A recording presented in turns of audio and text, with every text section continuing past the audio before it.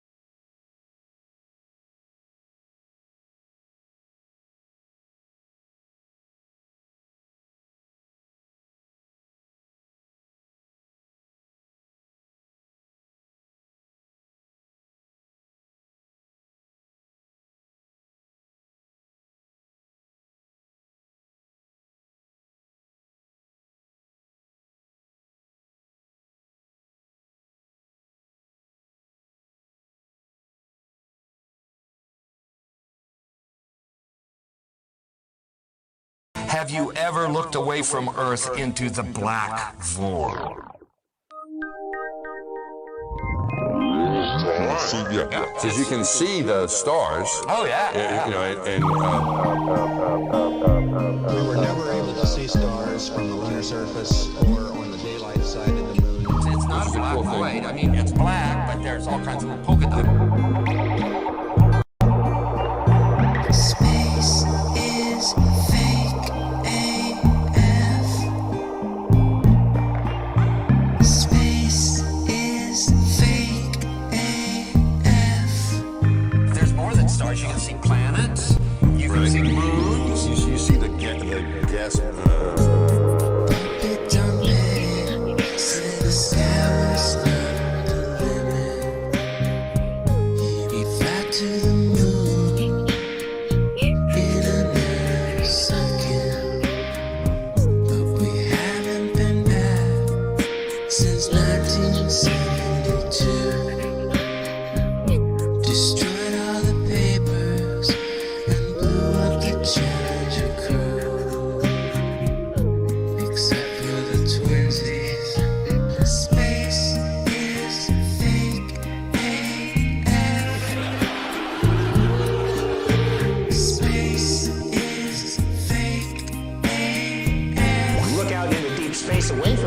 It's the darkest night you can imagine.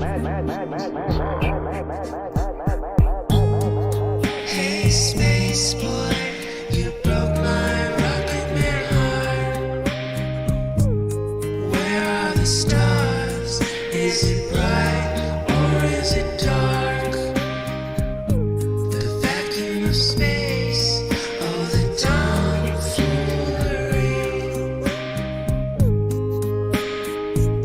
What happens if you get a leak on that? You have a leak.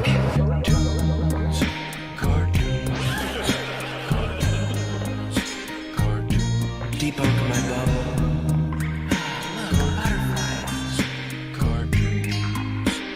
It's hard to comprehend. Space is fake AF.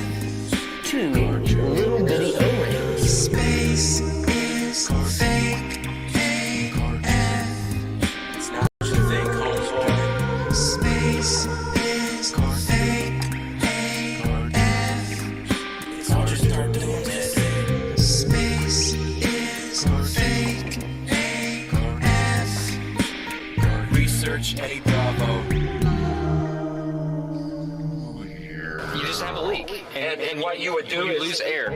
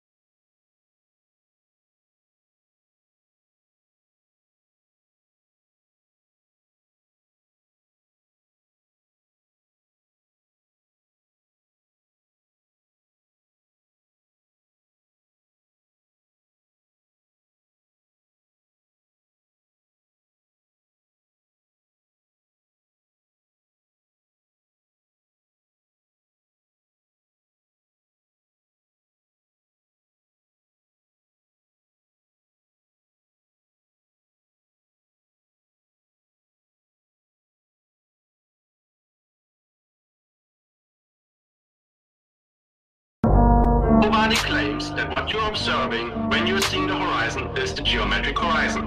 That's fascinating, but to do geometry you must have one. It is an optic phenomenon. So to do geometry though, you must have one. A tangent point with a straight line to it. Now you're telling me all about what you haven't got. So, which one of you guys can fight? Which one of you thinks you're right? Step up to the mic and see what the people them decide. Who will see his demise when the truth finally come to light? I've been on the globe for my whole life. Something in my nose don't smell right.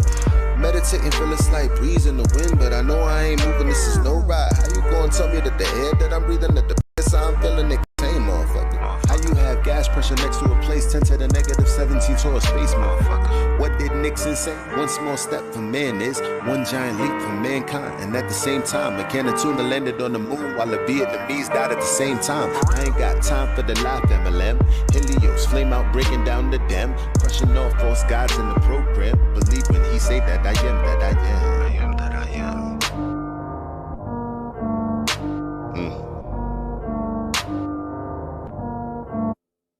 So, which one of you guys can fight? Which one of you dies tonight? Step up to the mic and see what the people them decide. Who will see his demise when the truth finally come to light? You should raise them to be free. If not, they might rebel. You are not an educator, you bringing me down like an elevator. Better yet, an escalator. You keep gumming my shoes so that I never make it. I'ma put you down like you a tire levitator. Speaking of the elevation, the black swan, why is the horizon 10 times further than the geometry you predicated? Probably cause you never did it. Never did, never will. Now global, tell me how you really feel. This is not a globe, this is the appeal. This is not a globe, this is just for real. This is for your soul, something you can feel. Saying you won't change, but I know you will. Here's your Dr. Bill.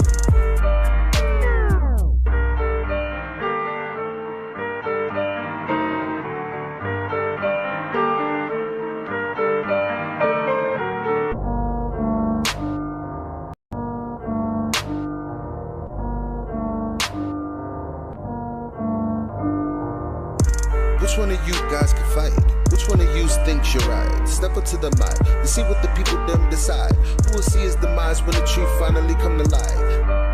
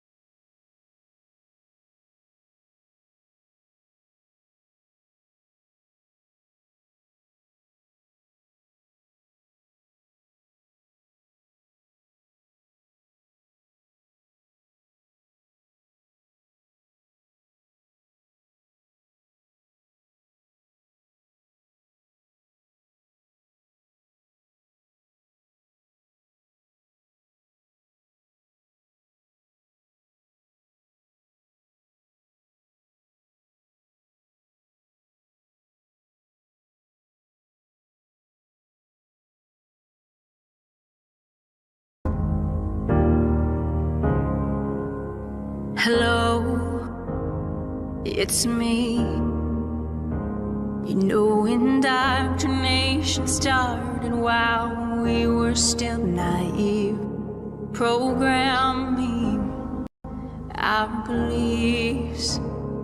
That inertia is the reason we don't feel the earth spinning.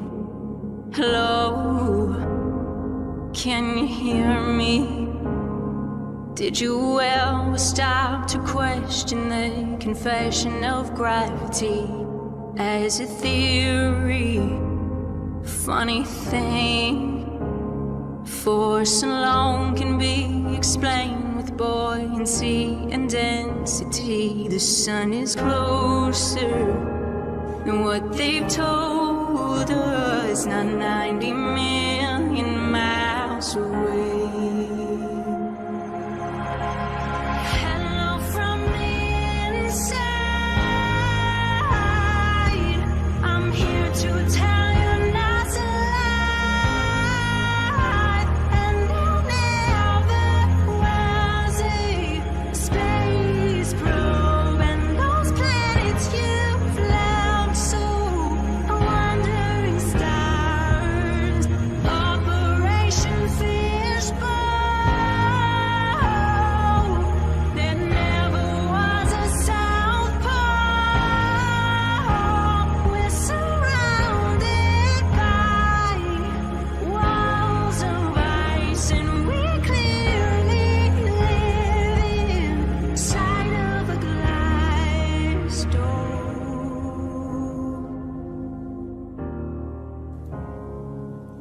Hello, how are you? Did you get a chance to join Flight Earth and Globe discussion group to discover all the truth? How the sun, the moon, the stars are all revolving around you. There's no more secret. The earth is stationary, it is fixed, unmovable. Hello from the brighter side. They fooled you with that CGI. Sending rockets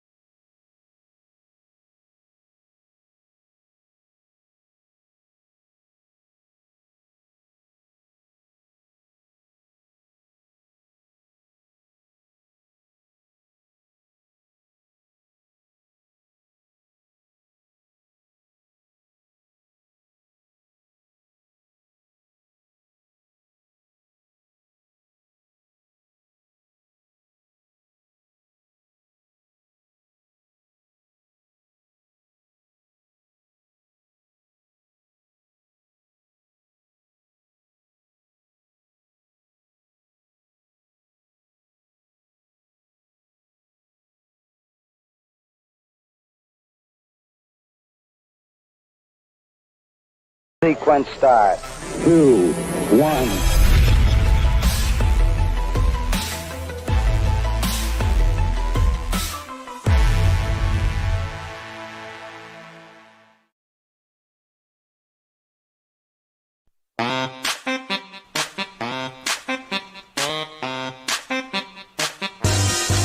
You've had your time, now you gotta go. So withdraw, bitch and yaw, algebra, don't you gnaw? No need to frown, but you gotta go. Cause what we saw, so bizarre, NASA nah, ugh. Switch up, cause we gotta stop with the 9 and move to nominal.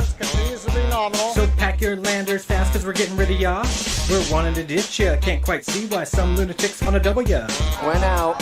No mas nasa. Went out again. NASA, we're moving past ya. All the CGI we're getting is so old. Mama, Trump or Obama, all these sloppy, choppy crappies gotta go. NASA goes nowhere. NASA, if you care, Yes, we want some new face. NASA, listen here. NASA, take a chair. Yes, we want some new face. New face, new face, new face, new face, new face, new face. Round up those lives from long ago. Adios, idiots. Take with ya the lunar modula and the rover. Don't you want to let Apollo go? I say yes. You say yes. Oh, yes. Come back down. Falcon 9 first stage. Enter Elon. He hails from Africa. Picked by NASA, so you can bet that he'll be faking ya. Keep an eye in the sky for Elon before he steals another billion, or launches or lands another rocket full of billion. Ilona, Gonga Kota, Hamdu Namsa Namja Noya Gunu Funsa. Imunkwa, Hoku Tsioda, Ponantusa Nimpusa Utila. NASA goes nowhere. NASA, if you care, Yes, we want some new face. NASA, listen here. NASA, take a chair. Yes, we want some new face. New face, new face, new face, new face, new face, new face. Hey, we want some new face. Hey, we want some new face. Hey, we want some new face. Hey, we want some new face. NASA goes nowhere. NASA, if you care. Yes, we want some new face. NASA, listen here. NASA, take a chair. Yes, we want some new face.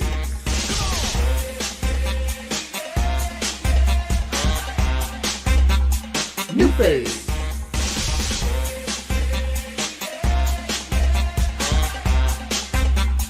New face. New fakes. The fakest fake ever faked. Sedun Katza. Sí, por favor. Porque yo necesito ir al baño. And now look at you, you're all wet. How'd you know that? The pool, you fell in the pool. Oh. Wow.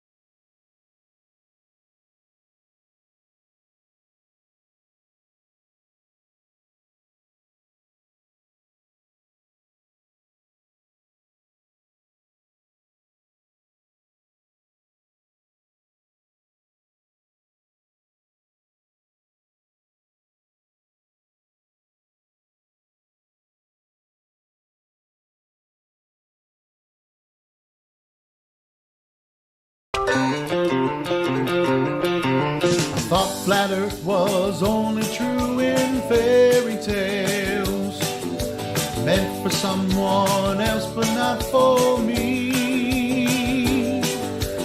The moon landing on TV, they really went, just trust me. They showed us what the Earth looks like from space. Then I saw the globe, now I'm a believer, and not a trace of doubt in my mind. I think it's real, but I'm a believer. I couldn't prove it if I tried. I thought globe Earth was more or less an obvious thing. The more I see, the less I understand. They couldn't be lying, there's too many involved.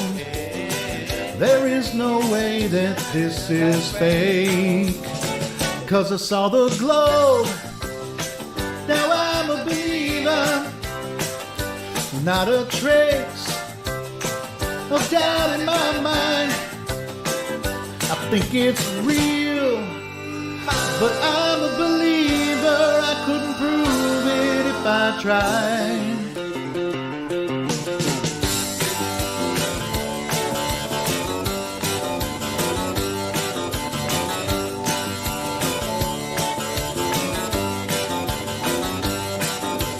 I think they're out to get me, that's the way it seems. Flat Earth has haunted all my dreams. Then I saw the globe, now I'm a believer. Not a trace of doubt in my mind. I think it's real, but I'm a believer. I couldn't prove it if I tried. Then I saw the globe, now I'm a believer. Not a trace of doubt in my mind. Yes, I saw the globe. Yeah, yeah, yeah, yeah. I'm a believer.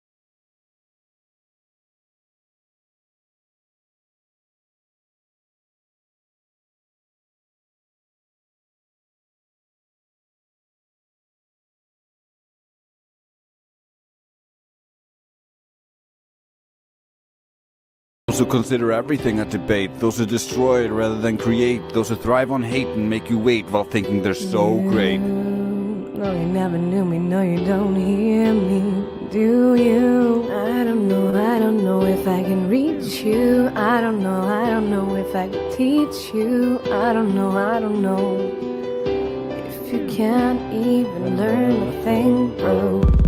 Much of this I see, no accountability. Falling free, can I make them see humanity? Not enough humility, lacking in civility. Falling free, thinking they can be nobility. But your little secret kings pulled around by strings, by those who wear the rings. Pitiful these little things, hope you find your wings. No, for your own offspring's sake. No, for your own offspring's sake. Everywhere I see, no rationality. Falling free, can I make them see what I see? Not enough for you and me, lacking in real equity. Falling free, thinking they can see a fantasy. Learn from making a mistake, don't spin away acting all fake. If you're honest, reality won't break. Everywhere I see, no credibility. Falling free, can I make them see the fallacy? Not enough science for me, lacking in validity. Falling free, test and see, just like me, no empirically. You never see it, no, you don't know logic, do you? It's hard to see through all the sophistry, but it's hard to believe. Stuck in a fantasy, belief in a fallacy, but it's not meant to be. Hurt those they care about, taking the easy route until they don't care anymore. Everywhere I see, people just like me. Falling free, can I break them free? It's a tragedy. Through the bottom I could see, change the man I used to be. No longer falling, see, your tactics are known to me. Bunch of little secret kings pulled around by strings, by those who wear the rings. Pitiful these little things, hope you find your wings. No, for your own offspring's sake. No, for your own offspring's sake. When the masks be slipping, they start tripping. They let rip the guilt trip as the love bomb hits as tender as can be, but then kicks in the selective memory. Now they're gaslighting and they got you fighting. You're accused and abused and their ego bruised, feeling used and confused, no longer amused. They lack control of themselves, so they try to control you. Think that anything they say is tested and true. The type that's always right, but often wrong. Says that you're so weak and act like they're oh so strong. But the mask slips before long, and you will understand why we made this song. If you deny the narcissistic supply, they scream and they cry, the eternal victims, why lie? Some are like this guy, because they can, they try. Through our naivety, we let them fly, that's how people die.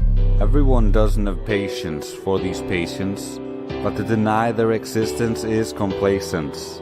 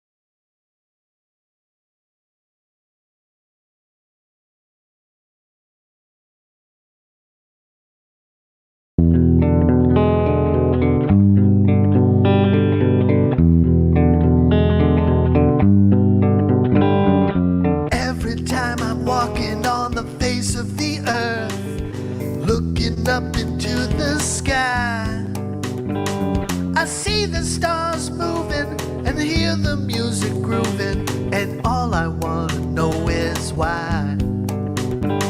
Well, there's another theory that makes me feel leery, 'cause maybe things are not like they seem. So am I really spinning on a giant ball, or is it all just make-believe? Is the earth a sphere? Is the earth a plane? Now it's hard to say, oh yeah, like a program for a video game. You move how you move, but you think it's insane, yeah. 30 seconds and counting. Stu Reaper just said thanks. It's been a good time. Commander, go. Staying on. 25 seconds and counting. We are still go. There you go. 20 seconds. Guidance alert. The guidance system now going internal. 15, 14, 13, 12, 11, 10, 9, 8. Ignition sequence start. 5, 4, 3, 2, 1, 0. Launch commit. Liftoff. We have liftoff. Every time I'm gazing at the morning sun, looking through the lens of my eye, I change my direction and then I ask a question. Is it moving or am I just high? Well, maybe all the reasons for the change of seasons is not the way we think it should be.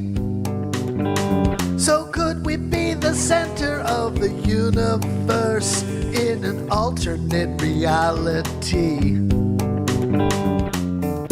Am I standing still? Am I circling round? Now it's hard to say, oh yeah, an illusion in a magic show. I search for the truth because I wanna know, yeah.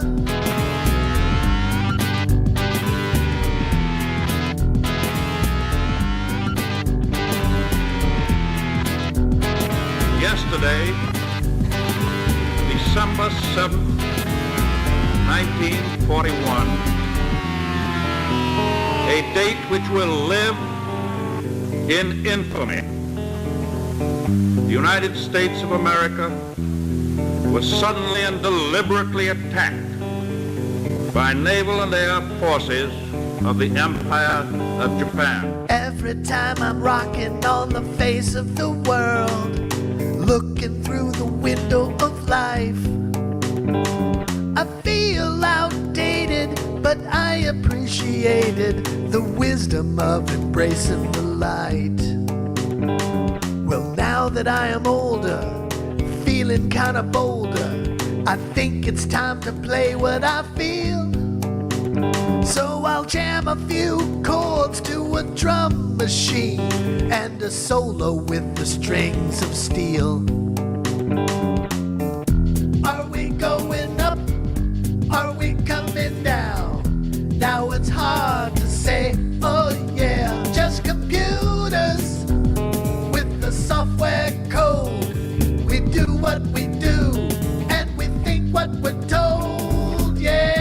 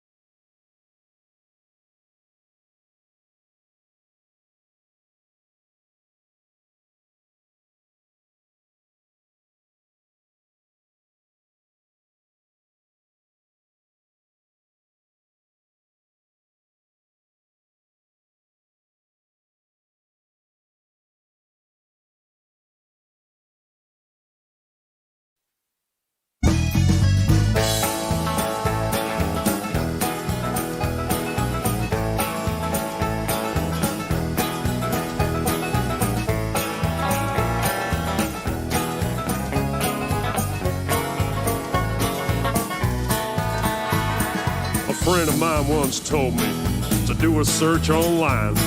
Search for photos of Earth, he said. This shit will blow your mind. So I opened up the Google and I looked for photos of Earth. Well, a lot of photos came up. He said, click on the first. He said, that's the famous blue marble that everybody's seen. We've seen this photo 1,000 times upon our TV screen. But let me tell you something about that famous shot. It's not a photo at all, man. It was made in Photoshop. Cause there ain't no photographs of us, somebody tell me why. They're all just Photoshop cartoons, they're all just CGI. No photographic proof of a globe, no none at all. Why the hell can't no one take a photo of this ball? He was goddamn right. That shit did blow my mind. Cause I thought the blue marble was a photo all this time. Well, don't you think that's strange? He said suspiciously. Now, the fact that it ain't a photo seems pretty weird to me. I mean, the most important photo that man could ever take? This huge iconic image turns out to be a fake? Well, I couldn't quite believe it, man. I was pretty shocked. I needed further proof that this photo's photoshopped. He said, look up Robert Simon. He made that cartoon ball. He's the guy you should research. He works for NASA and all. He openly admits that it's all just artistry. He said, and I quote, it's photoshopped, but it has to be.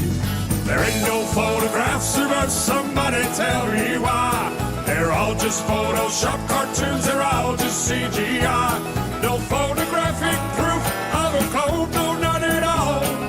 Why the hell can't no one take a photo of this ball? Yep, every photo of the Earth is artist trickery. All the photos on Google, man, are as fake can be. Download all the photos and put them side by side. Compare all the continents, they're each a different size. Compare all the colors, each globe a different shade. If all of these were photos, man, they should look the goddamn same. Where's the continuity? There's none, no, none at all. All that NASA gives us is a bunch of cartoon balls. Cause there ain't no photographs of us, somebody tell me why. They're all just Photoshop cartoons, they're all just CGI. No photographic proof of a globe, no none at all. Why the hell can't no one take a photo of this ball? Now we're supposed to have this telescope, right, that's flying past the stars, taking beautiful photos of Jupiter and Mars. Well, I've got a small suggestion, NASA. Here's something you could do. Point that thing at planet Earth and take a shot or two, because there should be goddamn thousands of photos of where we live. But Hubble ain't taken one. That's suspicious, don't you think? We got all these fancy pictures of spinning galaxies, but not one goddamn photo of the Earth for us to see. Cause there ain't no photographs of us, somebody tell me why. They're all just Photoshop cartoons, they're all just CGI. No photographic proof of a globe, no none at all. Why the hell can't no one take a photo of this ball? There ain't no photographs of us, somebody tell me why. They're all just Photoshop cartoons, they're all just CGI. No photographic proof of a globe, no none at all. Why the hell can't no one take a photo of this ball?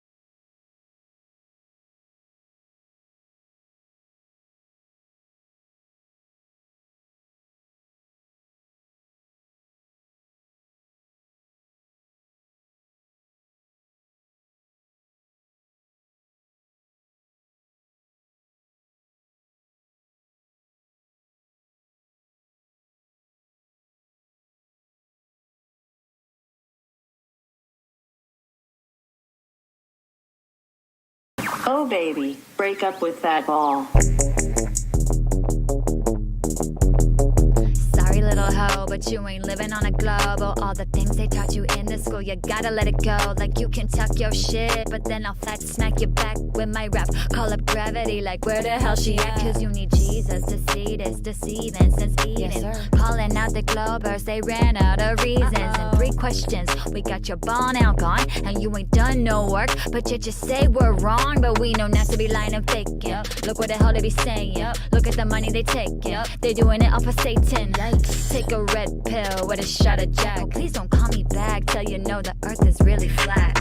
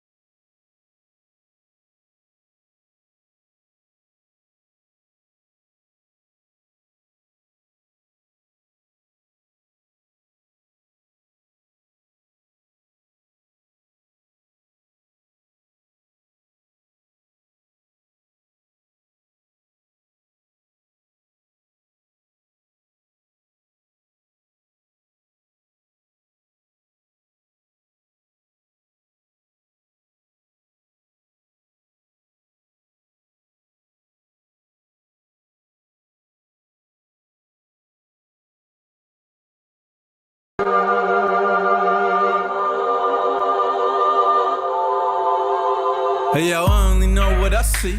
I seen enough to know what it means to me. Learned from red dirt and I got degrees. Veered off left turns and wild out east, and we're poor and rich and hold all that class. Don't wanna know any signs, don't wanna know what you are. Mind made up already, we're not here to watch. We just don't wanna fall off the edge and into the dark. So we clench our fists, clutch our pearls to anybody critical about view of the world. Tongue like a slammed door I keep closed just to beat those doubters of these blindfolded free throws.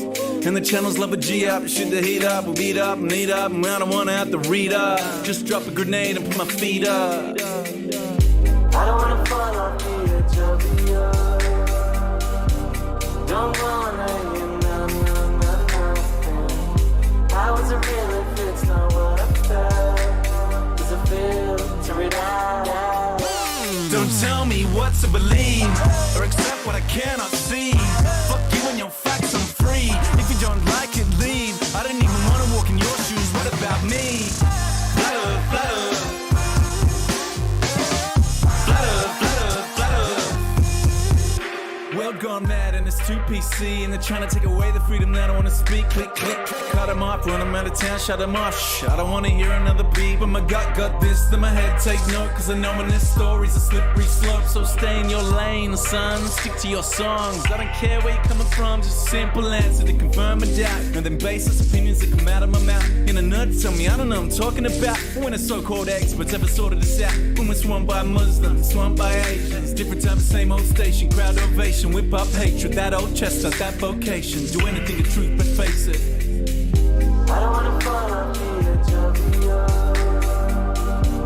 Don't wanna hear nothing. How is it real if it's not what I felt? Does it filter it out? Don't tell me what to believe. Fuck you and your facts, I'm free. Don't tell me what to believe. Fuck you and your facts, I'm free. Don't tell me what to believe, or accept what I cannot see. Fuck you and your facts, I'm free. If you don't like it, leave. I don't even wanna walk in your shoes, what about me? Flutter, flutter. Flutter, flutter, flutter. Don't tell me what to believe, or accept what I cannot see.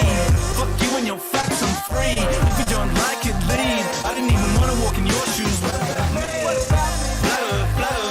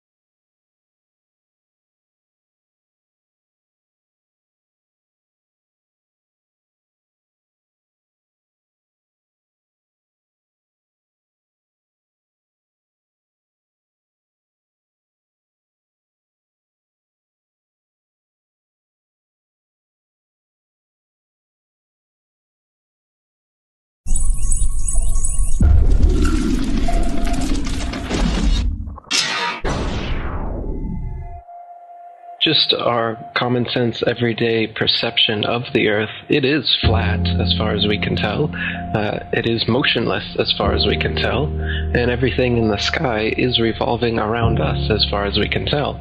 If nobody told us otherwise, we'd logically assume that the Earth was flat, motionless, with everything in the sky revolving around us.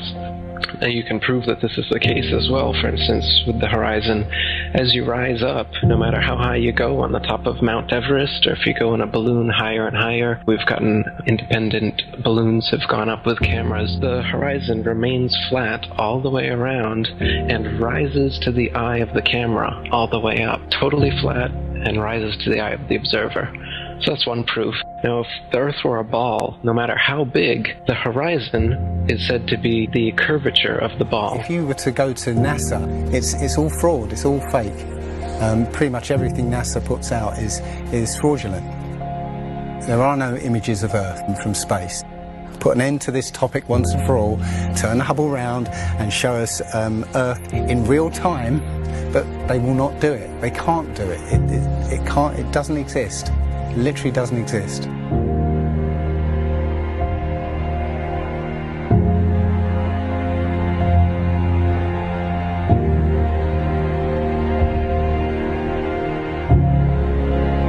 Looking at these images of Earth, including the one they called the Big Blue Marble, which was released in 2002, I think.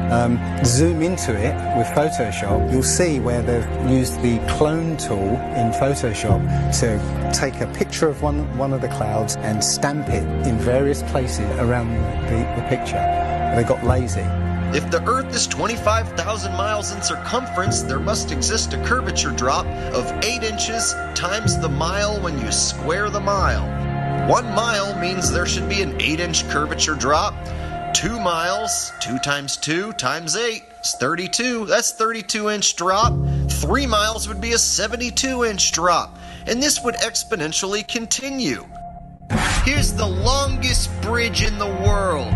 The Danyang Kongchon Grand Bridge in China. 102.4 miles long. There should exist nearly 7,000 feet of curvature drop in that bridge. 7,000 foot curvature drop. Do you see it? It ain't there. Look at the horizon. It's flat.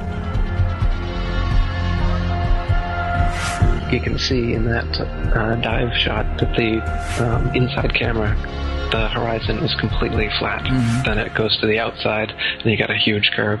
But when you're looking at some of the amateur balloon footage, some of it's lens corrected and it's completely flat. And others, like the GoPro stuff, the horizon will fluctuate as the camera spins and tilts. The horizon will go convex and concave, a lens effect. It's obviously not the horizon shifting every 2 seconds as the camera jumps. And when it's still, you can see all the way up, totally flat.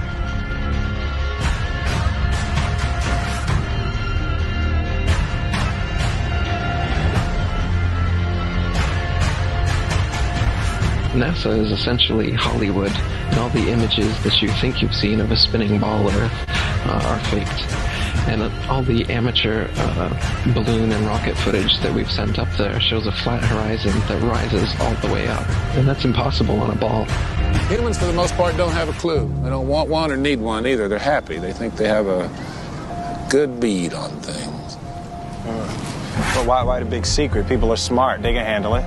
A person is smart. People are dumb, panicky, dangerous animals, and you know it. 1,500 years ago, everybody knew the Earth was the center of the universe. 500 years ago, everybody knew the Earth was flat.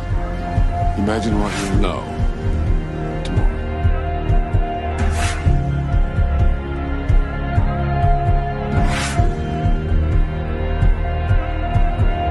The horizon, for instance, is always completely flat, and you don't feel any motion. So if you were just born today and looked out, you wouldn't assume that you're standing on a spinning ball. You'd assume that you were on a flat, motionless plane. So to assume that we are on a spinning ball is actually contrary to our common sense and our everyday experience. And there's also experiments that have been done to test whether we're on a spinning ball or not.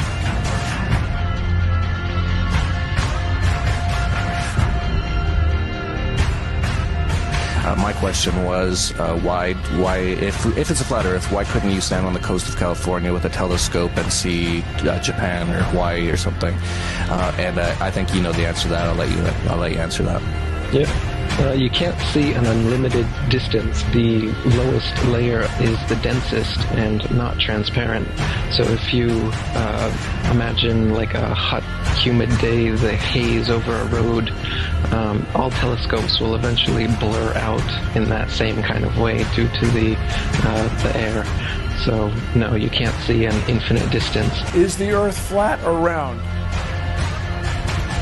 It's round. Okay, now let's see. How do we go about proving that? Go to the seashore. Go to a seashore. Watch. As ships sail away, they don't disappear all at once. No, first, the bottom will disappear. See, the bottom of the ship is gone. Now we can see midway up, and then the whole thing disappears. Now, ships came back. They didn't fall off the table. So people realized that the world is curved. I mean, it's a big curve, but it's curved. So, the process of testing claims, the world is flat, the world is round, is what we call science. Now, if you have a claim that can't be tested, that's what we call pseudoscience. Extraordinary claims require extraordinary proof. Extraordinary claims require extraordinary proof. Boats don't disappear over the curvature of the horizon. Boats disappear due to perspective.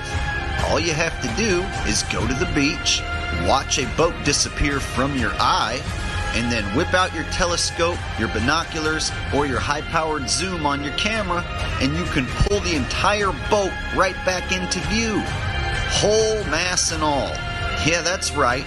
You think the boat disappeared? Just whip out your telescope, your binoculars, or your zoom camera. You bring the entire boat back into view, completely debunking everything Coy just told you. And here's my video proof. Extraordinary claims require extraordinary proof. Imagine that. You can debunk the curvature of the Earth yourself with just a simple zoom on your camera. Bye-bye, little boat. The flat Earth? Well, that didn't stand up to tests. The round Earth did. And you guys, come on. Everybody watches newscasts. You all use mobile phones. You all see airplanes fly around. You all go to see Ed Sheeran in concert one day in London, another day in Melbourne, Australia. This all depends on our fundamental understanding of the size of the Earth and its shape with extraordinary precision. What the fuck did you just say? The way we teach science is you're just some empty vessel and we pour the science into you and then you regurgitate it on an exam. Because Earth, we know it spins once a day, yes? Off to a great start. So you spin, when you spin pizza dough, it kind of flattens out. Gets wider in the middle, and so Earth throughout its life, even when it formed, it was spinning, and it got a little wider at the equator than it does at the pole. Not only that, it's slightly wider below the equator than above the equator. A little chubbier. Yeah, chubby's a good word. It's like pear-shaped. Yeah. So it turns out the pear-shapedness is bigger than the height of Mount Everest above sea level. Well, let me just so you understand. We've been fed a lie our entire... I want to call it a lie. We've been fed... It's a point of view thing, I think. We've been fed Earth has been misrepresented to us by... Science! Pear-shaped. Science! So they're all trying to figure out, is the universe spinning around us, or are we spinning around the universe? They tell you We don't know shit. We're looking at a bunch of lights in the goddamn sky. You're gonna tell me that that light and that light, that's 250, 100 trillion light years away? How the fuck did you figure that out? And you learn. Well, don't they have an explanation for that shit? No, exactly. That's what you just said right now. What you just said now is what everyone's natural reaction. Because anytime someone says anything about space, you automatically think someone figured it out. You don't know the guy's name. You don't know the name of the experiment. You didn't look into it yourself. You just think when someone tells you, how far is the Earth from the sun? They'll say, 93 million miles away. Like you just, everybody relies on someone figured that out and someone double checked it. You're going on what you read. And right now, cosmology, they don't know what the fuck to do. You know what they found out? The cosmic microwave background shows that all the galaxies are on shelves lined up to us. That we're at the fucking center. They don't know what to think about. Yeah, there's a lot of controversy going on about it. Well, you should see the stars do all sorts of strange motions, but you don't. You only see them make these perfect circles. That tells me that it's the stars that are moving, not the Earth.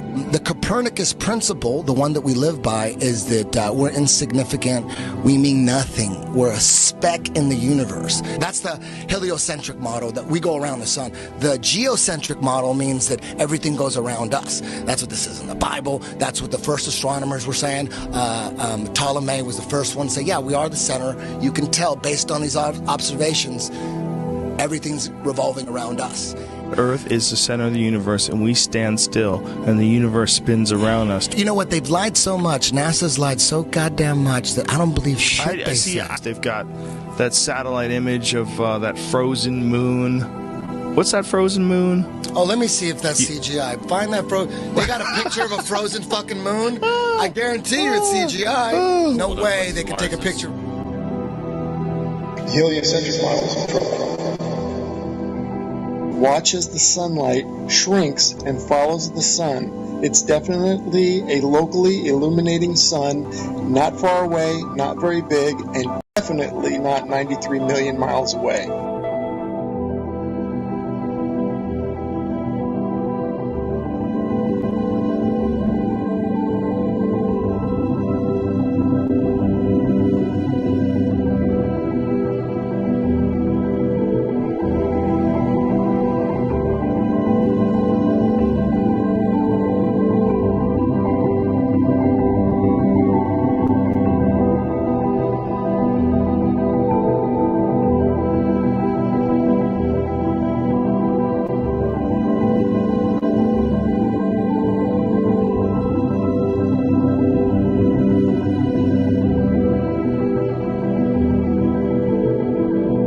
There's a place in Bolivia called Salar de Uyuni, which is a salt flat.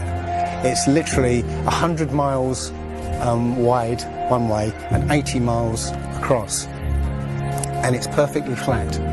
And when it rains, literally you get an inch of water and it looks like a perfect mirror. Now, how does that happen on a sphere? Yeah, it shows you that, you know, if you're one end of this salt flat, you can see perfectly clearly the other end 100 miles away. So it's just showing you that, the Earth is flat, and without the effect of the waves in the sea, you'll be able to see a whole lot further.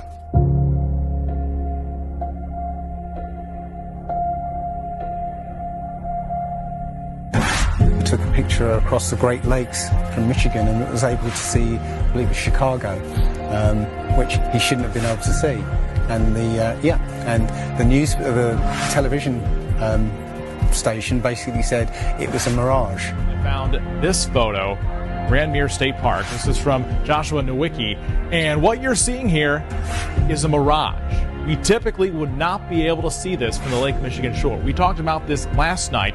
Conditions are right on the lake that we're actually seeing a mirage of the Chicago skyline. Warning, bullshit alert. very interesting here. Here's what's happening. This is a good example of a superior mirage. So Joshua was on the Lake Michigan shore. He was looking towards the west, and Chicago's beyond the horizon. Should not be able to see it. However, with the right conditions, we have an inversion. We have cold air near the cold lake water and some relatively warmer air above it. This will bend the image of that skyline back towards the viewer. And so typically we would not be able to see this. This image would be viewable from much, much higher in the sky. They always say it's a mirage, but for a mirage to happen, you have to have very specific atmospheric conditions. It's not a mirage. It's simply that you're looking across a plane.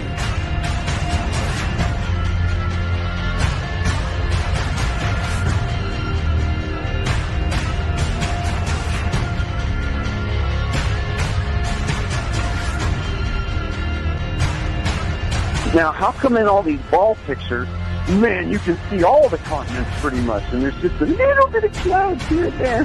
Man, it's like some of these pictures, like there's some where they show the Earth at night, and you can see all the lights and stuff. It's like, you're telling me the entire continent didn't have clouds? The entire fucking continent, like, you can see Africa and all these lights and all this stuff. Like, if you turn on your porch light, I guess you can see it from space, apparently. And it's like there's no clouds in some of these pictures. And they spelled out the word sex, right, recently, probably a few months ago in one of the clouds. But, if they do their research, they say, well, those are composites. And I said, well, how come they copy and paste the clouds on some of these? And they use the same cloud form. Like, if you're going to make a composite, but you shouldn't be copying and pasting clouds. That means you're adding stuff that's not real. Yeah, and the thing is, those pictures that you're talking about, the blue marble pictures, I think there's about maybe 8 to 10 of them over time that NASA has put out, and you're absolutely right. None of those pictures look the same. The color of the water is different. Like you said, the continents are different sizes. It's just unbelievable. And I think what happened originally was they would put these things out and nobody was paying any attention to it. And then all of a sudden now, people are paying attention to it, and now they're pulling these pictures in, and it's an obvious fraud. What? And the thing is, there's supposedly tens of thousands of satellites orbiting Earth.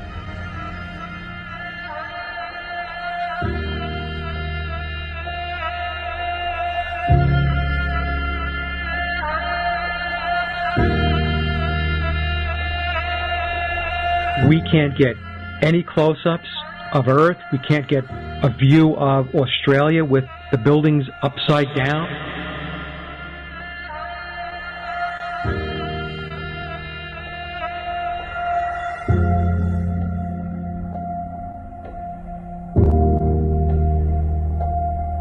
And they'll look at you like you're crazy.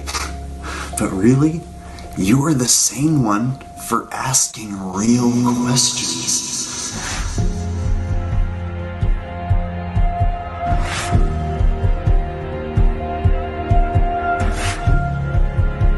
They're the fucking idiots for just repeating school book bullshit. That's how it works. I was taught school book bullshit in public school, and somehow I was able to break free and free my mind. You know how I did it? I watched NASA rockets explode a bunch of times.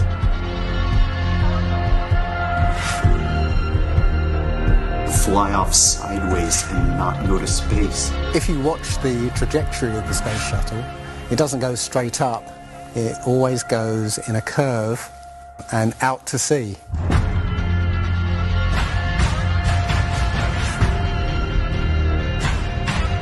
The point is, they actually go horizontal. The space shuttle goes horizontal. It never goes any further up. It goes horizontal, very, very low down in the atmosphere.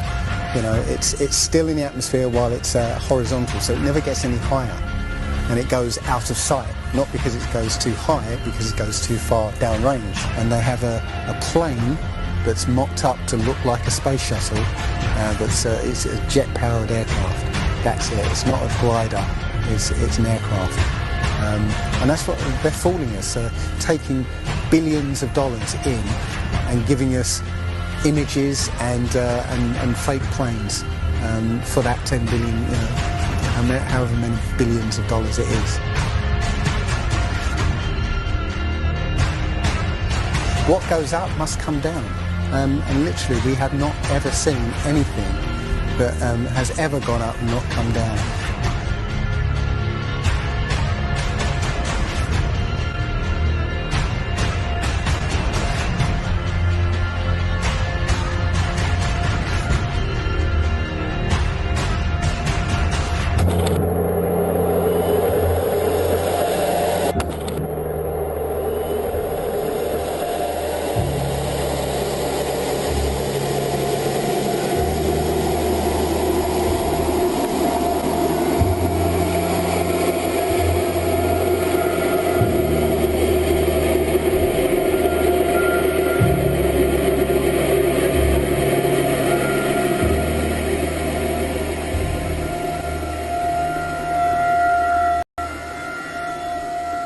One thing I really want your generation to embrace is that the Earth is a closed system.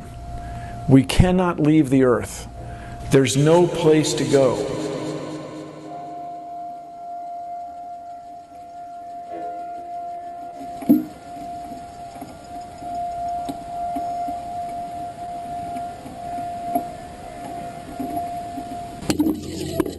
Rockets don't have brakes.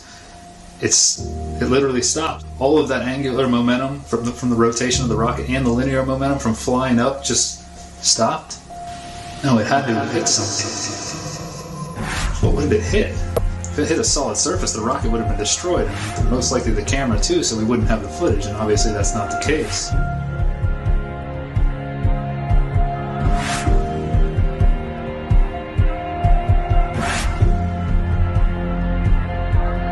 Kicks and deals. It's a long fly ball going back, and the ball shatters the sky, bringing the ocean itself down into the stadium.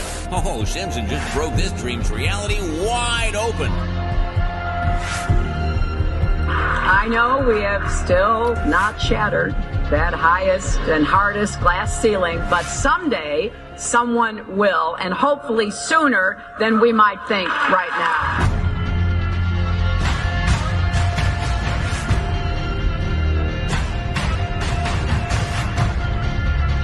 There's no place to go.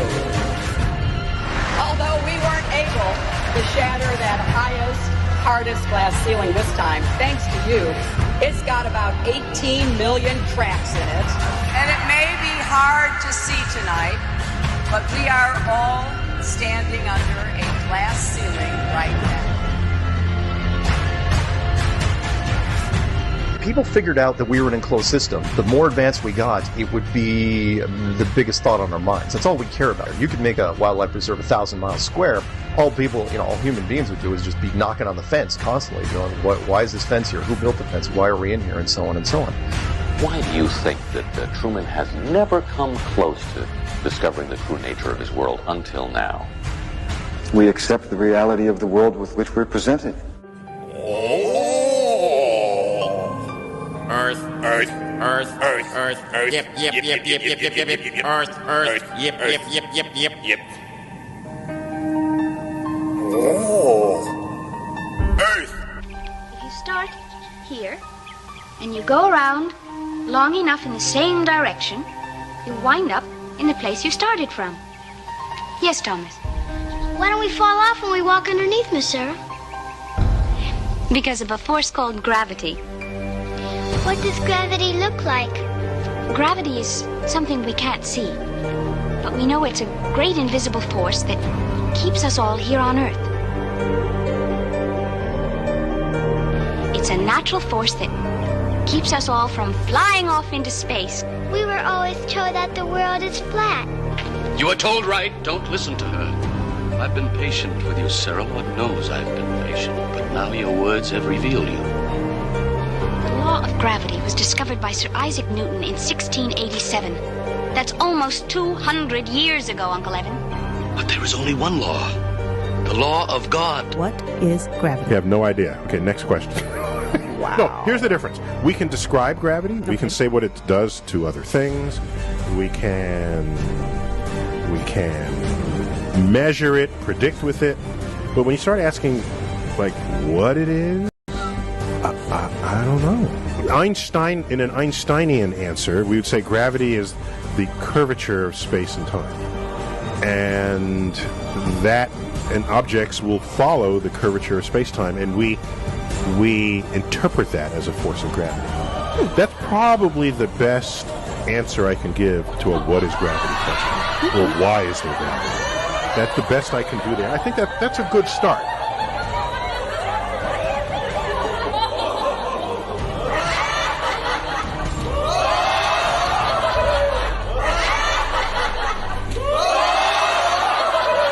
The world is round. What? You know how everybody believes the world is flat, like a pancake? Well, they're all wrong. The world is actually round, like an orange. The world is an orange. And? And? Well, that's it. It's a great idea. It's one of my best ones. Yeah, but what kind of orange? Is it a navel or a juicer? What? Look, just sleep on it. In the morning, the idea will come to you again, and you won't even remember where you got it. Get it? Got it. Good. I must say, I really thought you'd catch on to this a little quicker, Copernicus. What? My name's not Copernicus. I'm Charlene Sinclair. You're not Copernicus? This isn't 16th century Poland? Oh boy, I screwed up. How do you brainwash? You repeat the same thing over and over again. You know, if somebody's resisting the concept, if you keep fucking repeating it, they'll incorporate it in their brain. Since you were a kid, you've seen this in it, but you've never seen it from that point of view. But your brain has three-dimensionalized. Oh yeah, that's the Earth. How? Through repetition. Let's just all get on our hands and knees and wait for a scientist or an astronaut to come along, or Neil deGrasse Tyson to come along and bestow upon us their knowledge. Now, as you can see, this is the evolution meter, and I've put God, the creator of everything, on the right side, and evolution on the left. I won't change my mind, because I don't have to, because I'm an American. I'm dug in, and I'll never change. Mac, look, you're wasting our time. You're not going to get us to not believe in evolution. And why is that? Because the smartest scientists in the entire world all agree that it's real. I'm glad you brought that up. Mr. Reynolds, these were all the smartest scientists. Only problem is, they kept being wrong! Oh, this is insane, you fool! I'm a fool because I have more faith in the saints that wrote the Bible? Yeah, because you just read the words of a bunch of guys that you never met, and you just take it on faith that everything they wrote was true. And what makes you think what your scientists are writing is any more truer than my saints? Because there are volumes of proven data, numbers, figures. Have you poured through the data yourself? The numbers, the figures? Well, no. No. Oh, interesting. So let me get this straight, Mr. Reynolds. You get your information from a book written by men you've never met. And you take their words as truth based on a willingness to believe, a desire to accept, a leap of, dare I say it, faith? Come on. Look, I mean, I don't even know how I'm supposed to respond to that. Like, come on. I rest my case. Matter tells space how to curve. Space tell... Did I get that right? The science community is ignoring a lot of the things that we're looking at, and so normal people are going out and doing experiments. And one of the experiments has turned up an amazing fact that we've not been told, and it destroys the whole idea of this heliocentric system, and that is the moon. Now you can actually measure the temperature of the moonlight next to the temperature of the shade of the moonlight, and you'll find the moonlight is colder than the shade, the opposite from the sun. So the moon is throwing out its own light, and that light is the opposite from the sun. Now, that tells you that it's not reflecting the sun's light. It's producing its own, and its light is different from the sun's.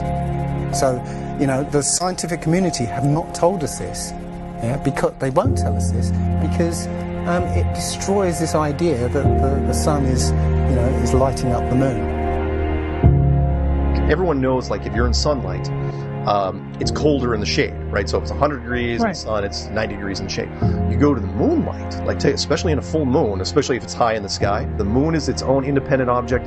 It is not reflecting the sun rays. The sun is its own object. Also, you know, about the same size, which is, you know, again, coincidentally, you know, why the moon fits so perfectly in front of the sun during an eclipse. We always thought it was coincidence that even though it was 400 times farther away, that it was also exactly 400 times less diameter, which is why it fits. And the other weird thing about the moon, which everyone thinks, oh, it's just a coincidence, is that we never see the other side of it. It's constantly perfectly rotating, so we only see one side of the moon. Exactly one side. It's not like we have like a quarter of a degree every 5 years or half a degree here and there. It's always the same side. There are no coincidences when it comes to this system. It was deliberately built, but I think it was deliberately built to be detected. And I think we were naturally supposed to figure this thing out maybe as late as the 1970s, but the government figured it out first, and they have been spending a heck of a lot of money trying to keep it a secret.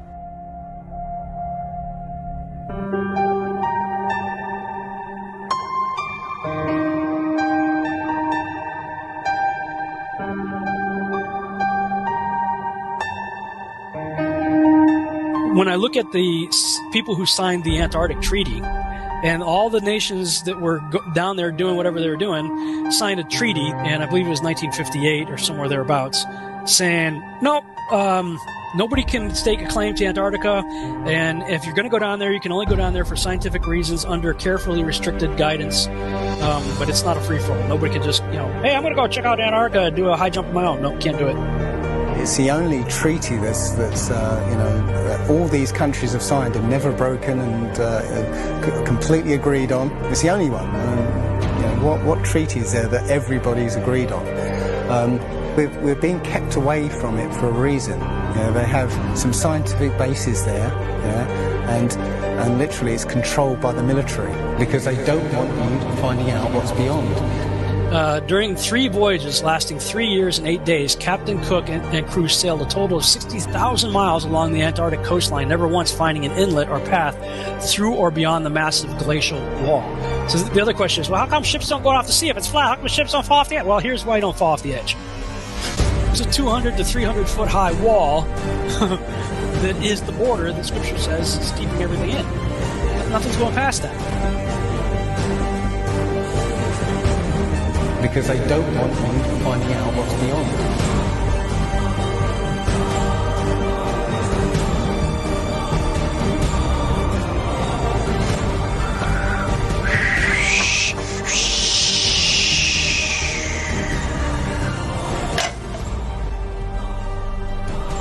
Personally, I think the unconquered South face is the only one worth scaling.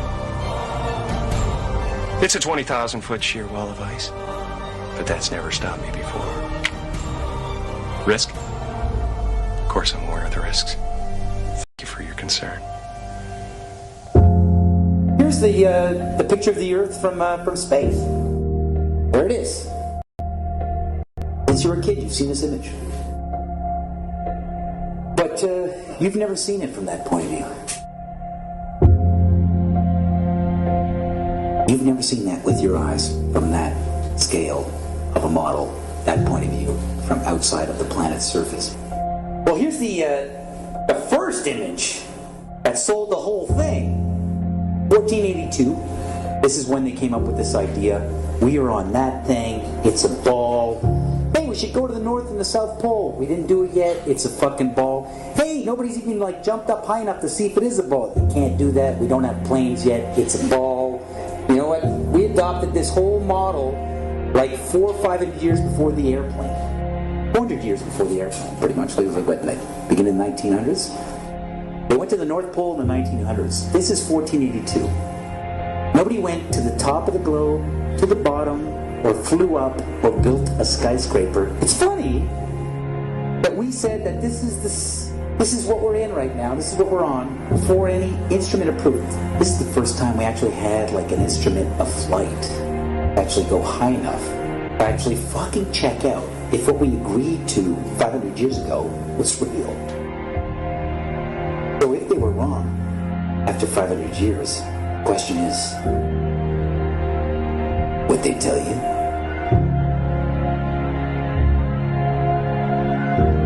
Newtonian physics. Why objects move on a ball spinning 1,000 miles an hour while it's going 26,000 miles around the sun.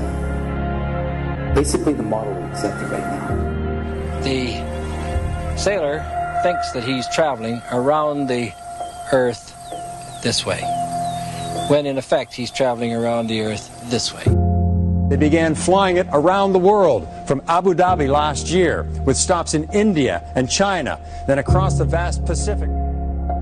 Does running around your neighborhood prove that the neighborhood is round? I was an airline pilot for Delta for 26 years. A pilot's primary flight instrument is his artificial horizon, which he has to be maintained level to keep from climbing and descending. From a cockpit, weather permitting, I could see hundreds of miles in all directions, viewing cities connected by roads across the flat plain as far as the eye could see. Nothing ever leaned. If a pilot is flying around the curve of the Earth, then he should be dipping the nose down every 5 minutes. He should be dipping the nose down to stay around the curve. That's absolute proof that a plane flies over a flat surface rather than a curved one. But I went to the manufacturer of the artificial horizon, and they confirmed to me that it's completely mechanical, nothing electronic in it whatsoever. So it's literally just a gyroscope that can freely move.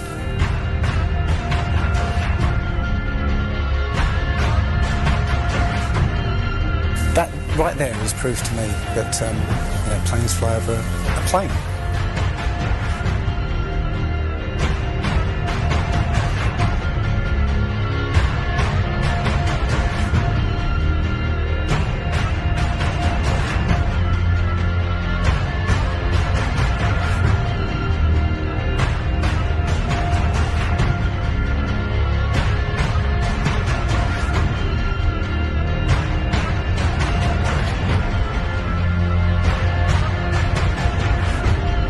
Flat Earthers, it's time. We are going to destroy the Globeheads' arguments concerning flight routes. When you go onto the plane tracking software, you'll see hundreds and hundreds of flights over the northern hemisphere, and you can track those flights from beginning to end. When you look at any flight in the southern hemisphere, what you'll find is the flight takes off and disappears off the tracking. And that only leaves why. Why have they done this? What's the point of this grand deception? I think Eric Dubay explains it best. People are always asking, why do they do this? Other than the obvious profit margin motive, NASA being the biggest black budget black hole in existence, sucking in over $30 billion taxpayer money for the fake moon landings alone. Nowadays, hundreds of billions of dollars, and not just NASA, but RASA and all the other fake space organizations around the world, giving CGI images for hundreds of billions of dollars. You want to put something in context. If you want to do something with $3.5 trillion, you can do whatever you want. Whatever you judge to be important to the profile of the nation that you are trying to build and to sustain. So by surreptitiously indoctrinating us into their scientific materialist sun worship, not only do we lose faith in anything beyond the material, we gain absolute faith in materiality, superficiality, status, selfishness, hedonism, and consumerism. If there's no God and everyone's just an accident, then all that really matters is me, me, me. So they've turned Madonna, the mother of God, into the material girl living in a material world. It's all about making us feel nothing, so that we can be used. If everybody realised how special we all are, how unique every single life is, then this whole world would change overnight. We wouldn't allow ourselves to be used by this cabal. I start from the supposition that the world is topsy-turvy, that things are all wrong, that the wrong people are in jail, and the wrong people are out of jail. that the wrong people are in power, that the wealth is distributed in this country and the world in such a way as not simply to require small reform, but to require a drastic reallocation of wealth. All we have to do is think about the state of the world today and realize that things are all upside down. Now, if you don't think, if you just listen to TV and read scholarly things, you actually begin to think that things are not so bad, or that just little things are wrong. But you have to get a little detached and then come back and look at the world, and you are horrified. Now, as soon as you say the topic is civil disobedience, you're saying our problem is civil disobedience. That is not our problem. Our problem is civil obedience.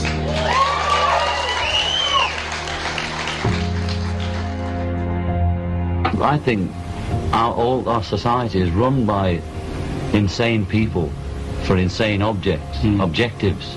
You know, and I think that's what I sussed when I was 16 and 12 way down the line, but I expressed it differently all through my life. It's the same thing I'm expressing all the time, but now I can put it into that sentence that I think we're being run by maniacs for maniacal ends, you know. If anybody can put on paper what our government and the American government, etc., and the Russian, Chinese, what they are actually trying to do, you know, and what they think they're doing, I'd be very pleased to know what they think they're doing. I think they're all insane, you know, but I'm liable to be put away as insane for expressing that. You know, that's what's insane about it.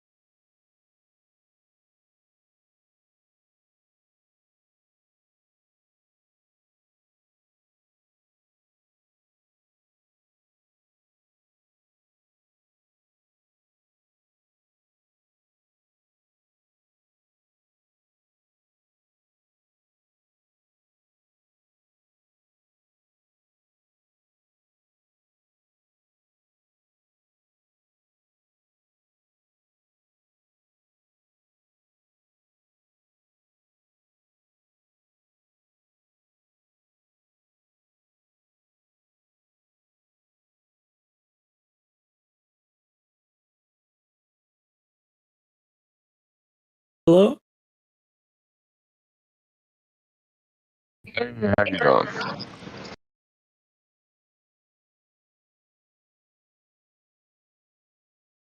I'm fine, thanks.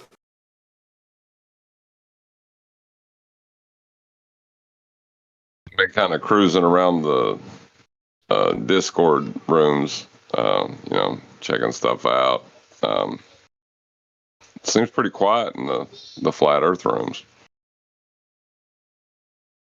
Maybe it's because it's Sunday and people are chilling out. Or there's just nothing left to talk about. It's kind of been decided. The baller, like Jim Panda server, is full of people denying that it's over. Yeah. They just believe and believe what they're...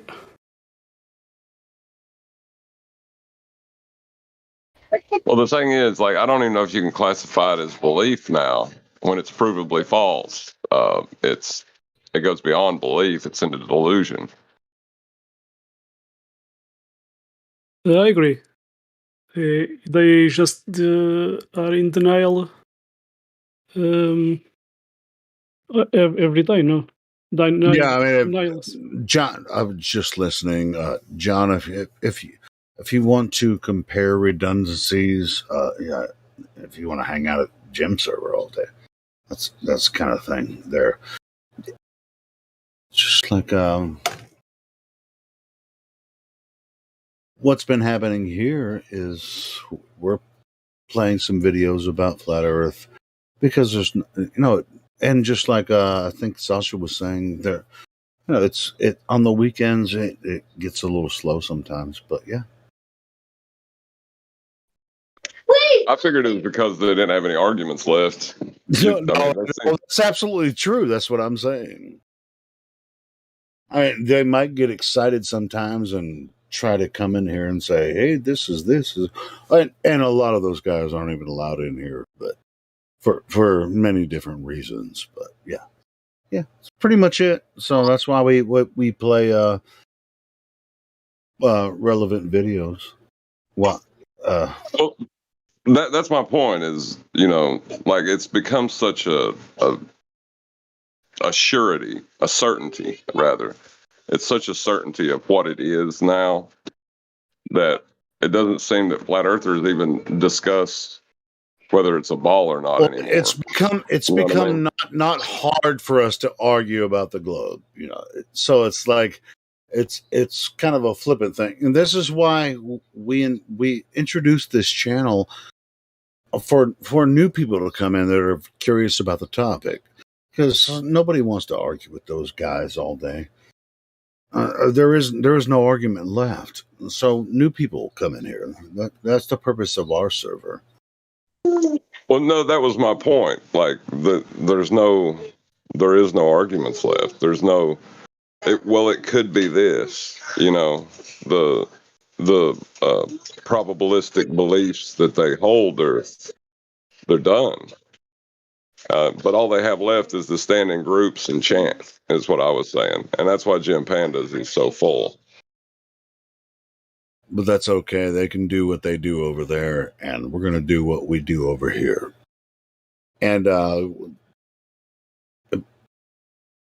even though some of the stuff that when the room is small and people are posting videos, and just like we just got done listening to a great video, even if it seems redundant, new people find the YouTube channel and the server every single day. So we're tired of talking to those guys. We want new people to come in here. We want to meet new guys, new people. Well, that's hard to do, because it's not like back before the algorithm was, weaponized. You've got pretty much the people who control what information you're allowed to see, deciding what you're allowed to see. So the idea of new people finding this subject is, I don't know, man. You might be surprised. If you stick around long enough, you'll find out that there are dozens of new people that find us every day. So through different platforms or however they found us. They find us, and they do ask questions. So it does create content for us, and it actually builds the server. But it's not about building the server. It's about finding people that are curious about the topic, instead of like people that are like anti-flat earthers or just like globe. I mean, why do you guys deny the globe? No, these are new people. We have a lot of people join every single day here, and it's worth it. Even if it seems like it's slow, it works. It works. The way we work it works.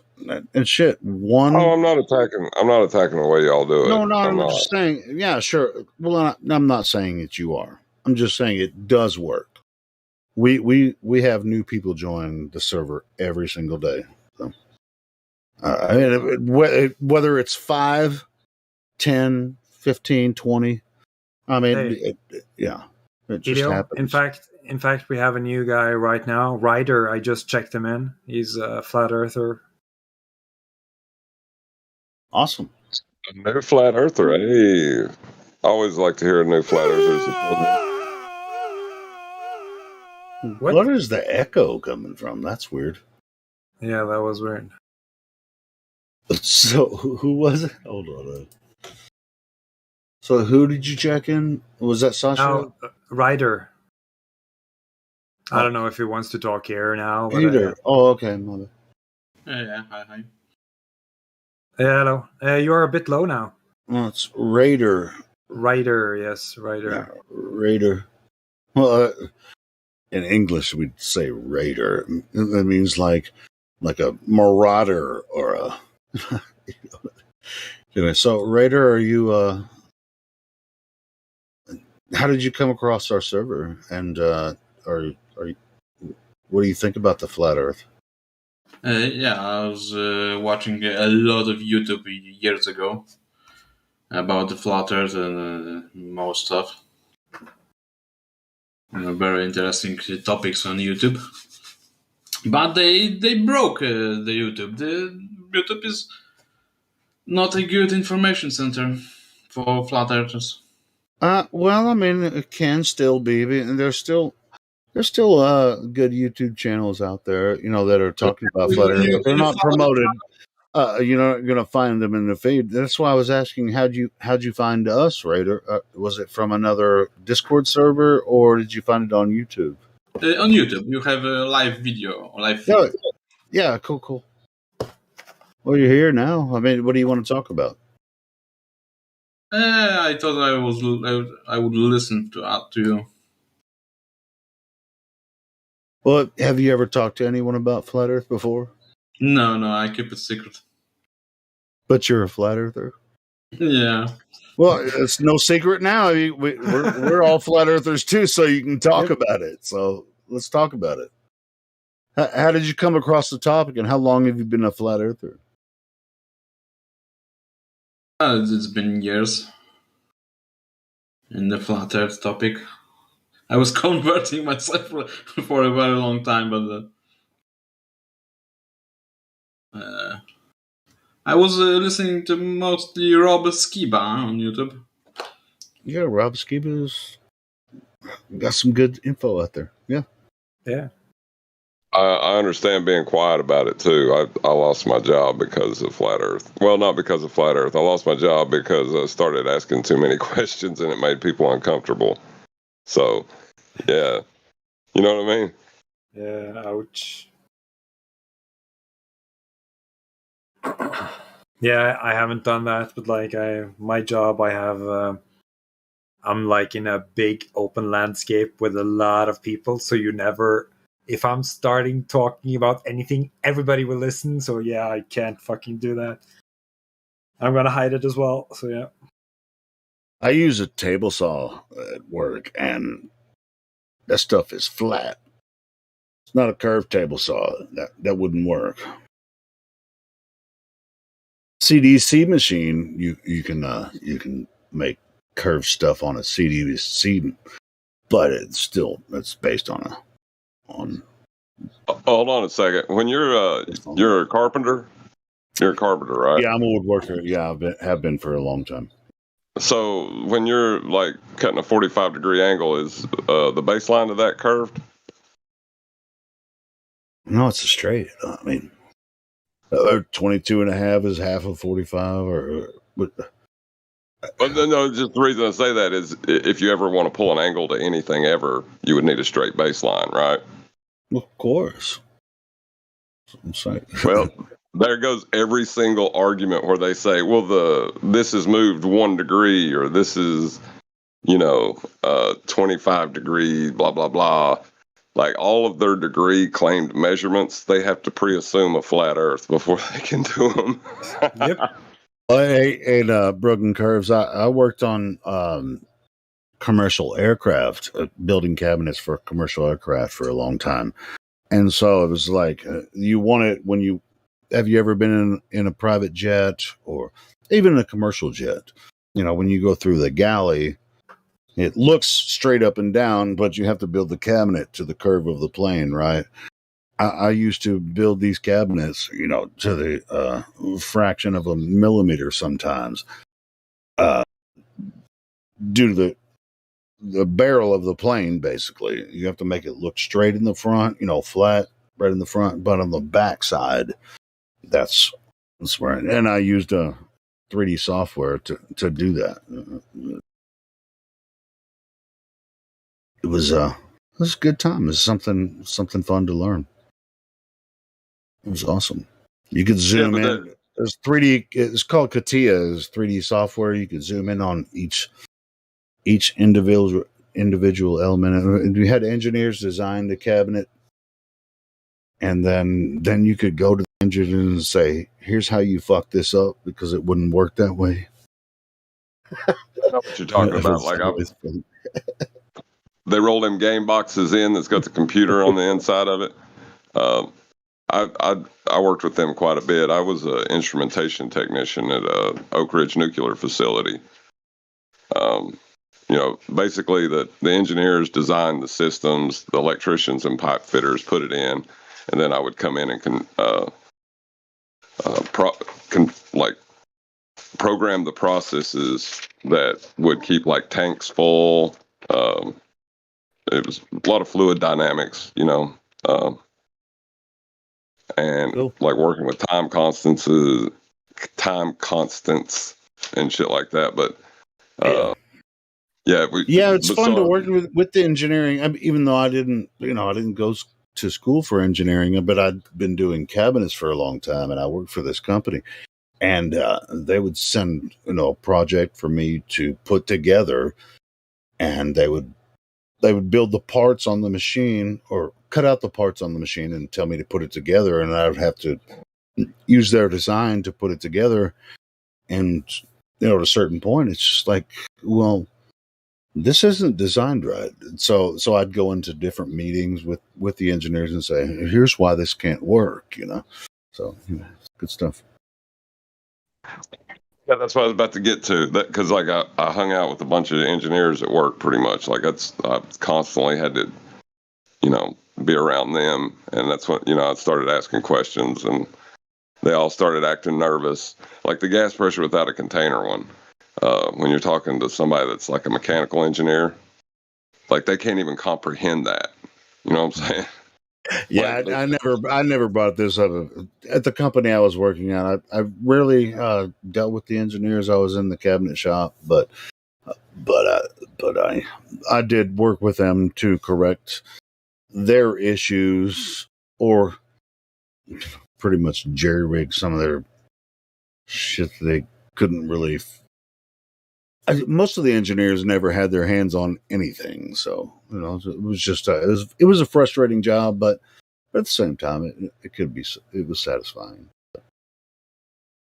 Well, here's an example. Like when there was this kid fresh out of college, right, and he got up there, and he was they'd have these fucking weekly meetings where they'd have one person come up there and talk about some idea they had, and it was a way of constantly infusing new ideas. And this dude, like fresh out of college, come up with the idea that let's take all the tops off the gas tanks. He thought gravity would hold the gas in. What the? Yeah. Oh, he was laughed off stage. So like that gas pressure without a container thing. An engineer knows at a fundamental level that's impossible. The dude was laughed off stage when he even suggested it. Like everybody laughed at him. But they have a religion that says that that's okay. You know what I mean? I do. There was a guy that was in the YouTube chat last night who's a physics teacher. He asked me to go if I wanted to have a one-on-one discussion with him about physics.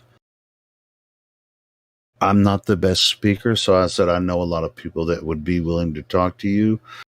So he wants to record a conversation with a flat earther so that he can play it for his students. And I've already sent it in the mod room here, looking for someone that wants to talk to him. I would love to. Really? Oh, yeah. I'll send you a link. I'll send you an image of the email he sent me because I think he's genuine. He really genuinely wants to talk to a flat earther one-on-one, and then play the audio for his students. For his class, his physics class. So yeah. He wanted me to do it, but I'm just not the best at that. But like I already know where he's going to go with it. Like the assumption. Yeah, I do too, but I just you guys are way better at it than I am. So. Oh no, it's like judo, really. You know what I mean? Like, because they're coming at you with a presumption that's obviously false from the get. You just have to see it. Well, I'm sure it'd be like him interviewing you about flat Earth, and then it's like, well, here's what flat Earth. It more than likely is going to give you ask a few questions, which are straw man questions, which I already see that happening, and it's just like I could do it, but I'm not the best at it. But I'm just trying to recruit somebody to talk to him. Well, the first thing he's going to do is try to put it into a belief paradigm, right? He's going to, agree, disagree, not what is, right? Yeah. So he's going to be like, why do you believe it's a flat Earth? Immediately using, the incorrect words of believe, because you're not. Yeah, sure. That's the first straw man. We don't believe it. We're measuring and understanding the Earth as it presents itself. It's not a belief. Right. But I don't think I've talked since, I don't really work around a bunch of engineers anymore. The flat baseline question, I kind of want to see what someone who's educated enough to know that you can't have a curved adjacent. I want to see their reaction to it. Well, see, he contacted me and said, hey, I want to have a one-on-one interview with a flat earther so that I can play it in my physics class. And I think it's a college physics class. And so, yeah, anyone that really is willing to do that, I'll hook you up with them and we can make that happen. And I've been back and forth in emails so far with them. I said I can do it, but I'd prefer someone else do it because I know some people that are, better at it than I am. Yeah, there's a lot better people than me. I'm probably one of the more even-tempered people I know in this subject. Like but yeah, I think that was his main concern. He was just saying, "Hey, we don't want a shouting match. We just want to have a discussion." And which I was like, "Yeah, if it's one-on-one, it's not a group talk or of course." I know a lot of people that are But you know, a lot of times I'll get drawn into situations where they'll say, "Yeah, let's have a one-on-one," and I'll go into the room to do the one-on-one. You know, they'll set up a room or whatever, and then they'll have 3 of their buddies in there with them. You know, No, what I mean? this will be just you talking to him, and then hopefully he'll send me the MP3 file, and then I'll put, you know, I emailed him back. It's just like, hey, if I find someone, can I get the audio file so that I can put it up on YouTube? But he hasn't responded back yet. But this was just happened last night, so it's like no big deal. I'm just trying to recruit somebody to talk to him that's a better speaker than I am.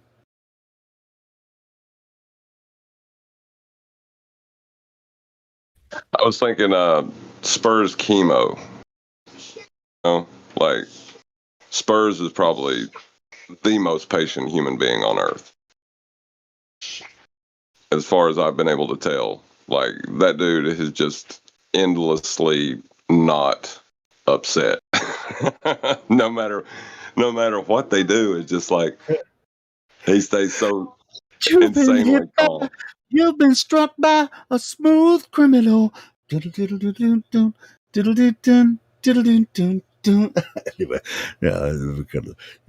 Spurs is smooth. Well, he just never gets. I have never seen him upset. I don't think, like, even when he was pushing the idea that pressure didn't exist, do you remember that? Like, and he's making these real, the question assumed pressure and then denied pressure. Like, I don't even know what you call that kind of argument, you know, like the. But I just got a response from him. He said, "Sure, that would be fine with me." I said, when we get it set up, I would like to share the discussion on YouTube, not live, but make a video from the audio, actively looking for someone willing to talk. And he said, "Sure, that's fine with me. Perhaps it could be set up in a debate-like format." But that's not what he said at first. He just wants to talk to some flat earthers so that he can record it for his class. And he said, "I'm only saying this because in previous experience, conversations get drowned out by the flat earther. You literally just yelling over everything I say and not listening." Dude, that wouldn't happen on a a one-on-one conversation, and it doesn't have to be in a debate format. So anyway, I'd like it to be more productive than that. Of course, I wouldn't yell over him or her either. Haha. You know, I mean, yeah, sure. So yeah, Robert, man, if you're recording this for so that you can play it in your physics class, I mean, that's why I wouldn't introduce somebody to him to have a one-on-one conversation that's going to just yell and act like an idiot. I wouldn't do that. Well, I think the reason he's wanting to put it up like a debate is because there's timed responses, you know. Instead of having to answer the question given, there's deflection tactics within debate. You know what I mean? But that also works as well. I mean, if he wants to set it up that way, that's fine. You know, but I mean, who's going to moderate that? You know, that's the key right there. Because if your moderator is on your side, you know, you can pretty much crush the voice on the other side. You know, it's easy to get someone frustrated like that. Like but I've seen it several times. Well, I actually, I mean, it probably won't work on me, but in my last response to him, I said, "Hey, man, I'd really like to have a talk with you before we set this up, so that I can really kind of get a feel where he's coming from, and then we can set it up." I'd rather talk to him. I don't want it to be me. I just want to talk to him so that I know where he's coming from before, whoever wants to talk to him before that happens. You know what I mean? Because, you know what I mean? I mean, because basically I'm just a producer here. Even though sometimes I talk a lot, sometimes I talk very little. But as far as like the YouTube channel goes, I mean, I'm a producer. Yeah, and like I don't think the dude's a bad guy. Or he's like planning anything. But the thing is, he's I've coming never into met him this. before. That's why I want to talk to him. It's just like, hey, can I talk to Yeah. you first before we actually do this? Right. Well, the thing is I understand where they're coming from because I thought the same way that because I was I guess an anti-flat earther. I was I kind of denying it. remember you back in the day, bro. I remember. So like I understand where they're coming from. He thinks that he knows something, and he's assuming that I have an archaic belief structure, right? So he's approaching this almost as if it's a joke. You know what I mean? The biggest problem that he's going to have in his cognition is actually thinking about it seriously. Well, sure, but what he's offering is to record a conversation to play in front of his physics class that he's going to have with one-on-one with one of us flat earthers. He's going to play that during a physics class and have a discussion about it, which I think is a good idea if we get the right person to talk and it's and just like he's saying, it's peaceful, just like a.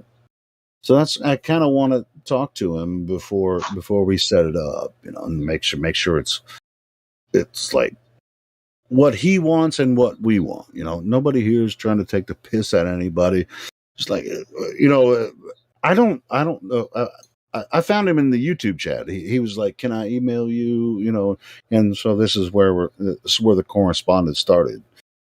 And so that's where I found him in the YouTube chat, and he's like, "Oh, cool. Let's get this set up." So that's where we're at now. I want to get it set up, but I want it to be good for him and for us too.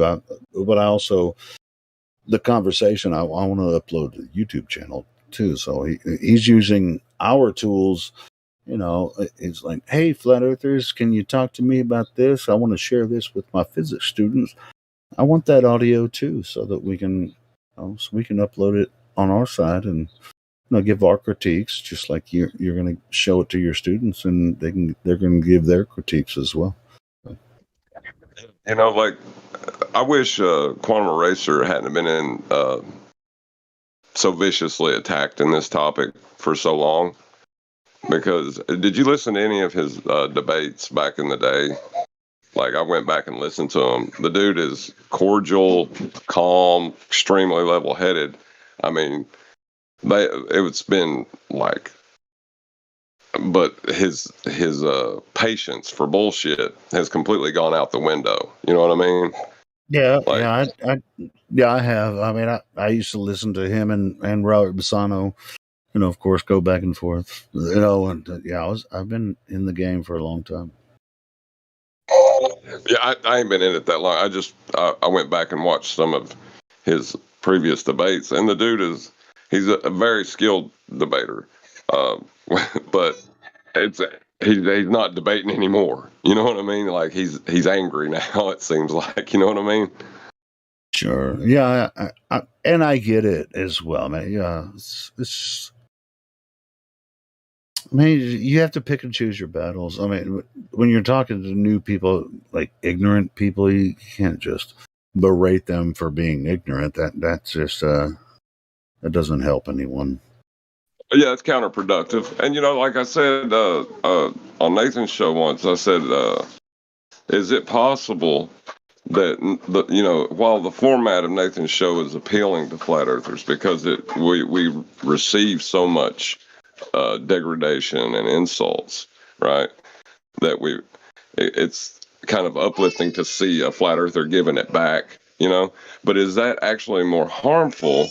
In the long run, is it creating more enemies than necessary? Is the resistance to the thing causing the anti-flat earth movement? Well, the major anti-flat earthers, I have no respect for them at all. They just lie and this causes a lot of frustration, because they'll lie to just for the sake of lying, it seems. They'll misrepresent everything somebody said.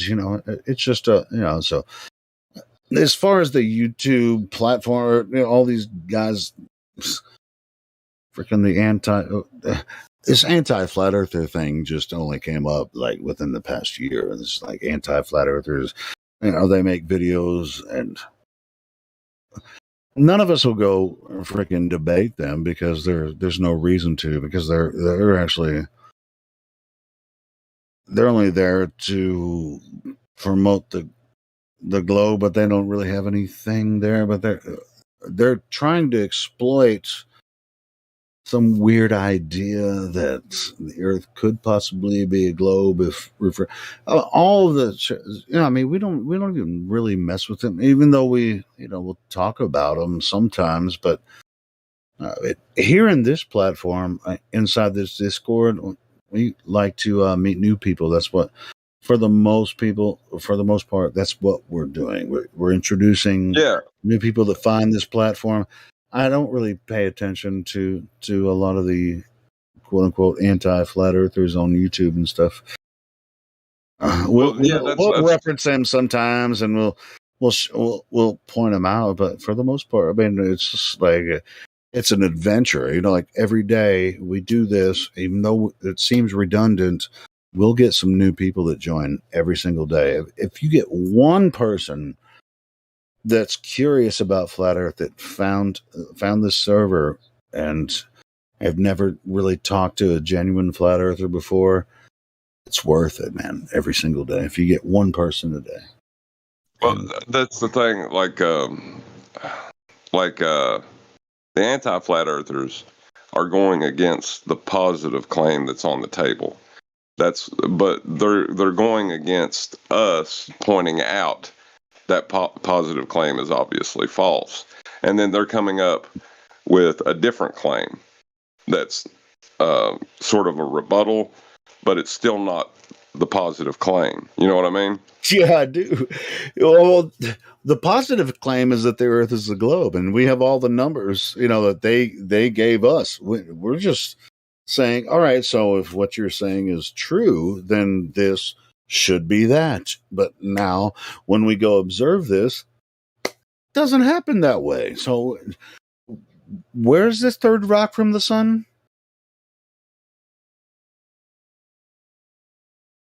24,901 circumference. Where is this third rock? How's it spinning? How is gravity doing all this? That's not our claims. That's their claims. Everyone on Earth experiences the Earth as a level stationary plane. And we can positively claim that.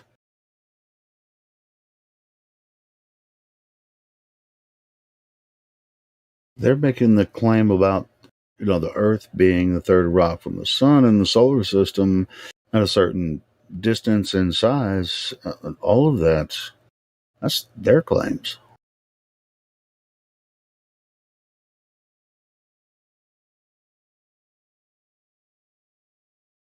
If you're standing on top of a ball, 8 inches per mile squared drop. Yeah, sure. Show me that.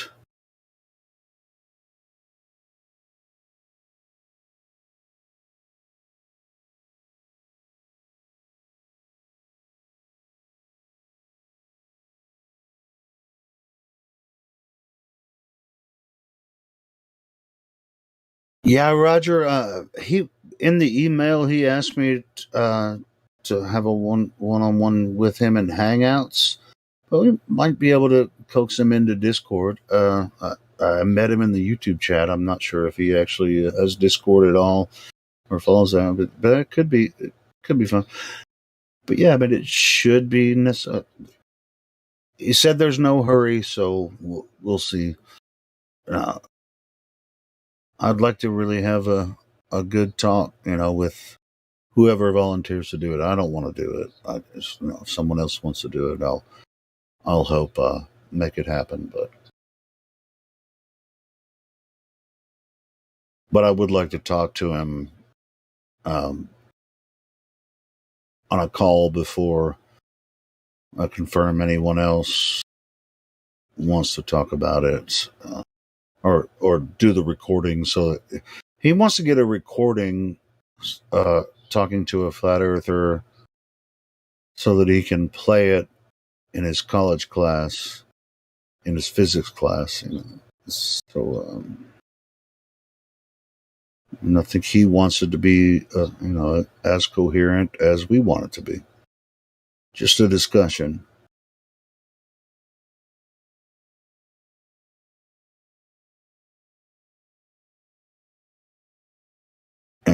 And to be honest, I've never talked to this guy before, except for in a little bit in the YouTube chat and a couple emails. We'll see.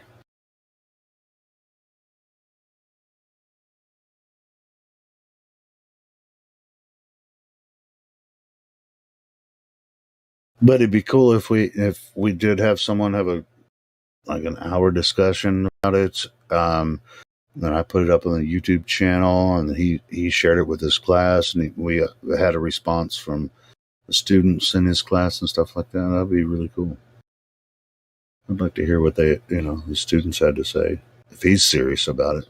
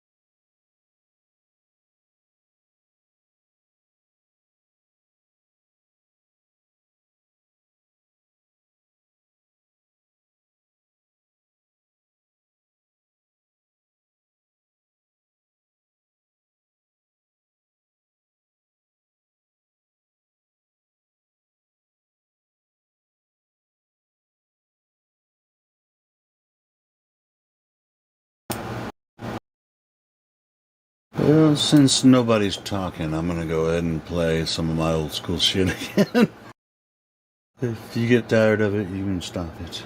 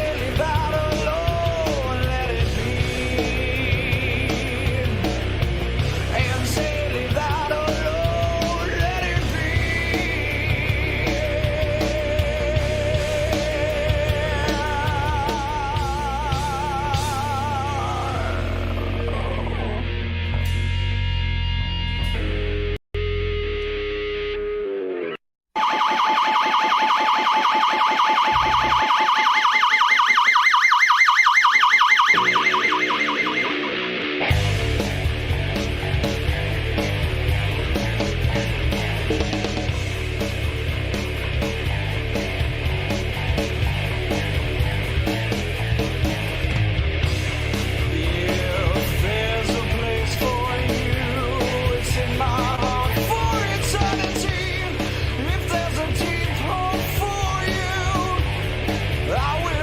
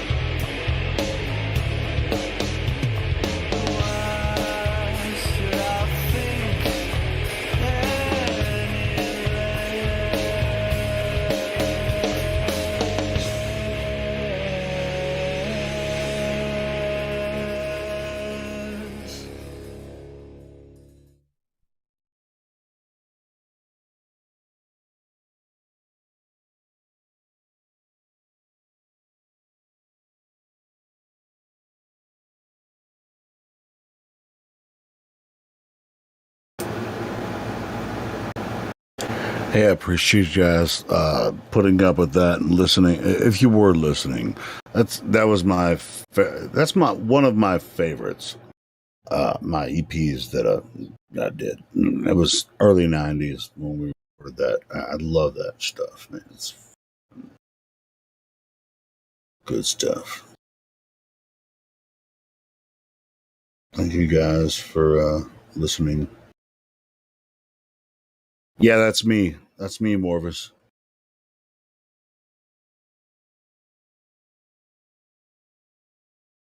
I'll send the link here in the live stream if you guys really dug it, man. Yeah,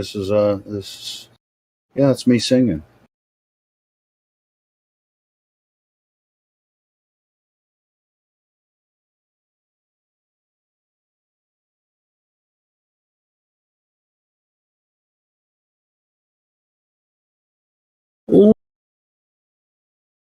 Should I think any less? Yeah, this was an EP that we made at a certain a studio. We recorded at different studios, but this is one of my favorites, man. This EP is freaking badass. So.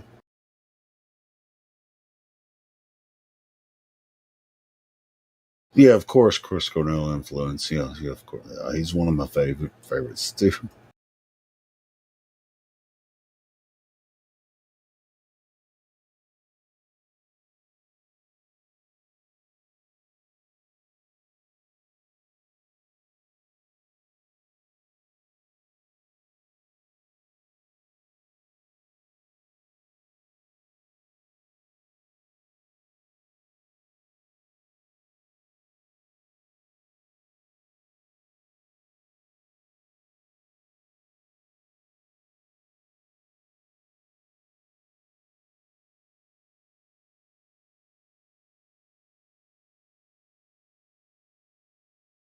By the way, Morvis, if you're, there,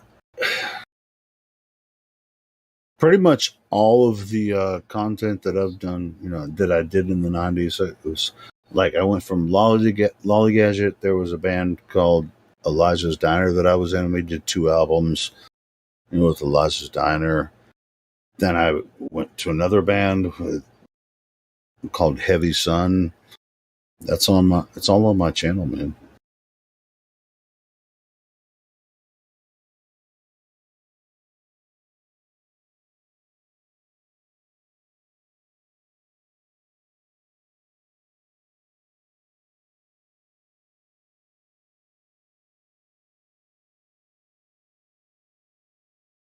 Matter of fact, Heavy Sun, I played guitar for the first time on this album.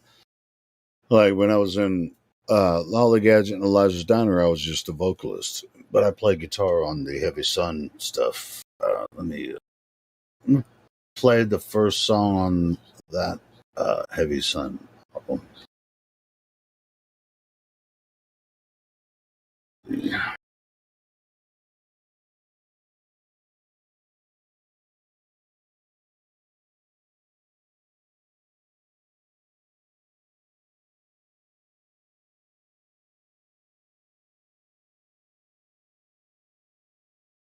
Yeah, I have the whole Heavy Sun album on the playlist on my channel, but it's just all one track on. So I'm gonna, it'll be ridiculous to play the whole album here, but first song is really cool.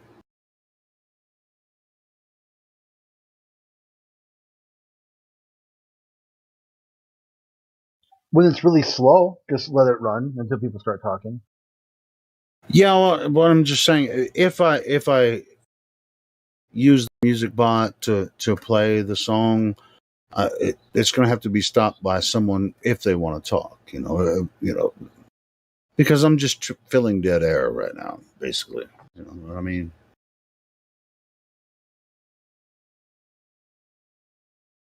But as far as even back then, with our music, the way the lyrics were written and everything, it was truth music, man. We were writing truth music back in the early 90s and mid 90s and stuff like that. So it's not like it's irrelevant.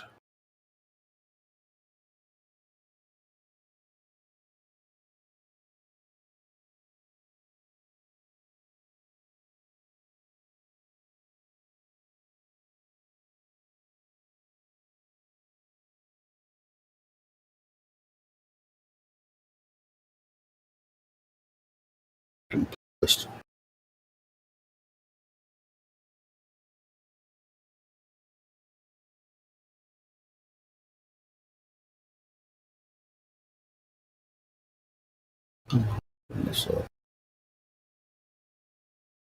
this.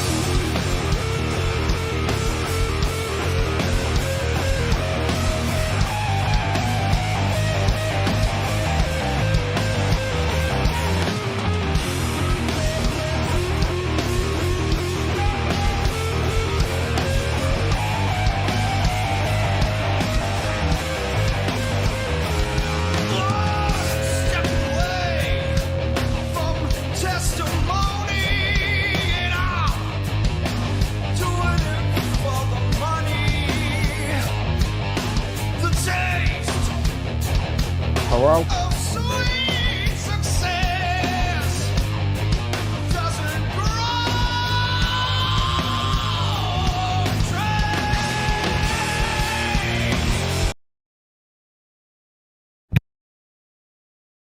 Hello?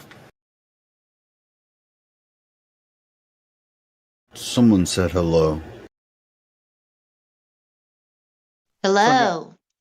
Hello, Jenny. How are you? I'm doing really well, Oh, I can't hear thanks. people. Sorry. Cool. I was just filling time with some of my old school stuff. Nice. But I don't want to interrupt anyone. You know, if they want to Nope. talk. It was crickets when I came in. Yeah, I have my sound turned down. Hi, Helio. Hi, Jenny. How are you doing, folks? Hey, I'm great. What's How new you? with you? Yeah, what's up, P Mac? What you got? All good in the hood, chilling like a villain, my man. Over there in Ireland. Hernande. Well, let me ask you this, P Mac. Speaking of Ireland, where did they come up with this name, Ireland? Isn't it that means ire means pissed off, right? It does in most circles, yeah. so is that where it comes from, or give me some of the history of what? Well, I have no idea. I think it used to be called Caledonia. Was it What?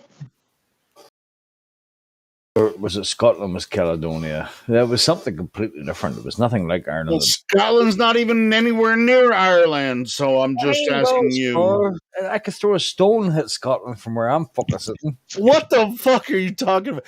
That's something that's just like 400 miles away from you. No. We can actually.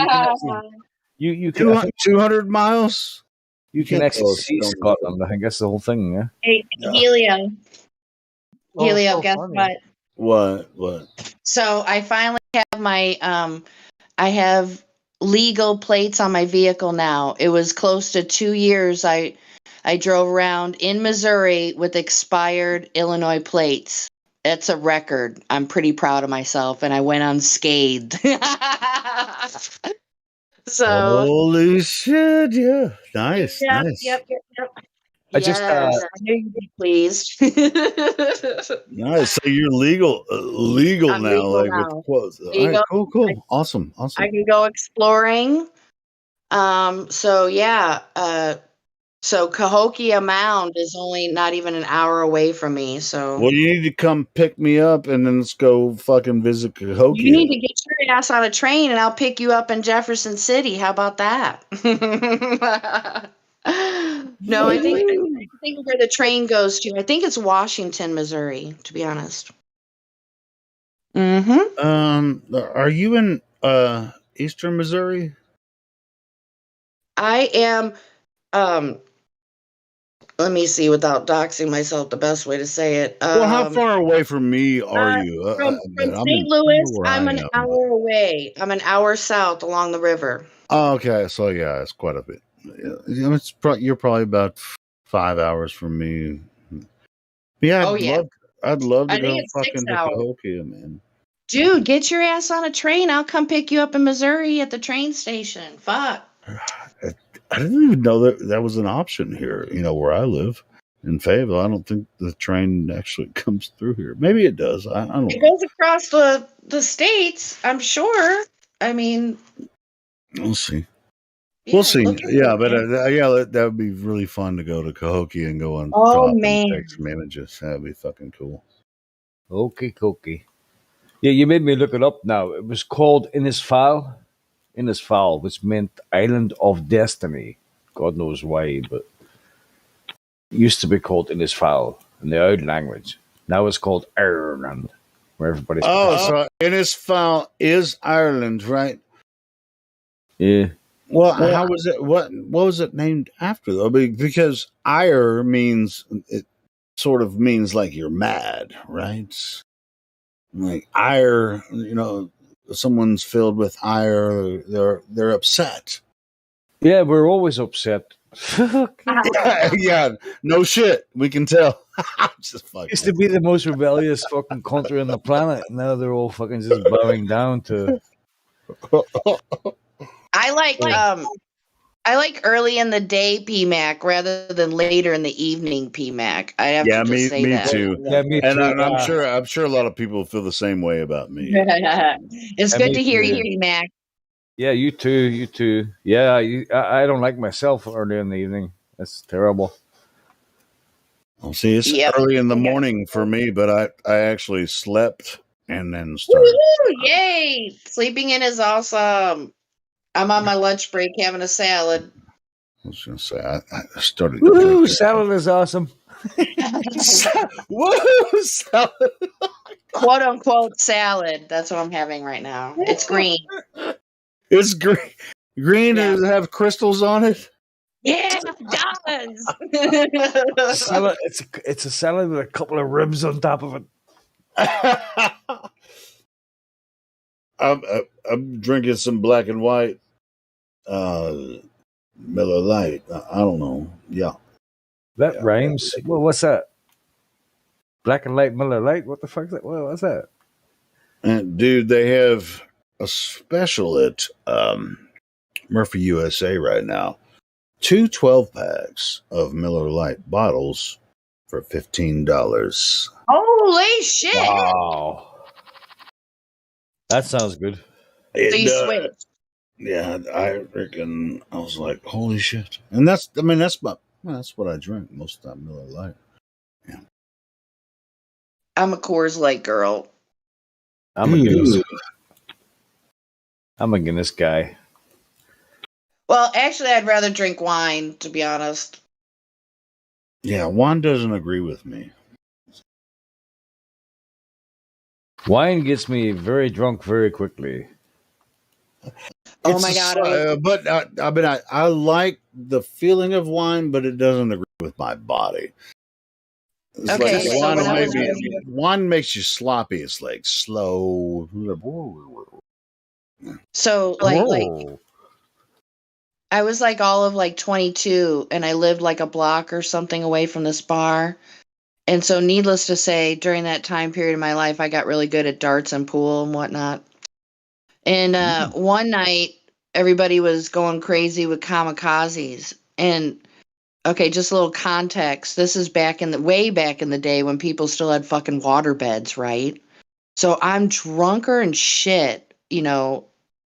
I hadn't been I didn't really drink a lot in high school. I was more of a smoker, right? So yeah, I'm on my waterbed. Thank God I had a wastebasket next to me because I just puked into that motherfucker, and I didn't want to think about vodka or hard liquor for a really long time. It was horrendous. It's really interesting. You said this is back when people still had way back in water the beds. That's hilarious. That's when doctors were still telling us that cigarettes were good for you. No, that was in the 50s, I think. Oh yeah, you used to be able to smoke in a hospital. Yeah. Way back in the day. Yep, when you say back in the day, that means to be at least 3 decades. Otherwise, it's shut the fuck up. You don't know what you're talking about, boy. Yeah, it's more now. I'm 54 now. I was born in the late 60s. Like, yeah, you're a little bit older than me, and me and you and Jen are around the same age. So yeah, 1971, and I think Dennis was born in what 72. 73. 73. Oh wow! I was going to say that. What would you call him there now, Dennis? Yeah, that's me. My name's Dennis. It's no secret. Yeah, I'm not Dr. Oh, right, okay. No, I never knew that. No, okay, that's fine. I never knew that. It's Helio to me all the time. I never. Okay, well, cool. I mean, it's the same to me. You call me Dennis or Helio. Dennis, you a menace?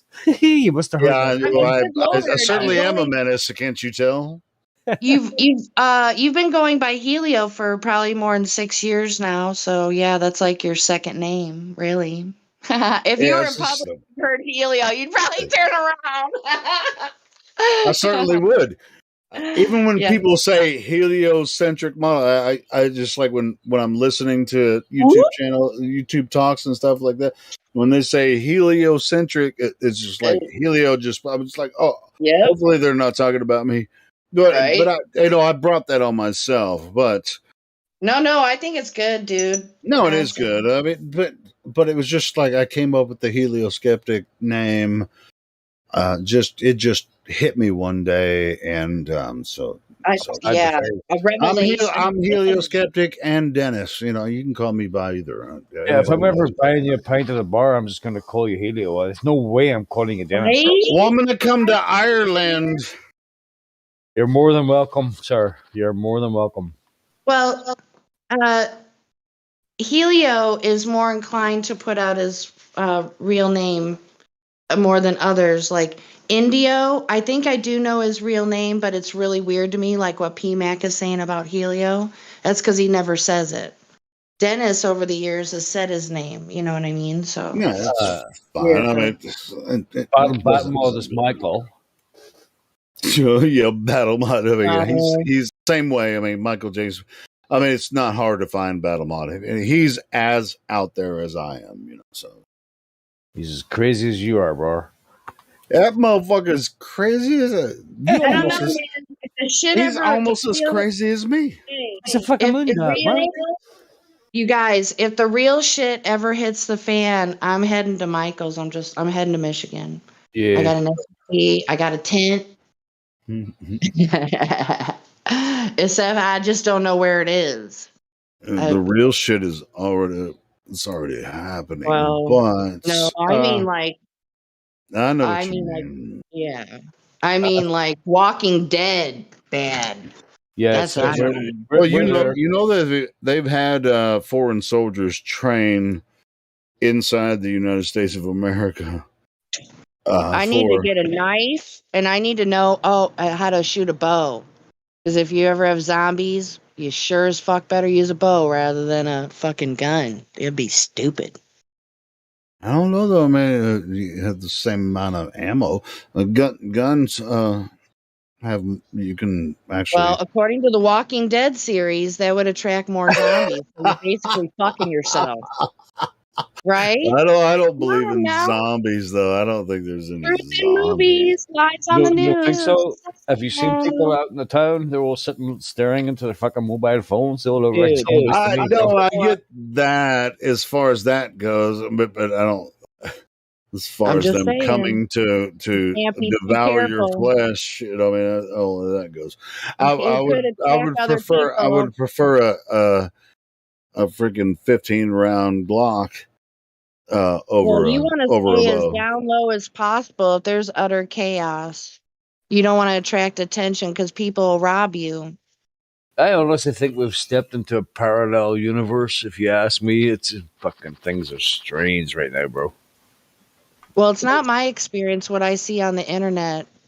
So it's like, what the You fuck? know, like there's people fucking stabbing people in the streets and shooting people and all kinds I of. don't doubt it. It's like what the hell, Well, man? wait a minute. Somebody, I don't know who it was in here, recommended that I watch Free Guy, the movie. Have you guys seen that? That's next level. Yeah, I thought. Hold on. With Free Guy is. I thought it was decent, but it's not as good. I mean, it's like Ryan Reynolds. I watched that one, and then I watched the other one that he made with The Rock. Really? That was rubbish, bro. It's. I switched to it be off. honest, I mean, go ahead and watch them, but I think Ready Player One is way better than those movies. I'm actually gonna watch them. I mean, but anyway, go ahead. I'm gonna watch that again. Sorry, Jen. I'm gonna watch that again. Ready Player One because it's there's some kind of fascination there. But Ryan Reynolds, the new one with The Rock, was absolute shit. I turned it off. Yeah, it's fucking shitty. It's so corny. It's just dumb. Yeah, but just like, did it get awards? Big fan of Ryan Reynolds, but I thought he did good in the movie considering the context and at the end. No, where sure, you he's on. Well, I mean, it's just like he's a good comedian, but in this movie, it wasn't a good movie for him, in my opinion. No, it was awful. I kind of ignored that. I wasn't. Yeah, I'm not a fan of his, so it didn't matter for me. No, but I'm a fan of Ryan Reynolds. So when I watched that movie, I was just like, they pit him up with The Rock, and I was just like, this is fucking corny as hell. This is dumb. What was that last film we made? The other one with the virtual reality thing? No, he wasn't in Ready Player One, but Free Guy is okay. It's all right. It's okay, but it's not one of the best. Wasn't great. Ryan Reynolds films, Well, I just think of the message, mean, not the delivery. That's where I was at with the movie. Does that make sense? Sure. Well, I mean, but you kind of have to think about how it's about somebody perceive- stole someone's code. They hacked their code. They stole it. It was plagiarism. Helio, do you still believe that I have not seen Red Notice? You son of a bitch. But do you know what I'm saying, Helio? Before you guys start talking about something else. No, we're talking about the same thing. Red Notice is the movie I'm talking about with Ryan Reynolds and The Rock. It's Ryan Reynolds and The Rock and Gal Gadot. I know everything about that movie now because you didn't believe me. Oh God! Wait, hey, would you? Did we talk about this before and I forgot? Well, of course you forgot. But Did I say the same thing, that it was a shitty movie? yes, and you said that you didn't believe that. You go, okay, what's it about, Glatt? And I was like, I don't remember. And you're like, then you haven't seen it. And I'm like, well, it wasn't. That's wasn't because good I'm enough an to remember. asshole. Don't you? You don't really know this It about wasn't me? good enough to remember. Hey, just because I don't remember every fucking single conversation I have with everyone here, and doesn't mean that I wouldn't expect I'm not important. I mean, come on, Glenn. You hurt? Are you trying to hurt my feelings, Let Flow? Sorry, bro. We'll look after you. Poor Helio. Poor Helio. I'll make some popcorn, get you a pillow. You'll be fine. All right, so I said exactly the same thing about Red Notice that when I talked to you about it, even though I don't remember talking to you about it. Yeah, it was. It's Free Guy's really better. fucking corny. Yeah, Yeah, Red Free Notice Guy sucks. it's decent. It's decent. It's decent, but it's still not. It's still not. It's not the best movie. It's certainly a Ryan Reynolds movie, though, whereas Red Notice is not a Ryan Reynolds movie. No. Hey, have you seen what's that movie where Ryan Reynolds is like buried in a grave? Where like the whole movie is him, like in buried under earth. Oh, what the fuck? 6 Underground? I don't know. No, Six Underground was a really good movie. I like that one. It was fucking action packed. No, there's one that he made before Six Underground where he was like in a tomb. It was like they buried him alive, and He did a movie called The Nines. Remember that one? It's an older one. Yeah, I remember the Nines.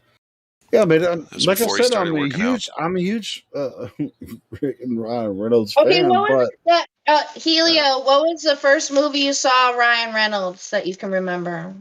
Van Wilder. Really? Yeah, well, that was his first movies, Van Wilder. Okay. I was never a follower, so thanks.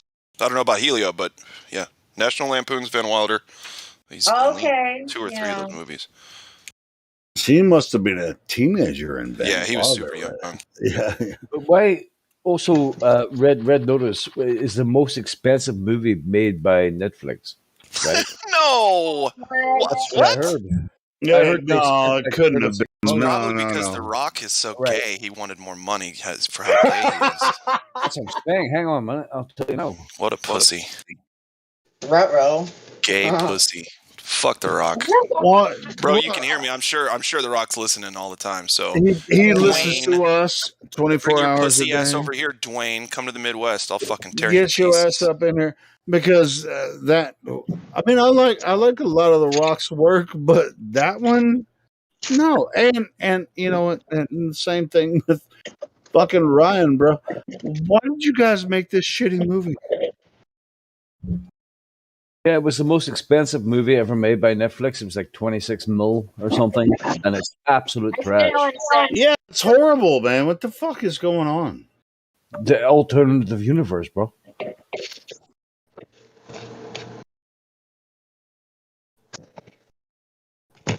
Red Notice is the most expensive piece of shit film Netflix has ever produced. A piece of shit flick featuring a trio of piece of shit washed up A-listers as leads. The plan to stack the cast apparently worked out well for this piece of shit streaming service, as the movie has now had the best first day of any film on the piece of shit service.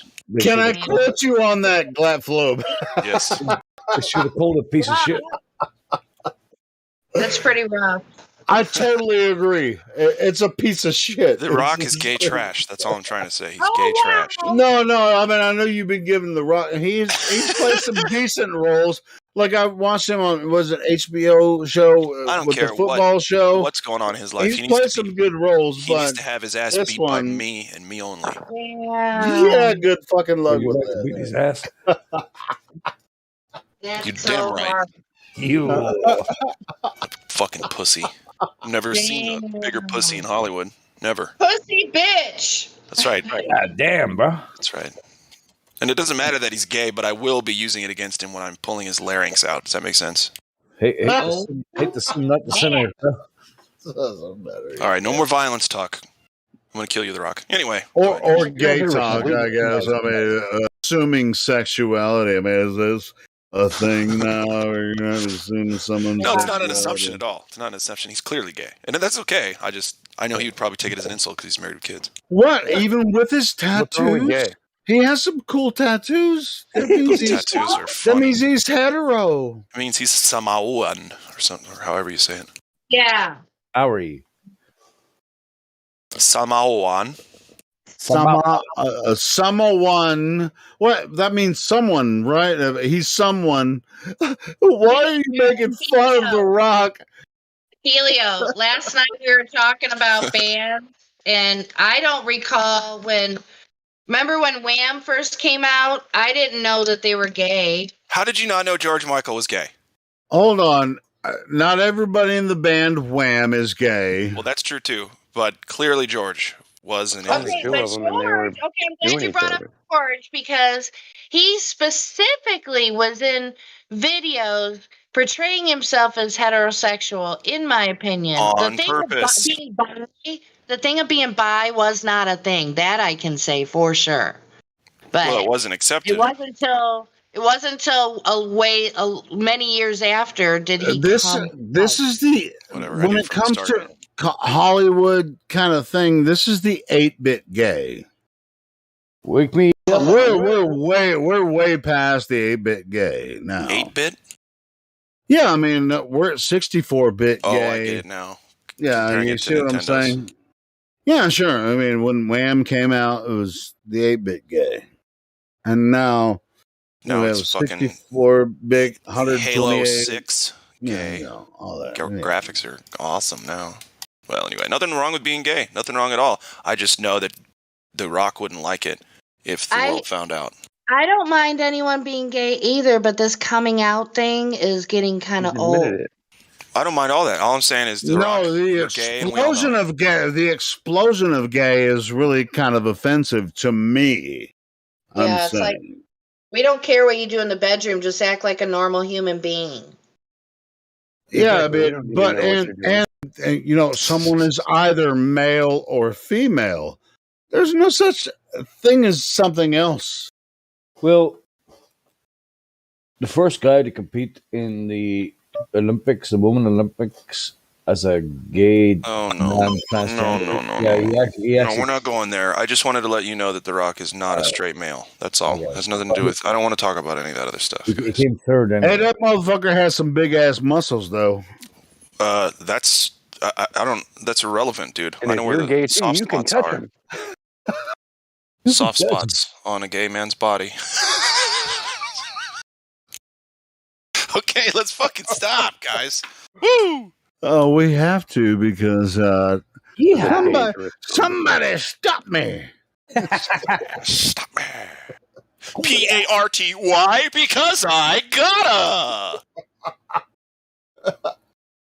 All right, high five on the quote. I can appreciate that. Thank you.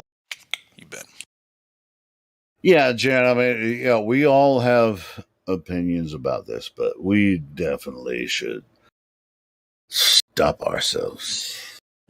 Stop it. Okay, so let's continue on with the fact that we would like to see some globe evidence, please. Please bring that globe evidence. Come on, bring it.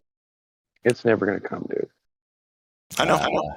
That's why I'm having fun with it at this point. I'm just like, oh yeah, you think you got some evidence? Oh, that's cool. Oh, by the way, everybody who gives a shit, I'm checking my globe evidence emails today. I'm asking all week for people to send me anything regarding a posit for globe evidence. Yeah, and finally this Sunday I'm checking, because last Sunday I checked, nobody sent me shit. And this Sunday, or this week, people have said they've sent me stuff. So unfortunately for the audience, I promise to be candid and keep those conversations and everything said in those emails between the person or persons and myself. But that aside, I hope it sparks some good conversation in here.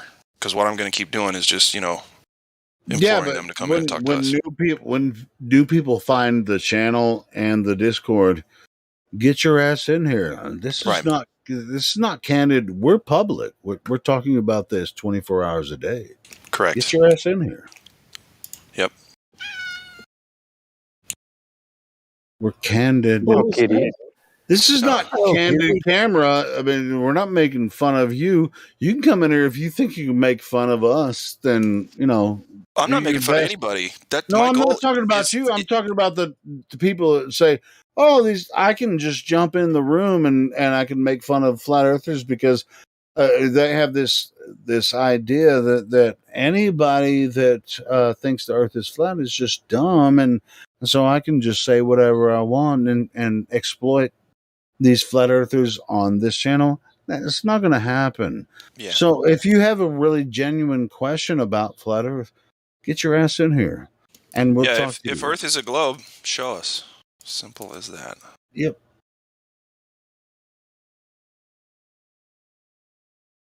Earth is a globe. You should see it by now. Yeah, where's the goddamn globe? So anyway, I'll let you guys know if there's anything in the mailbox for me that warrants being brought up. What I'll do is I'll just leave names and personalities and everything out of it, and I'll even ask the person if it's okay if I bring this subject up. Depending, I don't want to dox anybody. I don't want anybody to get pissed off. But if it's okay to bring those topics up, hold on. If it's okay to bring their posits up, then I will. We'll see what they got. Anyway, go ahead. You covered it.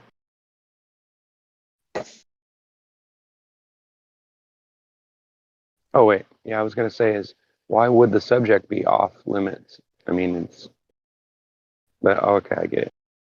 No, the subject itself. Subject isn't off limits. I'm trying to say, hey, if you don't want the whole world to hear or read your conversation, come to me and we can talk about it one-on-one. Figure it out.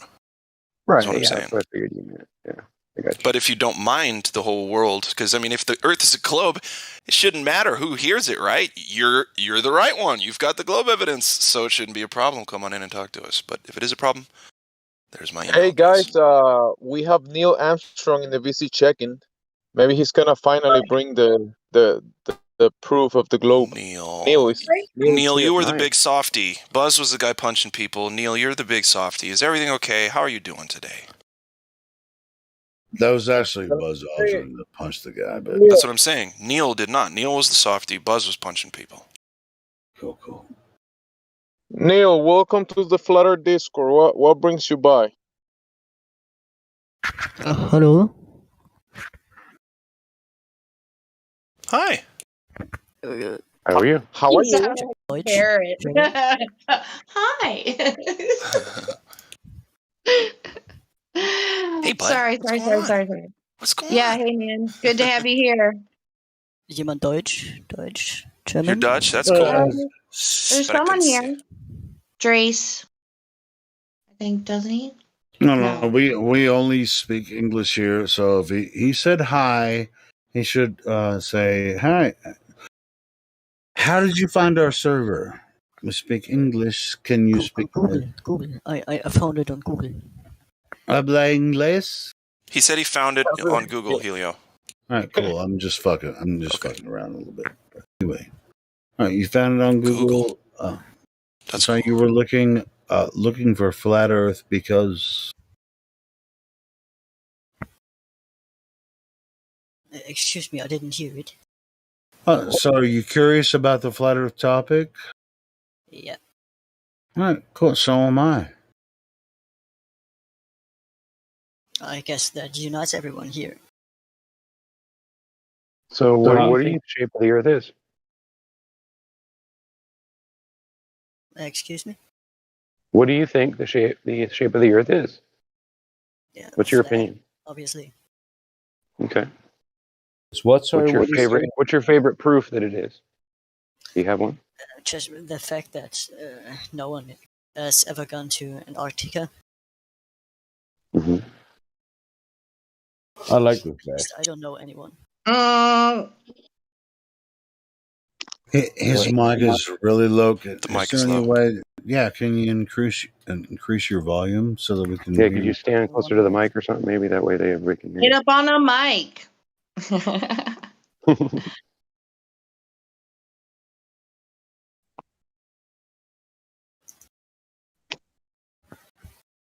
Is it better? Yes, way better. Yes, that's way better. Yeah, good. I don't know. I have some mic problems, so yeah. That's sorry. okay. Your English is good, by the way. So far, so good. Yeah, we Yeah, understand you. just wasn't sure about it. No worries. If we don't understand, we'll ask. Yeah, so how did you find your way here? Why are you curious about this topic? I just wanted some safe space to talk about it, and I guess I found it right there. And yeah, because whenever you tell it someone who doesn't believe the right thing, they will immediately say you're crazy and don't believe you, and don't even talk about it. Yeah, So, become very aggressive and yeah, label you as a fucking retard. And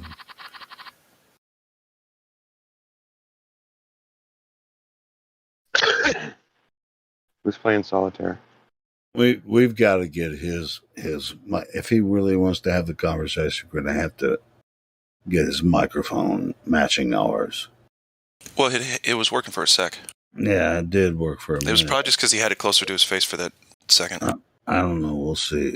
Maybe it his sounds mic really is soft on the table. Is it better? I mean, I have very much problems here right now. Aha! That's a completely different person. That's a different person altogether. Oh, yeah. I'm sorry. Just I got a voice changer activated. I didn't know that.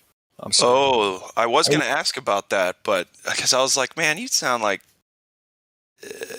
Well, okay. Anyway, cool. I hope it's better. But all right. So two things. so- No voice changers ever again. Okay. Yeah, okay. you're not allowed to use Never voice again. changers in this room. No. And the other thing is, whatever you're doing with your mic, keep doing it because it sounds fine. Okay. And third thing, You don't have to change your voice. We are not going to get mad at you because of the way you sound. I just had it activated from before. That's why. And I safe space. You use the term safe space. Why did you use that? Oh my goodness. Safe I don't think he's using it the way you're thinking. I think he means safe space as in a place where you can talk about flat Earth, where people won't jump down your throat about it, right? Yeah. Sure. You're still the volume is still a little low. Is there any way you can get closer to your mic or increase the mic volume? But yeah, I mean, as far as voice changers are a no-no in this room. But for the most part, I mean, if you're curious about what we're about, then you're welcome to talk about it as long as you're not an asshole. Yeah, I try my best. All right, cool. Are you Australian? Well, I'm not sure that anybody could say they're not an asshole. Oh, I'm an asshole 24 hours a day, but anyway. I just mean as long as so you're it's not. okay for you, but not anybody else then. Yeah, kind of, yeah. But I'm a fair asshole. You're a pretty nice asshole. Well, I bleached that. He just called you a stupid asshole. You know that, right? No, he called me a pretty asshole. I mean, no, nice means dumb. It means ignorant. So he just called you. No. Fuck you anyway, Jamsey. Helio is probably the nicest asshole I've ever met. The nicest? The nicest. Anyways, new guy. Yes, we cut up here or whatever. So we want your microphone to sound good. If you have genuine questions for us, please continue. We just want to make sure your microphone sounds good. Yeah, I'll try my best. We have a couple other new people. If you have any questions, we unmuted at Neil, Waddles, also Circle. A circle can be flat, right? Circle, are you there? You have any questions about the topic? Or you, Waddles? You've been unmuted. Waddle. If you go down to the bottom of the screen where it has a little microphone symbol and you tap it and then the line goes off of it, then you can speak. Just in case you don't know how to do it. Yeah, they're unmuted, even at their end. Circle, are you there?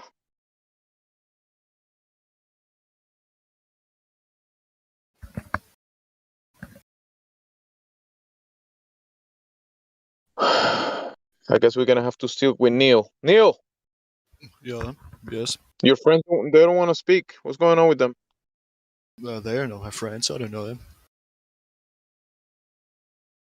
Oh, you're not a friendly guy. You don't have friends.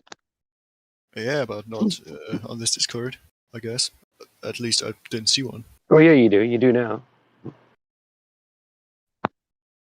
Do you have any friends that are flat earthers? Do you have any flat earther friends, Neil? Not as far as I know. I didn't really talk much about it with my friends because I think they would probably don't like my opinion on the real things, and yeah, probably rather shut their eyes than think clearly. You know what we call that? We call that ostriching because they're sticking their head in the sand like an ostrich. But they don't see it because of all the sand. Right.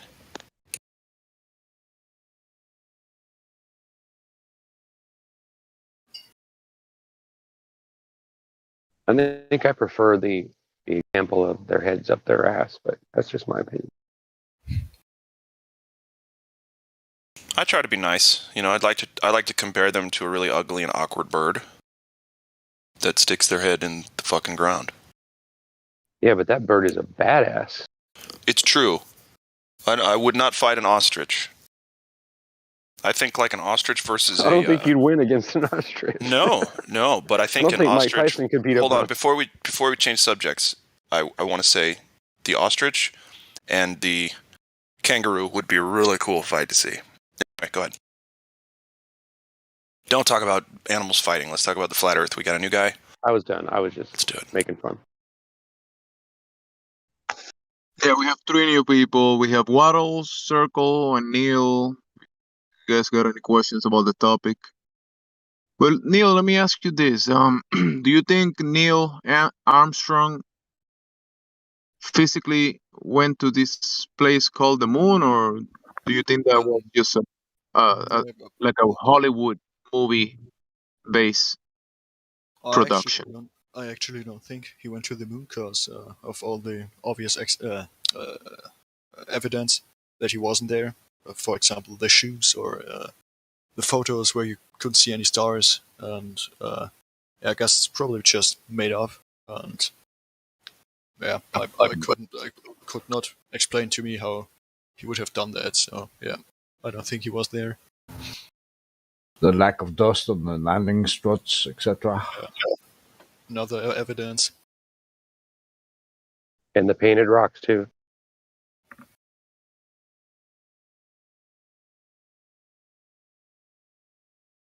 I mean, when you watch some of the footage of the Astros on the moon, it does look like Puppet on a String. You just, have that song playing, I'm a puppet on a string. Yeah, I know that song is hilarious now. Every time I see that, I think about it.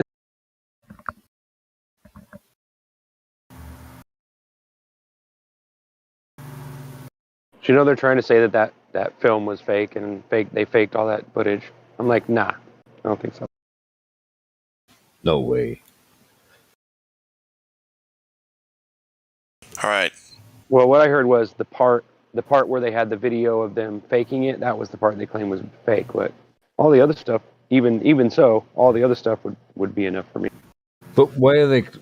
Sorry, why are they claiming it's fake now? So they're claiming it's fake, or no? The globe earthers are claiming it's fake, but I'm just saying. Oh, okay. Remember when George Bush was being pushed through the wheelchair with Tim Peaks in the background with a blue screen? Him doing the thing there with the tennis ball. Oh yeah. So Neil, when you picked this name, Neil Armstrong, at that moment, what was going through your mind? You said, "Hey, I'm gonna put this name and join the Flat Earth Discord to throw the Flat Earth." Neil's hold on, guys. His name is Neil's Arm is Strong. That's the name, by the way. Oh yeah, I see it now. Yeah, just thought it was. So he went through through extra thinking about that. You get points for that, bro. Yeah, I was gonna say I thought it was quite funny. It is. It is funny. So how about the funny side of trolling flat earthers with this kind of name? What do you think, He's not Neil? trolling us. I'm not. No, I think Shut up! Glaflo, let him answer. Misconception. I'm not trying to troll anyone, except those people who don't obviously see and get that the Earth cannot be a globe. Because I mean, I just thought at that moment that this name would, with my intention behind it, would probably bring people to not believe what they believe, and it was more like I don't know the English word for it. Let me just look it up. And at the same time, you were turning on the voice changer while doing that. Light bulb moment. I had it activated way before. I joined another server before and had it activated, and forgot to deactivate it. So, but I thought it wasn't a big problem. So the voice changer thing. Why do you use that kind of stuff? You go to other servers and troll them, but not the Flat Earth Discord. You don't troll the Flat Earth Discord. No, obviously not. Also, but the other servers, you put the voice changer to troll them, right? Yeah, for example, or if I don't want someone to know my voice, but I guess. Oh, why wouldn't you though? I can let you guys know my voice, and that's why I deactivated it. No, listen now. I'm sold, guys. I'm sold. This is a joke, right? But listening to your voice, I can understand why you use a voice changer. Shut up. Don't listen to him. He's had half a beer today. He's fucked up. I'm fucking joking, bro. I know. Chill out. I'm kidding. I'm messing with you, bruh. Oh, okay. Hey, lighten up, people. Lighten up. Just want to clear things up. I didn't. Hey Neil, I just want to welcome you to the Flat Earth Discord and your ways, changing your ways, deactivating your voice changer and deciding not to troll people in Discord. Welcome, bro. Welcome. Yeah, and my next question, Neil, is when did this realization or light bulb moment come across yourself? Was it just recently that you realized? Should be like a year ago or something. I'm not sure the exact moment, the exact date, but when I just got into the topic and saw more and more evidence that. And were you afraid to talk about it, or? Excuse me, I didn't understand it right. Were you afraid to talk about it or open up to people I did. about it? Because I just didn't want to lose friends or let people think that I'm crazy, and I didn't really know how to convince them that they are wrong. But that's why I tried to look for more evidence, and I guess that's my first step. My first step here on the Discord, to talk with other people who think the same way. Good man. I'm glad you're here, bro. Right, man. So what was the main argument that you brought up to your friends that they rebuttal against the Flat Earth? What was the number one argument that you bring to your friends? Can you tell me? I didn't talk to them about it because I just was scared and still am afraid of them thinking that I'm totally crazy, and yeah. Bro, but your arm is. But how can you be scared if your arm is strong? Wouldn't you just muscle your way out of fear?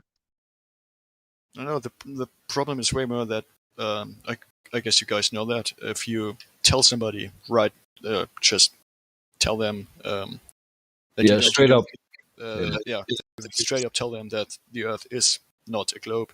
The most people will say that you're crazy, and I didn't want that to happen, so I just. So you had that experience then, where you tried to tell somebody and then they backfired on you?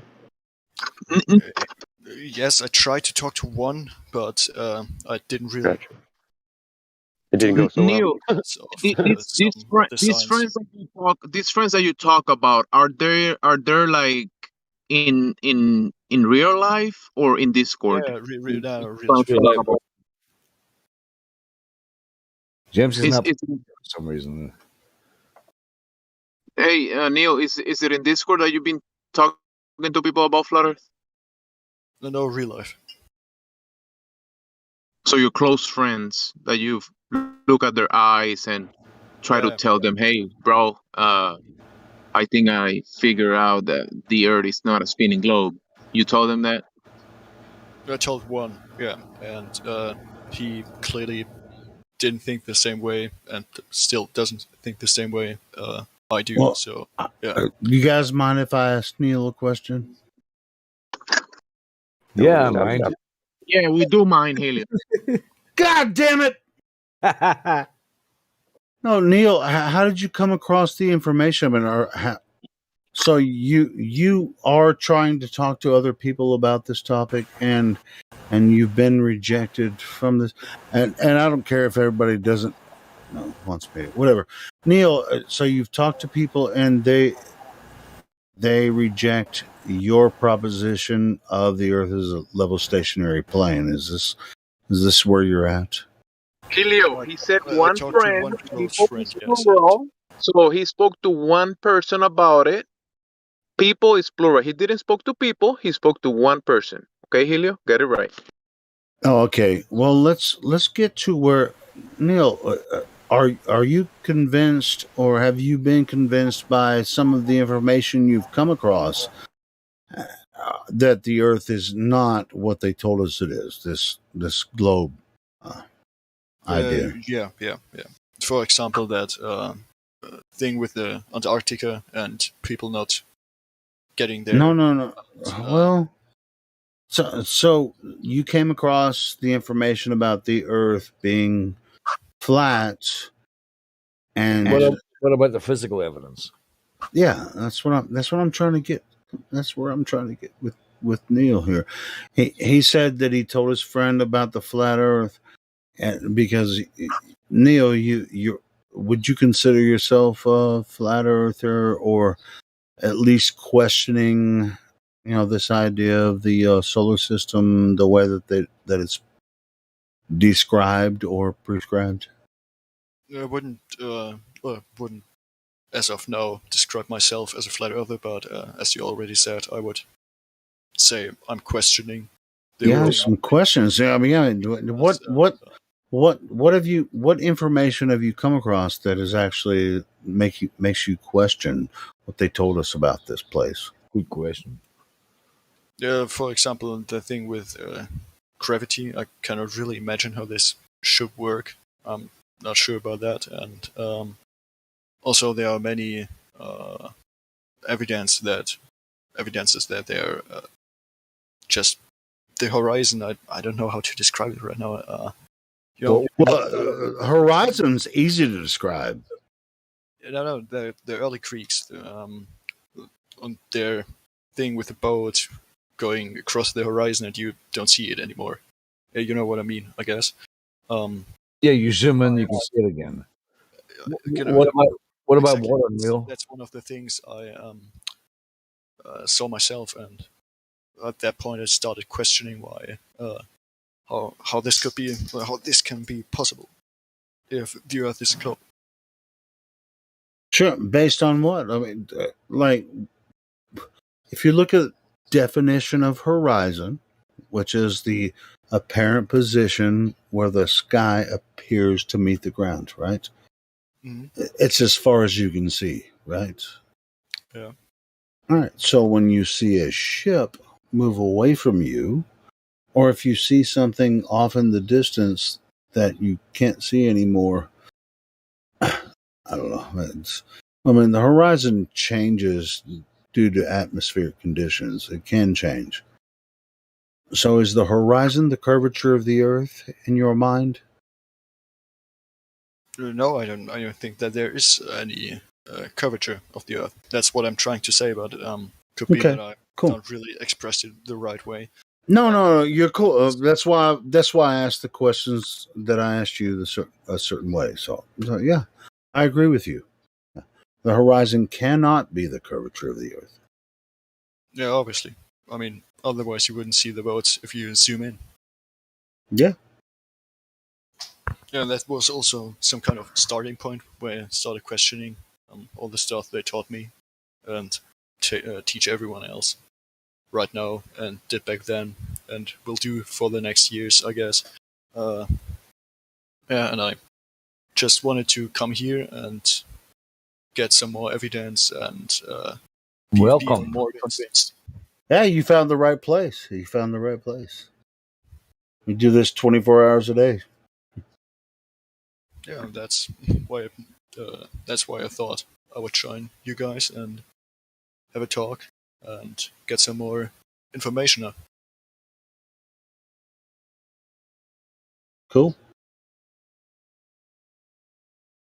Do you have any other questions that I mean, we just described how the horizon cannot be the curvature of Earth, and you agree with us. Do you have any other questions about the flat Earth or globe Earth model or whatever? I mean, is there something else that's on your mind about this? I actually have a question.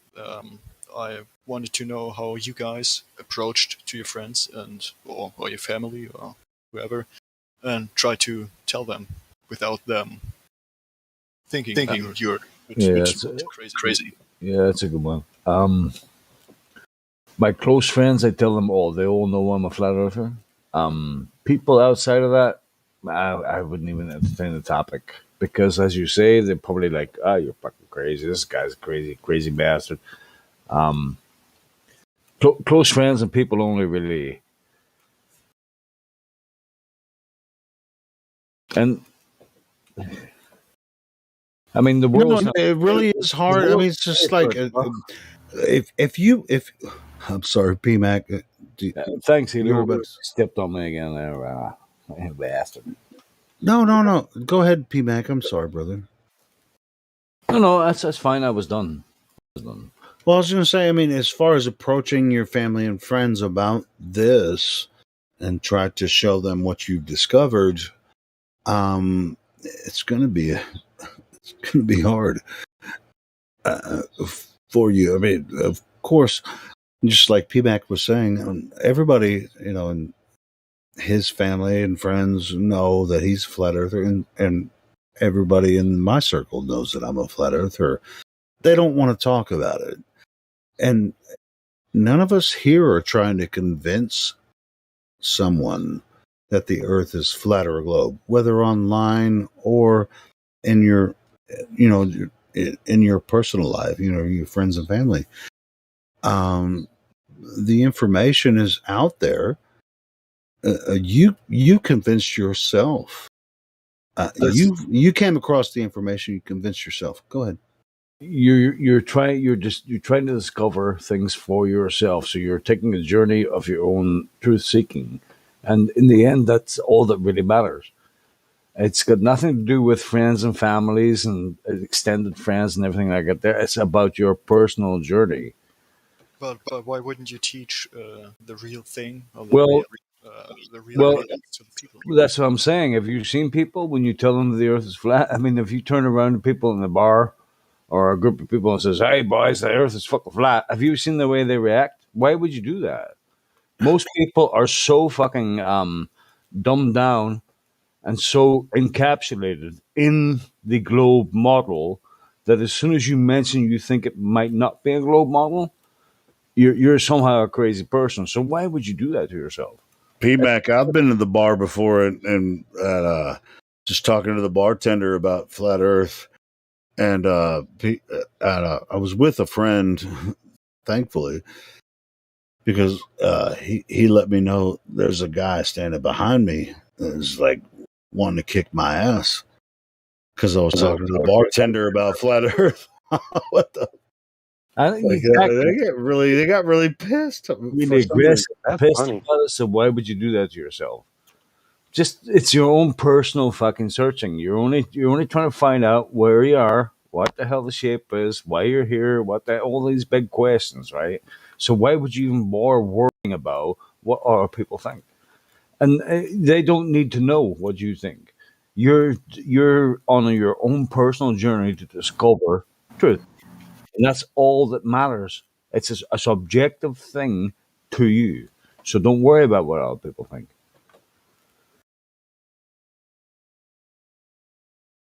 I wouldn't say that totally. I mean, of course you're concerned about what people think about you, but No, not at all, bro. Not at all. Well, sort of. I mean, I couldn't especially give when it two comes to shits, bro. family and friends, No. you still want to have the same respect. I mean, it's like No, they're going to think of me as good.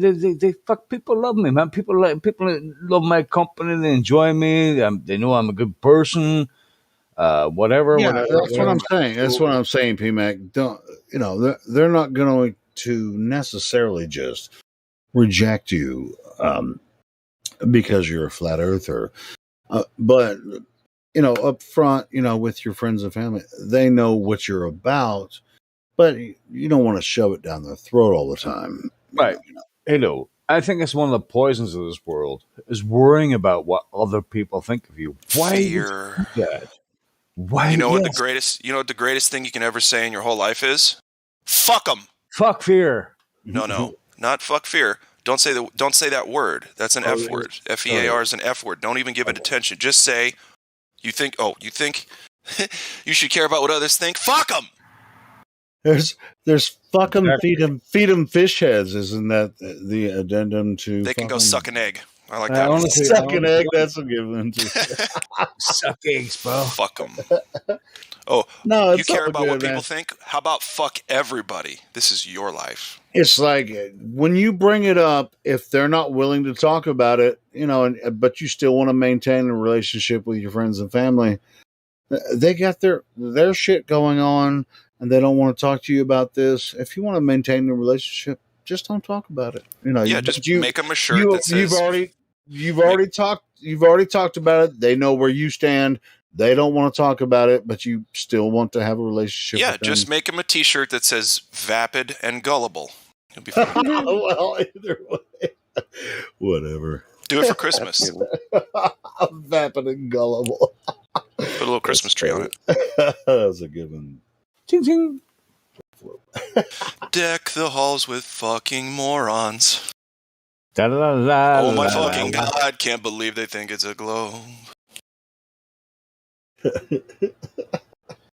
Yeah, the day I stopped worrying about what people thought about me was the day I fucking freedom. Mm-hmm. Yeah, shit. I stopped giving a shit about what people thought about me It's long like this. before the flat Earth. Do you think a lion gives a fuck? Do you think a lion gives a fuck what an anthill thinks of it? It just steps on it and keeps going. True that. Yeah, and if the ants start stepping up on the lion's leg, he just shakes it off. Shakes it right off, dude. Maybe eats a couple of them because fuck them. Oh yeah, protein.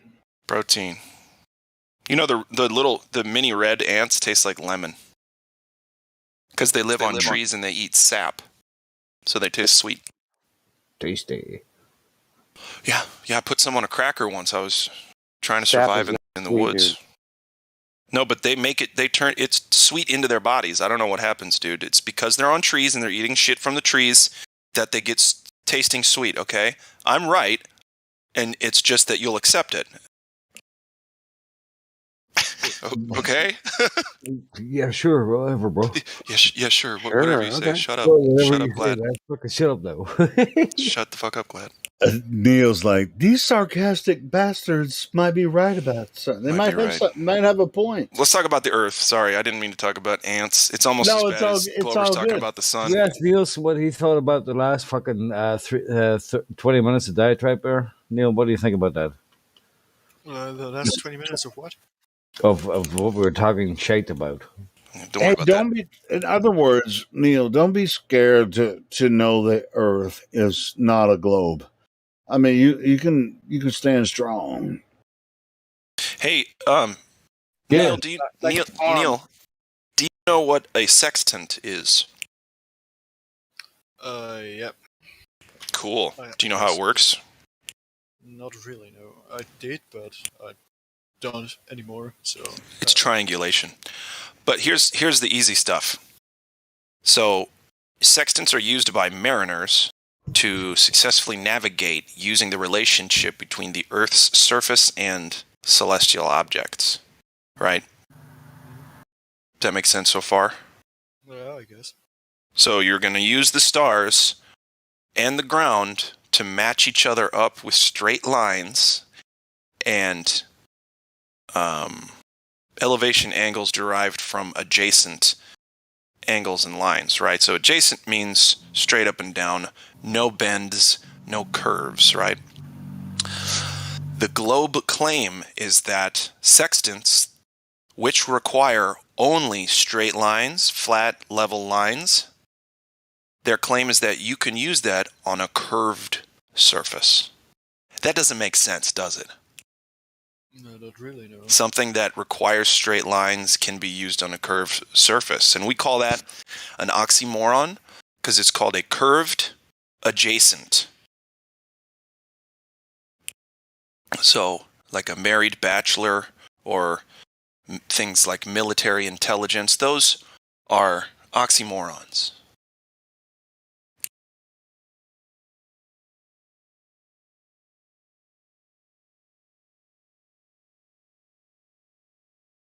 So global anyway, warming is probably the biggest one. Global warming. Business ethics. Yeah. Shrimp, jumbo shrimp. I'd have another question. Okay. Is this okay?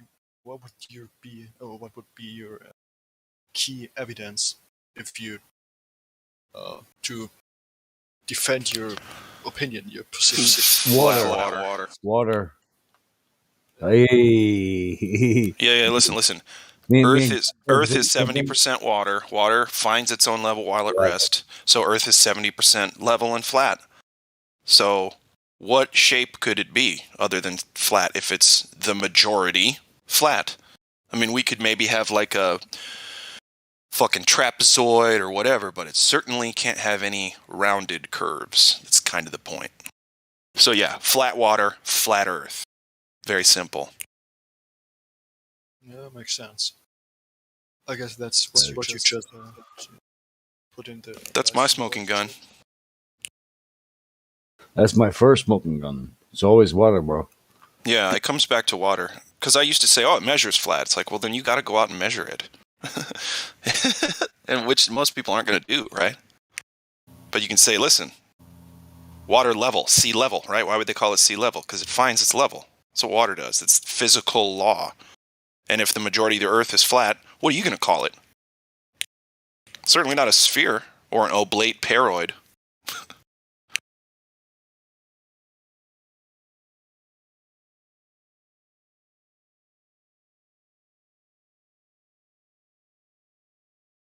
Do you ever see water? You're talking me every day. No, I'm just messing, Neil.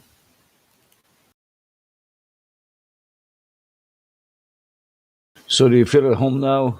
You feel like maybe you could talk to us about things? I guess, yeah. Good. We weren't quite sure if you were really looking into it, but it seems like you are. So, Yeah, I'm trying a bit, so I have other things to do also, but I'm trying to get as many things to know as possible. But obviously, I don't know everything.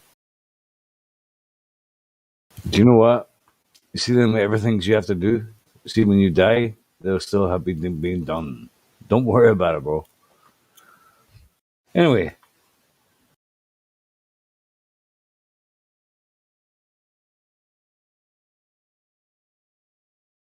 Yeah, keep on trucking.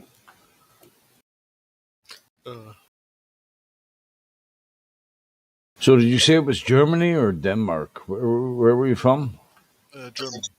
Ah. Yeah. Quite a small place, but... Small? Is Germany small? Yeah, okay. In comparison to other countries. Well, it's probably the biggest country in Europe, right? No, France is. Was it France? Ah, no, wrong again. Damn. Those France people. So, are you born and bred in Germany, or? Yes. Right.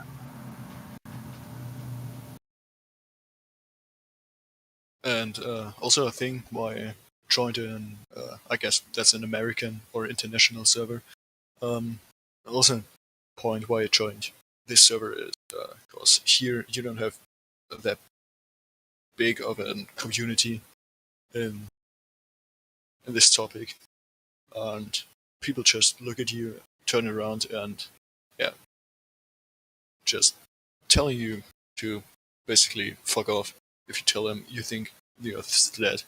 Yeah. And I guess it's better here because here are many people from many countries and probably,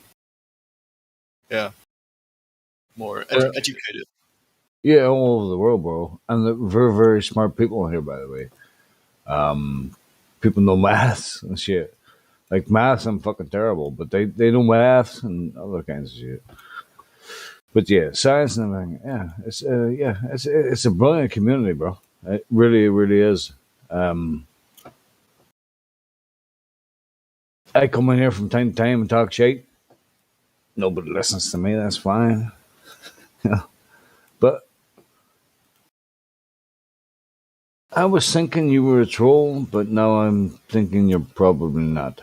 So No, just probably the name. it was. But I mean, I can change it if you want to. No. You keep it exactly as it is, bro. It was the see when people come in with voice changers.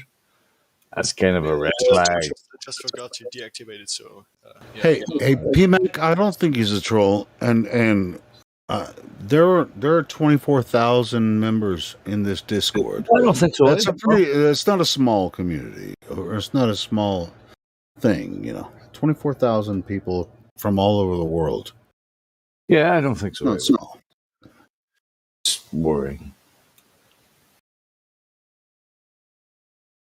Just wanted to say that. Yeah, of course, you have to. Moderator. I'm just saying. I mean, dude, this Discord has over 24,000 members. We need more. Oh, we definitely do. I mean, we'll double that as soon as possible. But yeah, I mean, it's not small. Oh, you mean members as in like $5 a month? No. What I mean is, seekers of truth will find their way here. It doesn't. This doesn't have monetary value. Nobody's making money by doing this. We all volunteer our time here. It's not about that. You serious, bro? I just made fucking $5 in the last 2 months, bro. From here, from the server. Helio, you're saying you're not gonna pay me?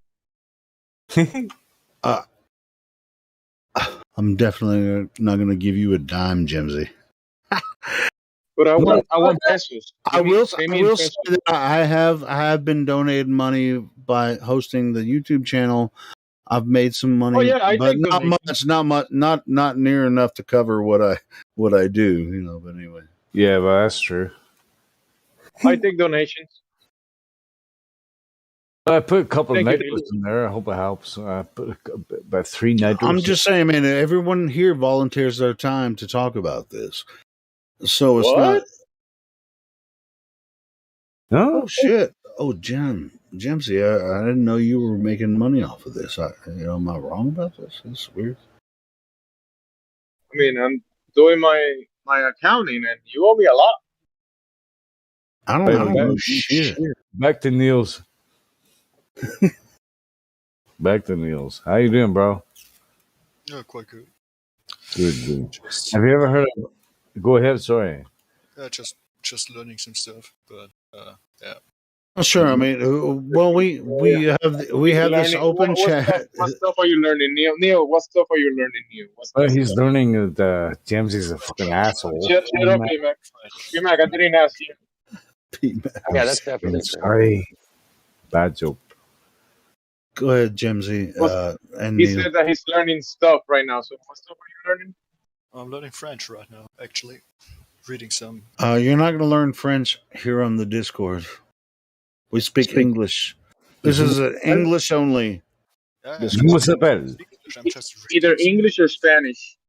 That's it. La plume. Le plume. Zuma s'appelle? I only know curse words in Spanish, and I don't think we should do that. Yeah, no German allowed, no French in here. No, I'm not trying to speak French. I'm totally bad at French. You better not. No, I mean, dude. To be honest, we've had some Germans in here before, and your English is freaking awesome. No, I'm talking about my my French. So just No, but I mean, as far as being a German person, I mean, your English is really excellent. I just want to give you props for that. It's good stuff. How's your German? Is it good? I guess it's probably better than my English. Yes. That's what I thought. What the fuck?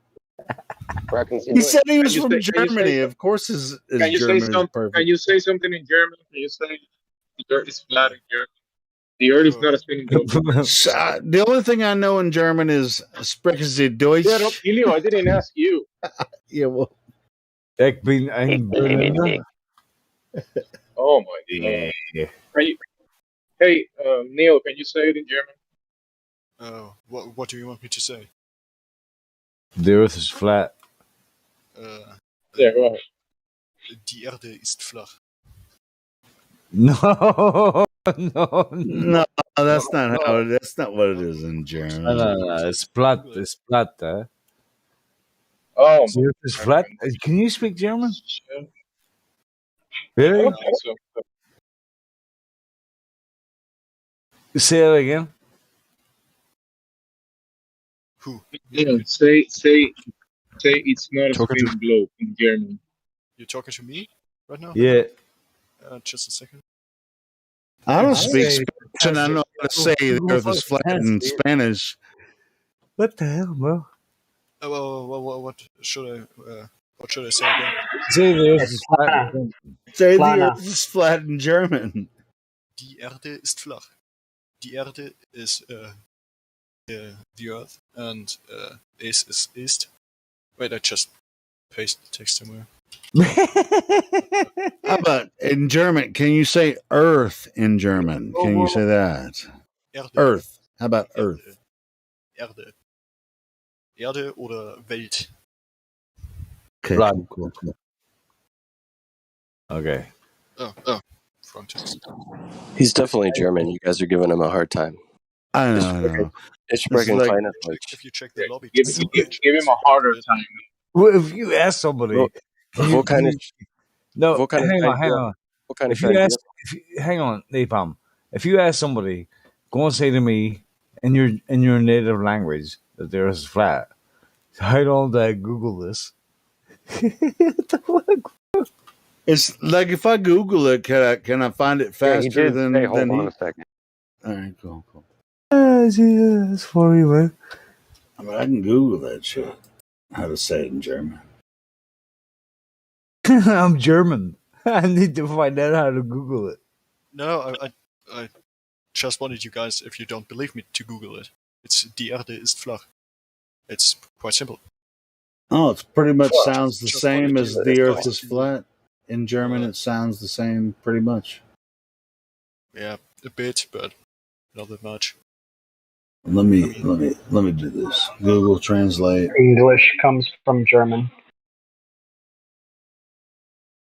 English comes from German. Does that mean? What school did you go to? What's that mean? Ja, und auf einen völligen Auto meinem Arsch. Ask him to say hospital. Krankenhaus. Yeah, so he's right. It's flat.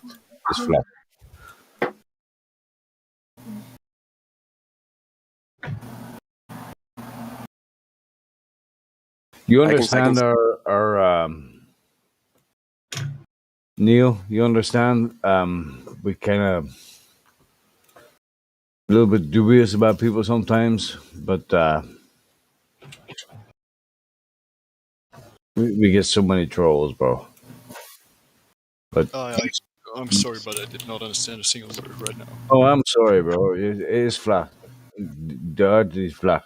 It's PMAC, bro. Oh, I guess it's probably nighttime over there. Never mind. What the fuck do you want though, bro? Well, it's noon over here, and I was going to say if you've been drinking already, but it's nighttime over there, so it makes more sense. Am I allowed to have a drink? Is that okay? No, I was just wondering, man. Listen, usually if somebody's drunk by noon, that's a problem. Friends usually speak up about that. But No, hey, I just did Google Translate. it's harder to talk with people on here if they've been drinking. Okay, I've done the same thing years ago when I was drinking. I tried to come on here and I embarrassed myself. Nobody remembers, which is great, but I can't hold my liquor like you guys can. I was just gonna say. I mean, he's right. But dirt east flock. I mean, it sounds pretty much the same. The earth is flat. Dirt east flock. No, I mean, it really sounds the same. Sounds like you're saying the earth is flat in German. Dirt. Yeah, there's a lot of German that sounds very similar. Like milk is like just milk, like or like stand up is stay auf is pretty close. You know, it's has a similar sound. Chocolate, chocolata. Yeah, warm and cold, warm and kalt. There's a lot of words that are similar in German. Your pronunciation is quite good. Yeah, my roommate in college was from Germany, so I kind of learned some from him. But it's all crap. It's all stuff I can't really say to people. You know, like meine Nüsse am Schwitzen. Oh, you can't say that. That's not something you just randomly say to people in a bar. Like, yeah. I don't know what that means, but I think it had something to do with your schnitzel. Nah. Your schnitzel. English is derived from German, Hollands, and French. Just use a napkin if you're having trouble with your sneasel. Mix You match. cover when you sneeze.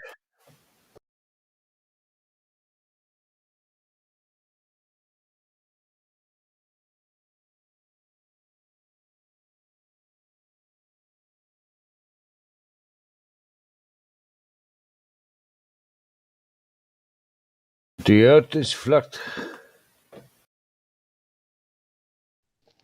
That is fact.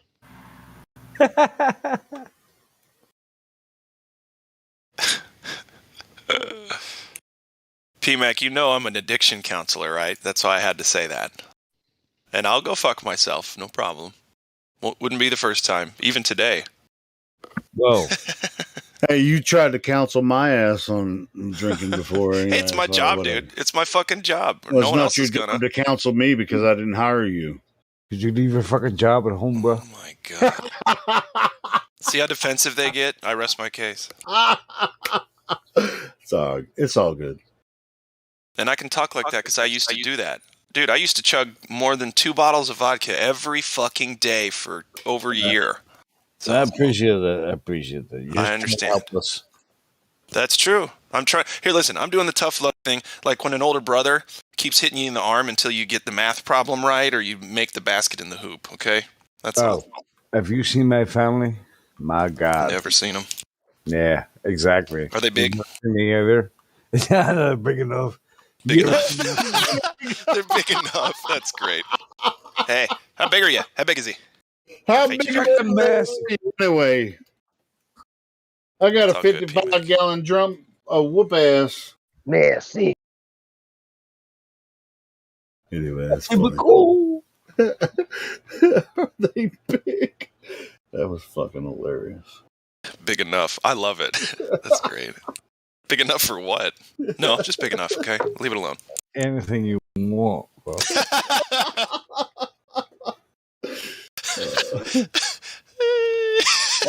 I got a big little brother. Is he bigger than you, but he's younger? Yeah. He's fucking huge. It's hilarious. He's my little brother, but he's huge. I owned a giant flea circus one time. You know, my stepbrother used to beat the shit out of me, and my mom was like, well, just start doing more push-ups. I don't know what to tell you. I was like, Mom! She's like, just don't be a pussy. It's like, oh, shit. I never looked at it like that. My grandma tried that with me, and then the next time I got in a fight, I was on top of some other kid, right ready to beat the crap out of him. My grandma pulled me off. I was Well, like, of "What? How course. dare you?" Listen, she saw that you were badass enough to complete the task. She didn't want you to go to fucking juvie. Yeah, I mean, and as far as especially if it's family, I mean, nobody wants to see family beat Trust the me, shit out this of guy family. deserved it. I get that. I get that. Hey, Miguel, I like that. People strolling around the black cube. Somehow it got deleted. Maybe he took it out. I like it. I like it though. Where is the curve? Nowhere.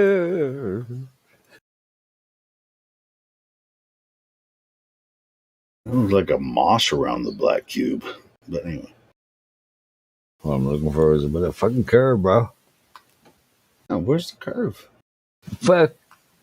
If there was any curvature to Earth, this place wouldn't exist.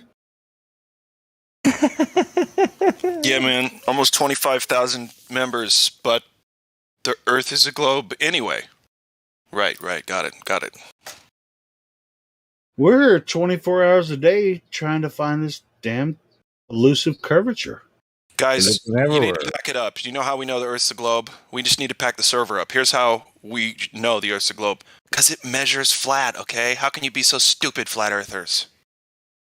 Measures flat, that means it's a globe. Get with it. Come on, catch up to reality, guys. And you can't detect any of the motion with any instruments or anything like that. That's how you know we're moving. Oh, God forbid. God forbid we use instruments to take motion. We do it everywhere else on Earth. Why wouldn't we do it to Earth? Gosh, it's strange. On that point, I mean, which instrument would you use to detect the motion of Earth? A LiDAR. Radar detector. We should put a LiDAR on the moon, right? And then see how fast the Earth is going. And then pull that bitch over and be like, you know how fast you were going? Well, why don't you contact be NASA and see if they're going to put one of those instruments on the moon? know that was one of the first things their I thought. LiDAR having asses. Why wouldn't you put a camera on the moon, bro? Like, if we're so there and we've been there and we're going back maybe in fucking 20 years, why wouldn't you put a camera on the moon? No? Sorry, what was that? They left a camera on the moon, remember? They took the selfie and then took off. Yeah, they should have panned it around. Take selfies with the camera on the moon. Just take selfies. Yeah, I mean, how badass would that be, right? They turned that camera around that they got sitting on the moon right now from like 1972, and then we could watch like Chinese New Year and then 4th of July. That'd be badass, right? Badass. Have you guys ever seen that Earthrise thing from the moon? Yes. Yes. Well, let me tell you something. That's I've seen it with my physically own impossible. That's physically impossible because everywhere they claim to have landed on the moon, the Earth would be directly above their head because the moon is tidally locked to Earth. Well, they say they were orbiting the moon at the time. The still that they took would actually be like taking up the whole fucking camera, bro. Yeah, dude. All they have to do is point that camera up from the moon, and the moon, the Earth would fill the entire completely. Their point of view, because I mean it's 4 times bigger, and they're on the moon. It would just like, but it's a tiny little fucking. They never did that. They never did it. It's what the other reasons why it's pure bullshit. It's easy to sniff it out. You know what I think happened, guys? I announced to everybody that, when the globe earthers like, Matthew, come here, like they're doing us a favor. And then ever since that happened, nobody's here. Like nobody wants to step foot in here because they really do us a favor when they come here to debate because we crush them every time. Wait. Hang, and I think this is pertinent to what we were talking about earlier. The anti-flat earthers aren't here, but every single day we get new people that have questions about this, they're not going to Professor Dave's channel because he's not going to talk to them. They come here. Like Niels. God bless him. They come here. I mean, whether it's 1, 2, 3, 4, 5, sometimes 10 people a day, they come here to talk to flat earthers. So, yeah, God bless everyone that's involved in this conversation. Professor Dave won't talk. Listen, Professor Dave won't come talk to us, but hey, they come talk to us here because we have an open platform. They can come talk to us here. If you want to figure out why the Earth is so fucking crazy, talk to people who know about it. We know. The Earth is crazy?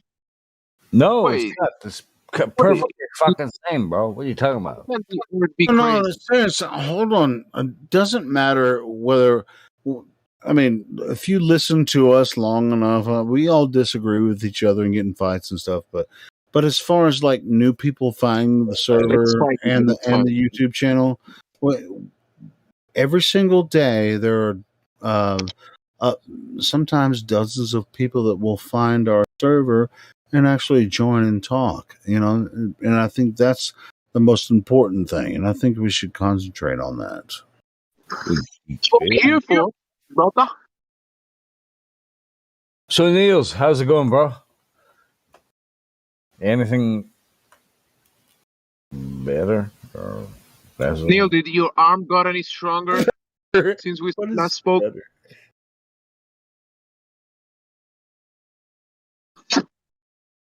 Neil be like, what the fuck are these people on about, man? No, sure. I mean, and I was going to say, hey, Neil, I mean, are you curious about, what we're talking about? We have links inside the server that you can go do some research about this.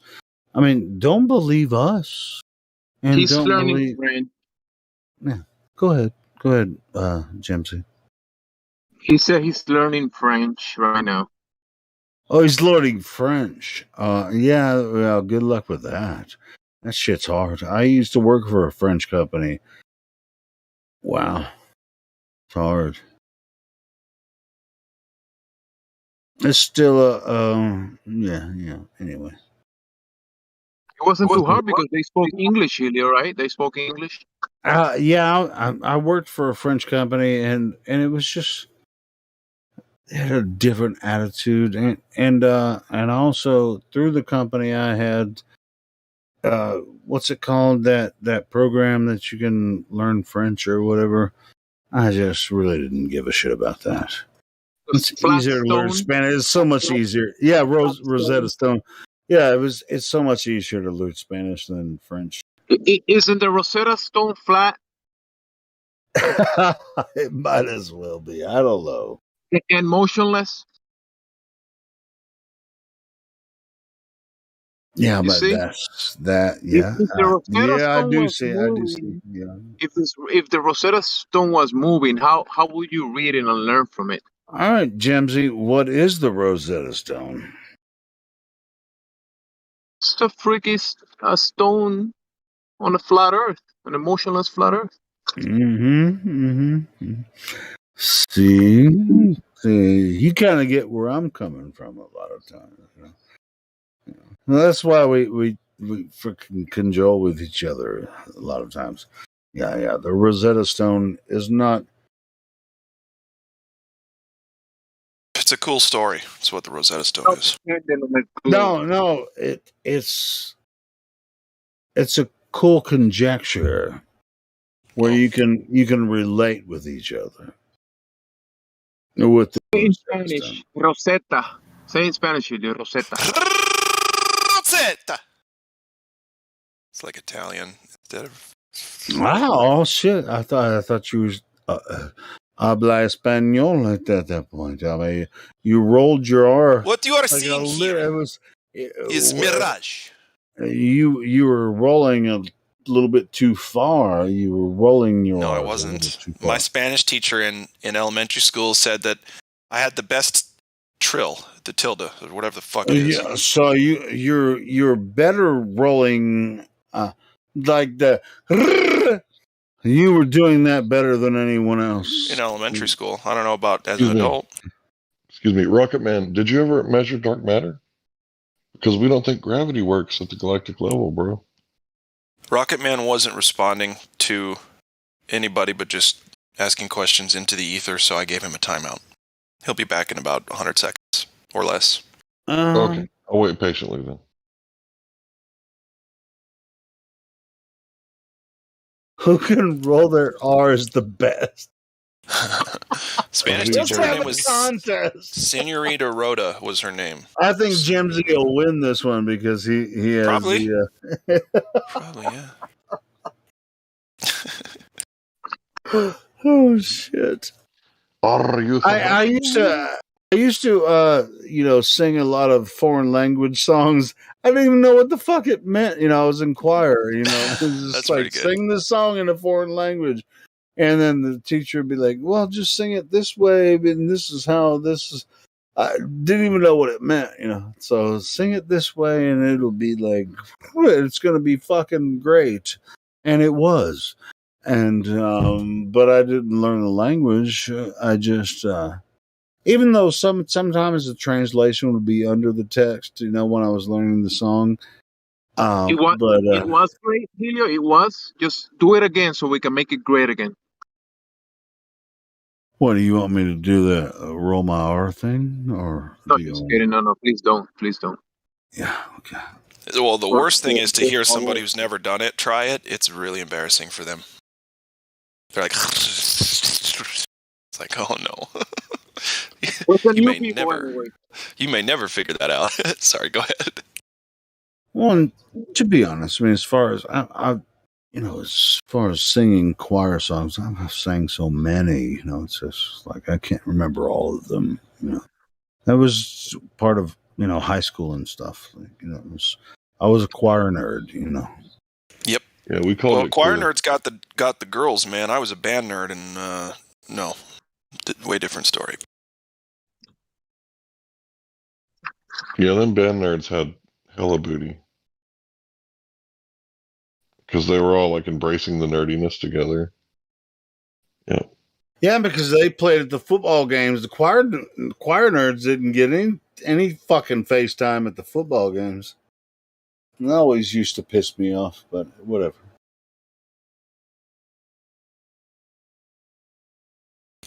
Yeah. We still have Circle.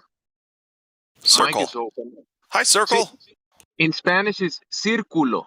Círculo. El culo in You Spanish got everybody to means say culo. Es culo. You asshole. Círculo. You can open your mic.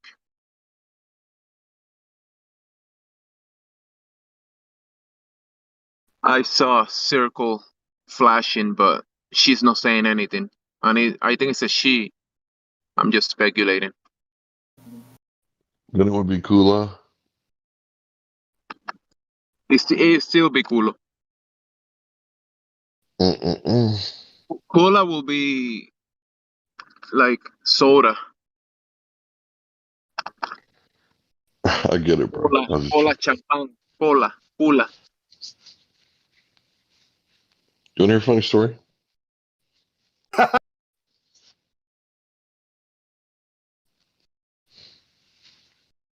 Chocolate. Yeah, why not?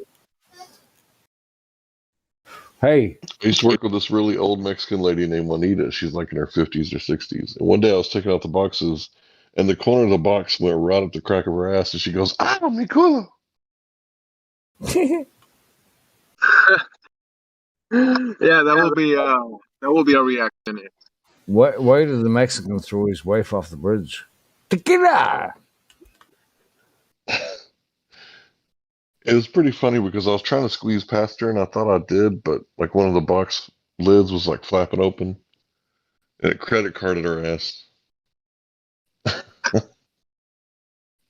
And I'm pretty sure she was a virgin. Like, she didn't have no kids. She didn't have no husband. She'd never been married. I think she was one of those hardcore Catholic ladies.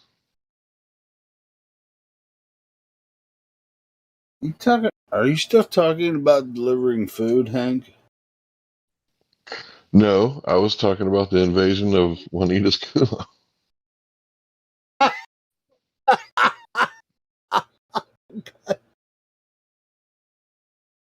Oh, this is it's magic. What the entire fuck was that? What just happened? Well, she shouldn't have been standing in the doorway blocking the door. She'd already clocked out. She should have, got out the way. I mean, it's not like I did it on purpose.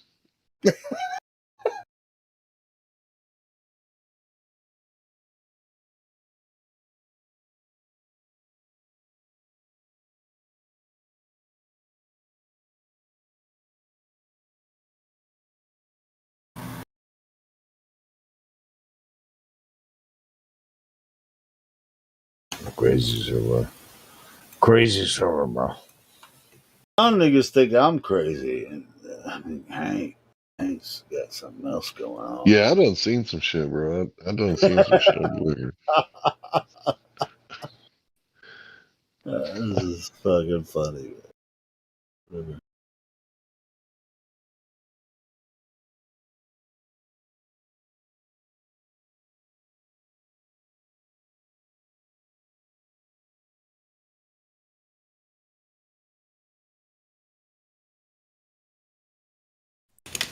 Hey, the Globers, they'll come into chat. Hang on a sec. I got to say this. The Globers will come into chat, and we keep asking politely for globe evidence. Then, as a response, the Globers will say things. They will attack the personalities, the people, and the way the server is run, and they will not provide any posits whatsoever for globe evidence. Now, I shouldn't have to explain this, but I'm gonna. 200 characters or less in a chat room isn't evidence of anything. Okay? Nothing. It's maybe evidence of a computer monitor, a keyboard, and the computer itself, and the internet, okay? That's it. Are the YouTube chatters like really getting upset with our... They just hate being held to task, you know? Professor Phil wants to be unbanned. It's never going to happen. Yeah, I mean, it's just every time Professor Phil joins the YouTube chat, everything he says is totally. That's pretty much sums it up. It's so boring. He has nothing to bring to the table. So friggin' ridiculous. And I think the most of the Globers are fucking embarrassed by it, Professor Phil. They don't support him. I've never seen in the chat someone come in and say, yes, Professor Phil, you're right. And I'm going to back you up on this. He's just in a world of his own. He really has nothing to offer the chat. So, yeah, you're right. He's never going to be allowed inside this server or in the yeah, he's been in my DMs as well. So it's just like, what is your obsession with this? Why do you feel like it's your job to disprove flat Earth at all costs? Professor Phil, you're a weirdo, man. Nobody wants to talk to you, not even your fucking globe Earth buddies. I just don't debate in text. I mean, he sent me a thing the other day about gravity and the rate of fall, and I sent him a GIF of things falling at different rates, and it's like it did when you register with a guy, right? In a vacuum, things are all supposed to fall at the same rate, right? Well, yeah. 9.8 meters a second squared. Still not scientific. Different elements. if different elements, yeah, I know it wasn't scientific. Of course it wasn't. If different elements fall at different speeds, right, that's a problem for gravity. Because gravity is supposed to affect everything the same way. And if it doesn't, then It's not uniform. It's not constant. And if it's not uniform and not constant, then how do we know that that's the reason things fall? Yeah, if you all the globies out there, if you like Professor Phil, go ahead and show your support in the YouTube chat and say, hey, you should let Professor Phil talk because he's a genuine advocate for the globe and he's really good at it. Show us, you should talk to him because he's so badass. Look how many people. Let's see how many people. I just wish that these people knew what an experiment is, or even just one measurement. I hope the audience knows that the flat Earth side of this has spent years now measuring, observing, performing experiments and tests on the Earth. And as far as Professor Phil goes, we've oh my God, Helio. And not once, hold on, brother, not once have they, the Globers, y'all listening, measured it. We've been out here doing it for years. You haven't done it once. If there were Earth curvature, there'd be at least one person who had done it. And you could find the data from that, the empirical evidence, and where we can go to get that Earth curve measurement, right? Because if it's been had, well, we can go have it again, can't we? Thanks.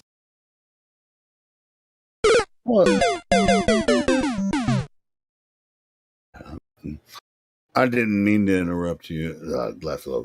But yeah, you're Professor Phil's he's not going to have anyone support him from the globe or flat side. And you're exactly right. None of the Globers are going to be able to come in here and provide any evidence for. And not only that, they demand that we answer any of their questions when they are the ones who came at us in an extraordinarily offensive manner, I might add, calling us liars and telling us to prove what reality proves itself to be already. Flat and stationary.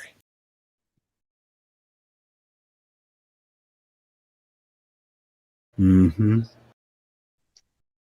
Okay, Rocket Man, your claim is globe evidence is spherical excess from geodetic surveys. Cool. Then go ahead and provide to me the data and video evidence when you yourself conducted a geodetic survey. When were you part of that? Please show me. Oh, wait, you're just saying stuff because the authorities said they got the stuff. And so you just trust anybody and everybody that says they're an expert. Okay, I'll tell you what. I'm a drummer, and I am actually an expert in drumming.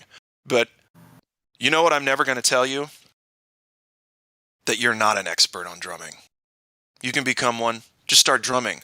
Just like we did with measuring the fucking Earth. Go and do it once, please.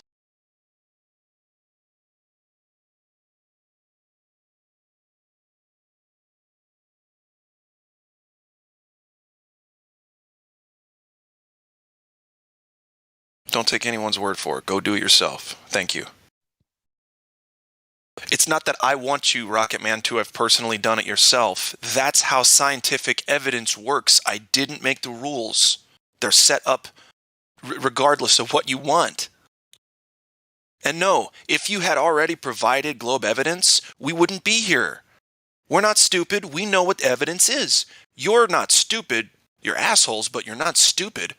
You know that you haven't provided evidence because you never come in here and talk to us. You always say, oh, well, I'm banned. Are you kidding? If Earth were a globe, I'd make a couple other accounts and really, really try and come in here. And then Professor Phil says, why are we cowards? Phil, brother, hey. Is he saying that right now in the chat? No, to my DMs. Oh, It's not that we are cowards. We're here every day asking you for something that you're not providing. He's actually in my DMs too. Yeah, he copied and pasted probably to 10 people. Allow me to do you another favor, or get a mod to do it. I am the mod.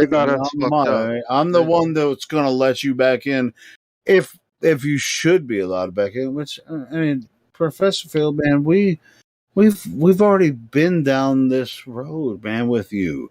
Yeah, they got us fucked up because look, we're not here to prove the flat Earth. Like, I mean, we can prove that the Earth is flat But we're all here because we were looking for evidence of the globe, empirical evidence, because a section of us smelled bullshit and didn't allow them to rock us back to sleep when the anti-flat earthers came out and gave us justifications for why the evidence that we're looking for isn't the evidence we should be looking for, like proof of spin. Oh, what you're looking at, you're thinking about it wrong. That doesn't work. That atmosphere. Oh, the atmosphere is different from air, different from gas.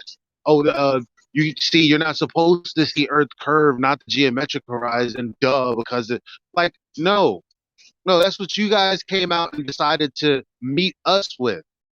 We were just asking the legitimate people for actual evidence for the claims already, not justifications for why there's not evidence of said claims. So, fuck off. Yeah, they're obsessed for some reason with flat earthers. And it's like, don't you guys have anything better to do? This is weird. I mean, if the Earth is a globe, go fuck off and go believe Rocket the Man, Earth is a globe every way you can believe all your globe stuff. Why are you fucking with us? Dude, I don't make the rules. That's what I just told you. He goes, I don't get why you're the rule maker in the FE discussion. Again, my friend, you need to look up what science is. Natural science and the scientific method, okay? Relearn what data and empiricism is. You have to do that, and then that'll give you a better understanding on whether or not you even have a claim. Which right now you don't.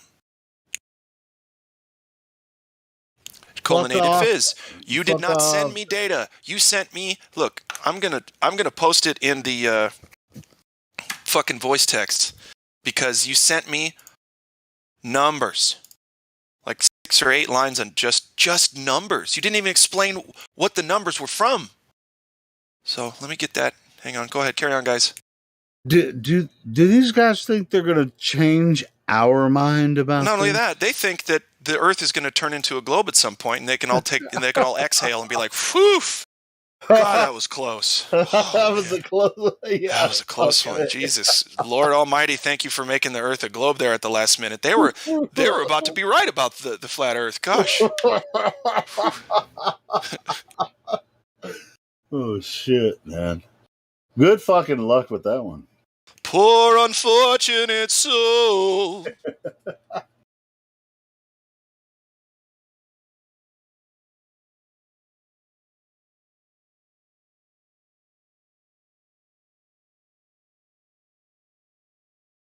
Yesterday, I got a rage quit for just asking someone to provide a citation of a straw man they were making, and they took off for the rest of the night. I was really pissed, actually.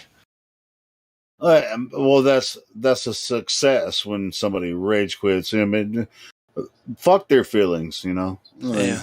Bring some evidence, and then we'll have a conversation. Well, yeah, at this point, fuck their feelings. Like, it's been years, and all they do is they come at us calling us liars and names, and stepping on people's graves too. That was fun.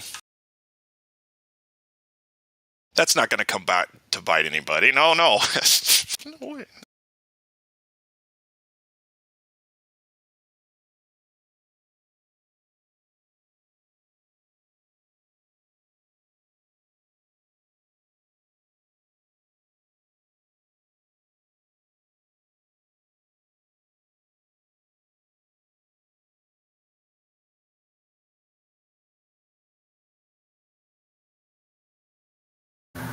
Oh, I got a Sean Hawkins email. Surprise, surprise, another dishonesty. Check this out, dude. This is the best toddler outburst. Listen to this one. My God, you are a dishonest sack of shit. You lie constantly, talk massive shit that you know you can't back up. No. And you're a coward who chickens out a debate and a challenge. You really are fucked in the head, you dumb cunt. The Earth has been measured as spherical. But how about you present your measurements of flat Earth? And then in all caps, back your claims or shut the fuck up, you pathetic lying Poe. By the way, Poe's still not a word. I don't know why you guys keep trying to make it something.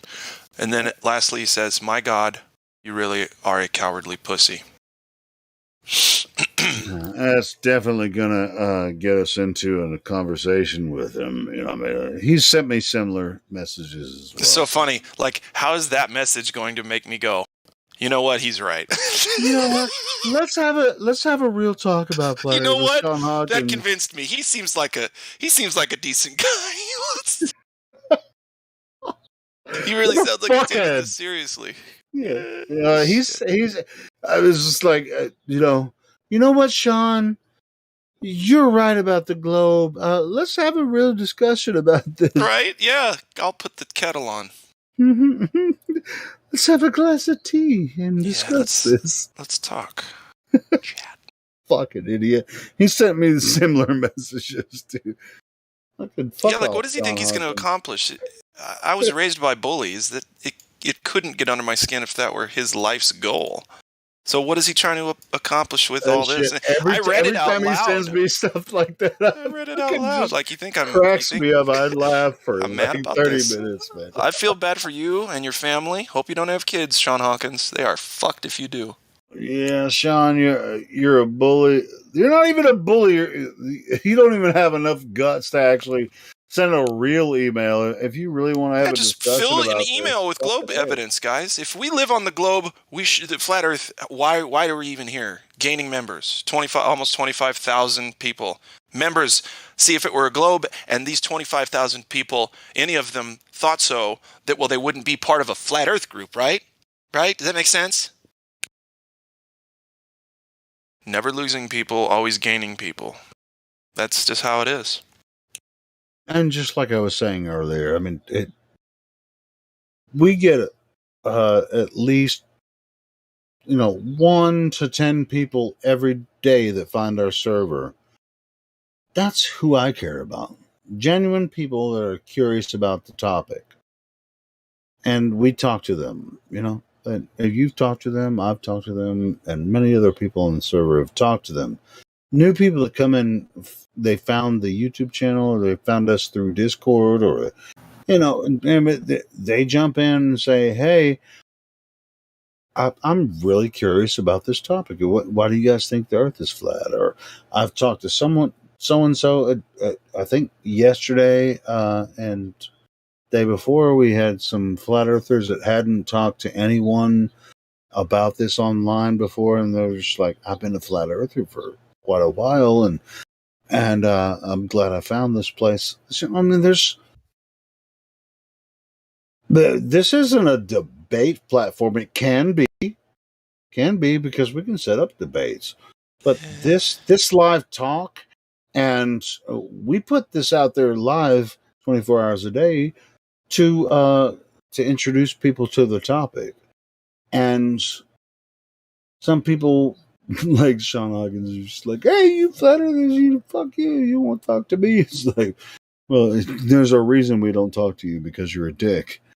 But other than that, we do have dozens of people that join us every week, and are very curious about the topic, and people that have been flat earthers for a very long time that haven't had people to talk to about this, and are frustrated, and they're just like, "Oh, thank God for this platform." So here, I want. Thank you for that, Helio. And I want Phil to know we're not afraid of talking to you, Phil. You don't concede to reality, so what's the point? Thanks. No, as far as Professor Phil or all these other globetards on YouTube, I don't really give a shit about them, to be honest.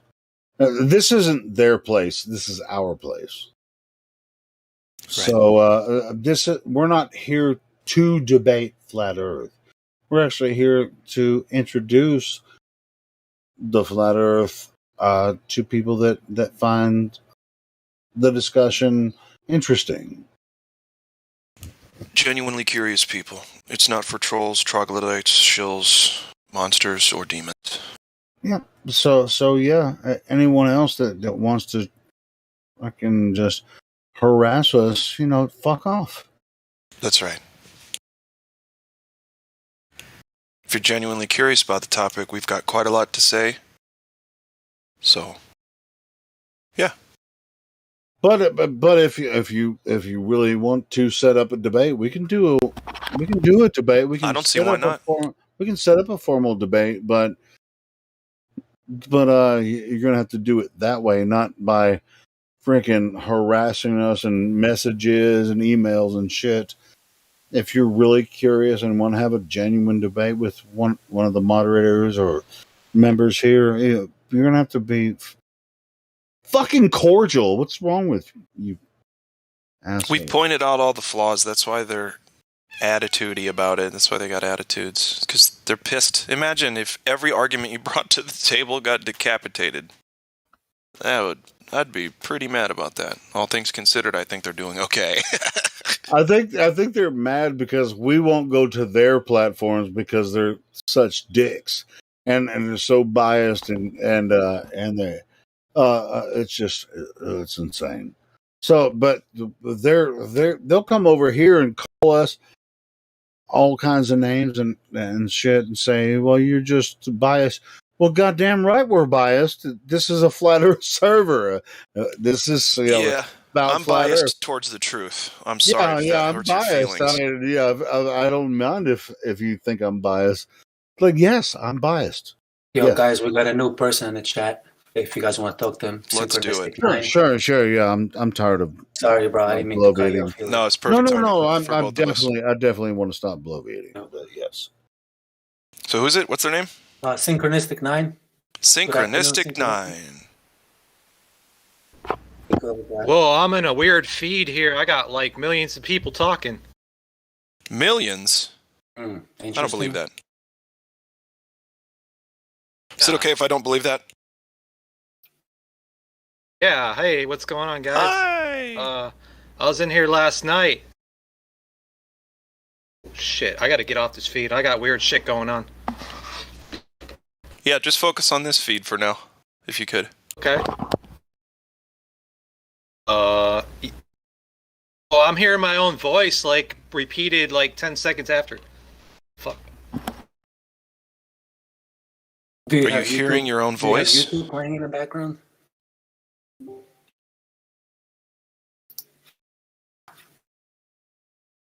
Nobody's talking right now. I don't know. You might be reconnecting. Did I do a voice check?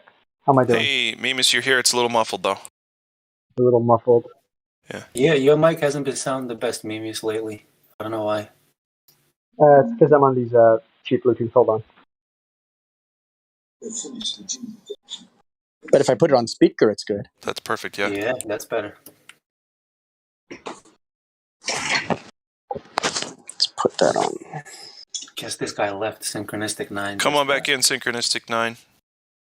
We want to show you how 9 can synchronize your life. Just kidding.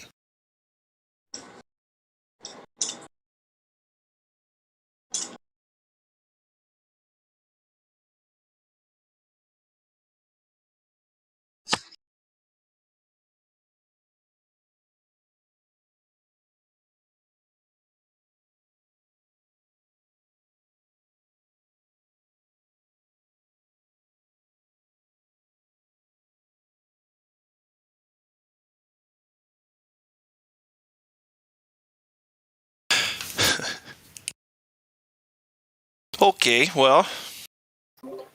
Neil's arm is strong. He's VC verified. Did you Yeah, guys talk is to he him? back? Neil, are you still here, buddy?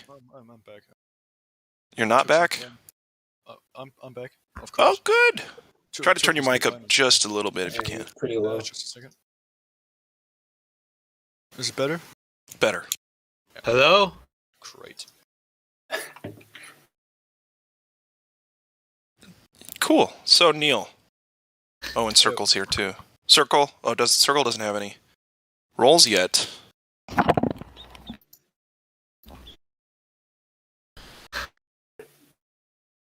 Neil's arm is strong. It's a great pun, isn't it?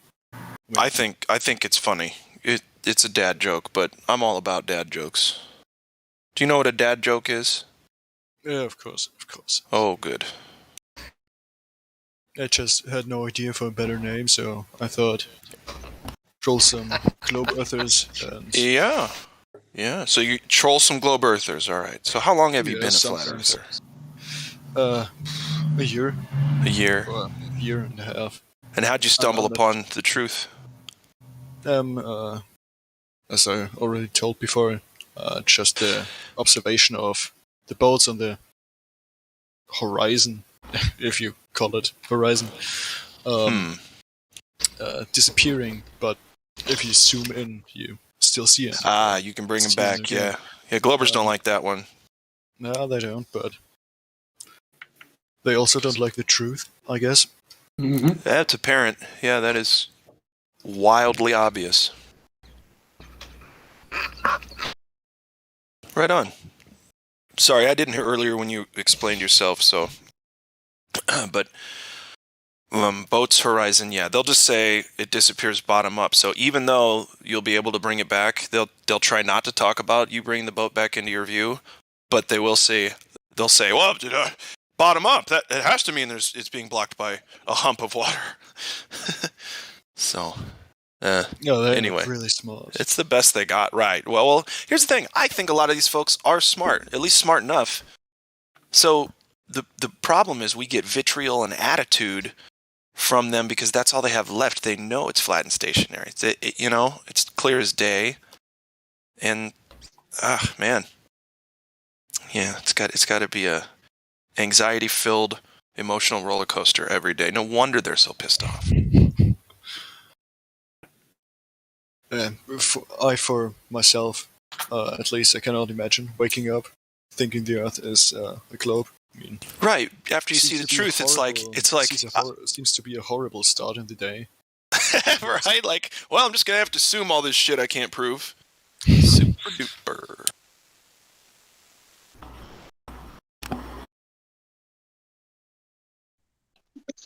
I was in gyms earlier, and they were like, all the shit that you guys say about us and them making it silly.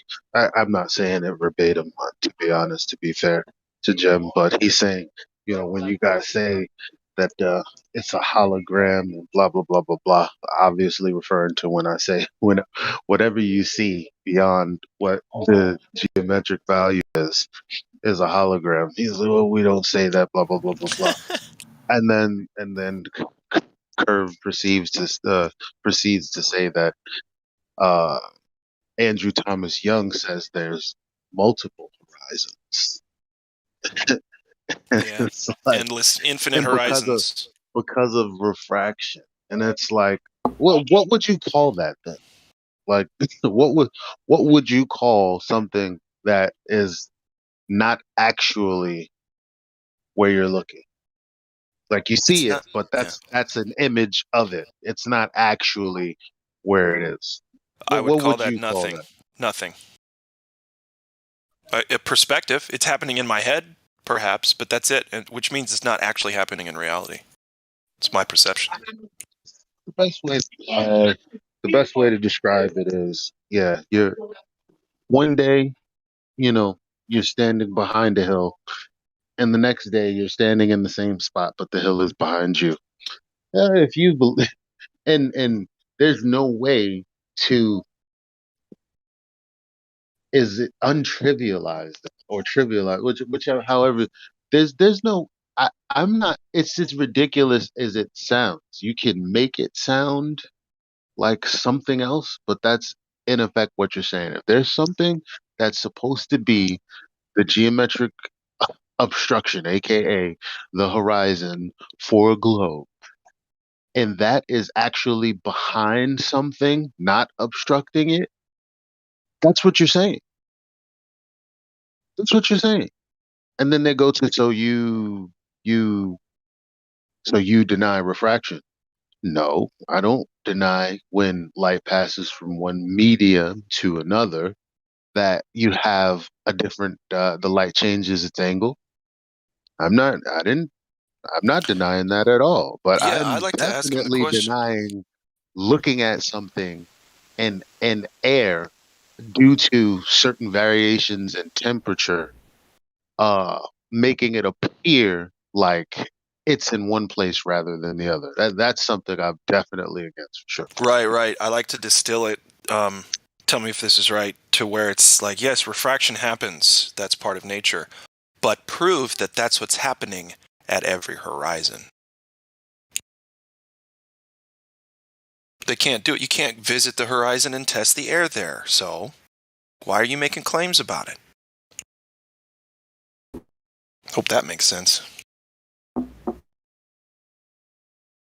Hello? Hello. Maybe Elijah, was that kind of what you were saying? Yeah, because he said, one second, guy, the new guy or whoever that was. He's like, you guys came up with all of these different terms and blah blah blah. First of all, things are what they are. The terms that are there, we utilize them when they are best applicable. Yeah, You when they're guys come up appropriate. with all of these ad hoc justifications after the claim that hasn't been met by reality. Right. Elijah, I would say it's a gross misunderstanding of what you might or might not be able to see. That's kind of the way when they're making all these arguments about here's why this is happening, but even though we show evidence of what you are seeing, and when you zoom in on a boat or when you can't see it anymore, it's a gross misunderstanding of what you might or might not be able to see.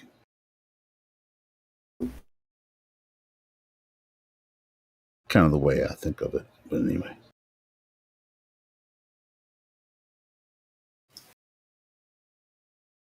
So who was that was trying to speak just then? Oh, that was me. Sorry about that. Please go ahead. Hey, what's going on? I had my other box on for the YouTube thing, and I had all multiple voices coming in, and I was getting all like, what is going on here? But yeah, hey, how's it going, guys? Hi. Yeah, I was in here yesterday listening all day.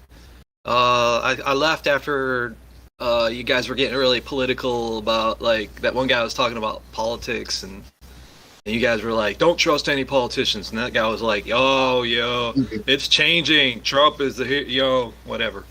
And I'm not really into politicians either. That's what's up. Yeah, we try to keep it on science here in this room. Only thing I got to say about politicians is it's 2 words. Politics is 2 words. Poly means many. Ticks means bloodsuckers.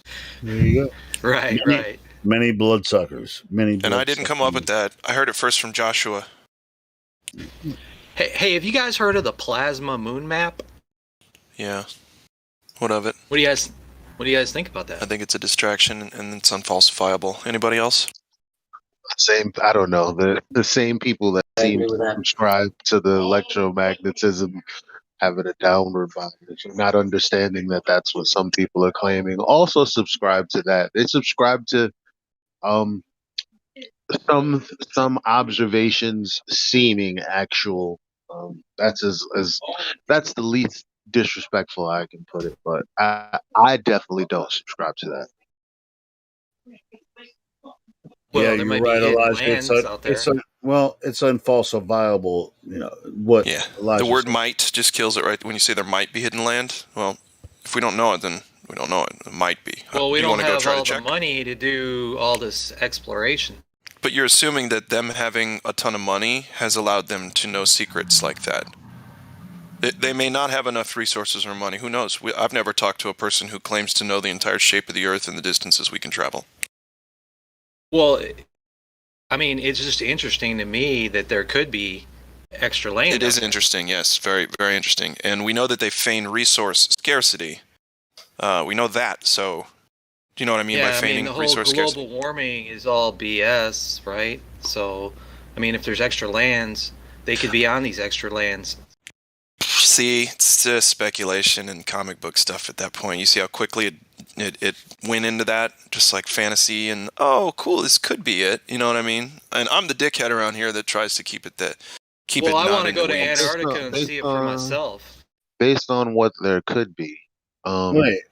based on what there could be, a story is developed off of that conditional if. So if this, then let me think of other if things. Like if this, then there could possibly be this, this, and this, this, and this residing in this. That's like if Well, it that's was how a we went and globe, explored then other we would have lands. space exploration Not really. We just and went and and explored. Sorry, go ahead. food.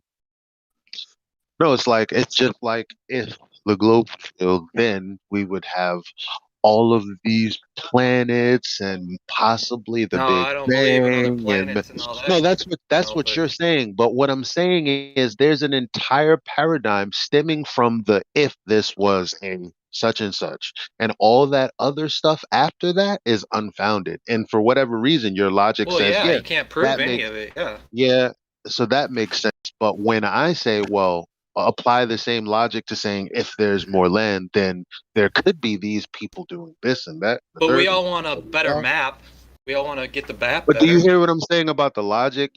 I don't, for whatever reason, you're pushing back when I'm just talking about the No, I'm just logical steps that throwing it it out takes there. I'm not to. saying it's correct.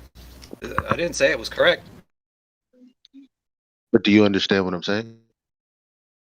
You're saying it's unfounded, so don't even bring it up. I'm not sure. No, what did I say? Well, you're saying based on my supposition that you could also make other suppositions that are false, right? Well, how about this? If Yeah. you could go to Antarctica, when you reach Antarctica, what would you do from there? Explore the inner part. The inner part of Antarctica? I mean, what No, I'm gonna prove it. I'm not. I don't. There's a believe in shitload of ice out there, bro. I don't believe in the polar, two poles. So I just would want to see how far it goes inward. Inward. You mean outward? What if that's Outward, not? whatever. What if? What Yeah, if that's outward. not? What if that's Go not ahead, possible? Yeah, go ahead, Elijah. Well, What do you mean not possible? Meaning, what if it's unsurvivable? Well, I mean, humans can't do literally anything. Like, we're limited. So, some people, I don't know, just everyone can't, like, some people are uncomfortable with the possibility that there's a limit to what we can do. And it's fine to Yeah. speculate and all that, but Yeah, what but if you we wouldn't want to just go to the coastline at least and explore on Antarctica? and do what? I mean, I've said that I've wanted to. I said it'd be great, but I know Check out that what the it's a sun's thought. doing and take some videos. It's already been done. We can watch videos from Antarctica. What? Well, I mean, what are you looking for from the I don't shore? have money to do any of this. Okay, I mean, then I'm just what do speculating you? here. I What mean, would you what I would expect want to to find? do. Are you talking about going to Antarctica from South Africa, or Australia, or South America? Which place do you want to explore Antarctica? What would you do even if you reached Antarctica? From either of those places. What do you expect to do from there? At a money standpoint, not much because I don't got much money. So, but Okay, I'm just saying, if somebody had the money, if you had the money, what would you expect? I mean, you could go outward, whatever you want to say, and then do observations. By what means and what do you? I mean, sure you can. I'd like to see if there's the dome, like they say in the 1958 encyclopedia. They say there was a dome that's 12,000 feet high or whatever. I'd like to verify if that's true. Go ahead, Elijah. I was talking. No. I want Elijah. I want your response, Elijah. Go ahead. Well, the claim is also that domes are just like they're also that's also a used to describe like a range of mountains.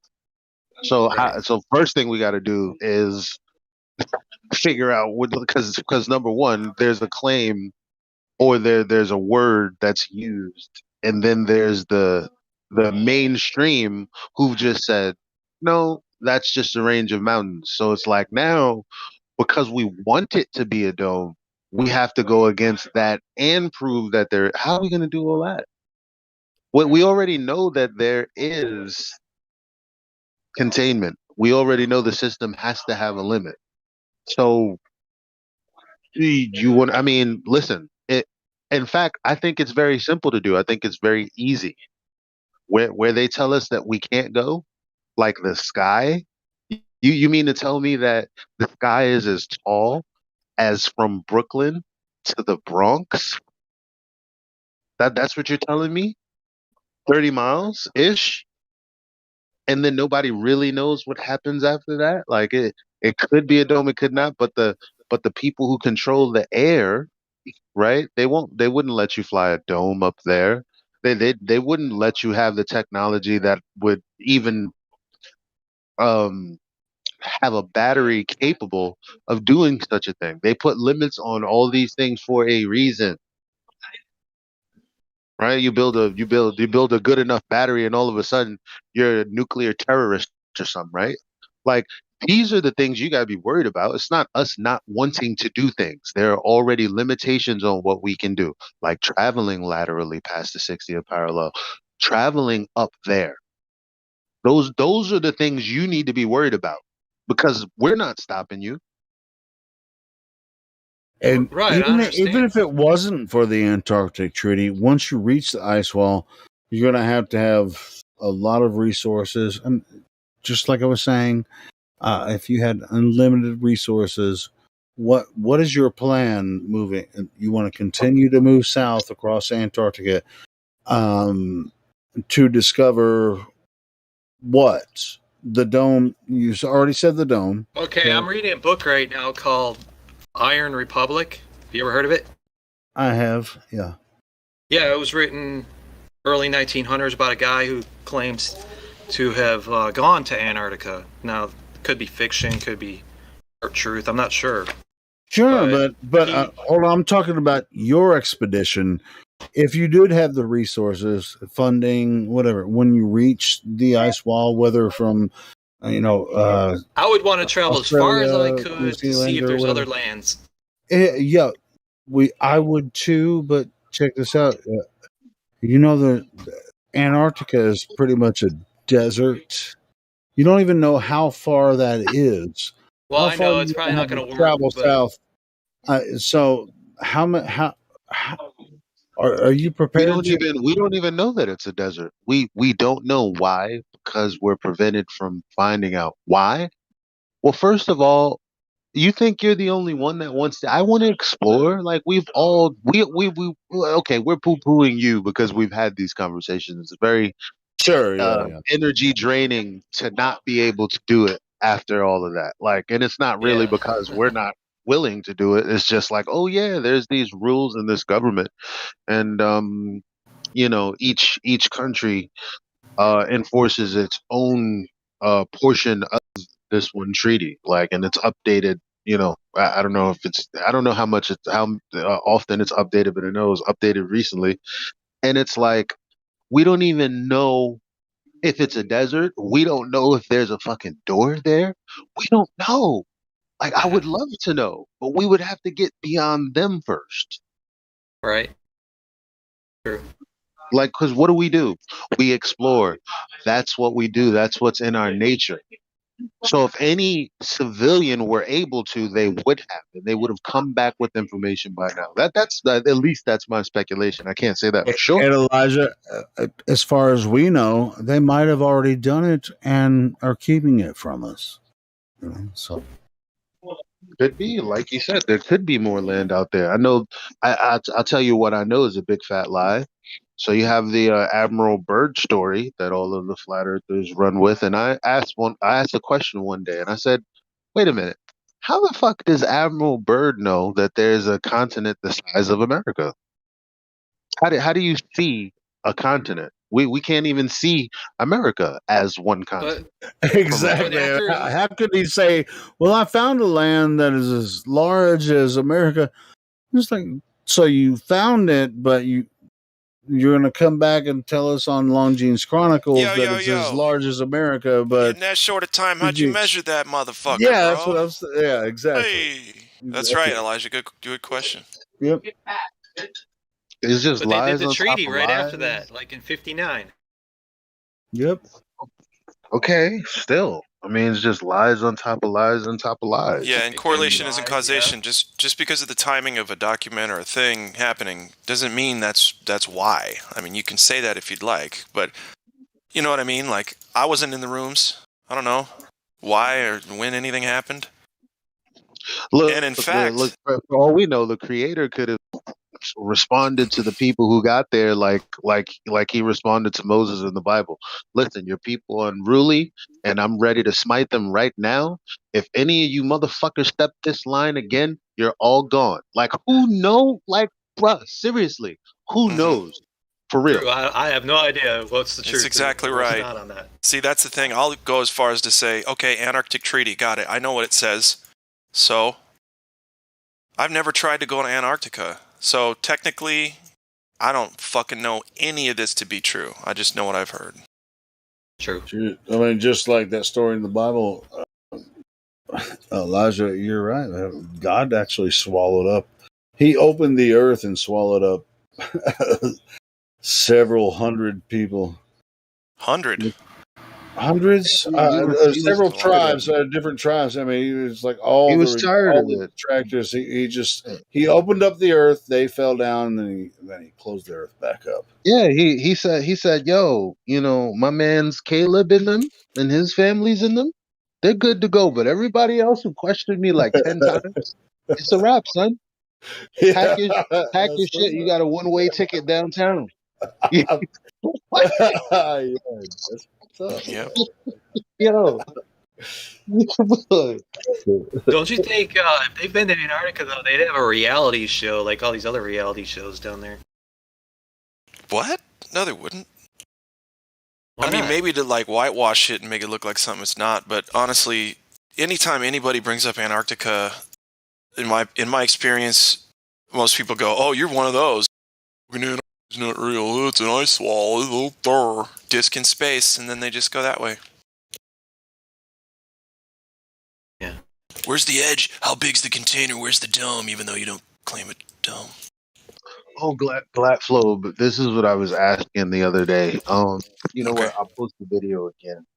Okay. And somebody gave me an answer, but I wasn't smart enough to go, okay, I buy that. I wanted, because listen, I have my biases, and I'm some things that I think I might be discovering I'm not willing to let go, and that's kind of how Glovers do. But I do check myself. By way of mass embarrassment. So I will throw something out there just to go, all right, you guys said I'm wrong, whatever. So I just posted the video again, and it's like the sun. Listen, a circle is a circle. As far as I'm concerned, whatever the fuck that's doing is not a circle. I'm trying to figure out why it's not a circle. The sun? Yeah. You're trying to figure out why it's not a circle. Do you mean the path? Right. Because in the Arctic Circle, right? Not in the Antarctic, but in the Arctic Circle, it's just a whole 24 hours, 24/7 for a period of time. It's directly above your head, and you can look at it, go all the way around. But it's not a circle, though. So at what point on the globe? Not even. Fuck the globe. At what point on this plane can I be at a point where it's doing a circle? Because, and as far as I'm concerned, that's another presupposition yet to be, because we don't know the orientation of the Earth. I mean, you guys get what I'm saying. I don't know that the sun is literally circling in a circle. I don't know that. I just know that it appears to do an arc around me where I'm at. But when you look at this video, it looks a little zigzaggy. You know what I'm saying? Like I don't get it. That's all I'm saying. Here's what I want to answer with is, and it's not a popular opinion, and I almost hate saying it, but When have we gotten to a vantage where we can watch the whole sun do the whole sun's thing in a 24-hour period? Sit there and watch it for a whole day. When have we been able to do that? Like from afar. I'm saying, watch the whole motherfucker do its thing. Alaska. I mean, some people have, right? No. Listen, I'm talking about high up in the air. You can't, from the ground, you can't tell what the whole thing is. I'm sorry. There's no way to do that. No, I mean like the people who have taken this image. I mean, hold on. I gotta go check it. Sorry, I was not from the south, wasting but from time the playing north. video games. There are some people, I assume, in the north. They can actually see this take place. Right. Exactly. Yeah. So that being the case, but what they're seeing is not a circle, though. That's not a circle. Okay, let me watch this. So where is it a circle? It's a zigzag up there, up top. Yeah, it's a zigzag. Where is this in the north? I've seen this before. I'm not sure where they're going, to be honest. I would love to know where that is. But that said, me knowing where it is doesn't make a fucking difference because I'd have to go there and observe this myself for me to make a claim on it. But it's interesting. I agree. It's certainly not making it's going one way, or it's going two ways. It's going left to right, and then it's going forward to backward, or up and down, I guess. And we know that. We know that it does that anyway. At least from the ground, right?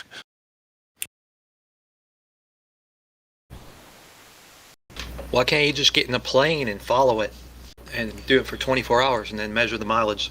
That's still not watching the whole thing from afar. Listen, I'm not going to stand on a watch hand and assume I know what the whole thing is doing. I got to see the whole watch operate. You know what I mean? And I hate to be the guy to keep saying this because it seems like I'm the only one. But guys, just like we're flat earthers, we're here. Like I feel like it's a disservice not to say, yo, there are square earthers out there, and they think that we're behind. I'm not smart enough to figure out whether we are or not. Right. I just know when they told me, hey, in 7 days from now, the moon is going to do a jump by this many degrees. Lo and behold, it did. Now that's not anything special because all you got to do is see it once to know. Post-diction, yeah. It right. But they know things that other people haven't mentioned. And I'm like, wait a minute, why hasn't anyone mentioned this? And these people are in the South, a lot of them. And I'm like, well, we don't really talk.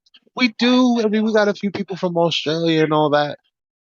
I would like to have people from South Africa. That'd be great. Actually, there are like Flat Earth Solar. He's from South Africa, I think. I'd like to get some people in from China.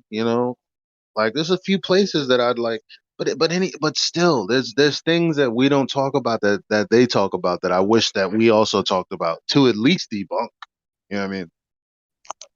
If that was. I like that opinion. I mean, yeah. I don't know why. So other people have their own thing. I agree with that, though. All I'm saying is I don't want to get locked into another paradigm because it's again, it makes the most sense. That's not what I'm about. It's an appeal. Just as simple. That's a simple appeal. My son is playing the update on Fortnite. Oh shit! I think I'm gonna go to a flat Earth meetup today. Dude, where? You don't have to dox Austin. yourself. Austin, Texas. Bruh, I lived there for 10 years. Dirty Sixth. Cool, dude. Are you going to 6th Street? No, we're going to a restaurant. What's a restaurant? Papacitos. Oh, yeah. Cool. Very good. I haven't been to one yet, so this will be my first one. Oh, cool. I've never been to one either, so you're going to have to get some film and bring it on in. Does that make sense? Just film funny, nice, cool conversations, cool people, and if they don't want their face to be shown, that's cool. If they're like the voice stuff, I think it's those flat Earth meetups, especially if they're genuine. They're good. They're good. Yeah. Yeah. I used to go on Pal Talk and debate in a flat Earth room on Pal Talk, but I left. But and this is the first time I've been back to like get with other flat earthers online. So I think I woke up in 2015 to it, and I remember I was on a plane, and I was trying to tell this dude on the plane about the flat Earth, and he was an engineer, and I had watched the live feed of the ISS, and I swear to God, it was doing some weird stuff. Like, you would see, they had the front view of the supposed ISS, and it would go over, like with the sun coming up, right? They changed it up. Like, now you only see the back view. But at the time, I started watching this, like, I swear to God, they showed the moon flying by the ISS from your viewpoint, supposedly on the ISS, and it looked like a freaking... It would zoom in, like the moon would zoom in, and then it shot off like a UFO. I was like, what the hell was that? They're messing with me. Is it video? No, it was the live feed of the ISS back then. In 2015. Okay. But you can't get that view anymore because they go to the back. They show it from the back now. It was crazy. Sorry, I'm reading the YouTube chat now. I'm burning calories focusing on this dumb stuff. Yeah, man, it's interesting. All that stuff's super interesting. That's what brought me to the flat Earth topic.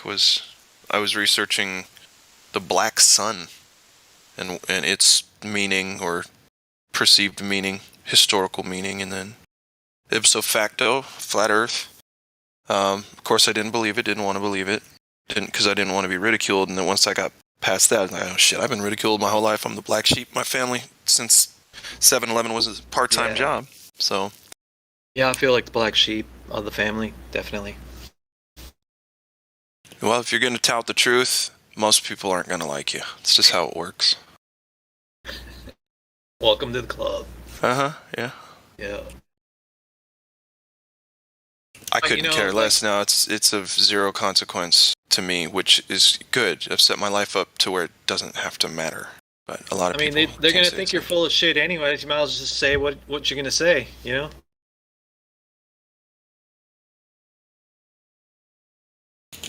Yeah.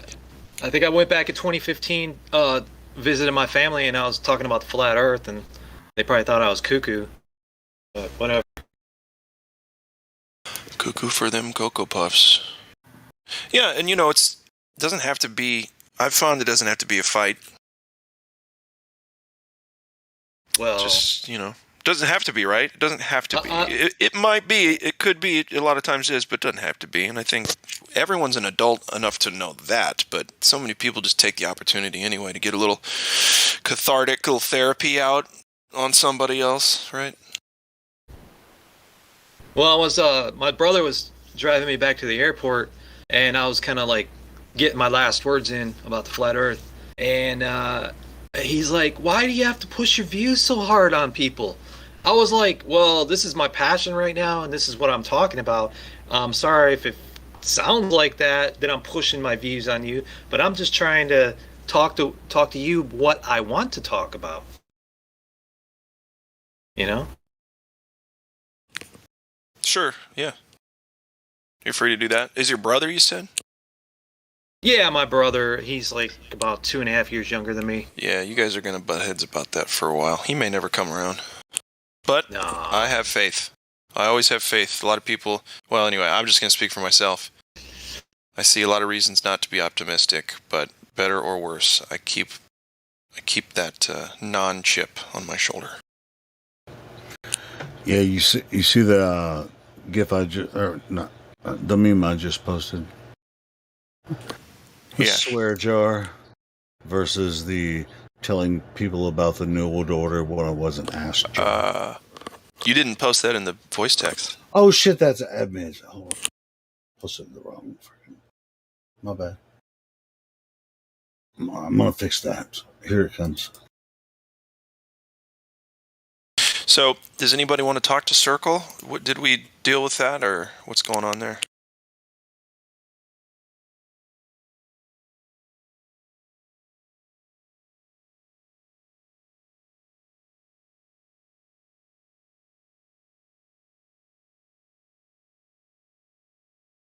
It's about to be lunchtime on the West Coast.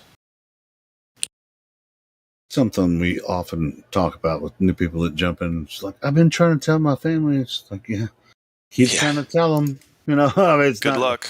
Don't try not to fight about it. Yeah, It was funny though. Keep your family relationships, but you're not necessarily going to change their mind, But when it comes down to it, if they have a question, they know where to go, about this particular thing. Yep, that's true. I came in here yesterday and I put my avatar as one of those flat Earth discs floating in space. I got jumped on about it in here. I had to change it. Well, it's kind of sensitive, One of the main non-arguments that the Globers bring is, and especially they used to do this a lot. They don't so much anymore, but Flat Earth Society is the first thing that comes up on a Google search if you research Flat Earth using Google, and a lot of other search engines too. And to them, it's an ace in the hole, right? It's like, oh, look at this nonsense. That's what they believe. And that's it. Yeah, like that Could movie. you please pass the avocado toast, Kelly? Dark City. Sorry. Dark City, that movie. Yeah, it's a good movie.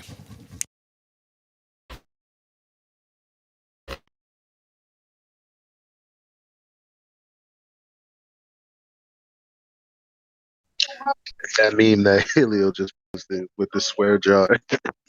That's hilarious. I tell you, it's good. It's good. I like it. I posted it on Facebook. I got a lot of reactions on it. It was pretty good. Yeah, for some reason, the flies are crazy today. It's the moon. It must be something. Fucking A, man. It's just People like just say that shit. There hadn't been flies around for a month, and all of a sudden the flies are just crazy. Get the fuck out of here. Oh, man. People are acting weird. Well, it's the moon. What, dude? It's the moon. How the fuck do you know that? People are acting strange. That's color I'm my looking wallpaper for another today. meme right now that has something to do with what you and Homeboy were talking about. I just gotta find it.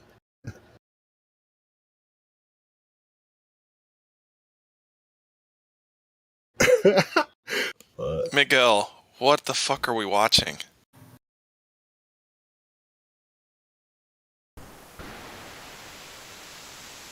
Dark City. Yeah. Shell Beach. Yeah. He's like in someone else's life, a different life.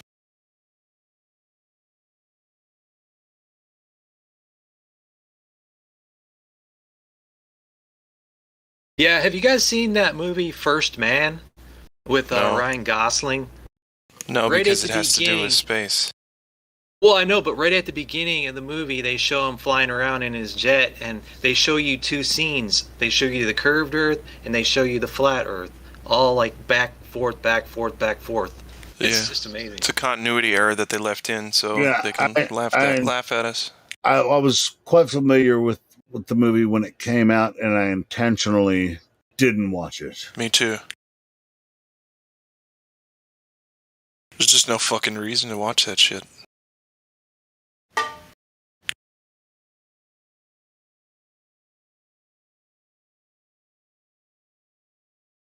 But whoever has the eyes to see, it seems like you can see through it, because they'll show you the flat horizon view. Of course, why not? Sure. Yeah, sure. Same thing with the red. Nobody's going to notice. That's what they're banking on, is nobody's going to fucking notice. And lo and behold, most people are gullible, and they don't care about the truth. So they're like, "Oh, did you see that new space movie? Yeah, it's pretty cool, huh? Yeah, the graphics are getting real good. Well, anyway." Like, man, those graphics are better than NASA's graphics. Yeah. Anyway, you checked the. Did you see the game? Fucking.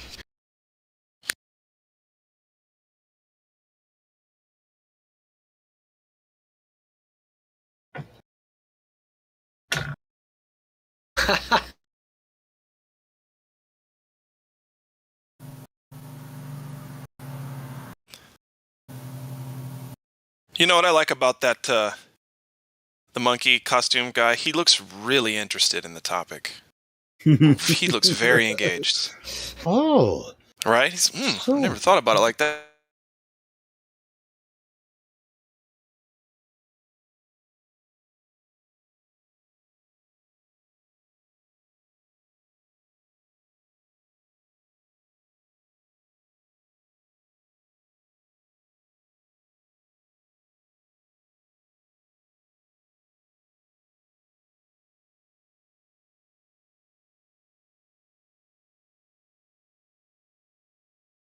Yeah, sure. Depends on how good an actor you are.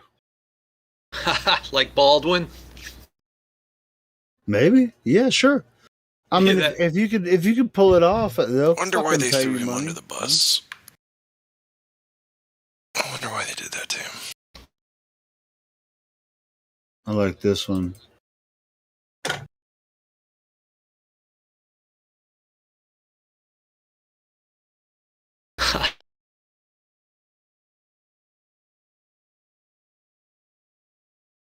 Is that a mustache or a shadow? I think it's a shadow. I don't think it has a mustache in that. It's a strange mustache. If it is, it's just half the lip. I think that's a shadow. Clearly not on the other side. Oh God. That's disgusting, bro. Oh. Big oof. That was funny.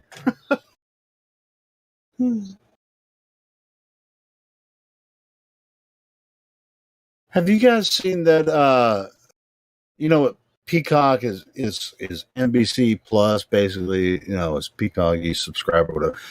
You don't have to subscribe to them to watch their original shows, but they did a Brave New World series. It's like one season of Brave New World. It's not just one movie. It's a series. It's like, I think there's 8 episodes. Maybe.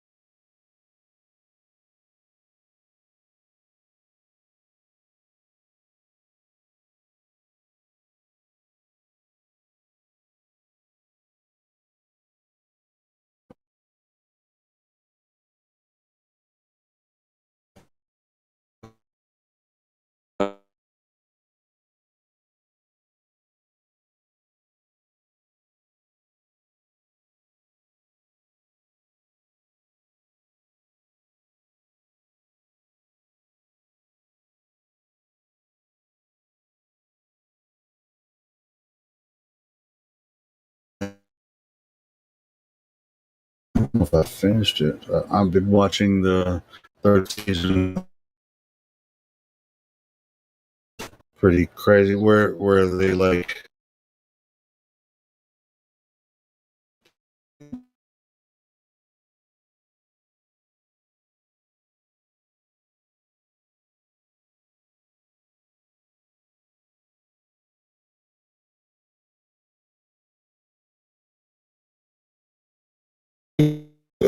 All these girl soldiers and stuff, and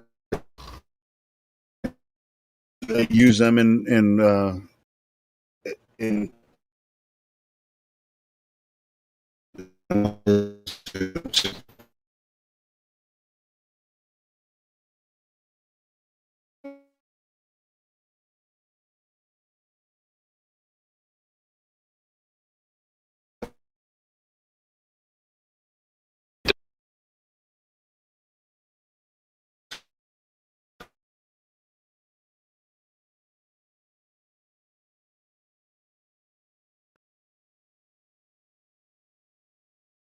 Yeah, it's just like I got bored for a while. I was like, what the hell am I going to watch now? And then all of a sudden, a whole bunch of shit is coming out. All that's when new shows come out.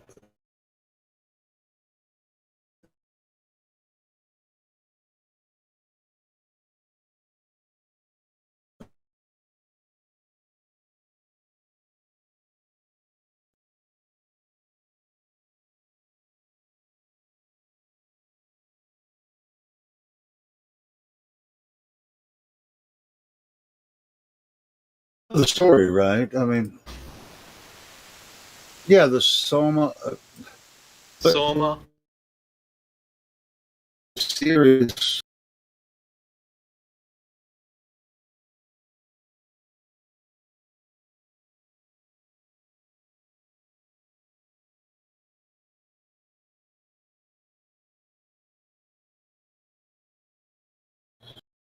Yeah, it's kind of what this is. It's like when you stop taking the Soma, then you start to see what's really going on. I couldn't see color.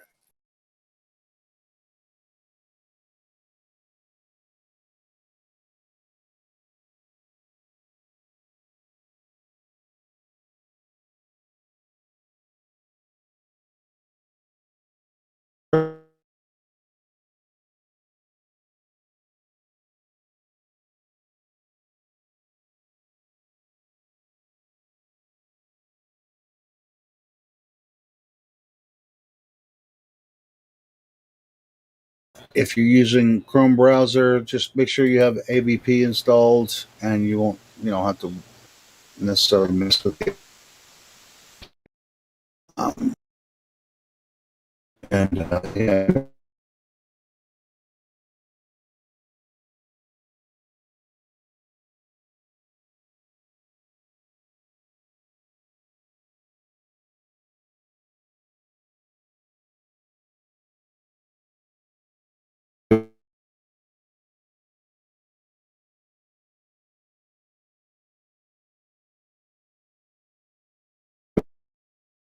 Part, you can just close them down, and then you'll be able to watch the show.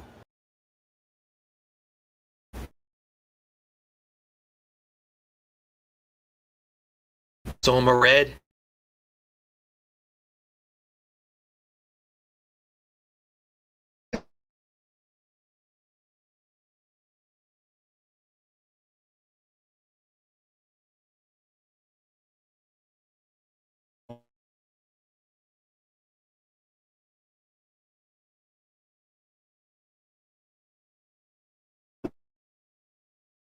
Yeah, Summer Red is episode 9, but yeah.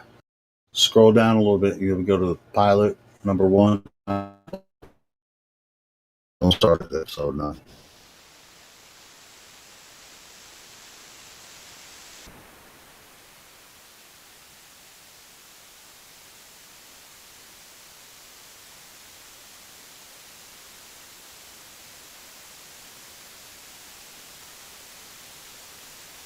Got to make a flat earth dance like on TikTok. And if make a flat if you want to.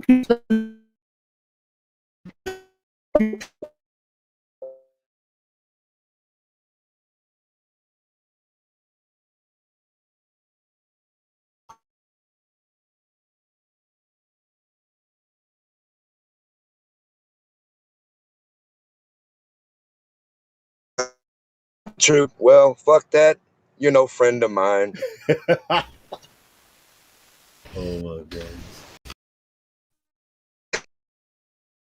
Guilty feet have got globe rhythm. Oh, it's easy.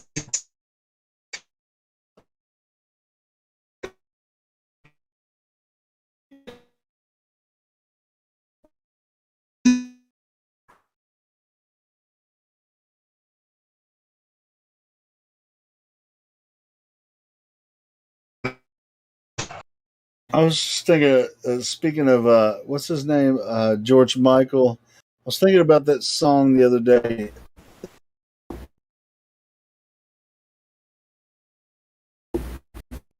Was it?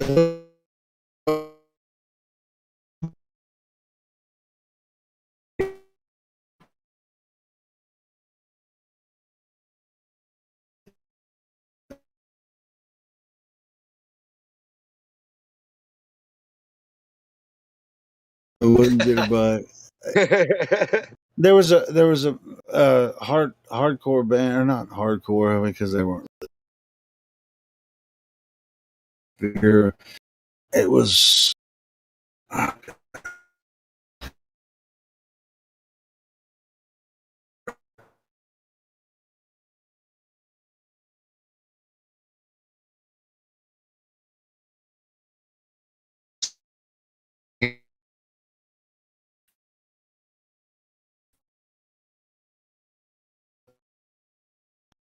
Don't leave me hanging on the globe like a yo-yo.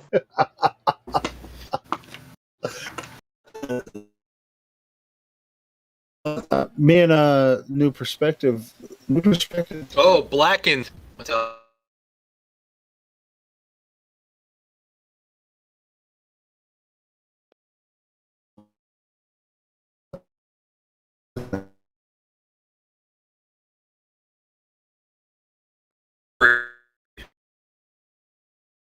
Flat Earthery.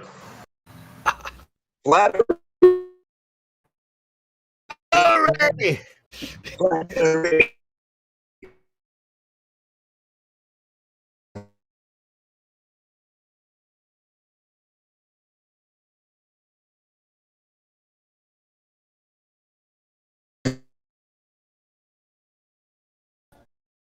I'll quit.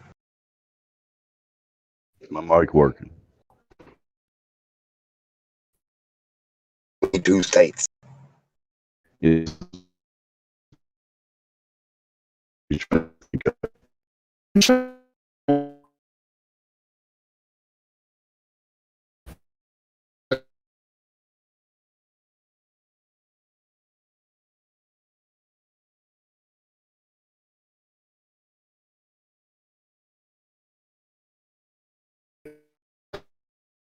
Why can't we live a fantasy life? That's a good one too. Yeah, but that's Faith. You gotta have faith. Faith. Yes.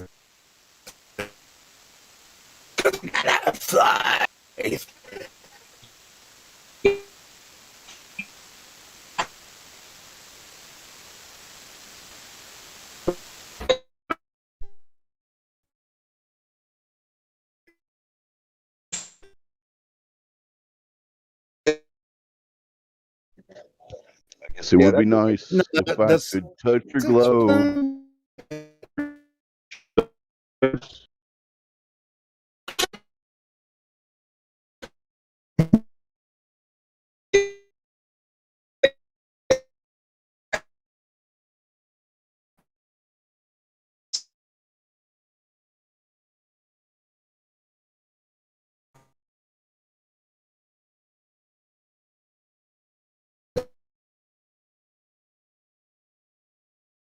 I guess it would be nice if I could touch your body. Limp Biscuit? Yeah, it was Limp Biscuit. It was going to come together. Thanks, Dave.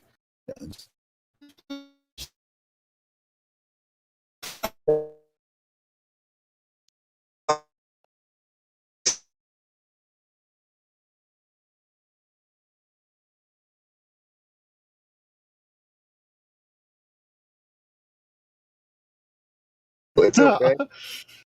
Kind of makes me. Nah, I'm not going to say it.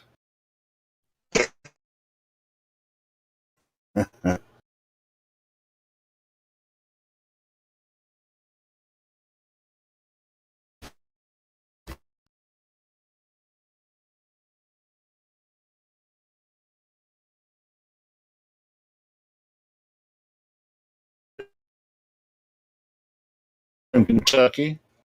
Kentucky represent. Riding a motor vehicle. That's unusual for me.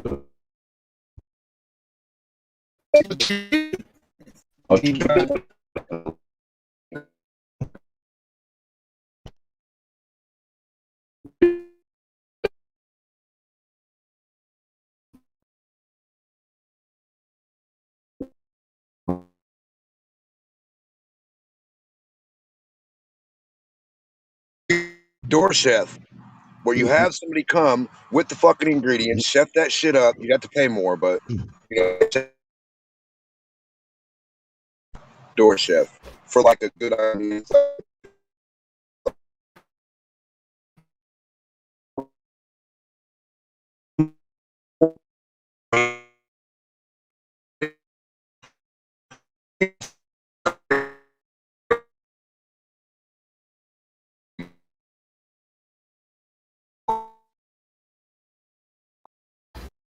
Then you'd have to clean up everybody else's kitchen after you get done. No, you don't. No, you don't. You got. Dude, y'all motherfuckers out.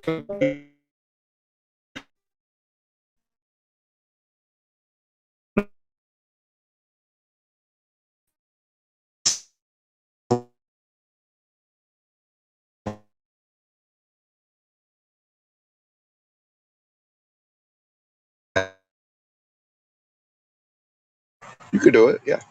And you just have the stipulation, like if they didn't have certain, you.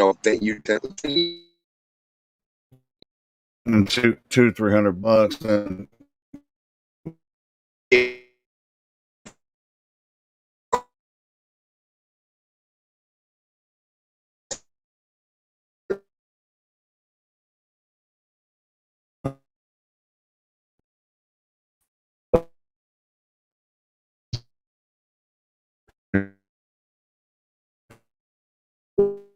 There's already catering But services if out they're, there. I know, but if they're What you're gonna talking about, pay me like $300 at least.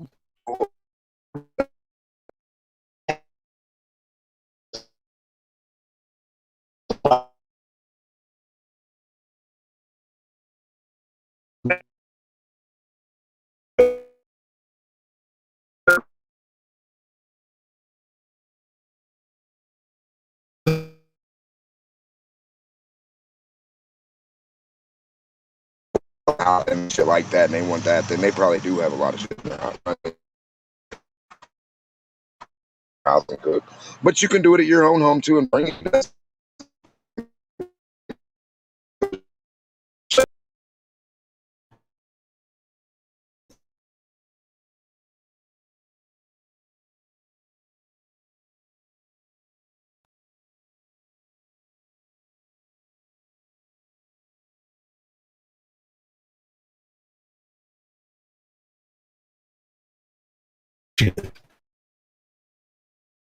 And yeah, okay, yeah, and you're like, okay, do you have these utensils that are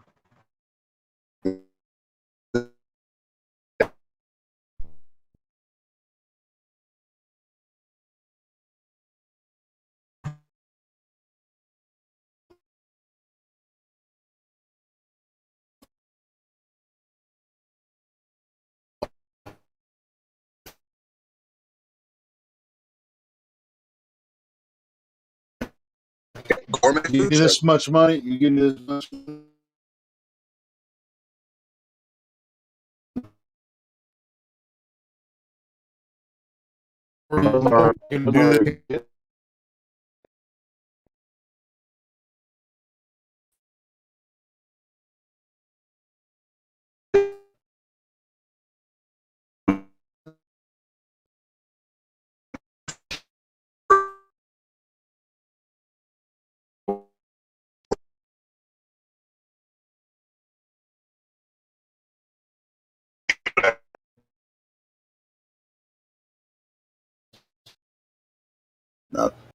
not the way it works, bro.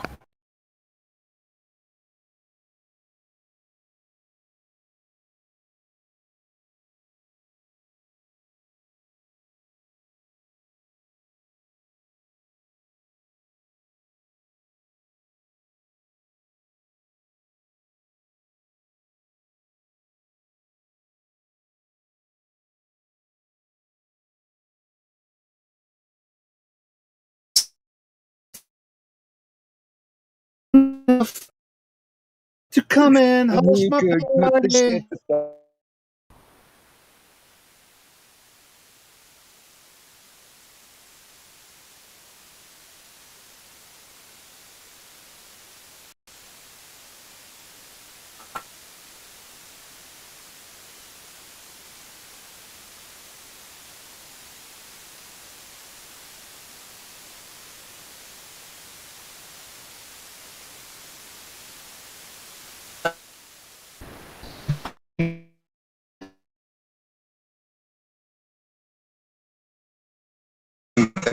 car for certain things.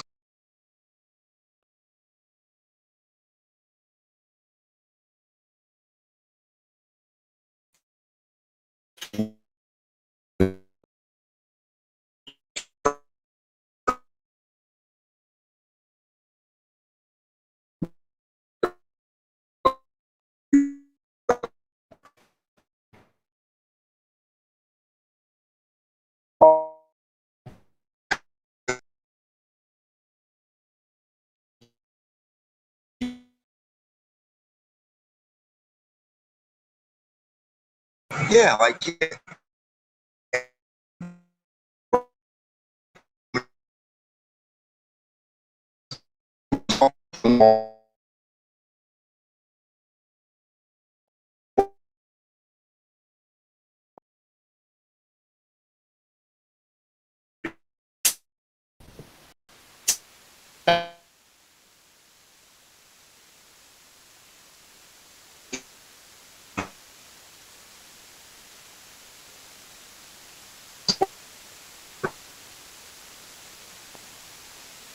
Maybe you can answer. or electric Just shock. like electric.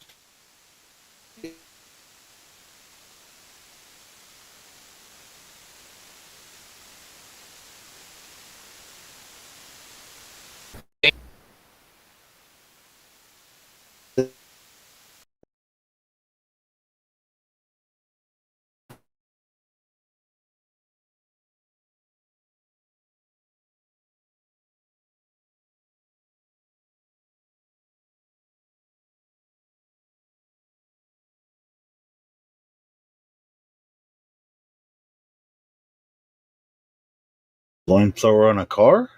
Wasn't that in RoboCop? Like it was underneath the passenger and driver door, so if you tried to break in to the door, the flames would start coming out at you. I think that was in RoboCop. Yeah, but I wouldn't do flames, man.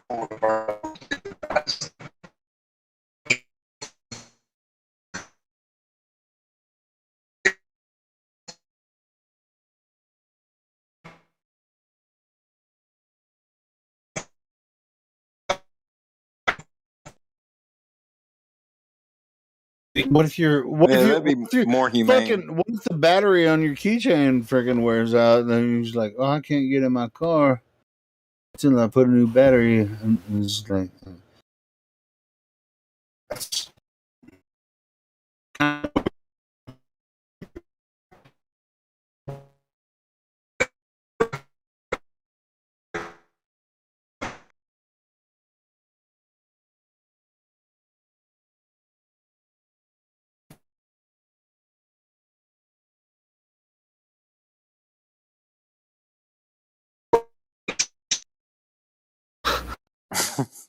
you paranoid mother.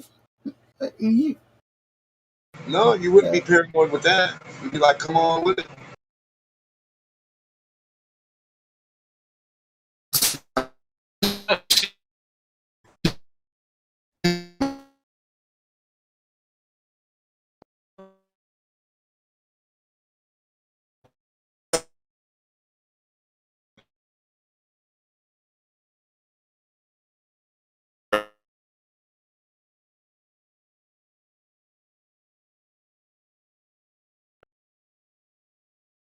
I actually just stopped the live stream. Did it happen before? I got stopped? screenshots, bro. Right, cool. I'll check it. Once again, he says, I see the water around the earth.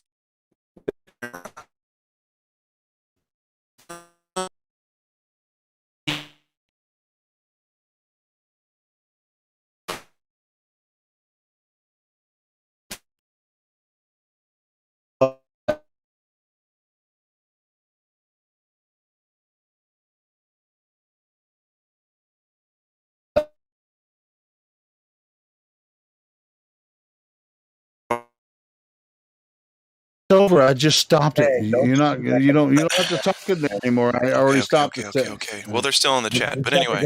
It lingers for. I know. Okay. Let me get the fucking screenshot. It's not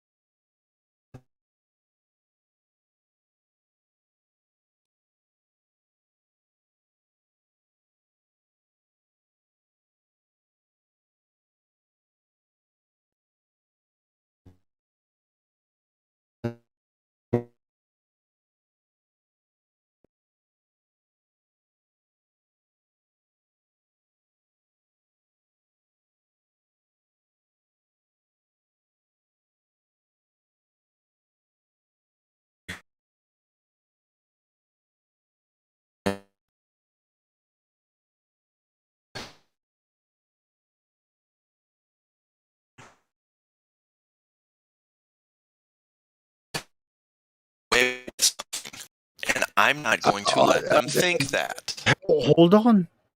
But who's the boss in there? You. They think I'm not paying attention. Oh, good girl. Anyway, he can walk around the earth with his camera. Ooh. It's fun. I don't know. Anyway.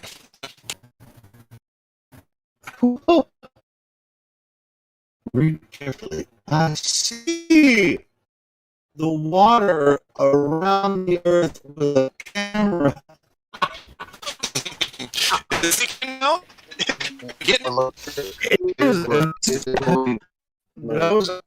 I was in games with Phil earlier. I was just like, bro, why don't you set up a friggin' discussion on your own channel instead of trying to exploit our channel, idiot?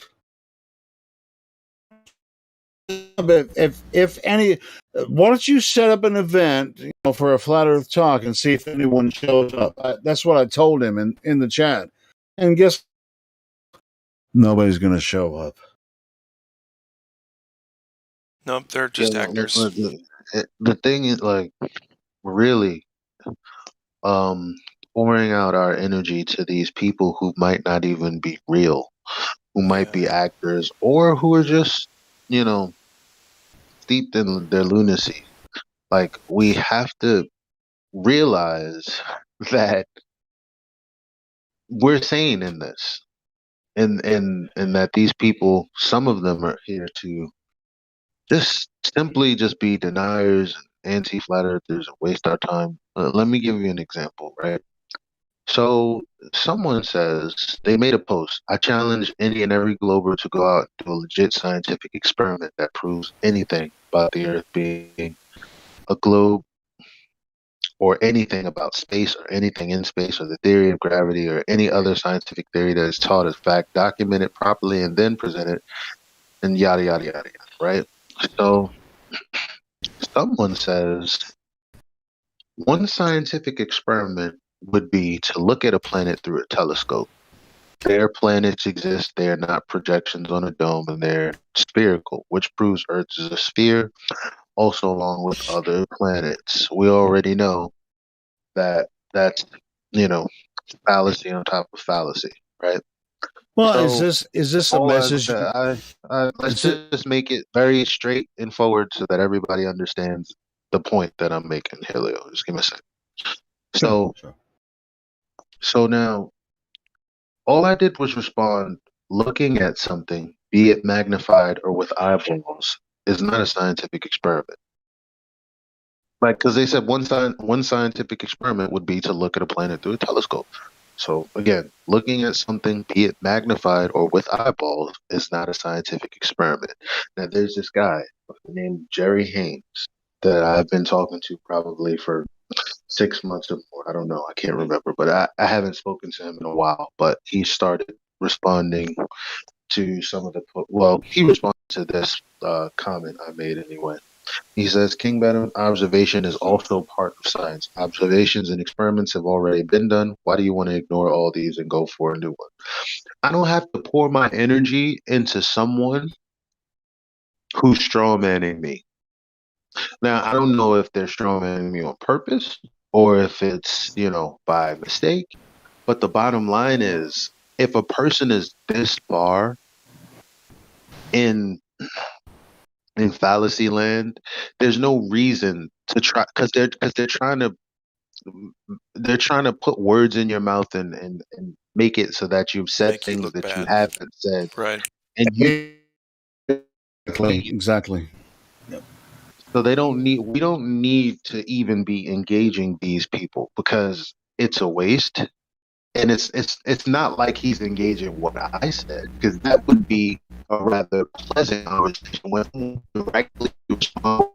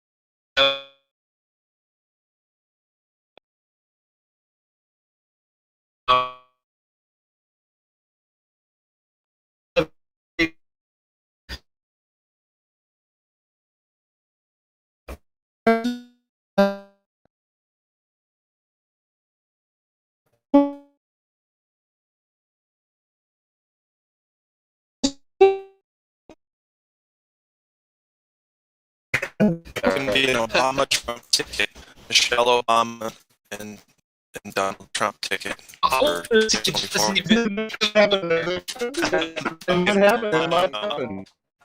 Shit, It might happen though, man. Seriously, because I know Trump's planning on running again. So. I just recently saw where Michelle Obama they did a like a whatever, like a damn, to see if she would be popular, and they said that she might run for president. Yeah, it'd be as Oprah bad was as. gonna run. Oh God. Who goes to President Michael Obama? That sounds pretty cool. Yeah, yeah, Michael, Mr. Michael. Dude, this would be the biggest clown show. If it's Trump and Michelle, it'd be the Lady biggest Michael. clown show of all time. Yeah, man. No, I mean, I thought it was bad with Don't Trump and pet Hillary, but this would be even bigger clown show. Or Howard Stern would be a Don't pet clown it for show. president. You know, I'd do Stern. Howard doesn't I can want to be handle Howard Stern. president. That'd be funny as shit. Yeah, but he doesn't want to be president, so I don't think that's Don good. Pettit for president. You know, Don you want- Pettit for Yeah, Don Pettit. Dude, I'd vote for him 100%. So what happens if you get a leak? Who's that? Is that You have a Arvin? leak. Yeah, a leak. Hey, what's up, Arvin? Shut up. What up, everyone? Hello, guys. Yeah, for some reason, everything is roboting on my side. I don't know. You sound good here. All right. Yeah, you sound good here. Discord's just acting weird today for some reason. Just let it flow. Let yourself glow. Slow and low. That is the tempo. Yeah, it was robotic for me earlier. I just disconnected and reconnected. Yeah, you might have jumped. Yeah, I it did was that good. like 4 times, and it's now I can at least hear something. The first time I was just sitting there, seeing you all light up, and there was just no sound whatsoever coming. Really? Well, Now to be honest, we've then it been was like roboting, talking now over it's each kinda- other the whole time. so. Everybody sounds kind of metallic right now. Really? That's weird. Yeah. Are you on your Blue And Yeti? I haven't even gotten the juice Well, yet. Hold on. Are you on your Blue Yeti? Because I'm using my Blue Yeti. Like, are you going headphones straight from your Blue Yeti to your computer? I'm just using the normal setup I've always used, so Weird. Just disconnect and reconnect. yeah. He said he already did that a few times. Yeah. Yeah, I had to do it a few times, but then it fixed itself for me. Either way, it's working. Apparently, it's working now. Cool. Well, hey, welcome, Marvin. It's good to see you.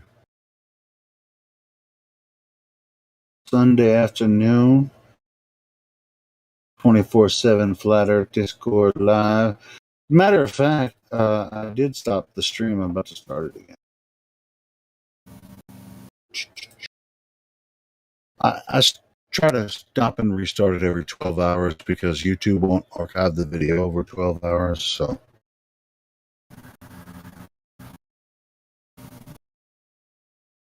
So I'm about to restart the stream again. Update titles.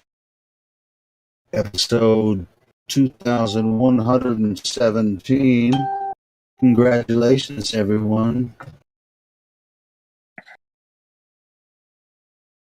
2,117 episodes of 24/7 Flat Earth Discord.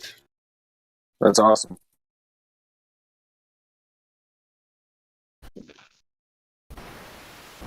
What made you guys do 24/7? So, do y'all think you can use a sextant accurately on a globe?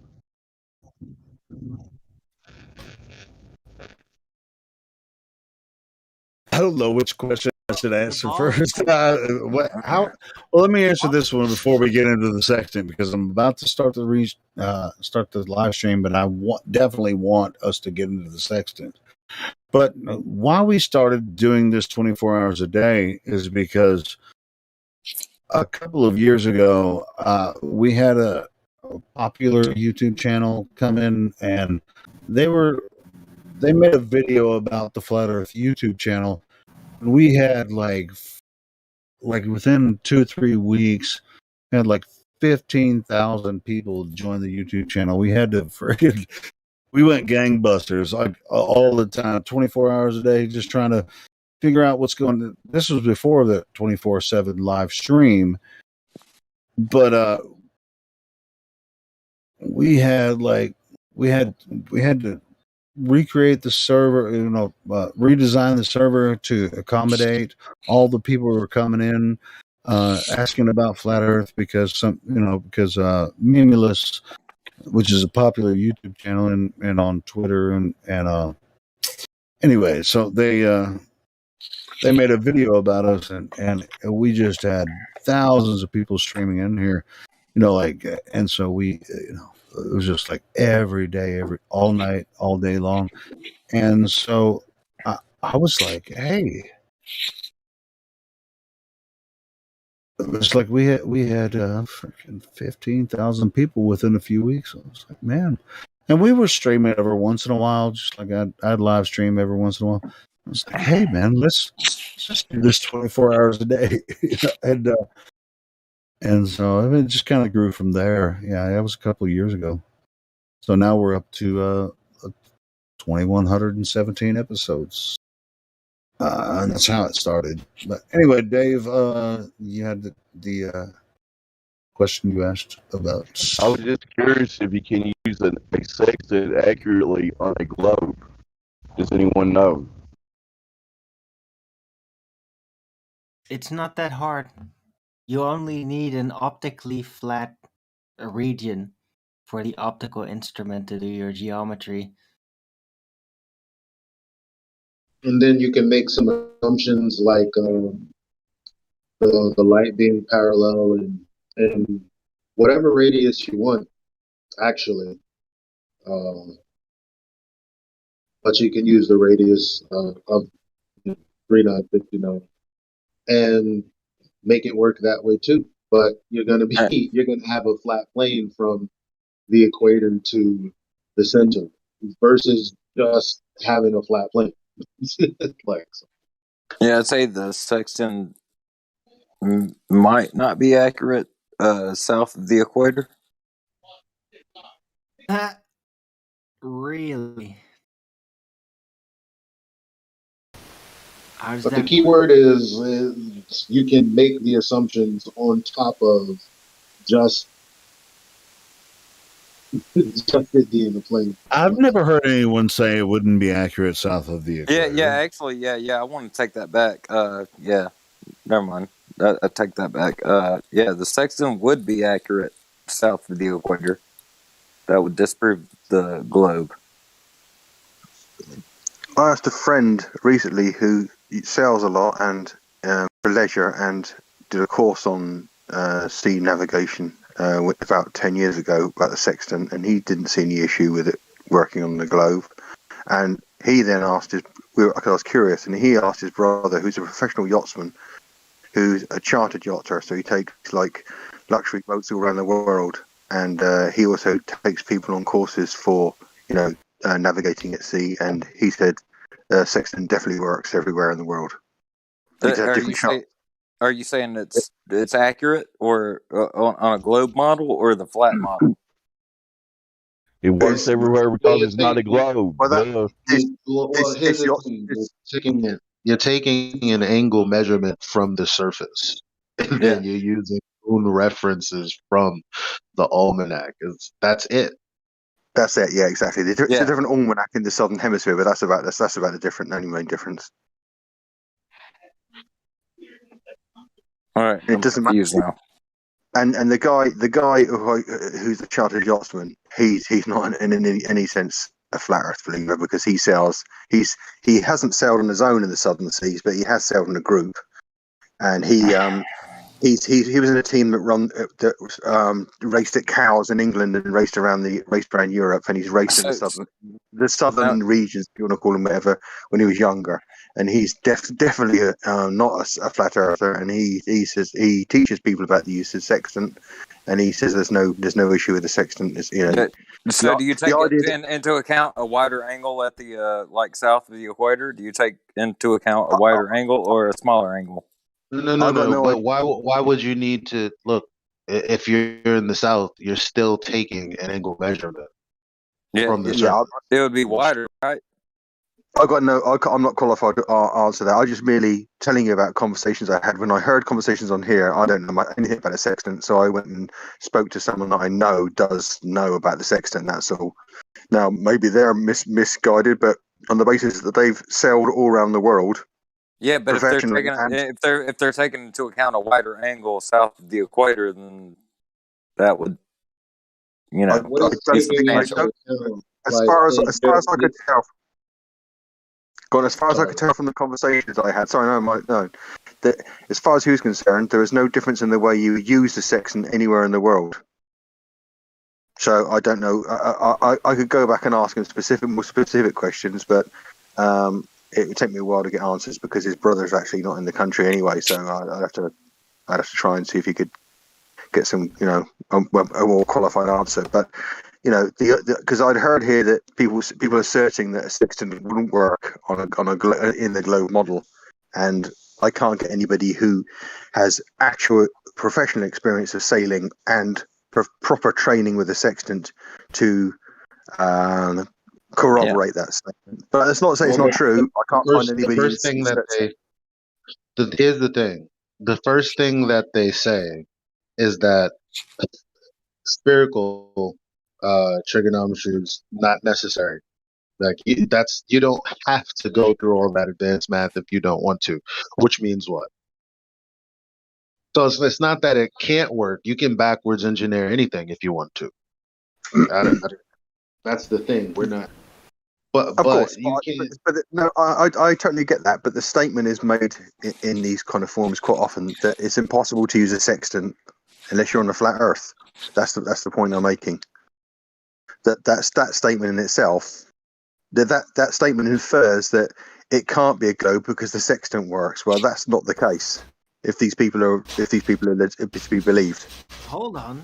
That doesn't exclude somebody from believing they're on a globe from being able to utilize it unwittingly on a flat Earth. That's true, but it doesn't mean that anybody who's not an expert in the sextant can make that assertion carte blanche, doesn't it? As really with any degree of qualification. Yeah, but No, that doesn't how he imply that at accounted all. on It actually curvature for with implies the the sextant? opposite. It implies that people can definitely believe they're on a globe and still use it and not even realize that it proves a flat Earth. That's what it implies. Yeah, but then again, these people that use it say it doesn't matter whether you're in the northern regions or the southern regions. They use it the same way, and these people have sailed around. Well, this person in question has sailed around the southern seas, and not near Antarctica. I'd hasten to add, but he sailed. He sailed around. I think he sailed around South America. Sorry, South Africa, but not South America. But he's been, he's been he's been well into what you conventionally call the southern hemisphere, and he doesn't see any issue. There's no difference between the way it's used there and in the northern regions. I've looked up this sextant, and it says that it is can be used to measure angles in a vertical, horizontal, or oblique planes. But I mean, oblique would not work because it would be a measure from a center. I don't. As I say, I'm not qualified. So a sextant would be your angle from the center. Angle from the center. Yeah. Doesn't it give you an elevation? Gives you an elevation on a flat plane. No. Well, I guess the reason it doesn't work on a globe is because when you're trying to get the value of the what do you call it, the baseline, right? Yeah. At the end of the day, there would be a difference between the value of a flat plane and the extra you would need on a sphere. Or not the extra declination. how It would be a declination. On a sphere, it would be a declination. Once you pass the equator, it would be a declination. But there's not a declination.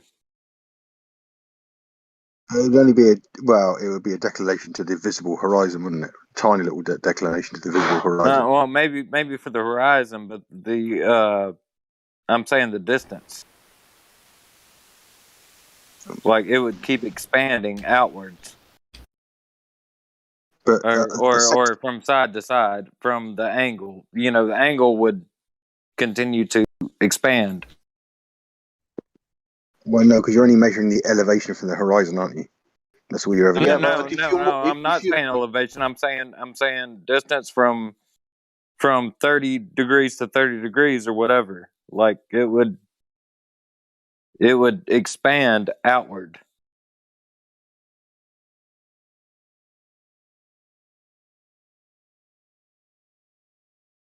What would expand?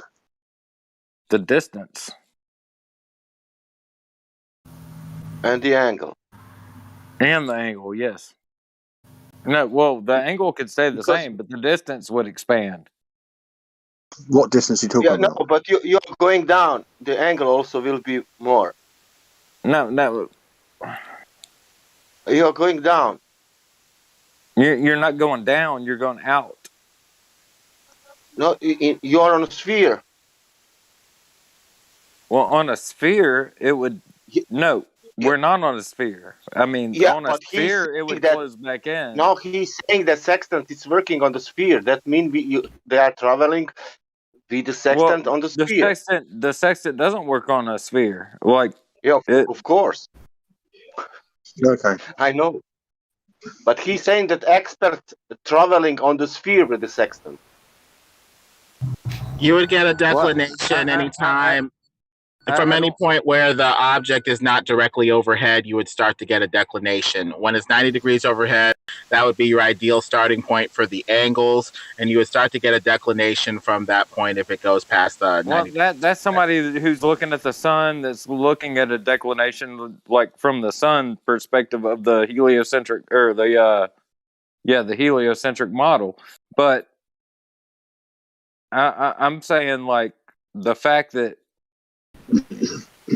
I don't know if you consider the fucking angles and moving out, like it would get wider, right? Right, that is correct. Yes. Yeah. I don't follow. What when you say moving out? What do you mean by moving out, and what do you mean by getting wider? Moving out away from the center. Away from the center. I'm using a sextant. I'm in a stationary position. So what do you mean moving out? What's moving? No, if you are moving out, if you are using the sextant and you yourself are moving out from the center, from the equator, like it would get wider. It would get wider. What would get wider? Sorry, you're using. When I say it would get wider, I'm talking about the distances between the latitude lines.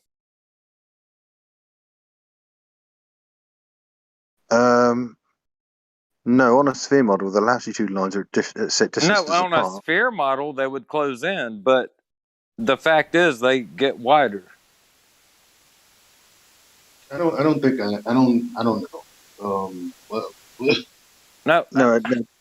You're talking about angles getting wider. I don't get it. When you take the measurement, it's you're taking the measurement from the surface of things in the sky.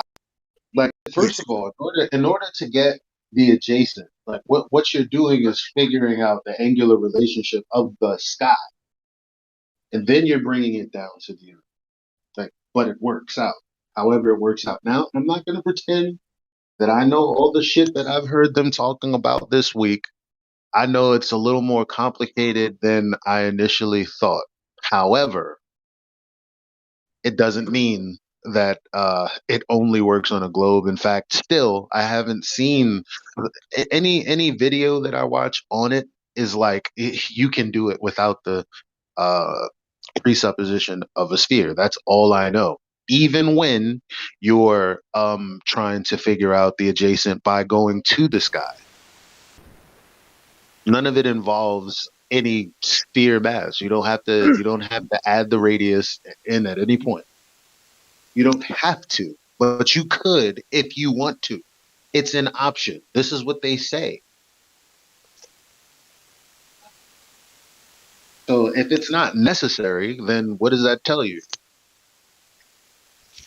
In other words, you can do extra pointless math to make yourself think you're on a globe, right? Yes. Well, they start with a couple base assumptions that are really kind of don't follow. They assume that at the equator it's directly overhead for 90-degree purposes, and they derive the rest of the angles that you get on a sextant looking out over a globe based off of that base assumption that it's directly overhead at the equator, and then derive the rest of the angles based off of that. It's only directly over the equator at one time a year. It's not over the equator every time of year. I mean that. And so that's where you're getting a declination, because now you have to keep that assumption that it's 90 degrees over the equator, and now you have to get a declination if you're north of the equator and seeing the sun in a certain position. Because the assumption is your line of sight will intersect the ball at tangent and go out and make a horizon that the sun appears to be above, but you still got to keep that base assumption that it's 90 degrees above the equator on a ball. And so that's where you're getting your declination and stuff from that, because you're going to have to add a little bit more to the angle to keep that assumption. That's where you're going to get your declination and stuff.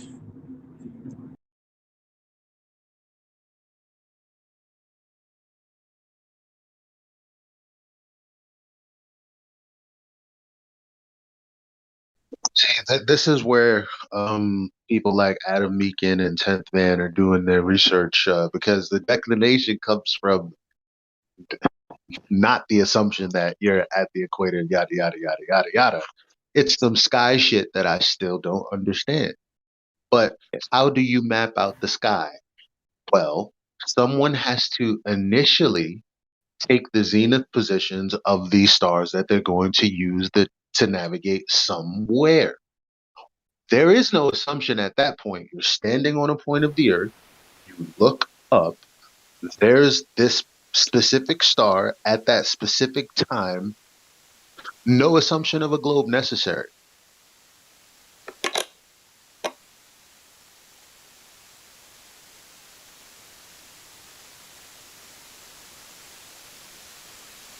It's a sky map. Well, you could get the same angles in a flat surface.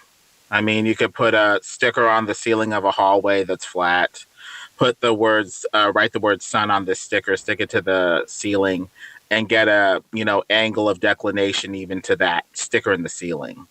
And you could get people that get 10 degrees to that sticker. You could go down the hallway and get like 1 degree per foot of distance traveled from that sticker and get, angles to, the sun that will be radically different even over a flat plane.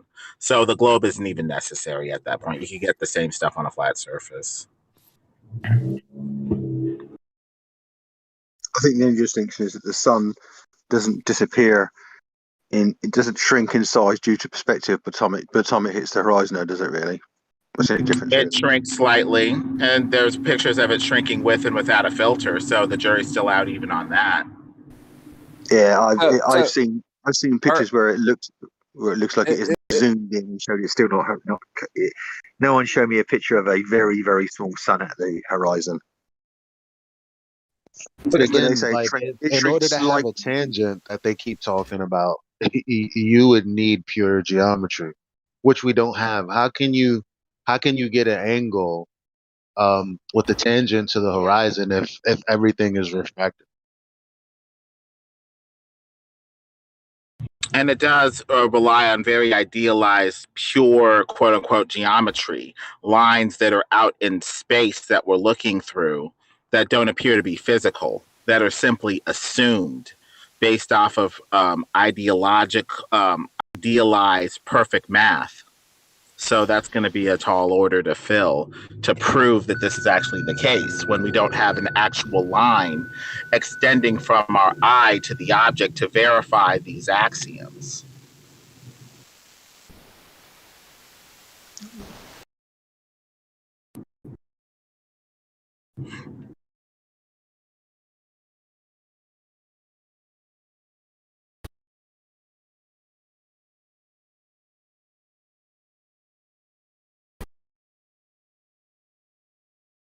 Just like a 6-foot object will eventually disappear, a 6-foot zone of visual space will eventually disappear too and make a horizon. That's just logical. If you're 6 feet off the ground with your eyes roughly 6 feet off the surface, you're going to have effectively a 6-foot object, a 6-foot zone of visual space that will merge toward the level of the eyes and make a horizon. Anything that's in a taller zone will not be able to be treated symmetrically by the eye and will just have to set.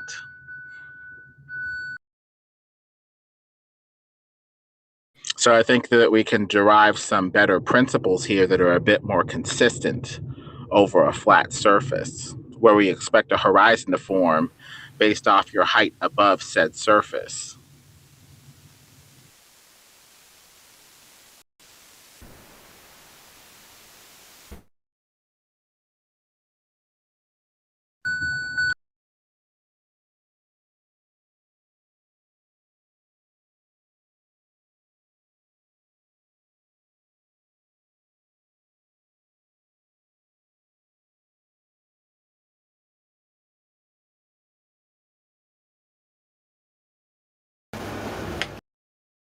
I completely agree with Meadowlark, even though it sounds like he's backing up a dump truck when he talks.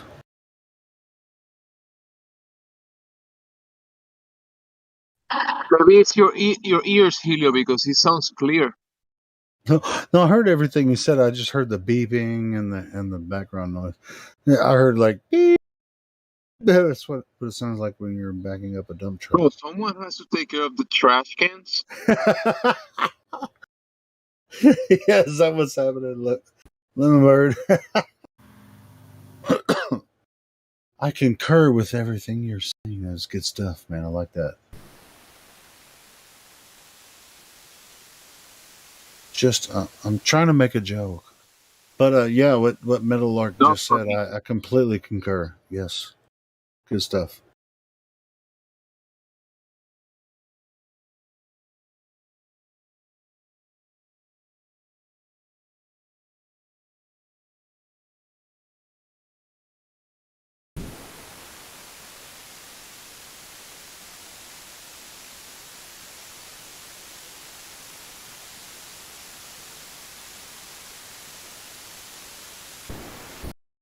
Hey, y'all talk about Tartaria in here? Mud flood?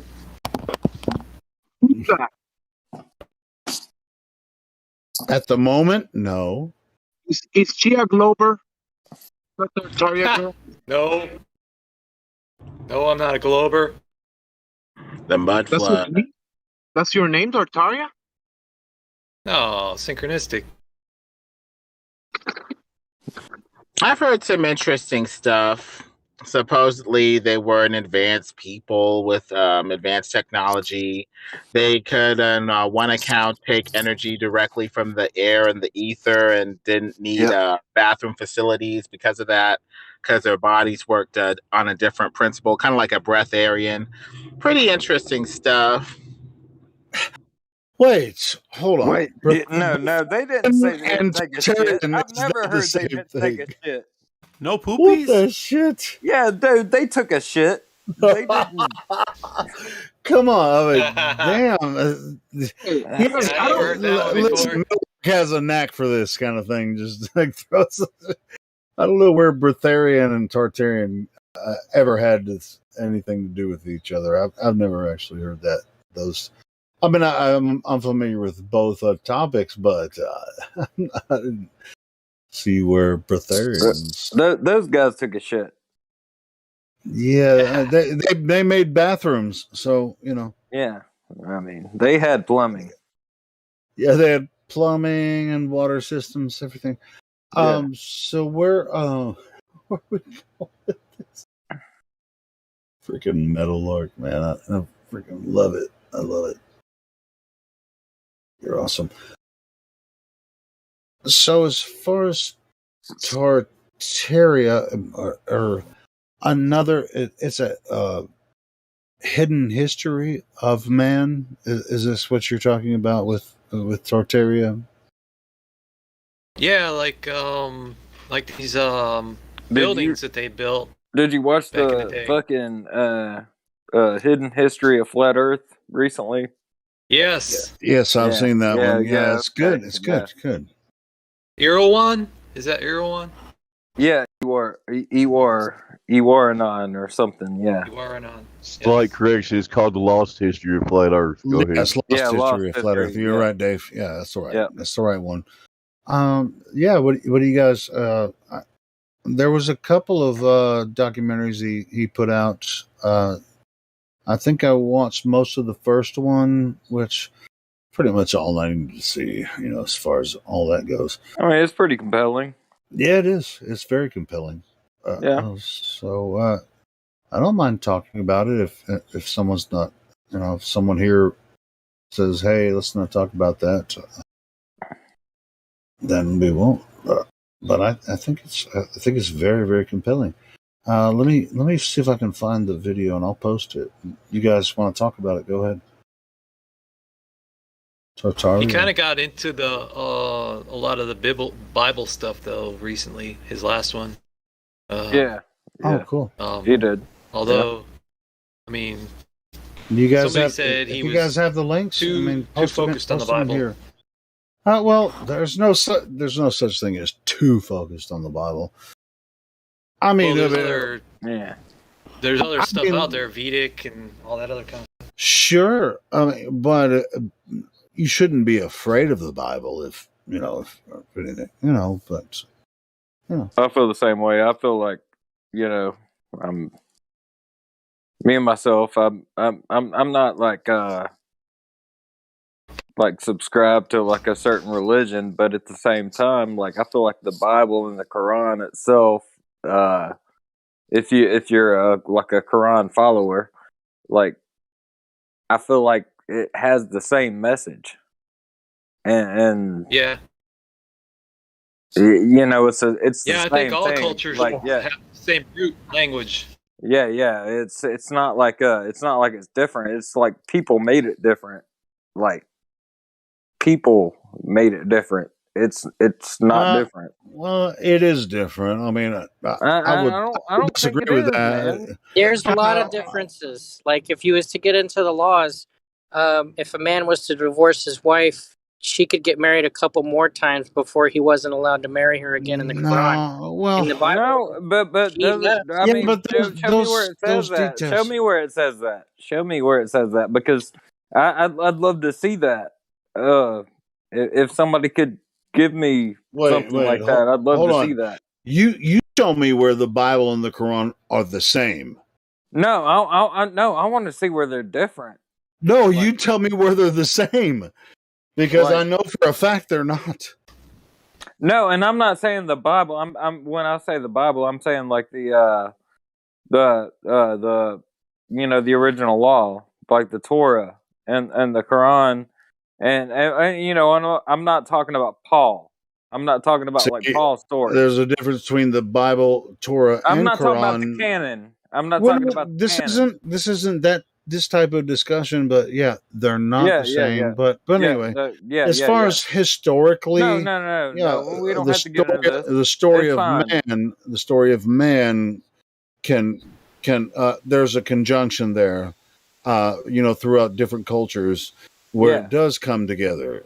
And so I know you weren't saying that. I just wanted to point out that. Yeah. of You're course, right. the You're Bible and the right. Quran I are not the same. appreciate you. I appreciate you calling me out on that, because you're right. You're right. But at the same time, like I think the message is the same. It's not different. One book says Jesus died on the cross. The other one says that he didn't. So the devil's in the details.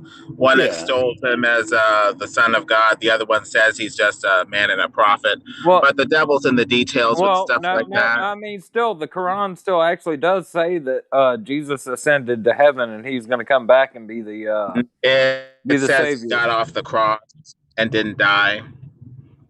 Yeah, Well, the Quran says that somebody else died in his place and that Jesus was taken to the throne. Yeah, And see, this is stuff I did not want to get into about. That's where it gets weird with me. And when I read what I read, doesn't tell me that. So, are you reading a uncensored Quran? Because there's different editions. Some that are more censored than others. It appears with the violent verses as well. So it might be the type of Quran that you read as well. depending on I how. mean, it could be. I mean, it could be. I'm not gonna sit here and like harp on it Sure, and if you want because I to, do understand hey, that this is not a server that no, we don't have to get. this discussion can happen in this server, but not in this room. Yeah, I got you. Because there are other rooms, voice rooms in this server that you can talk about this, and it's welcome all the time, just like this 24/7 flat Earth.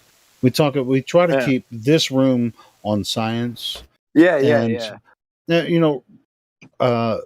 And I got that, man. History. And I appreciate the server so much. I No, hold appreciate the on. server so Well, let much. me say this: history.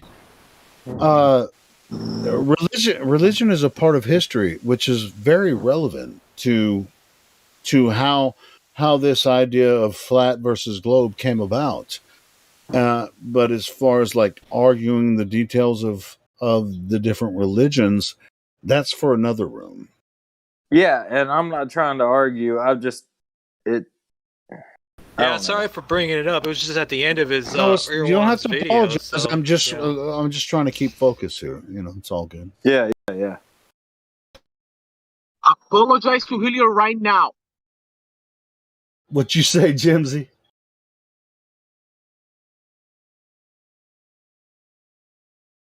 It's just like I'm holding myself back because I have a lot of opinions about that too. I don't want to promote it.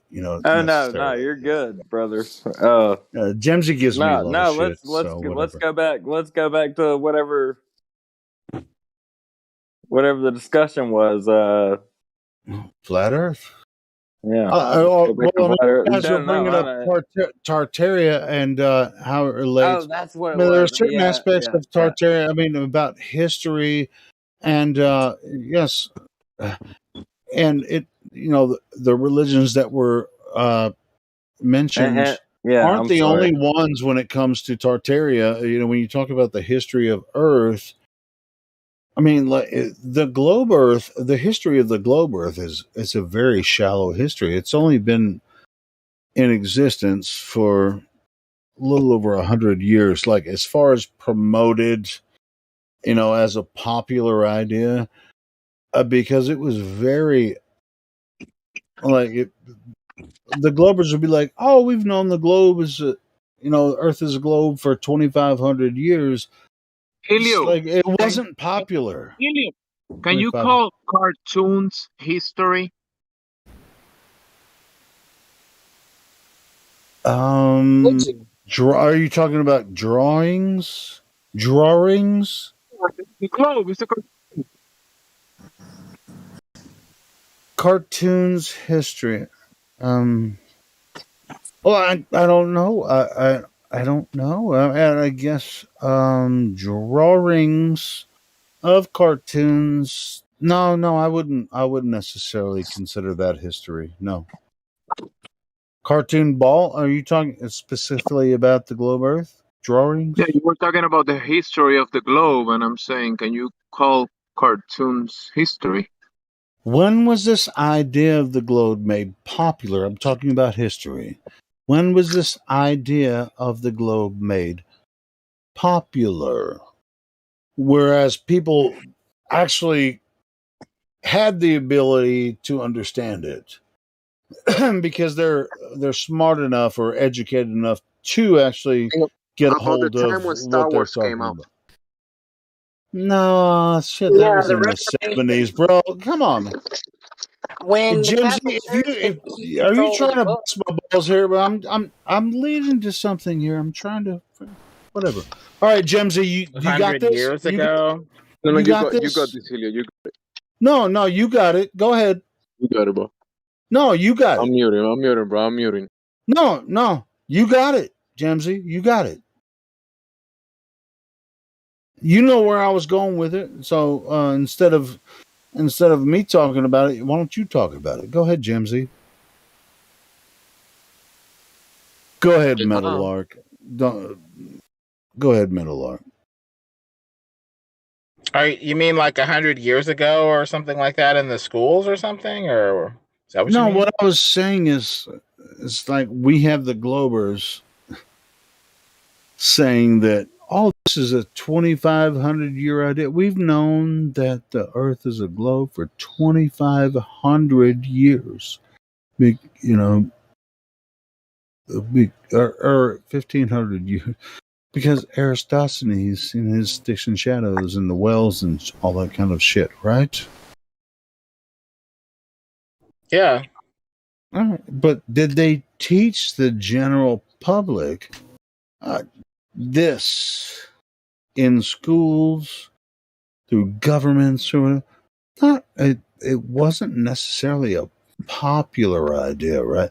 And I'll tell you what, even from Aristophanes' time in the East, did they teach any of those people? Did the governments and the kingdoms in the East, Japan, China, and Indonesia, did they ever teach them anything about what Aristophanes supposedly discovered? Probably not. No! The answer is no. No. And also, the level of education that you get varies depending on whether you're, elite or upper class or just a commoner. Commoners would have just been like, it looks flat and is probably flat, but the elite were probably getting a bunch of esoteric nonsense and stuff like So that. where do we come up? Where do we have all these pompous people coming into our Discord saying, "Well, everyone agrees that the Earth is a globe," which is an appeal to authority, right?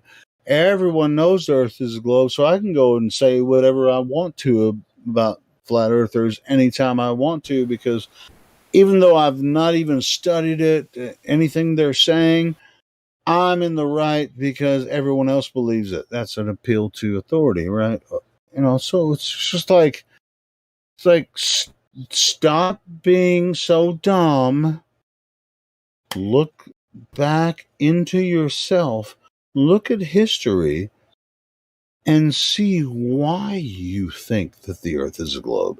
Because you can't experience the Earth as a globe because it doesn't exist. Well, people need authority to establish knowledge since we can't know everything. The question is the authority consistent? Is the authority justified? And is the authority saying the right thing? The authorities in the schools may have misled us about the shape of the earth thing. And maybe we need to look into it again. But there is no again. Earth is Earth, always has been, always will be. The same way that it presents itself to you, this is what your experience is. It's It's a battle for the mind and how you perceive it. When you see the horizon and it's flat, do you override that thinking and say it's a curve? Or do you just go with what, your senses initially tell you that it's flat? What are you going to do? well, your senses, you're going to have to accept it because you can't override that. Because what are you going to say? Well, I think the Earth is a globe, even though I experience the Earth as a flat, level, stationary plane. Can you make the Earth a globe in your mind? Well, you can do it in your mind, but you can't physically make the Earth a globe, even though it's not. That's the weirdest thing. Well, people try, In and I school, think that they try tell that because they know that their senses are fallible. That ultimately there's going to need to be an authoritative, narrative or story that they go with to make sense out of their fallible senses. Someone was saying something? Yeah, sure. Oh yeah, in school, like they tell you, Columbus sailed to America, but they thought they were going to sail off the edge of the earth. I remember them telling me that in school. Yeah, they gave a caricature of the flat Earth, but they didn't talk about the logical arguments They that a also horizon can they form even also a they surface. also they also gave a caricature of this guy called CC, Christopher Columbus. Right, he was the one that was. They told us he discovered America, but he didn't discover America, did he? No. No, he didn't. He thought he found India. Well, on his, if you look at what he was looking for India. Yeah, exactly. And he's gonna sail. He's gonna sail east and find India, right? And you know what they say he found was America. And he really found the Caribbean, right? And yeah, the whole story is complete bullshit. Yeah, just really look into it, guys. If anyone that thinks that Christopher Columbus had anything to do with the discovery of America, you're just you're lost in delusion.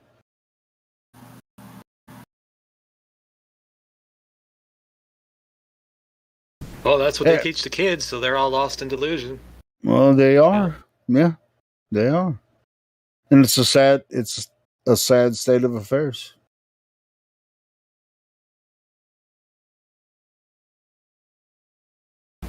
And I'm a failed historian for actually pointing this out, whatever. It's like you haven't been to college and studied history so that you understand that Christopher Columbus found the United States, and this is no. I know what they said about the CC, which is 33. Yeah, I know all about it, and I ain't scared. I'll defend my opinion about it. Fine, I ain't scared. It's like Christopher Columbus never stepped foot upon America.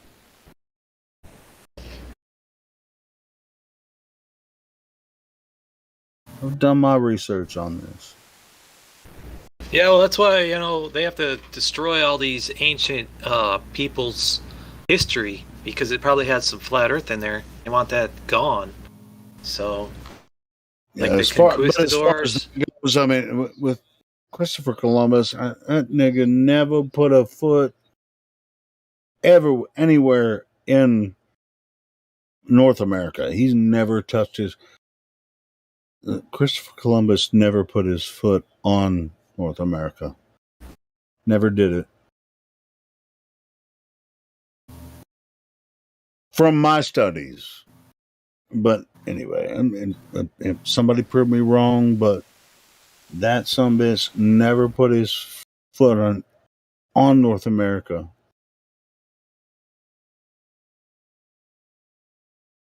I mean, it's a large study, and so if you want to understand history, then you really start to understand history. When it comes to Christopher Columbus, if you look at his travels, you're going to find out he never set foot on North America.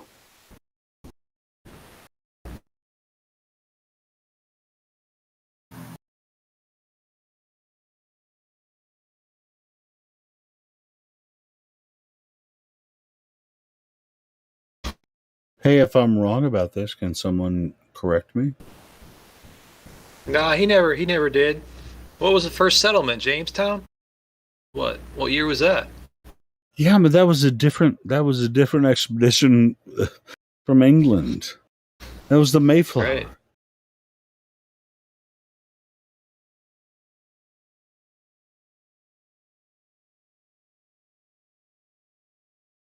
Yeah, our whole history is all messed up. We don't even know what's history. No, well, we get what we got. You know what I'm saying? But from my study of Christopher Columbus, this broken leg Columbus history, that motherfucker never set foot on American soil. Far as I know. I mean, he was in the Bahamas, man. That's where he found land. And as far as I know, he never actually went to the mainland.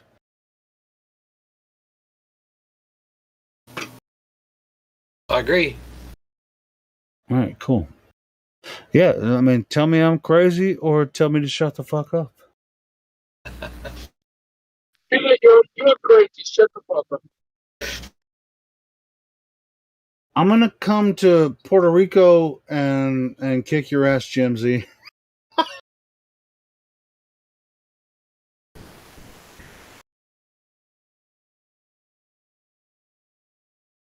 That's an inside joke between me and Jimsy. You won't. Because that motherfucker ain't in Puerto Rico. Not funny. It's funny to me. I don't get it. Funny.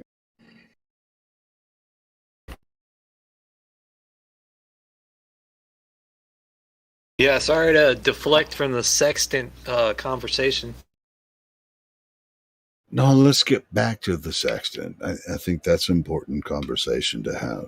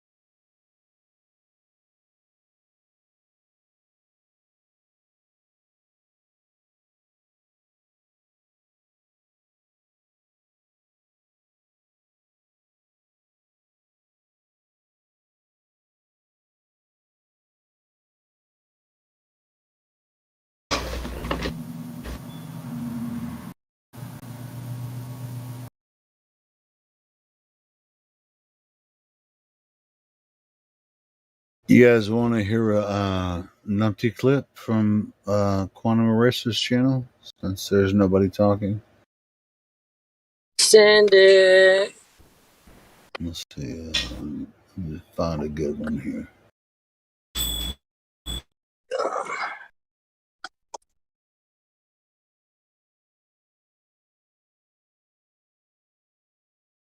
Playlist.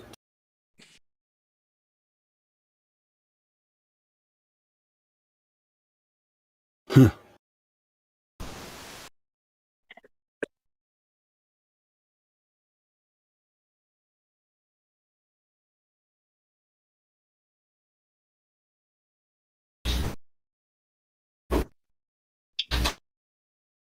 Kind of a random one. I don't know. Some dead air. Hold on. Shout out to QE. Numpty clipping it.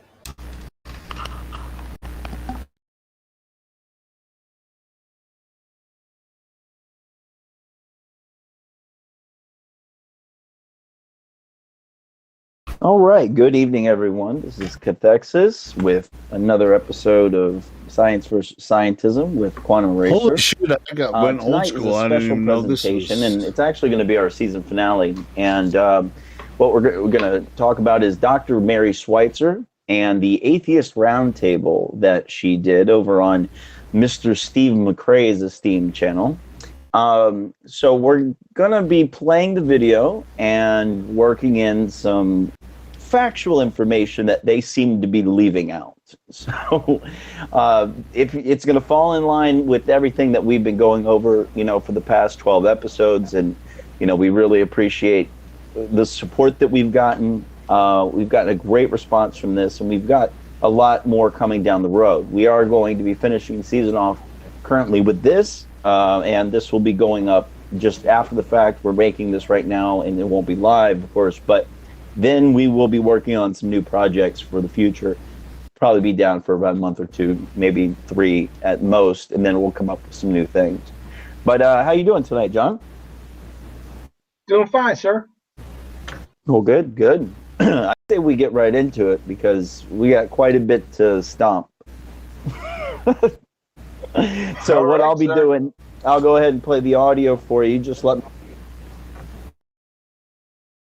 Yeah, I paused it because that video is like 2 hours long. I just grabbed a random clip from his channel. I don't think I should play a 2 hour clip. Hold on.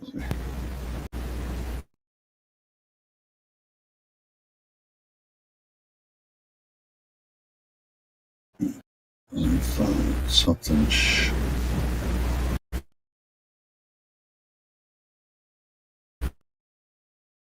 I was thinking about Cathexis earlier today. I was just like, man, I missed that motherfucker. Where is Cathexis? Where is he?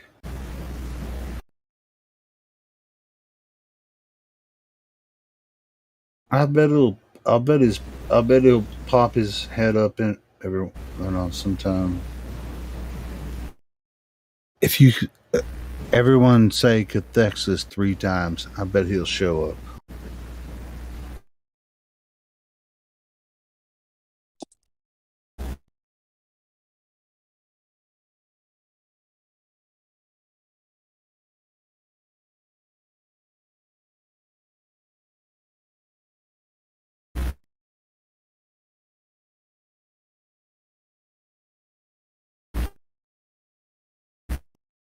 This one will be better. It's not as long.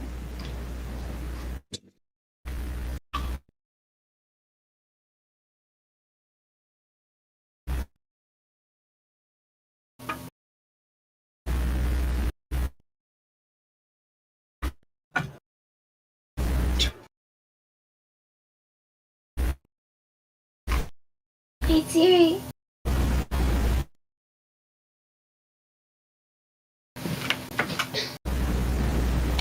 What the odds for?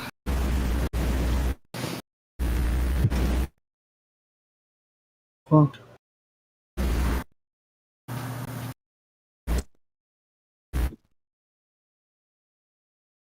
This is.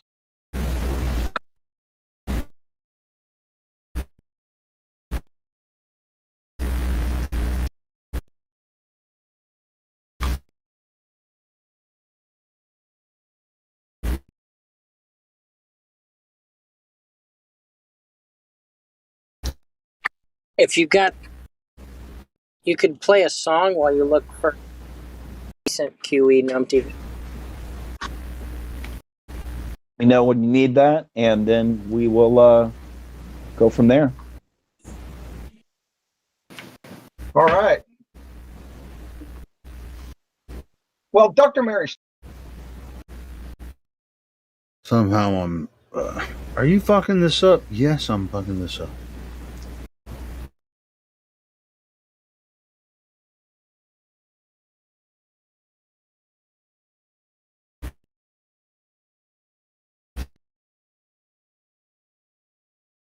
I was looking on QE's page for the Numpty clips, and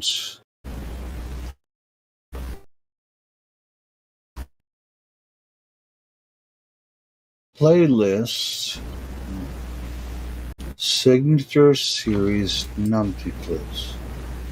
I got an idea. Hold on. Let me figure this out.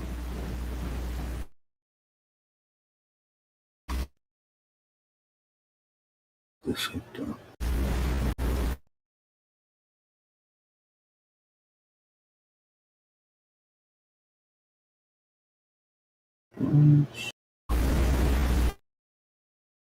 Go here.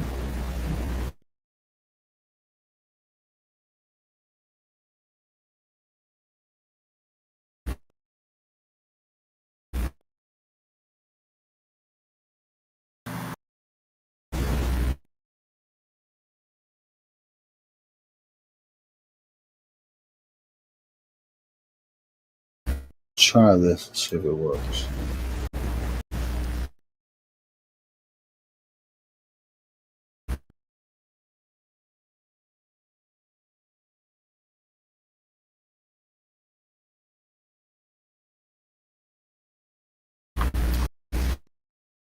It's not gonna work.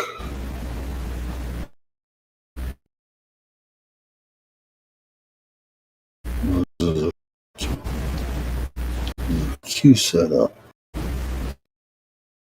Playlist. Which I thought I figured out how to empty the queue.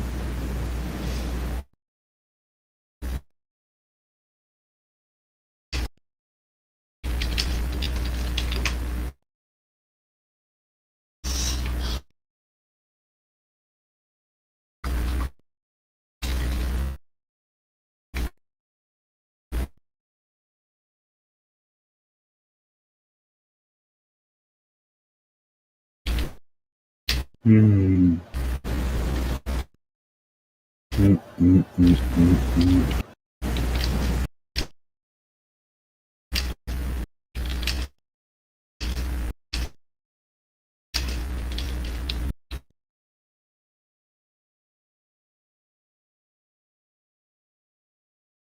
Damn it. Thought I was running the right commands. Worked last night.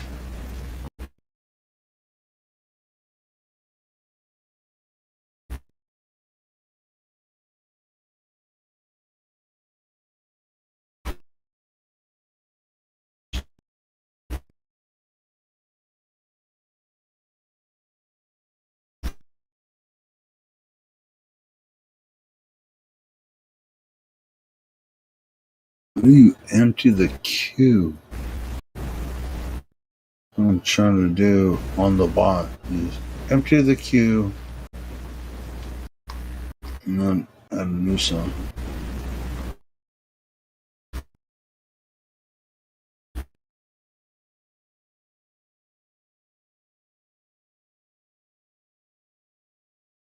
Thought it was.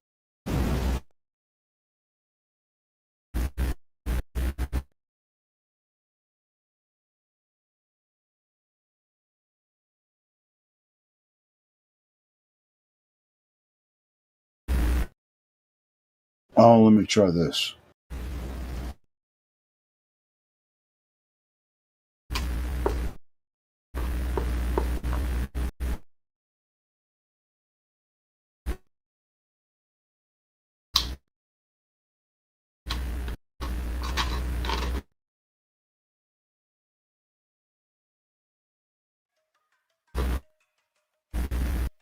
The Snoz particle chef, Professor Booger Eater Phil Belland, back from his Nobel Prize winning "Water Vapor is a Gas is the Dumbest Thing I Ever Heard," June 2021.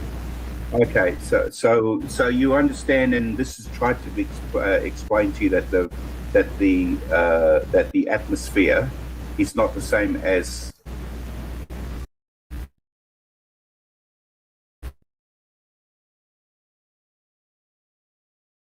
Okay, I figured out how to play this. Synchronistic, or whoever. Somebody is hot micing hardcore.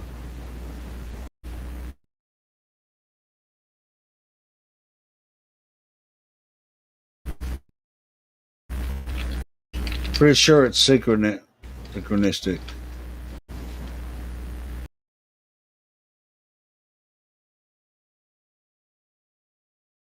We're done.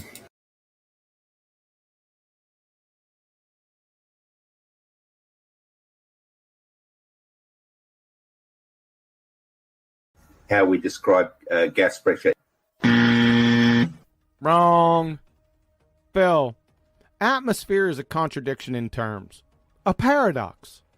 Atmo means air. Air is a gas. Sphere is a shape. Gases have no inherent shape. Number 2, your train wreck atmosphere is made up of gases at pressure. So how are gases at pressure not the same as gas pressure? You dumbass cracker. You understand? What's the atmosphere made of, Professor? If I may. So it's made out of different gases. So it's made out of different gases at pressure. So again, how is that different from gas pressure? Do you understand that things fall? Do you accept that things fall to the ground? Oh, brother. Gases fall. Yeah, we accept that some things fall and that other things rise, like helium, hydrogen, nitrogen, oxygen, water vapor, etc. Do you accept that? Do you accept that moisture from the sea rises? Do you accept that? Yeah, it's Moisture called from the water vapor. That thing you had some difficulty with some months back? Jeez. Professor Numpty Dipshit, some things fall and others rise. Is there a point to your brain-dead queries?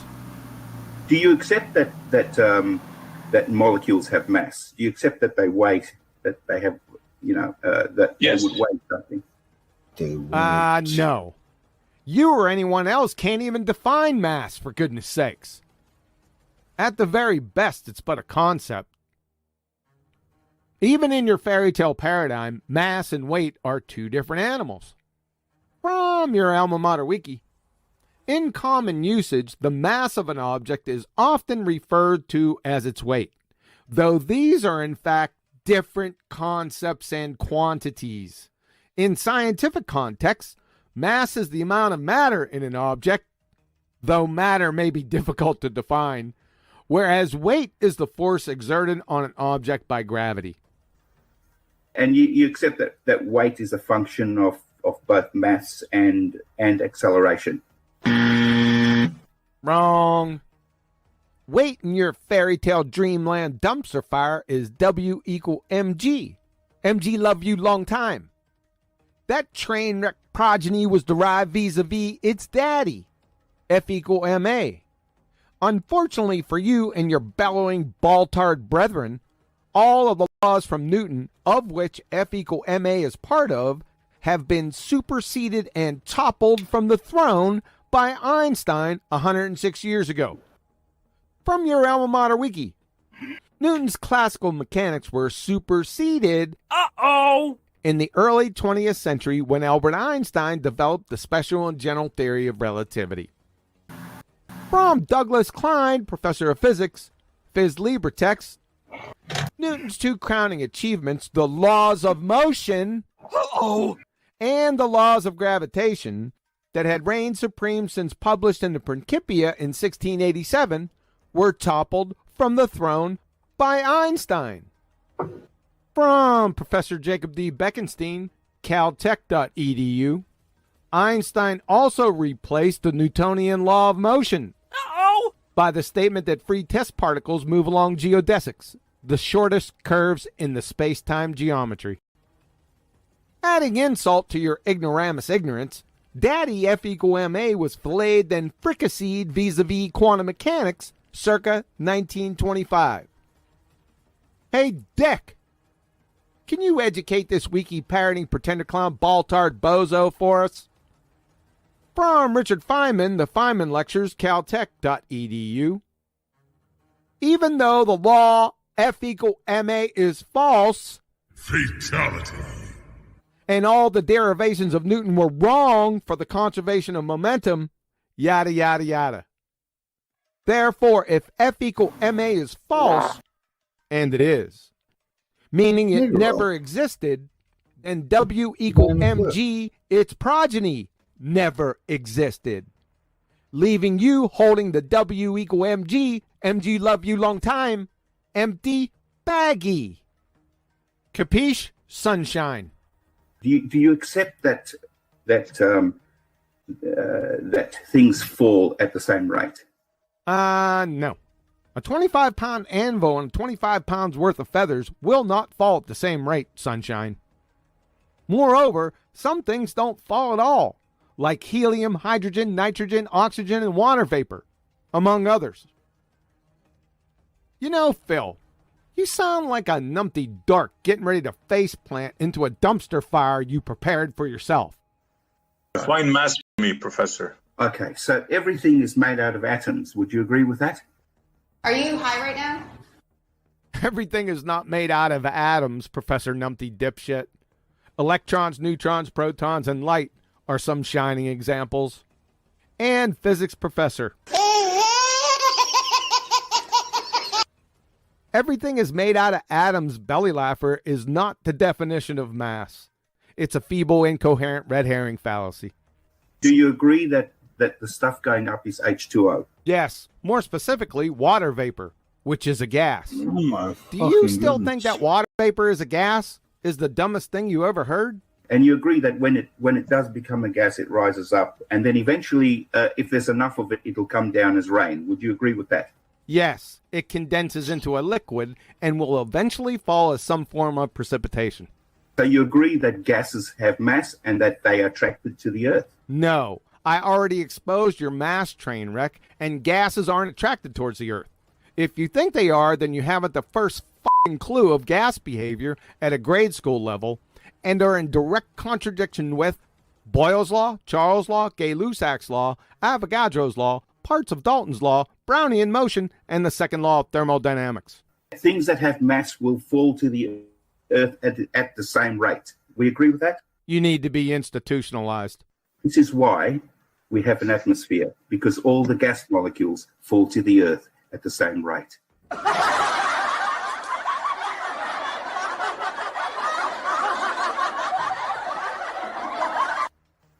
Even though that the gas law states that there needs, for it to be gas, you have to have walls for the gas to bounce off to create the pressure as stated in PSI. No, and that is precisely where you're mistaken, okay? Where your knowledge just isn't sufficient, okay? So let me help you with that. You couldn't help the bionic woman with hearing if you tied her to a back of a dump truck and drug her through a nitroglycerin plant. You're an imbecile. Which gravity are we referring to, Professor? Let's define terms. There is only one gravity, Montreal. I'm afraid you're mistaken, sir, on that. No, there's only one. So let me explain. You heard of Newton, sir? You heard of Newton? Yeah. You're asking me, a professor of physics, if I heard. Yes, because this professor of physics is claiming that there's only one gravity. Yes, there is only one gravity. There's gravity falls to the ground. Let me explain to you a little bit about this, just so that perhaps you'll understand. Gravity falls to the ground? What the fuck? Gravity falls to the ground.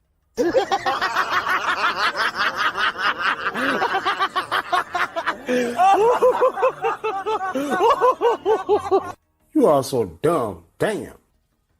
And there's only one gravity, eh, Professor? From NASA.gov, lessons for students. There's two versions of gravity, Newton and Einstein. Duh. What we're talking about here is observe Newton's laws, which observes how gravity works. This is how I managed to get a satellite from one orbital range to another orbital range. Yes, and Anna Nicole married for love, and Pol Pot was her florist. Newton's laws observes how gravity works, eh? Forgive me, but you're a bumbling, imbecilic Dunning-Kruger buffoon of the highest order. A genuine window licker. Number 1, reification fallacy. Debunked laws don't observe other debunked laws. Number 2, Newtonian mechanics, that is, the laws of motion and gravity, were wholesale debunked and replaced over 106 years ago, then had its guts ripped out by quantum mechanics shortly thereafter, as already detailed. Number 3, so you use Newtonian gravity to maneuver your second law of thermodynamics violating fairy tale satellites? Professor Gez from UCLA, Department of Physics and Astronomy, would vapor lock from tear-jerking belly laugher syndrome if she heard that delusional horsepuckery. From the aforementioned Professor Andrea Ghez, UCLA, Professor of Physics and Astronomy. Einstein's right, at least for now, said Ghez, a co-lead author of the research. We can absolutely rule out Newton's law of gravity. Hosmer with a drive. Cheese and crackers. Oh, son of a... That's going to leave a mark. Do you use phlogiston to fire up your Barbie? Clown. It describes what happens in the atmosphere within it. In other words, gases go up from the Earth, they come down as rain. Really? So we have helium, hydrogen, nitrogen, and oxygen rain, Professor. You are so dumb. Damn. Put it this way, Montreal. Let's say, for instance, I owed you, $1 billion, $1,000 million, and I gave you 1 cent. Would you theoretically say that I gave you any money back? This is friggin' painful. You gave him 1 cent back, and not theoretically. Next block of instruction, how to breathe. Then look at a horse. I've told you this many times. There's no truth in science. Factually incorrect, Crayon Muncher. I would have paid for your lunch today if that they which you had mindlessly parrot. Moreover, if there's no truth in your self-purported profession, knuckle-dragger, wouldn't that ipso facto make you a liar? You're an intellectual dumbass. Professor Bell. Yeah, go ahead. Sorry, guys, I didn't realize my mic was open. Are there any experiments that you have done to support your idea of what the shape of the Earth is, or anything else related to the Earth that you personally have done? Well, look, I have to do I wouldn't even call them experiments. They have to be real life things. In other words, it's not by accident that we get a satellite to be, 36,000 kilometers above the Earth. It has to be so precise, because we don't want people on the ground having to readjust their satellite dishes on your house.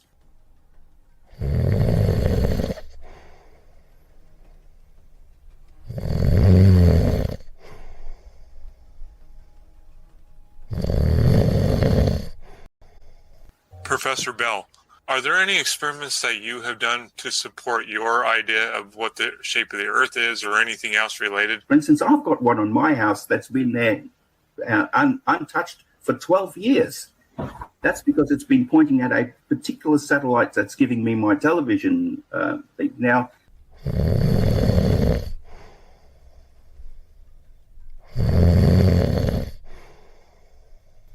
Professor Bell, are there any experiments that you have done to support your idea of what the shape of the Earth is, or anything else related? a good thing for those people who do control this satellite, because they make sure that it stays where it's meant to stay.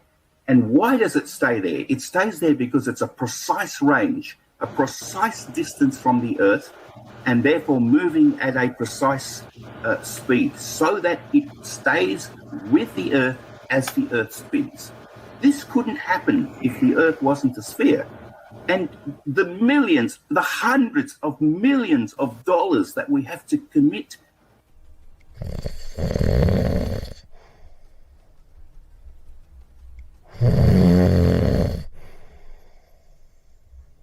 Professor Bell, are there any experiments that you have done to support your idea of what the shape of the Earth is, or anything else related? For instance, on a rocket with a satellite, we put all of that money up there, knowing what it's going to do, being able to make such incredibly precise predictions. Professor Bell, with all of this money, it would be impossible to if there was any guesswork in it anymore. We don't have to guess. All of these things are so precisely defined. And what's amazing is that these things were defined so long ago, when these people had so little to work with.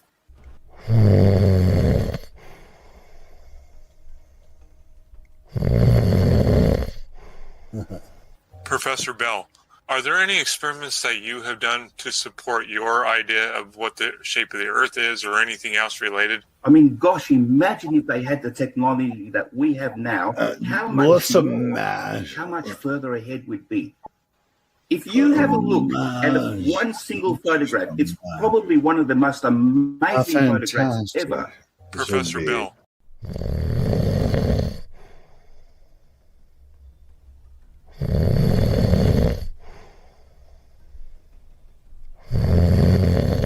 Oh, the snoring is getting a little Professor disturbing. Bell, are there any experiments that you have done to support your idea of what the shape of the Earth is, or How many anything times else does this related? do And that this? is Because around that's the about fourth 50 time. people I don't sitting think on we a need to listen bench to it at the again. Solway Convention. You are Professor Bell.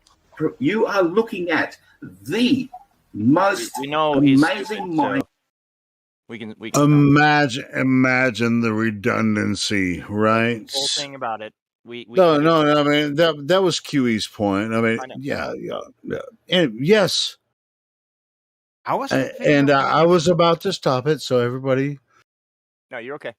take deep breaths now, because I was listening, and I have an opinion about it. What you up to? Was that Justin I'm talking to right now? Yeah. Yeah, I was that was. listening.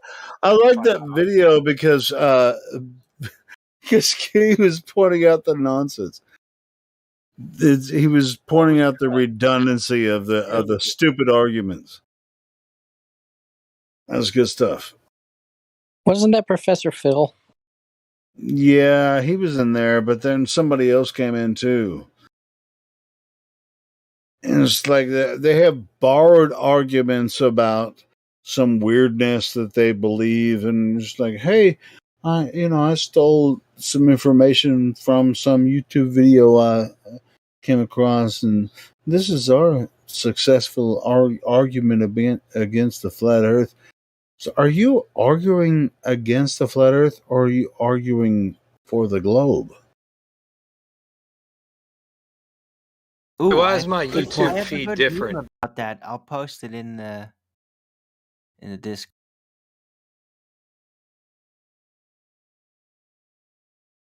Hey, my YouTube feed is doing a different talk than the one you just put in here. I was just wondering why.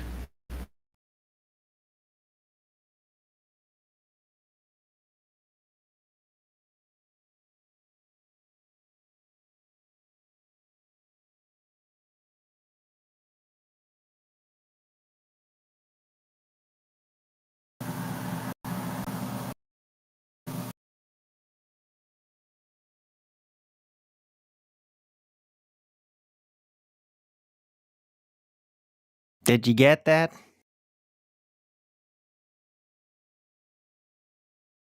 I was muting and unmuting. Sorry. I just dropped the meme. We're in Livestream voice text. Check. Yeah.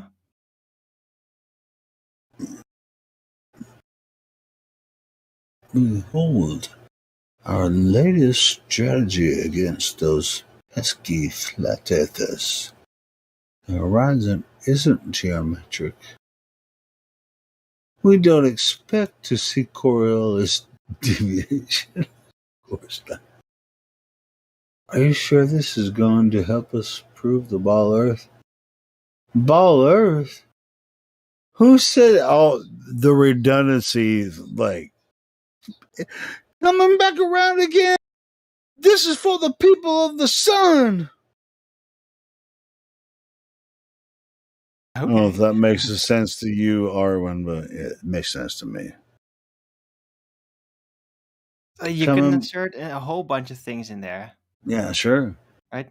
But I thought it was a great point. The original is about advertisement. You might have seen the original meme, but I really thought it did apply to the anti-flat earthers as well.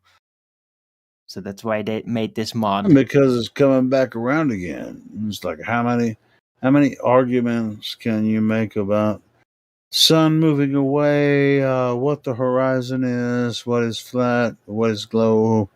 Sure, man, let's go.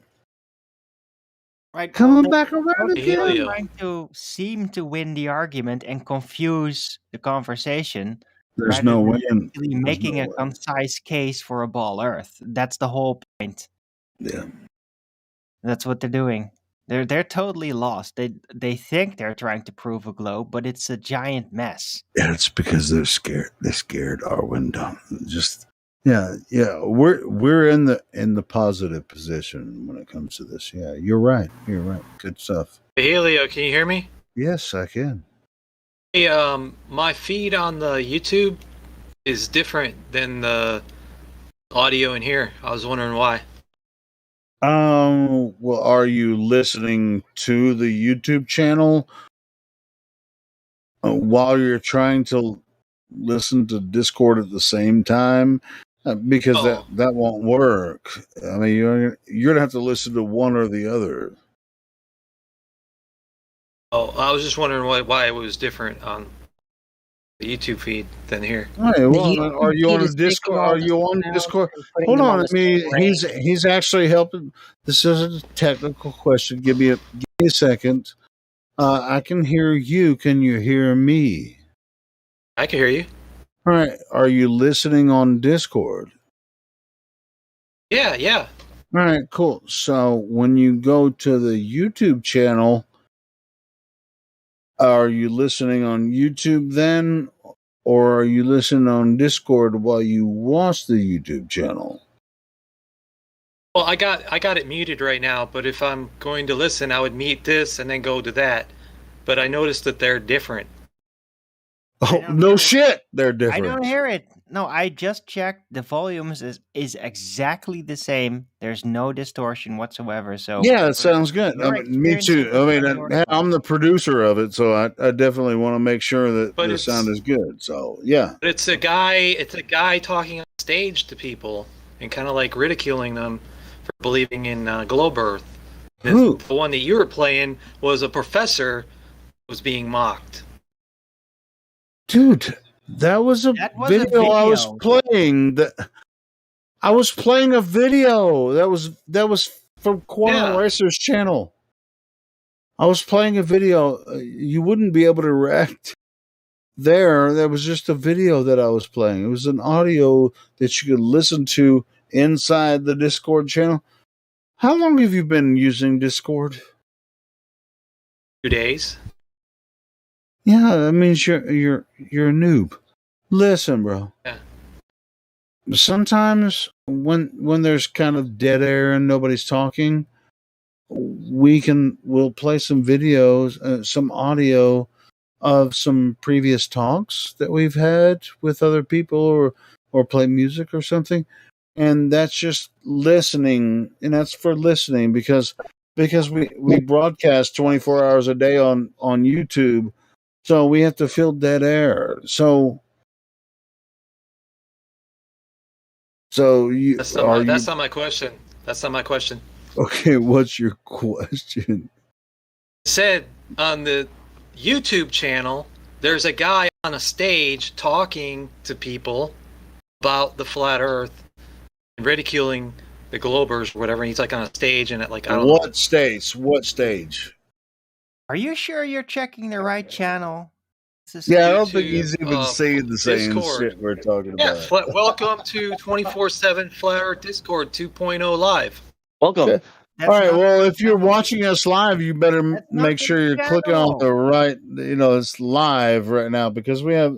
I mean, this is 2,117 videos I've freaking produced. But my chat is disabled, so maybe it's not live. You're on the wrong no, wait. channel. Oh, wait. It says stream live on December 4th. Not bad. No. Now I figured it out. Okay, I figured it out. If you go to the live link, It's really. I mean, we get confused a lot, but this guy, man, he's really confused about what he's looking at on the freaking YouTube channel or whatever. It's like weird. Are they agents or some shit? No, when you come in here to talk with us, make sure that you're looking at the live stream voice text, which is directly above this voice room. Follow that, and we often post our live streams. I mean, I'm not the only one posting live, but make sure that you're following along with the discussion and the live stream. And so you don't get confused, because that was weird. I was like, what the hell is this guy talking about? Yeah, I don't understand what you don't understand. That's really. I mean, I want to. I mean, I'm here to help. I was trying to get the live feed on YouTube in sync with the live feed here, and it was different. That's all. Yeah, well, go to that channel, but make sure you're following this live stream, not previous one. Yeah. My bad. That's what I was trying to clarify. All right, cool. Oh, and I think I posted that for you earlier, but maybe you didn't. Yeah, I see it now. I see it. All right, cool.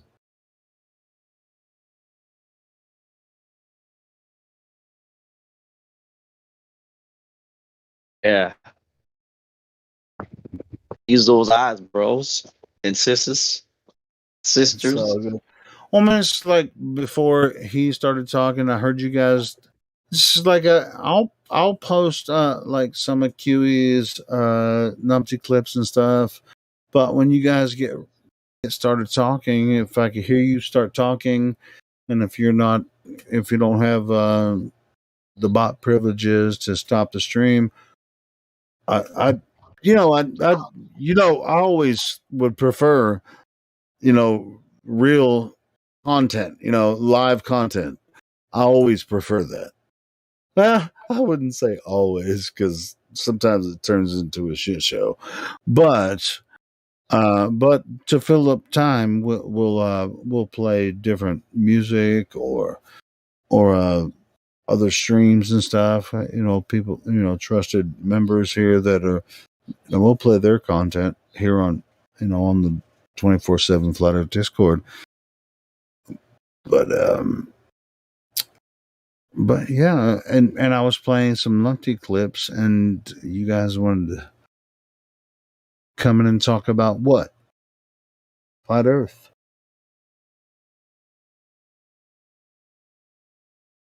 Put some video and I will debate with them. This is one of the coolest topics right now. I mean, not even like in a fashion sense, but it's so crazy how it's connecting. Fashion sense. What the fuck? No, y'all is motherfucking yo. You know what I mean? I can feel y'all telepathically. This is legit. What is legit? That you know what I mean? Like shit's been shifted around. It's like lied about, and this isn't really like what it really is supposed to be. So, sun moon balance. What is your favorite thing you've seen in the recent times that really was like, hey, I want to go talk to some of these flat earthers. They seem pretty cool. What you got? In the recent time? Like today or yesterday?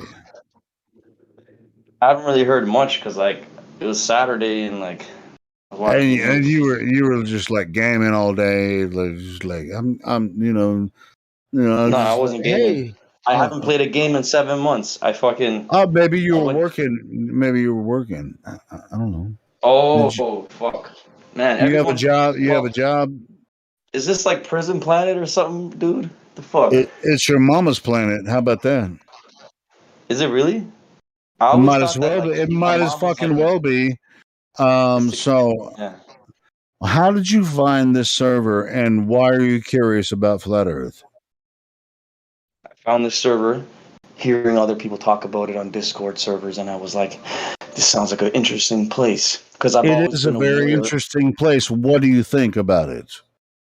I like that everyone in this group can concisely actually speak on topics with evidence and clear, concise discussion. You'll see a lot of people fall out the filters and rattle them, and you'll notice who left behind, Yeah, I mean, it may or may not be as loose as you might think it is, but if you're very curious about Flat Earth, we'll talk about it all day. We have a live stream 24 hours a day, and you happen to be on it right now. What do you think about the Flat Earth?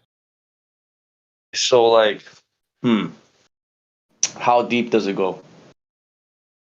Deep. You talking about it spiritually, intellectually, or physically? In the physical, third-dimensional sense. When I look at the corner of my room and I translate that to the soil under my feet, how deep is that height? So you're talking about 3D, right? Is there any curve? Is there any? All right. So is there any? Hold on. Is there any curve in 3-dimensional 3D space? Space. Is there any curvature in 3D space? Any curvature in in emptiness there's nothing, and any curvature in 3D space. No. Or are you talking about space as emptiness? Because people are saying, how does space exist? Well, like, doesn't like emptiness, the Well, I void, thought like you were talking about what you experience here on Earth. You were talking about 3D the third dimension space. under my feet. Hey, What well, I yeah. want to know how actually deep this plight is. Because why not? Plate. Yeah, That's the which real. I know that's the real question. where in your mind does That's 3D the start? realest question. You Go said, ahead, guys. I want to know how much deep is this plate. What plate? Well, y'all are saying flat Earth. I want to know how deep the flat Earth is. That's what I want to know. Okay, let's find out this first. Let's find out this first. How much is deep? Well, globe Earth? we can't ask questions like how deep, right? Let's find. No, no. Listen, this is very important. Let's find out first because we are living on the sphere. How much deep is sphere? Well, they told us that it's like 5,000 or 8,000 in the core, and you know what I mean. It's a nickel and all that bullshit. Okay, how we know that? Well, I don't know. You're asking me, and I can already see what you're asking me. Okay, You're I will saying, tell you one thing. We made Hey, the. this We isn't a made it. gotcha for you, man. This is not a gotcha. Not a We all gotcha. know what they told us. We all know what they told us. So it's not a gotcha. Listen, listen. This we make the hole. The biggest hole. It's 9 miles. It's like how much? 15, 16 kilometers. okay, so I noticed. Okay, We're now asking, how or I'm much asking you the said? wrong questions. You said that it's 8,000 kilometers deep. How we realize from 16 kilometer that Earth is 8,000 kilometers deep? It's not 8,000, but it doesn't matter. That's okay. You know what I'm saying? I think you know what I'm saying, sir. I don't care anymore. I asked how deep it was, and I figured it out. I realized there isn't a finite actual answer to that question. But what I Okay, realized, you are asking something like this. You are asking how much deep it's flat Earth. yeah, because But it's listen, gonna give me a better information. listen this. On the flat Earth and on the globe Earth, we dig Yes. only 9 miles, not more. Okay. Whatever the shape of the Earth is, we make the hole on 9 miles, not more. We cannot know if it's deeper than 9 miles. Maybe it's 10 miles, maybe it's 200 miles, maybe it's 200,000 miles. We don't know. So, okay. You don't know, nobody knows. You're right. It's a pointless question. Well, it That's the isn't answer. Nobody knows. necessary. It isn't really gonna help much. Just it's more of a Yeah. speculative, philosophical question. I hear you. Okay, but let's ask empirical question I without actually asking think, philosophical. to observe Earth in reality, what you see, what you physically experience on Earth, it does help much. Why would you say that it doesn't help much? It's like it. Are you? Do you want to go ahead and believe something that you can't physically experience? Because I noticed that we ask these questions a lot. We, as in the people in the server, and I'm not saying I can't say we. I can, because I'm already we. But what I'm saying is, don't worry, I'm not. I know what I'm talking about here. Is that I asked earlier to know how deep the Earth is, or the flat Earth, the model, because I want to know however thick and big this plate is. Just like y'all want to know where you're from, what's going on. Same way. And I realized, just like y'all can, how do you prove gravity and these other questions, right? Some of them are kind of pointless. It's like we're going to spend time, hours wasting away on philosophical or speculative things when we can actually talk about the reason why, or we can actually talk about why is the shape of the earth being At the hidden end of from the us. day, if it doesn't matter to you, it doesn't matter to you. You can go ahead and do whatever you do outside of this conversation, and you can just leave and go do what you do. But you're here, you're asking us questions, and I think it does matter. So anyway, so you can disagree with me and till the fucking cows come home. Well, yo, you Well, guys are it's not that it's yeah, it's just how we do it. You guys hold disagree, on, I hold disagree. on, hold All on. right. It's not even that it's a pointless question. Yeah, I already mentioned You that. right. So you ask the question, hey, what's the answer to this? And then, you know, Sacha says, well, how could we answer the question when we haven't empirically done anything to figure that out? And that's really all it's about. It's like we've been told things, like we've been told we can know certain things, and then it's like, well, the only way to know something is to have experienced it, right?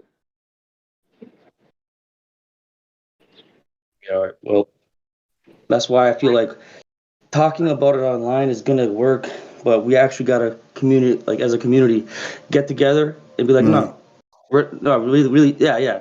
I say that, and you can kill me. You know, I know what's going on. No, People are nobody's freaking gonna pissed. kill The you. army is You're gonna gonna have pick to these find cops. this for yourself. That's what our point is, man. Nah, bro, Find it's this fucking idea. If take over, bro. the only reason you're here is because you're curious.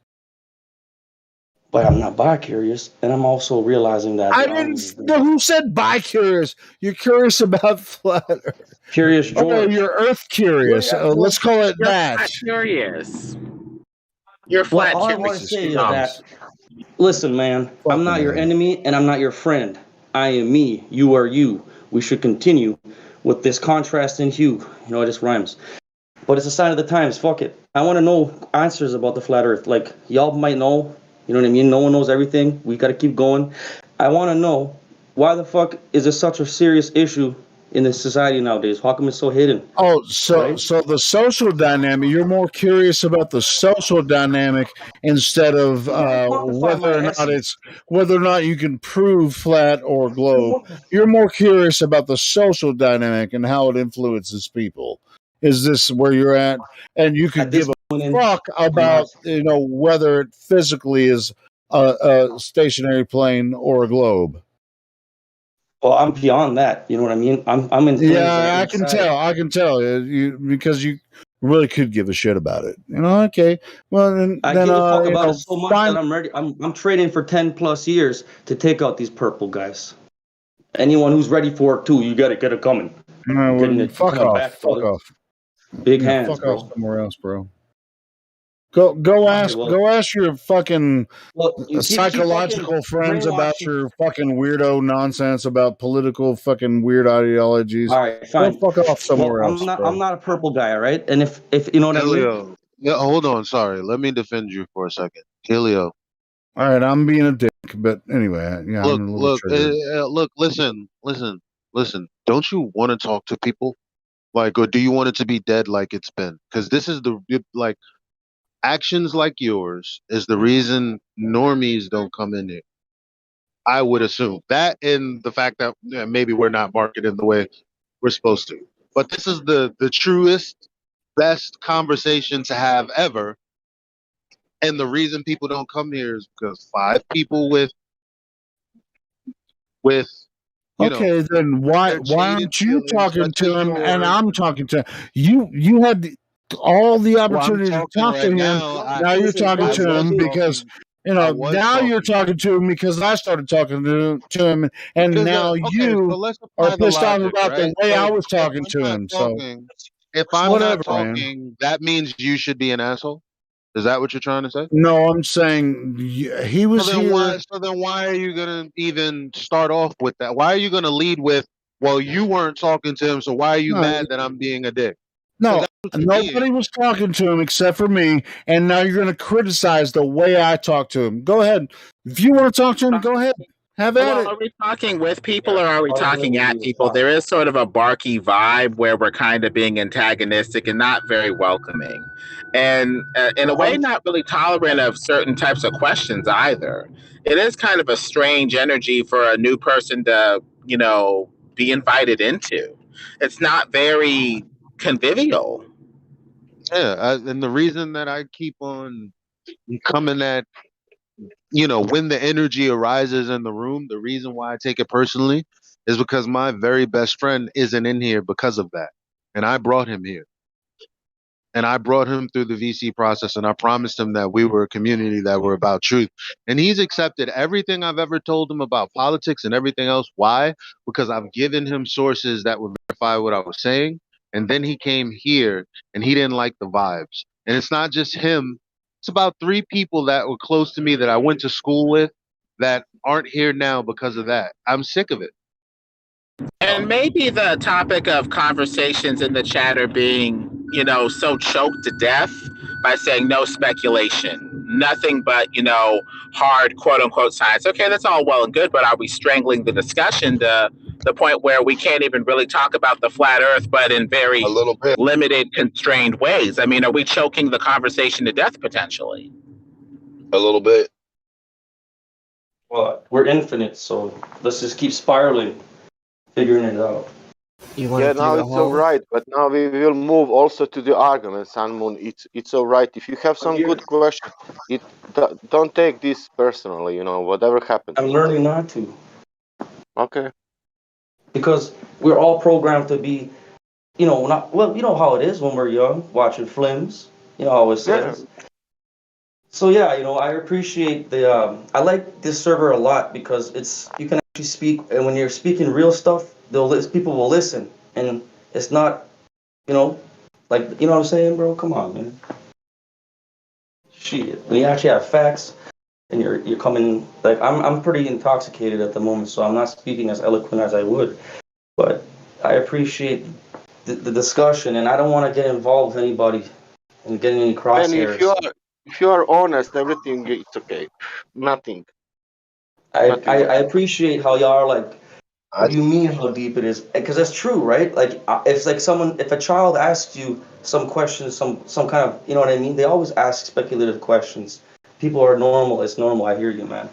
It's good to be real though, because right now is real issues. A real topic would be a real question about a real topic, a real discussion. Not like, because there's a lot of speculation going on, and you know what I mean. People come in and, That's oh what. yeah, how do you Let's prove talk our about facts? speculation. Let's talk about what's speculation and what's able to even be like actually talked about the facts of the situation. Like, not that we can't find anything out or figure stuff out. I'm not trying to be funny, but I'm saying like, okay, so you've been presented something. Say it's a false. Like you've been presented Santa Claus is real, right? But it's not real. Like, so like all the facts have been given to you from your parents when you're little of Santa Claus being real for that, short period of time. So all you have to work with as a kid to any other kid to relay your message and stuff is Santa's real for the most part, if that's what you've been told by your parents. You understand what I'm saying? It makes a lot of sense because we're all growing up similar ways. Right, You know but what I I'm mean? saying the fact for you would be Santa Claus at that point in time. So like if you read a book and you figure out from this scientist and his last name happens to be Schumer, right? And you figure this out, and then Hall says something different than Schumer, where does that leave you? And then there's another guy that does the same field of study that says something different than those two. So at the end of the day, like, doesn't everybody have to speculate just like a hair anyway? Because we don't know a lot of shit anyway, really. And that's why we're here. Well, we do know certain things, but you're right. You're right. It's life, man. I think it goes hand in hand with what's going on outside. Right. Well, I mean, you can go with everything. You can go philosophy, science, anything. So, like, if you have like the hour of speculation, I think of one of the good things to talk about would be speculation or what's true itself. And not that you can't prove anything or anything's not directly true. Like if I punch myself in the face, I'm not going to feel it and I don't have fingers and all that. I'm not saying that. I'm saying like if a scientist says, okay, we do this, we have a calculation, we say this, or your buddy tells you some story, and if they can't prove it in some way, then I mean, I think we're all speculating from that point, right? I feel like I'm still a baby in the server, to be honest, because it's great to know that there's more to it than just what I saw. 98% of the things have, I'm trying to sound smart and whatnot, but it's nice to see that there's still fucking knowledge, people that speak, and they know what the fuck to talk about and shit. It's been a while. Sam, do you want simply? I will tell you simply. They are saying that radius is one rate. It's do you counting in miles or kilometers? Kilometers. It's like a 6,000 something kilometers is radius. That means that Earth it's spherical. It's dropping. Yeah.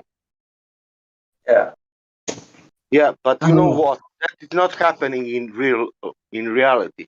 When we make observation, that is not happening. So you're saying That what we see isn't real? That's no, what you're what we are seeing, we're seeing flat water. You know, every Yeah, what observation you're showing seeing is flat real. long distance, but you need to have drop, you know, of the ball, and you don't have that drop anywhere. But you need to have that drop if Earth is a globe. It must be like a 8 inch per mile square. That it's 20 I think 20 centimeters per almost 2 kilometers, and then it's going It's square. supposed to be a design, a rate of drop to it, and it's supposed to be a certain way, and it's supposed to present itself a certain way. It doesn't. It presents itself as flat, and it directly measures as flat. And that's what he's trying to tell you. He's not saying don't believe what you see. You see a fence in your face, Yeah, I a was dog thinking out that, there but I already barking. know that. It's real. I've seen the videos before proving the laser pointers across the lakes and shit. You know, 60-mile distances cleared Oh, so in you're one totally shot. down with it then. Dude, I've been down with. I already been knowing that there's more to it than what they've I don't. shown us. I I've just been wasn't studying sure this that you shit for a knew that while or not. too, man. Calm I'm down, just calm not as down. eloquent,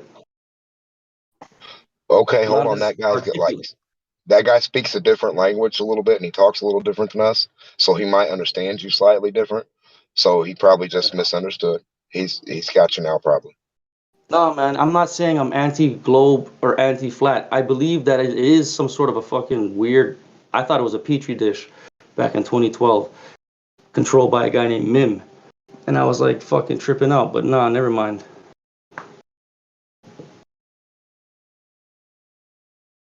But that's just psychosis, or who knows. But I love this channel, man. The fact that I can speak to people that are like, hey, man, what are you talking about? Do you have proof? Or it's like, stop talking out your ass, dude. You know what I mean? And I need that in my life because people always let you, you know what I mean? I'm in here talking all this weird shit, and I'm realizing how fucked up I sound. And it's like, wow, y'all are in here just listening, and you know, that's how I'm learning that. I'm learning that. It's So, good. well, saying that water's level or you can't measure certain shit, it's not really weird.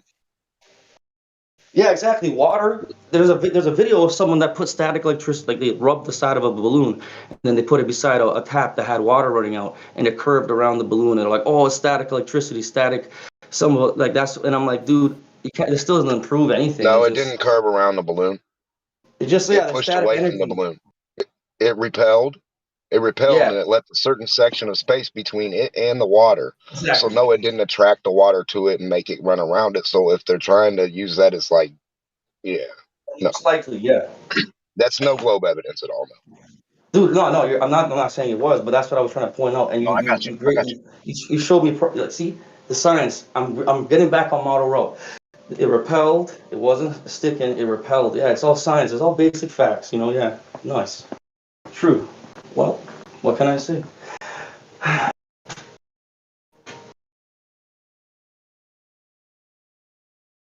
And I apologize for any weird, erratic behavior earlier. It's just it's chaos. There's an order out of chaos. So a lot of chaos going on, and I'm just chilling, trying to get calm too. You know, trying to learn how to speak with think before I speak it. You know what I'm saying? Thank you. You're all right, man. Yeah, it is a process. Because I To be understand y'all slightly probably. with Yeah, I understand what's going on here a little bit better. Every day I gotta just keep on. I gotta keep on keeping on. like a lot of people don't like the speculate and stuff, but I do only because as long as you state that you're speculating, I mean, then I don't find a problem. And you know what, I have to put this as a reminder that, like, you know, a lot of people are heavily conditioned to believe certain models and certain theories and whatnot. So, you know, you got people coming in thinking exactly what I just said, and then it's like yeah, you know how it goes. But I already know, y'all know. It's just a little reminder, I guess.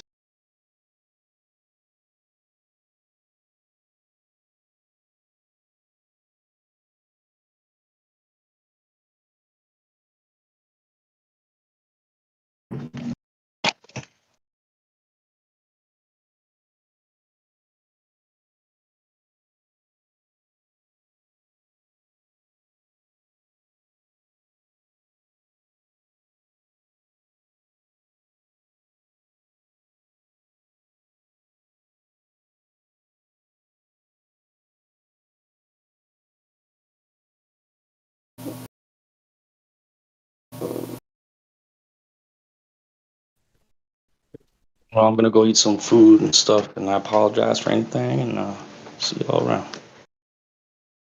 No, man, come back whenever you want.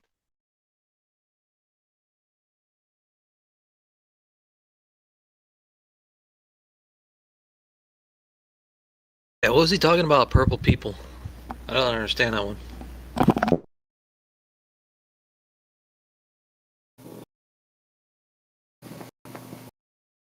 That doesn't.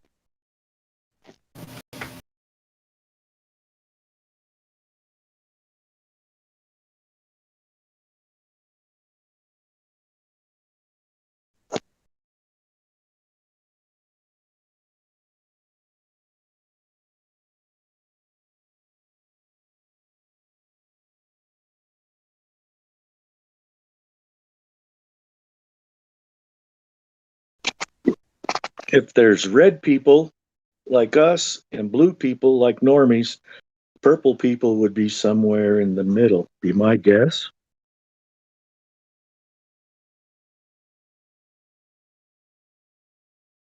Something like a fence.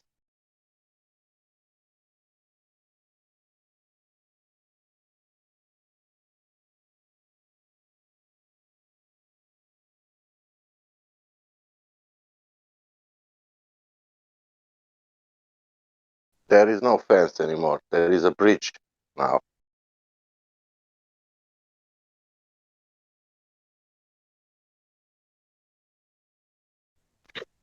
You say that again, Sasha? There is no fence anymore. We destroyed that months ago with text and with all stuff. There is a bridge now. You can pass the bridge. Okay.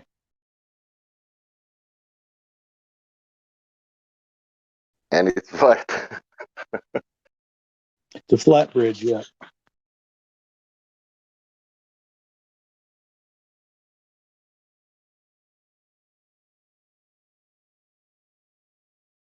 The fence got tore down.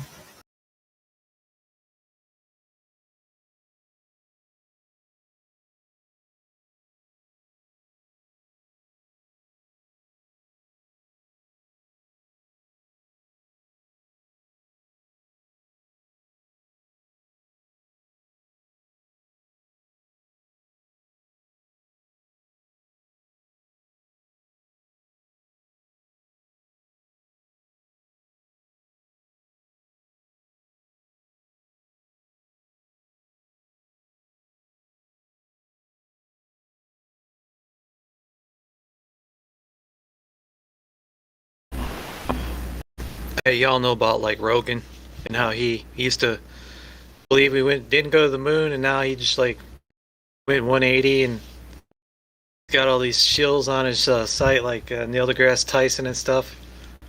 It's old news, but I'm new here. I was just bringing up something. I was listening to this other guy talk. I think he said in about 2015 he went to one of Rogan's concerts, or talks or whatever. He had a flat Earth T-shirt on in the front row, and Rogan didn't say nothing about the flat Earth. Anyone. He had that shirt on. I thought that was funny. Because Rogan's a faggot.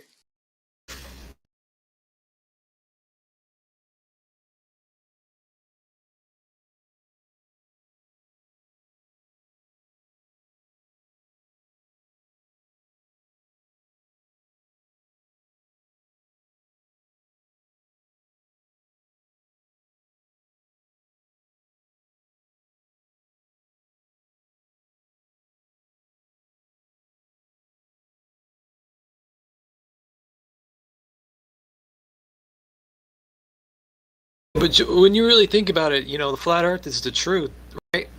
And the globe Earth is not the truth. So, if the flat Earthers had their voice or the norm or whatever, it would be a completely different place. We wouldn't see all this bullshit like NASA and all this other bullshit where they're spending $50 million a day, right? Yeah, because Rogan's a fag. Like, Rogan's never going to admit that. They're being exposed. At least in this, it doesn't matter flat earth. Earth itself presents flat, but some people saying that it's curving. How about that, Rick? Leave apart flat earthers. Earth itself presents flat, but somebody is saying that it's not flat, it's curving. People saying something, but Earth is not doing that. That's interesting. I agree with you. Hey, there's a video where Now, this guy's flying. sorry to finish. Now his question: would Earth lie or would No. people lie? People lie. People lie. Have you seen that video where a guy has a infrared camera in a plane, and he's going over Kansas, and he says he can see all the way to the Hudson Bay with the infrared camera? Yeah. You're talking about Poland. Poland. Yeah. That was interesting. It actually has better video with more landmarks.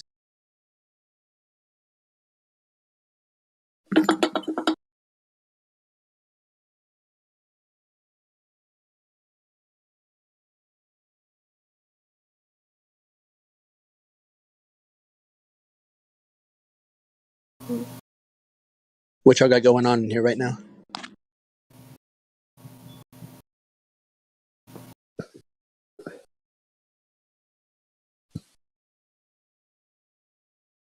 Does Joe Rogan lie or does people lie?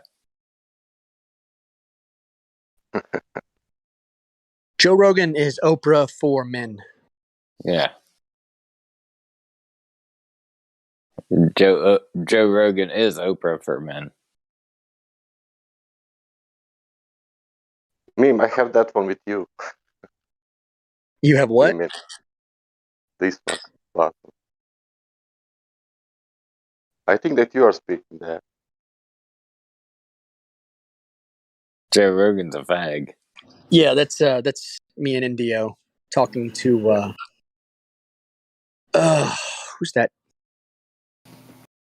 That one mongrel who always used to come in here. Was professor or no? Oh no, they're all professors. Every single person who's come in here and argued with us is a professor, right? They're all professors. They're all pilots. I'm and not all a related to professor. astronauts. I think Joe Rogan's a fag. I'm not a professor. I don't care what Joe Rogan is. No, Joe Rogan's a fag. All right. Don't care. That's my position. Just putting that out there. Well, you probably shouldn't focus on a male's choice of homosexuality. That's kind of strange. You're right.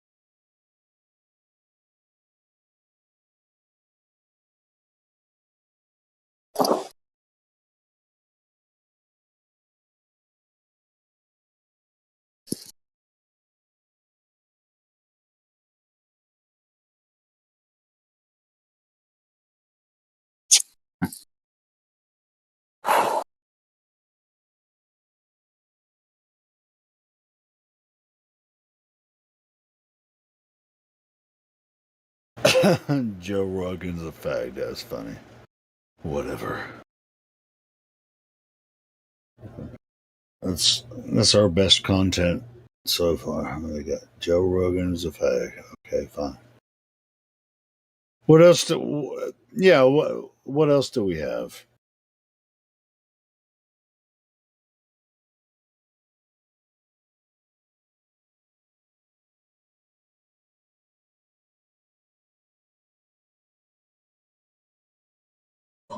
Well, somebody tag me if anyone starts an argument.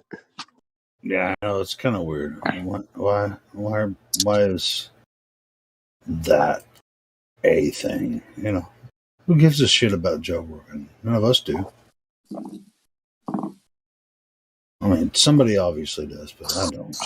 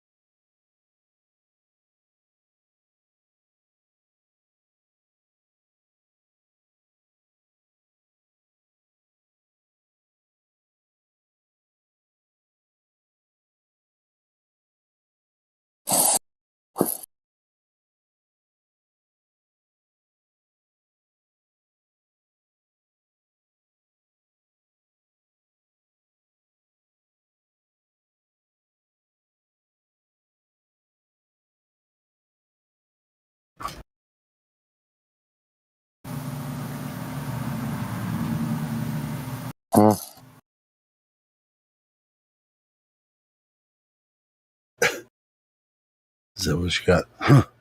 Hmm.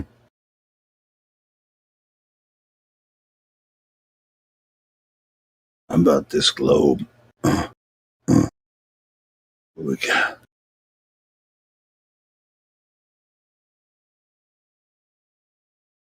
How about this?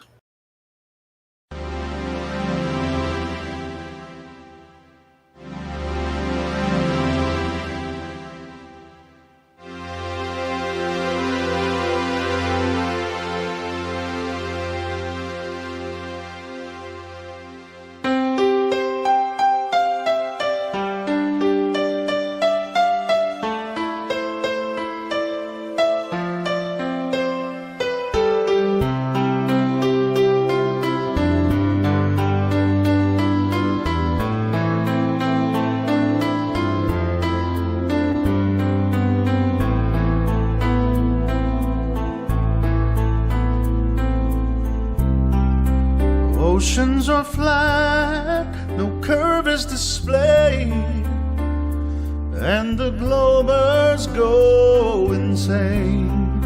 I hear their voice on the line as their cogdice causes pain.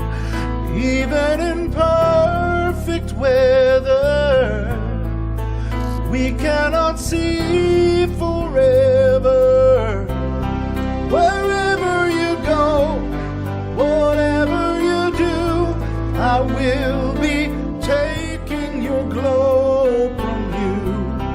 Whatever it takes, or how your heart breaks, I will be taking your globe from you.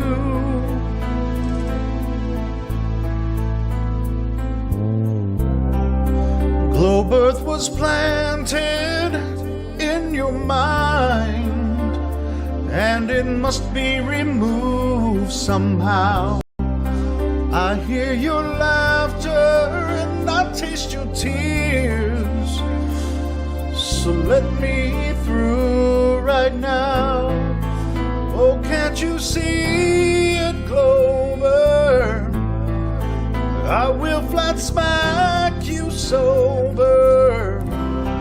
Wherever you go, whatever you do, I will be taking your globe from you.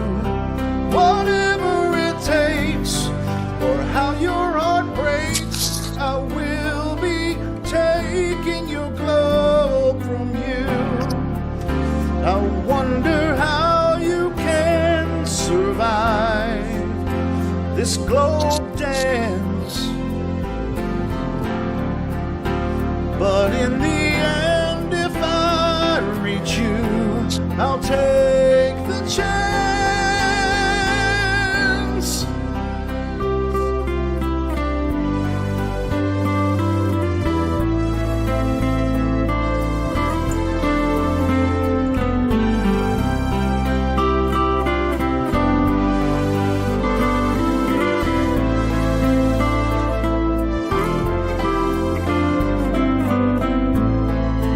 Even in perfect weather, we cannot see forever. Wherever you go, whatever you do, I will be taking your globe from you. Whatever it takes, or how your heart breaks, I will be taking your globe from you.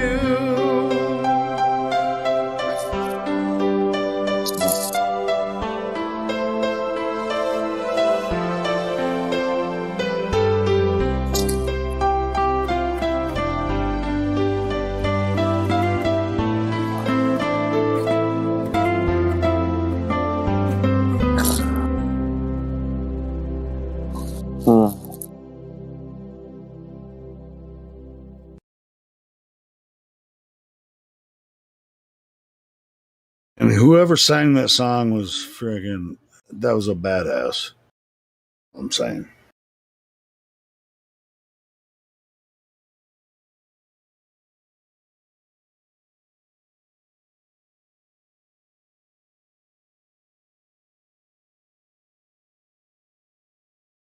And you must find this globe idea extremely ridiculous.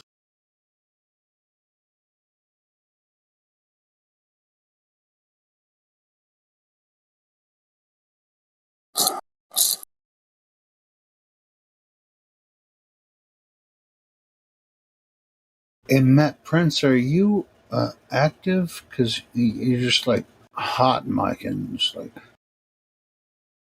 I'm sorry. no, I'm just no. You don't have to be sorry. It's just like there's just like No, weird I'm noise. probably hot micing. Yeah, it's a weird noise coming through your mic, I think. I mean, if you're not talking, if you don't want to talk, go ahead and mute yourself. Yeah, I'll mute myself. All right, cool. So I'm gonna play some more tracks.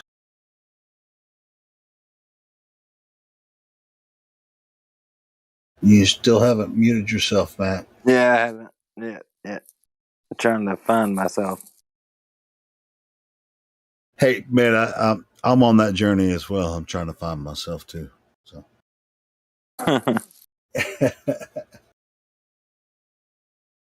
but yeah, man, you're welcome to speak your mind. But if you're not talking, go ahead. No, I'm and not. I'm not talking. Oh, I'm sorry. Well, I just noticed when I was playing that song, there was something going on with your microphone. So if you're not going to talk, go ahead and mute yourself. Circle. Oh, Circle is in here. Hold on. Circle's unmuted too, which is kind of weird. No rules, but unmuted. Circle, can you open your microphone and talk?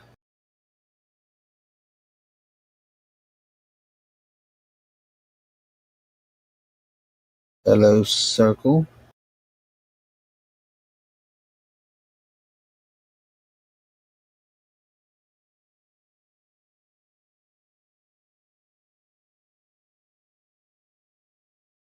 Pretty strange.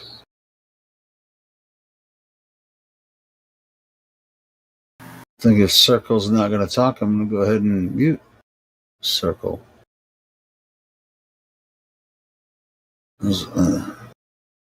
Not comfortable with somebody being in the room that doesn't have a role and is unmuted. Not in my mind. Anyway, so let's see if I can find some other audio to play.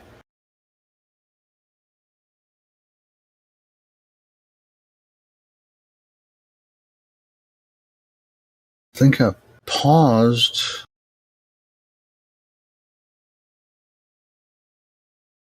some numpty clips earlier. Might as well play that. While we're waiting for people to join and talk.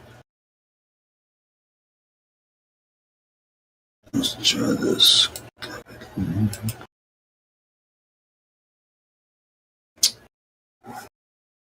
Wish I could resume it though. I already messed it up because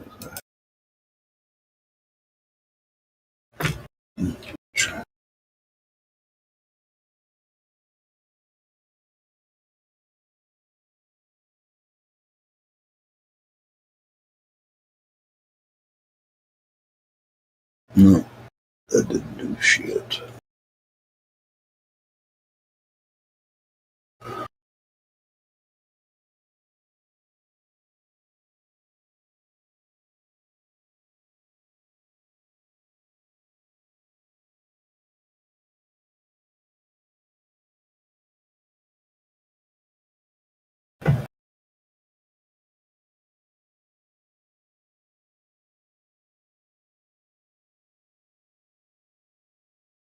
Oh, I got an idea. Let me play this video.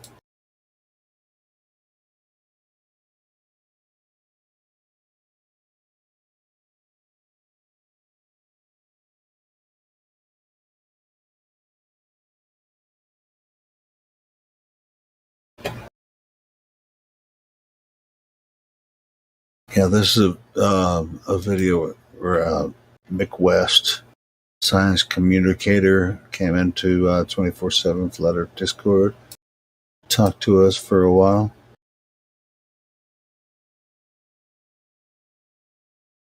Cool, dude.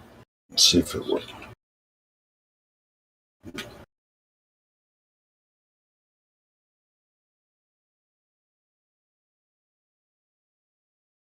For the 200th time, Zanuck. Hang on. He already destroyed this argument for himself earlier today by claiming that you can't leave reference frames, you can't leave reference frames. Like, he's already destroyed himself numerous times on this.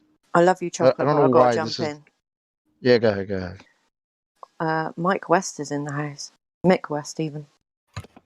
Oh, I seen him in the check-in. I didn't think he was real. Yeah, no, he is real. Bev has been talking to him on Twitter and has managed to get him in. So, just so you all know that he's probably going to come down to the live stream soon. Oh, fantastic. Oh, that's going to be way better than fucking Yeah, with behave yourself, Zanuck. You'll be the Is first. he like famous? I'll be what? You'll be muted if you don't behave yourself. I always behave myself. Yeah. Isabel got muted a second ago. I'll be the judge of that one. Hey, Chocolate, can we just talk about one thing before we let this topic go? The leaving of reference frames? No more reference frames, please. No, My just a ears second. are bleeding. There seems to be a misunderstanding. I just wanted to explain it in case there's ever a question. No one. Maybe no you could one, No one DM. cares? Okay, I'll leave it out then. Yeah. We are fine. We cannot eat any more reference frames because they are not healthy. Yeah, if you confuse me more, I might actually start believing in the globe again. I'm not trying to confuse you, just letting you know about how you can't leave a reference frame. It's not possible, but you can go to another reference frame if you'd like to. It still exists. Stop explaining. Observation point. No, we didn't ask Is you this that. an All all-inclusive about reference observation frame that we can go to? What's that? Could we talk of rainbows while the Midwest is coming? How about corpuscular rays? How about these observations and long-distance measurements that are defying the very model that you are preaching here, Zanuck? Okay. How do we deal with those on a ball when they directly contradict the supposed curvature that we should be seeing according to their story? In the measurements of large mountains at a distance? Well, as well yeah, as just long-range display? observations in general, right? I mean, there's Mick so West many. is coming. Sorry, got to reiterate. Mick West is literally coming in a minute now. Nice. I'm ready. Fantastic. Hello, buddy. So, yeah, those are interesting observations, right? And a lot of them aren't very accurate. They're looking at, I see the light that should be 100, 200 feet below the horizon. How do we see that? And the answer is, from my perspective, not perspective, no. Yes, perspective. Refraction has only a small effect, but there could be something called diffraction, which could actually allow those. Yeah, diffraction can actually could be. Could we don't? I'm admitting that I don't know, and I'm interested in that test in replicating it myself. Could it be that we see what there is without anything? Yeah, until it's shown otherwise, that's the logical base assumption. So that's where we leave it. Well, I'm sorry. That's the first step in science, It looks right? like a beaver. It looks like a beaver. It smells like a beaver. It has a tail like a beaver. No, but how come? Then answer me this. Then answer me this.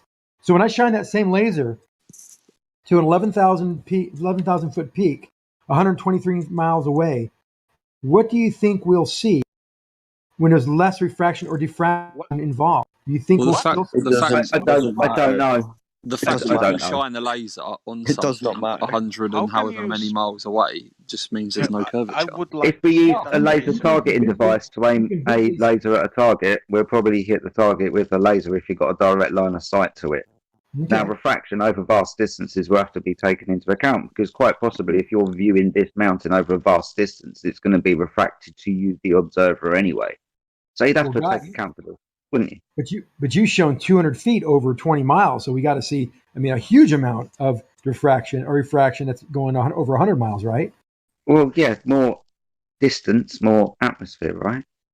Yeah. Well, that would play into my case here in that when we show a mountain 125 miles away, why is it angularly much lower than it should be for that given distance? I don't know, because you're comparing a geometric function to refraction. Yeah, but this observation of the mountain, you're observing it, the light is being refracted through that atmosphere. More atmosphere, more distance, more refraction, possibly, right? 3 degrees? We're talking about a refractive index. Over long distances is 7 to 8 inches per mile squared. Yeah, Zanuck, if you're able to shine a laser on a mountain that far away, you shouldn't be able to see it due to the alleged curvature. Refraction, two factors, right? You have your angle of incidence as well as the material you're shining light through. If it's air, it's very low refractive index. Then you have the angle of incidence on top of that. That no way accounts for the amount of sink those mountains would have at 125 miles. They're 11,000. How come they're visible? How come they're visible? We're seeing they should be. We're seeing them being angularly at 7,000 feet. That's fine. Where did 7,000 feet of that mountain go? Mick West in the house, people. How you doing, Mick? Yeah, Mick knows this. Mick knows this very well. I know. Yeah, I do actually. I know all about the refraction problem. It's very interesting. Awesome. Welcome to the server. Yeah. Thank you. Yeah, I'm pretty familiar with it too, Mick. It seems like the only time you can get light to bend down is in a tank full of sugar water. Oh, no, you can actually do it fairly easy in any type of thing where the refractive index is higher the lower you go down. Can you demonstrate this? Yeah. Ooh, no. well, then do it. Yeah, I'd like to see. I'd like to see laser light bending down in air. Can you demonstrate that, Mick? Okay. Yeah. No. Just gonna make a small announcement, guys. Just to make a small announcement, guys. I understand we've got Zanik and Mick West in, so if we could just dial it back 10% and try and keep them here as long as possible before we start getting involved. Okay. Yeah. Okay. You should get married. No, I'm just asking a simple question. Mick West here is very informed about the. No. Mick West here is really informed about the refraction problem. So I've asked something very simple of him. Can you demonstrate laser light bending down in atmosphere, not a tank of sugar water, please? Yes, I can. Cool. I'd love to see it. All right. Well, I have a video showing how to do it actually, but really simply. The way to do it is just to kind of cool the air lower down, and the laser light will bend down towards the cooler air. And the easiest way to do that is with a large ice pack, just like the type of thing you put in a cooler or an ice chest. You take that and you shine the when it's really cold, and conditions are just right on the lake for us to observe a mirage of a skyline that's about 36, 40 miles away. So those are perfect conditions. No, well, I wouldn't. I mean, obviously conditions vary, and sometimes they're better than others. But yeah, if a lake is very cold, the light will bend down towards that because it cools the lower air and makes it denser, and more dense air has a higher refractive index. A light bends towards the higher refractive index, though, towards the denser medium, which is why on a hot road, when a road heats up, the air expands, it becomes less dense. And the light bends up, which is where you get that kind of mirage refraction. It looks like a mirror, the typical, like mirage, like pool of water in the desert type thing. That's because it's hot down there. But when it's cold, it bends in the opposite direction. Is it the same reason that I saw an experiment done with laser and the iron? Iron was heated, normal, like an iron, what you iron your shirts or whatever. And iron was put next to the laser, and it changed the direction of the laser. Yeah, it is. With hot things, it's kind of tricky to do because hot air moves around a lot more because it rises. Cold air just sinks, so it doesn't move so much. So you get a lot more turbulence with hot air. But you can do it. I have a video. Can I post links in here? So I've got a maybe post. Give me 2 seconds. I'll give you the appropriate. Hey Mick, I got a question for you.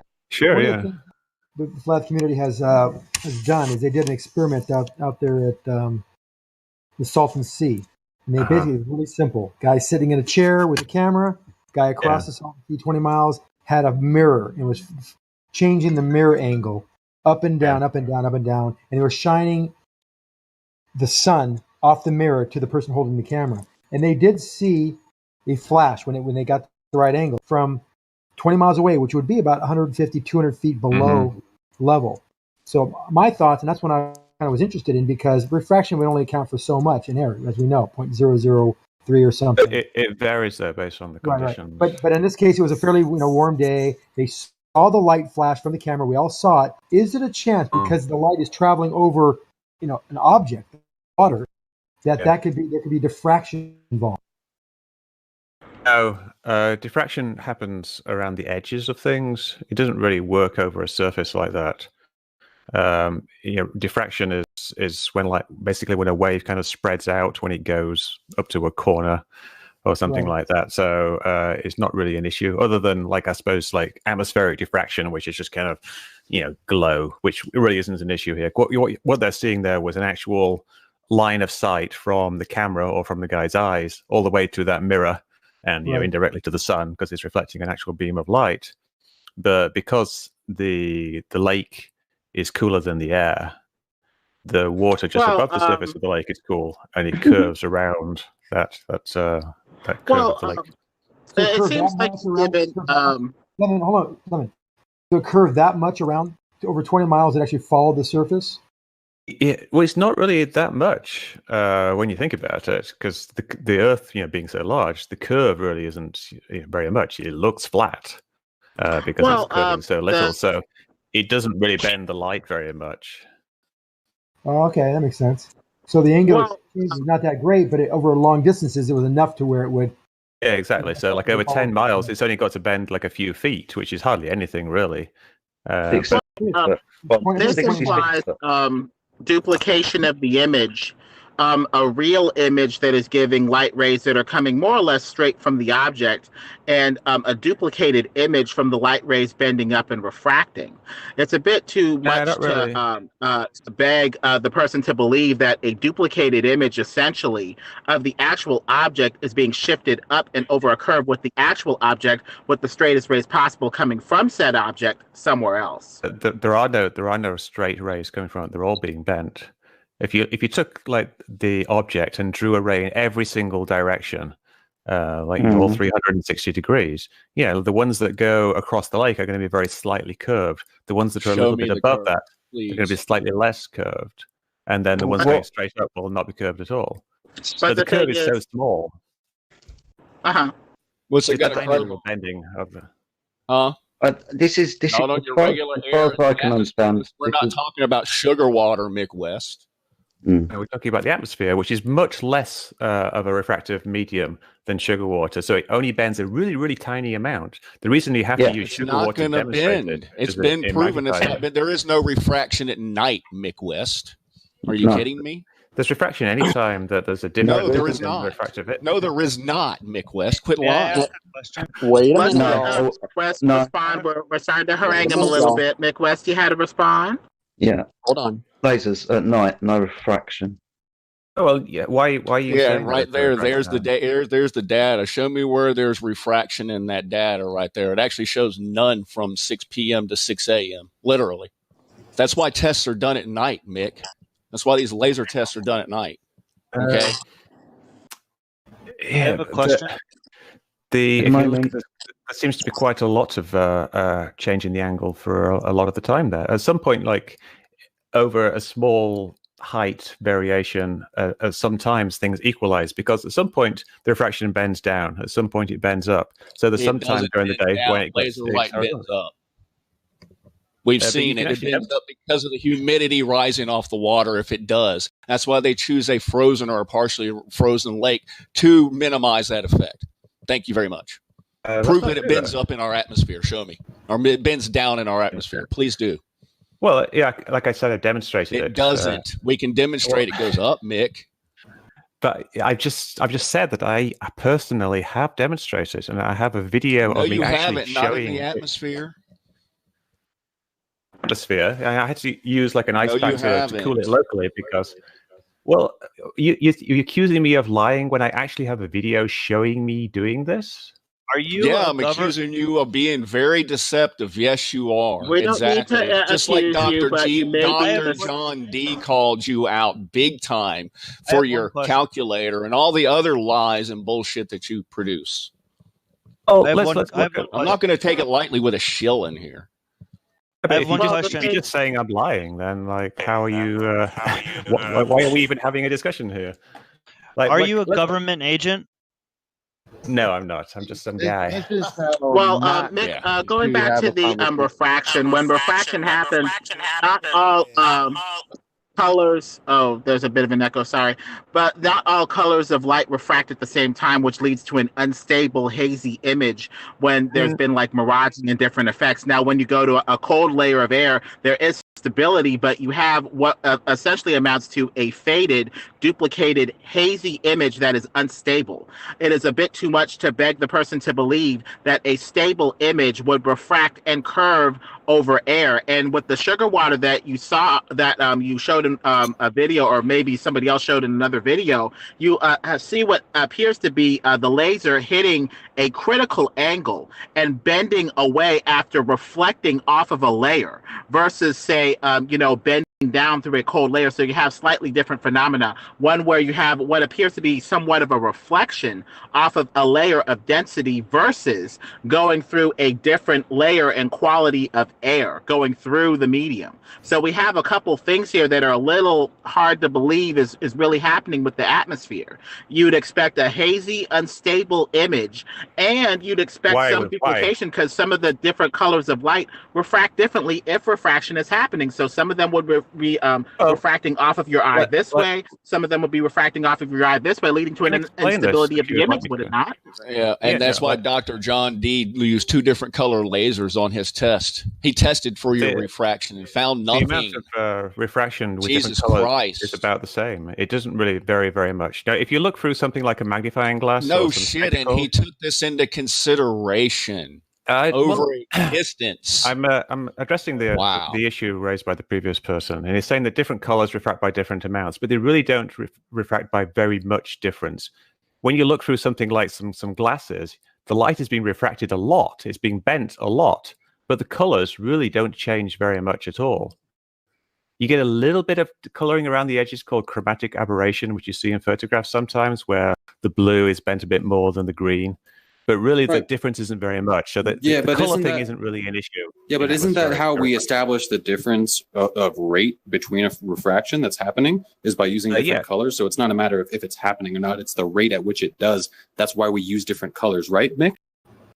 Yeah, well, that tells you basically how the wavelength of the light affects it. And that leads to a thing called the green flash. Are you familiar with the green flash on the sun? Yeah, it's when the sun's setting, right? Yes, we're familiar with green flash.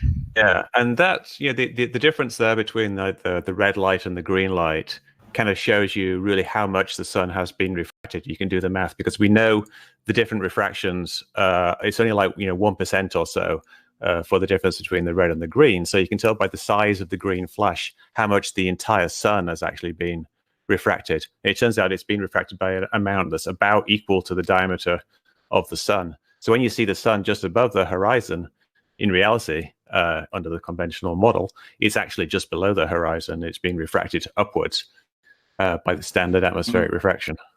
Well, another problem with the way that this refraction is applied, you can have 1% from the origin where the light ray is put out, or you could have 1% by the time it reaches the observer.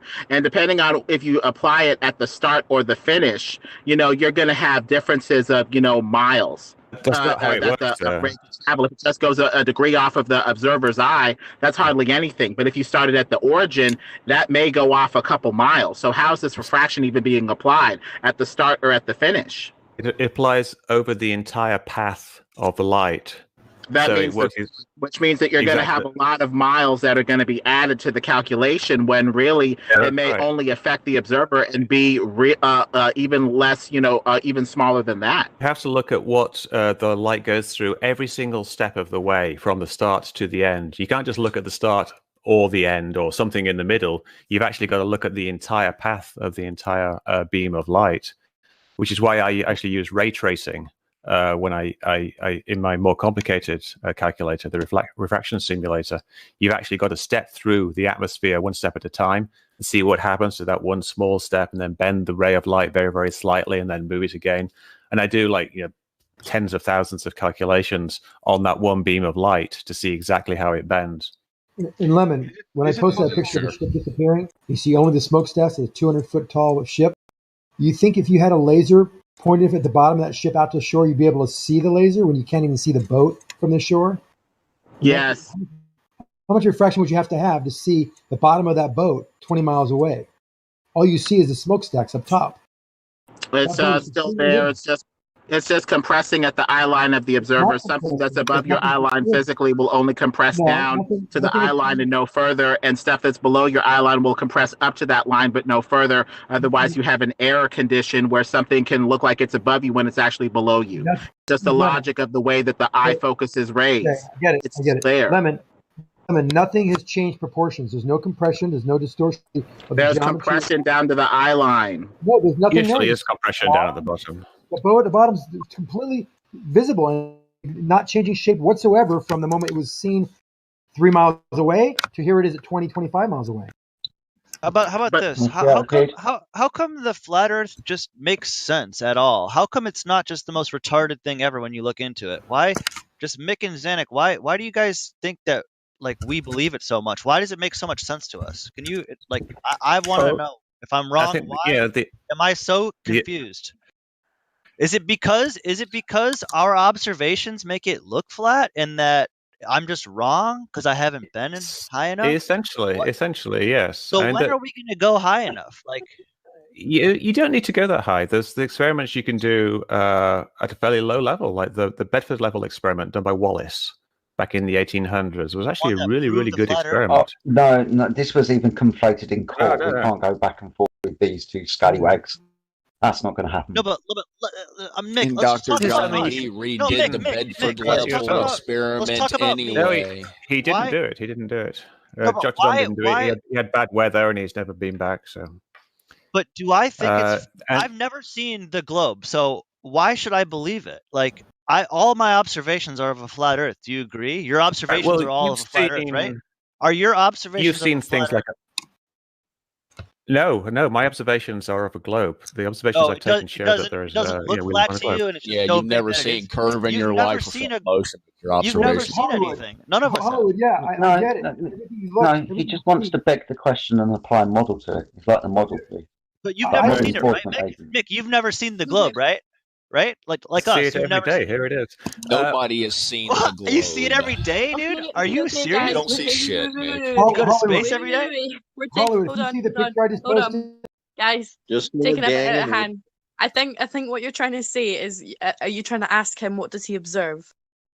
Rather than just repeating the question and shouting it, just ask Mick. Mick, what do you observe on a day-to-day basis that shows a ball? Well, I think Mick and everybody would agree that. Zanik, shush. That was directed at me.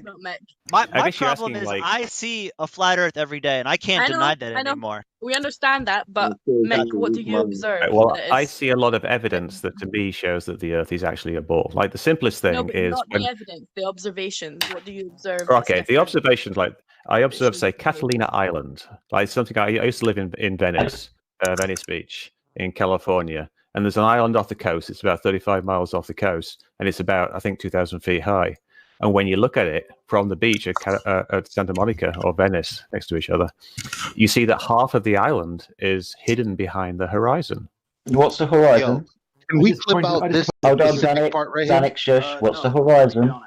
Horizon is the line formed by the edge of the coast. Rewind it about 20, 30 seconds. Shut the fuck up. Shut up. You're talking about. I want to know what the horizon is. Your horizon. Never mind. About oh 3 my miles God. ahead of you with the naked eye. The horizon is a horizontal line. Who's this That's why it's called a horizon. I'm asking Nick a direct question. What's the horizon? It's not a physical thing. I'm not asking you. By the curve of the ocean.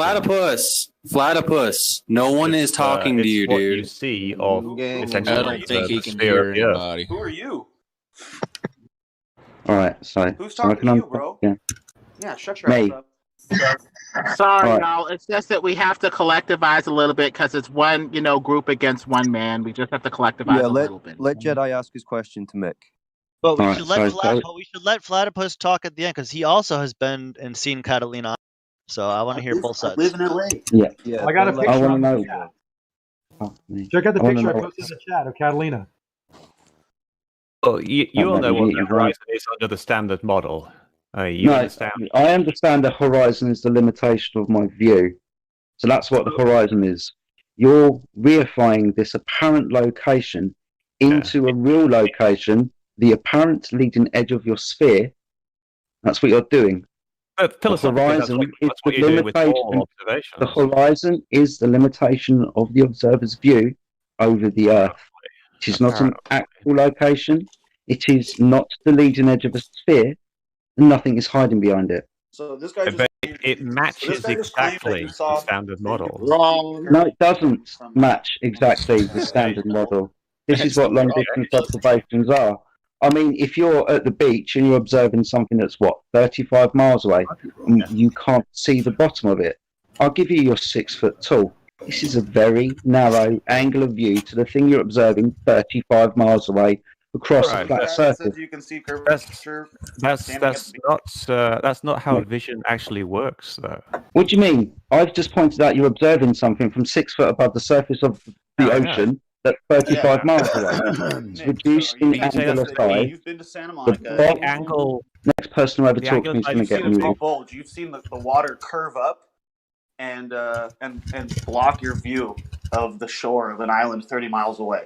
You're telling me there's enough curvature across 30 miles to see a giant curve and have the ocean bulging in front of you, and then you don't see the shore. It's just a smooth curve of the ocean. Well, hold on, because I hear this argument too, like, oh, I see the curve. Well, where do you see it? I see boats going over it straight ahead. If you're seeing something 35 miles out straight ahead, imagine how long a distance of horizon you're actually seeing, and how many hundreds of miles you're actually are in your vision. Like, there should be something else. There should be left and right curve too, if it's real, but it's not. No, the horizon is flat. Of course. Flat circle. Yeah, but if you're saying it's curving like away from you, it should also be curving left and right. Visually, you should be able to. If you think you can see the curve away from you, then you should also be able to see the curve left and right, because of you're seeing way more distance. You're seeing way more distance. That's not how it works. That's a different curve. It's a different curve, but it's still a curve that you can actually see. It's based on your angle of view, is what it is. The higher up you go, the further you can see, and it's got dip to do with a curve. It's got zero to do with a curve. You can prove this to yourself by standing on your damn kitchen floor and laying on it. Put your eye next to the floor, and you can't see very much of it. You stand up or even raise up a few inches, you see more of the floor. Yeah, but you can see the same amount. This is what happens on a flat surface. Literally. Yeah, but we're talking about the surface. We're talking about 0.05 arc radians at 30,000 feet. There's nothing to see as far as curve around you. We see the effects away from you. There's a difference. Well, you know what? Here's the reality. No one has ever seen. Yeah, you're right. No one's ever seen the left and right curve, and no one's ever going to see it because it's not real. Because you're not, all you can do is any curve. All you guys can do. All you guys can do is take a percentage. 0.05 arc radians. Say that's curve. All you can take. Hold on, guys. Hold on. Hey, hold on, Hollywood, hold on one sec. All right, guys. I know everyone's a little excited because Mick is here. Let's try to keep it constructive, though. You know, like if Mick's making a point or Xanix's making a point, let them finish and then continue with the point. Don't bounce a different idea because this is getting really hard to listen to. All right, guys. Let's stay on topic. I'm happy to answer any questions, but like it would be good if we could actually stay on the one question for a second. Like, say that the side-to-side curve. That's a great question. Why can't you see the side-to-side curve? You can actually see it if you go up about like 700 to 1,000 feet and take a photograph of the horizon with a rectilinear lens, one that keeps straight lines straight and doesn't bend lines, and then you look at that in Photoshop. You'll be able to detect an actual curve. If you take a large straight edge up to about 1,000 feet. And you look along it carefully, you will actually see the curve of the horizon curving down a little bit at the ends of that straight edge. So it is actually visible. You won't see it from the beach. Are you looking for an airplane? Are you looking for an airplane window when you make this observation with a straight edge? No, you wouldn't be able to see it from an airplane window because it's right. too So you know that you've got distortion at the edges of those two planes of perspex that are convex in nature, especially when pressurized. Nothing. So you're making this observation through a curved surface. Infrared photographs. We're not talking about airplane. Question to this? Yeah, at about 32,000 feet. About what happens through a curved lens. An infrared camera to take pictures of objects that were about 1,000 miles away. So through a lens, through another two curved lenses. A ball that's spinning, but for some reason we were able to do it. Yeah. So through the camera, the aperture of the lens, which is curved. And then through the window. That would allow us to see things thousands of miles away at only 32,000 feet? It wouldn't. So you're misidentifying what you're seeing. Platypus, I just need to make this clear. Do you hear Jedi? No, I don't. You don't hear Jedi? Yeah, you'd like to. You should unmute him. You're misidentifying what you're seeing. If you think you can see something 1,000 miles away from 30,000 feet, you're not. You can only see about 250, 300 miles or so from 30,000 feet. So you are misidentifying what you are saying. Why another moderator can't hear me, or why I can't hear another moderator. Mick, I also posted a picture of a HUD display that shows the level line and then the horizon below the level line, which would only be possible if the surface below you was curved. Dude, that gets so or sloping away from you, but yes, essentially, yeah. And this is something else you can take. You can take a water level, like two tubes that are connected. And you can see that the horizon drops below eye level, which would only happen if the Earth was a sphere. It does. So parallel horizontals that way of the Himalayan range is not possible on a globe ever. 2,800 miles away. I'm not sure what from above Dubai. Above Dubai in the air on an airplane, and even the pilot admits it. 2,800 miles away, and then tries to explain it away. Hey, Mick, can I just get yes, from Dubai, I just ask Mick Himalayas and Mount Everest, from Dubai, 2,800 miles away. I think that's probably misidentifying the mountains that you're saying, if that's in fact what's being watch claimed. it. Watch So, it. Mick, did you? But you say that about Jay Tolan when he clearly pointed out the 700-mile one was perfect. Hey, Mick. I mean, but you're going to say that it was cloud. No, it wasn't clouds. Jason Tolan actually shows the curve of the Earth. You can actually see the horizon curving in his videos. Do you disagree with Neil deGrasse Tyson when he says that you can't see curvature at 100? Are you going to try to pull the crap like FTFE, where he tries to show curve by zooming in with a program that shows the actual table that the thing was sitting on curving too? Are you kidding me? I'm not sure what you're referring to there, but someone asked about Neil deGrasse Tyson. He was wrong. So how did you come to have better knowledge than Neil deGrasse Tyson on this issue? But it's not about knowledge. He just said something that was wrong. I'm sure that if you actually asked him in detail about what he meant, he would explain it to you. Well, he was pretty clear about saying that from 120,000 feet you couldn't observe it. Yeah, he was saying that it looked flat, so you wouldn't see much of a curve. But it's technically wrong. Yeah, it's wrong. You say 1,000 feet. You say 1,000 feet, and he says you couldn't see it from. You can't really see it with the naked eye very easily. You have to use like a long straight edge and look very carefully and have good conditions, like clear air and a clear horizon. No, but I've seen a lot of people doing it online. Do you have any? Is it possible that it's a circle of vision what you are seeing, not the roundness of Earth? Because we have a circle of vision. We see in circle. We don't have a circle of vision. We have eyes and we have cameras, and they share the same thing. You have peripheral vision. From your point of view, you see. It's irrelevant though. Like, don't talk about vision, because vision's irrelevant. What's relevant here is photographs, because the photographs look like what we see. So let's talk about like how a photograph is made. You can make a photograph. That's not true, mate. A photograph is not what we see. A photographic is a distortion of reality, actually. It looks like that, right? Didn't I? If you take a photograph of something and hold it up in front of you, it will look like the thing that you're looking at. Will it not? But all lenses are curved, so they're going to add curvature. Even the rectilinear lens, it's going to add it after bigger distances and bigger elevation. All lenses are going to do that if they are convex and curved. Whole camera. Different cameras will take different images depending on the air clarity of the day. This can be observed with 12-hour time-lapse footage of things in the distance, and the midground and the near ground undulating throughout the day, including the horizon, depending on the air conditions, right? So it does appear that things do undulate. So you're going to tell me that everything that you see at vast distances is exactly what it is all the time? Or is refraction definitely coming into play? Refraction is usually coming into play. But what I'm saying is that what we see with our eyes is just essentially the same as what we see with a camera. There's nothing special about our eyes other than them being round. If you take a pinhole camera, which doesn't have a lens at all, it produces exactly the same images as a regular camera. Up close, but up far, not the case. At distance. So, Mick, would it be different? Hold on. Real quick. Do you have any alternative viewpoints, or are you going to defend the official narrative on everything at all costs? Because I know the official story and all this stuff. Are you going to provide us with anything like, or do you have any like conspiracies that you kind of think are real, or anything like that? Like anything alternative? You must be new to Mick West. Mick West was actually a big debunker for chemtrails and 9/11. So. He's on the far side. He runs a website called Made Up. I think there's a lot of corruption in the world. Mick West. Mick West is the antithesis of a conspiracy theorist. He's specifically here to shoot down any conspiracy and tell you that you're just an idiot. So do you have any? That's why I called him Michelle. That's what I'm saying. Wait, hold on. Do you have any alternative viewpoints? Can y'all all other than the stop official talking narrative? at the same time? I just want to know, do you have any alternative viewpoints other than the official narrative on everything? I think that there's lots of corruption in government, and I wouldn't trust anything a politician says. Be specific. Like one thing that you're concerned about. Well, like say the prison industrial complex. Like I think politicians passed laws to increase sentencing based in part on lobbying from the prison industry, and the prison industry gives money to politicians, so they will pass laws like the drug laws that end up with more people in jail.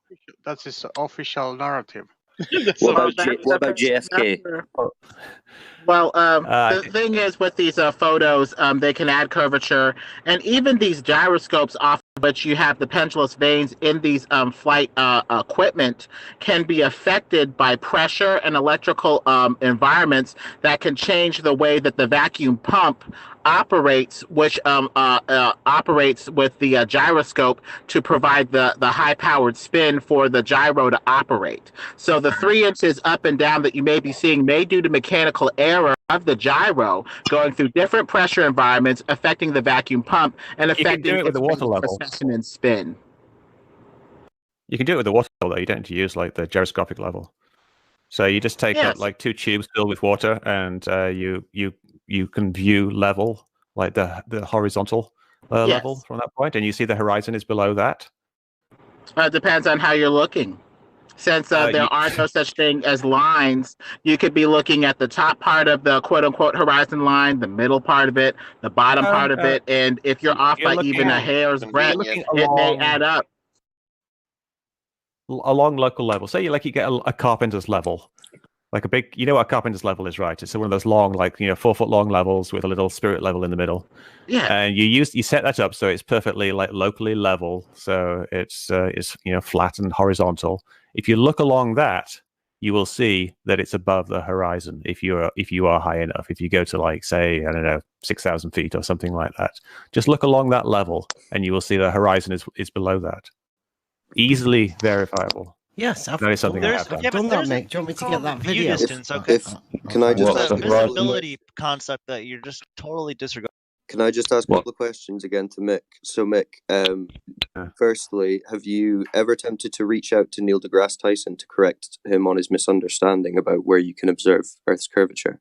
Yes, I did. I tweeted at him. Oh, did you? Yes, I did. Okay. And long also, post explaining why he was wrong. I think if you search for Mick West, Neil deGrasse Tyson wrong or something like that, it will pop up. I'm okay, I'd be interested to read that. If you post it, I'm going to give that a read. But also, because I think Platypus's question is quite interesting as a kind of starting point for some of these things. So if I just shoot a couple of topics at you, can you just give us your opinion on what you think the story is? So, just posting a link to the Neil deGrasse Tyson debunk that I did. Okay. But Mick West in the chat. Well, quickly, just let me finish, Lemon. I just want to ask a couple of ones. So what about JFK? What's your stance on that? I think the Warren Commission was correct. Okay. You should see the video of the driver pointing and shooting him to death in the car. Did I just hear Mick West say the Warren Commission was correct? Hey, Mick, was your dad? Oh my God! Right, just a couple more and I'll be done. The moon landings happened. Happened as they described, right? 9/11. Yes, 9/11 was done by terrorists flying planes into the buildings catching fire and collapsing. World Trade Center 7 was hit by World Trade Center 1, caught fire. You're an absolute buffoon. You're an absolute. Just getting a quick gauge on that. Hold on. On the link you said that 45,000 feet. Whoa, that's a curve. Everything the news says is real and 100% true all the time. Okay, My name is Mick West, and there's nothing here Let's to. go back to some flat Earth stuff because I just wanted to get a quick gauge on some of those. So, Mick, sorry, go on, Lemon. I'm sorry. My bad. You're saying? Hey, we shouldn't torture him because for all we know, let he's me- literally go on, like he's being forced to do this. Yeah, no. So I kind of feel bad. No joke. Right? I mean, he makes some money out of this. I'm pretty sure. I don't make money. I'm retired. I actually, I used to be a video game programmer. He's just been threatened. I mean, I guess I'm pretty sure he retired. But Mick, you agree that right now people Look, around the world... can I just address this real quick? Like you say, like I'm being paid, I'm a shill, and I'm scared, I'm being forced to do this. Can I just do you know that's what a my possibility? I never said you were. I said Right. it's a possibility. Okay. Well, let me explain why I'm doing this. I used to be a video game programmer. I programmed a game called Tony Hawk's Pro Skater, which was very popular back in the day. I used to like that. Yeah. So it was a very popular game. I made quite a bit of money doing it, and so I retired from the video game industry, and now I just do things that I basically am interested in and enjoy doing. So I have a variety of interests. Well, this is one of them. So did you know that all video game worlds are flat? That's not true. There's quite a few video game worlds Well, that I mean, most are around. flat. Though. Would you agree? Most are Yeah, completely they flat. are. But you the know, water's flat. as Everything's flat. Like, yeah, I can show you a cool Well, of video course of they are. like a Why lot of wouldn't they different be? maps, and they're all flat. Like I said, I used to be a video game programmer. Wait, so could I- is this your dad Could I was jump in and ask FES? a question? So because the Really? video game is flat, Hang the on, Earth guys. is flat. Hang on, guys. I'm seeing this. Hey, guys, wait a minute. Anybody? I've got to ask this question. Was your dad FES, Anybody Flat Earth Society, Mick West? No. Okay. Huh? There My was a dad- question. There was a question My dad, in the chat that wanted. Because if he was, then you're part of the problem. Hello. Can I finish? Can I just ask Weird that this he doesn't. question? He kind of answer that question. Yeah, hold on. No, let Emma. You guys hear Emma? Did they just ask him a question? When Could you somebody please answer? pauses and lets me answer, I will answer. Guys, just All right. My dad was a member for 1 month of the Flat Earth Society because he did it ironically. Oh, 1 month, huh? Oh, That's that's interesting. ironically.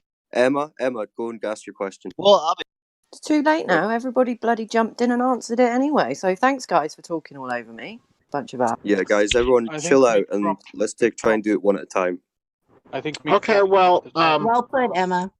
the thing is, with the flat Earth, it looks like we have a bunch of lenses that are adding curvature. Even if you look up at that fisheye, fakery up there in the chat, that matches almost perfectly the globe that they give us. It looks like they go up as far as they can before they hit the firmament, turn around and take a picture of as much as they can with a distorting lens, put black background on the photo, and pass it off as the Earth and the blackness of space. It's so simple. Why didn't we see this before? We've been duped. He's gone anyway. Funny. You know what's funny is that he's putting all these pictures that could be photoshopped. Yeah. Wait, can I ask Mick a question here? Yeah. No, he's gone. Wait, Oh, wait. he's What gone? happened? Did you scare him off with the question about his father or something? What was that? No, exactly. We were all shouting over. Like, I think this is what I warned when I said Yeah, I calm think down. maybe I it think the got a fact that we bit were all much. shouting and talking at him probably made him leave. Which is the point why we needed to be No, respectful he and didn't shut just up and let leave. everyone He ask got the question banned. one by one. What? Oh, he got banned. Yeah, this You're isn't not okay. paying Yeah, attention for to the chat, are okay. you? Somebody Yeah. pulled the trigger. Yeah, Why? for the record, just so people know, this isn't Mick West's first time here. Okay, he's been here before. He comes in very seldom, but he does come in here. Okay, and yeah, just before he came in here, there was like 20 people in the chat, and then when he came here, like 40 people joined. Okay, so yeah, I mean, it's a big deal when someone like him joins in. We all kind of want to get at him, because he's a tool. Mick West, the tool. He's literally a fucking tool, like you said. Nothing but the guy sits on his ass and does nothing but try to debunk conspiracy theories all day long, which he fails at. Well, So, he presupposes he says he made the all Earth this is a money radius. making video games. Shit, how do you know that's even true? Look, He could just look be at sitting this there picture. being a paid show. I don't care We don't about know. that. Look at this picture I just Someone's posted. Look at tool, his so leg. let's all just fucking make He everything that leg we on want to that talk to picture. and make examples out of He so presupposes that the Earth disturbed is that spherical they and leave and has never come a back. certain Sure. radius. Dude, he Out just of told that, everyone. Out of that, he builds up to what he calls the terrestrial refraction. I don't know if he's doing it personally or if some crew Hold in on. that Metabunk site is, right? But that's what he does. Look at the picture I just posted from Mick West, supposedly with them and with Tony Hawk developers and whatnot. Look at his leg where he's sitting down next to the other dude. That is so funny. 2:47 Central Time, whatever. Do you know what got me? It was the 35-mile away island. I don't understand how I even got that. I mean, Well, these discussions are for people listening because they need to hear both sides so they can make an informed decision. Platypus, weren't you saying something about California or whatever?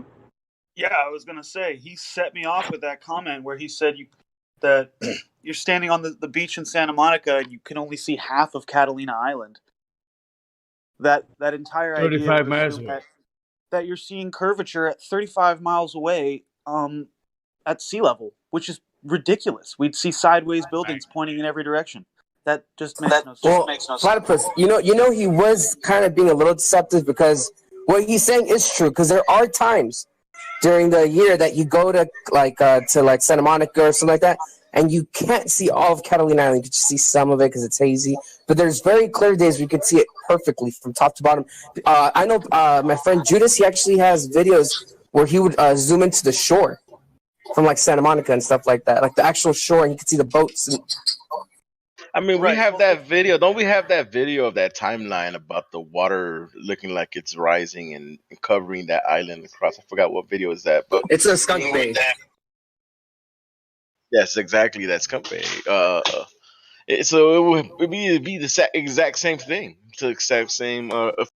Dude, I can't believe you just told everyone with a straight face that planes brought down the towers. I mean, this is this guy. I mean, this is just unbelievable. I know Valley Girls smarter than McWest.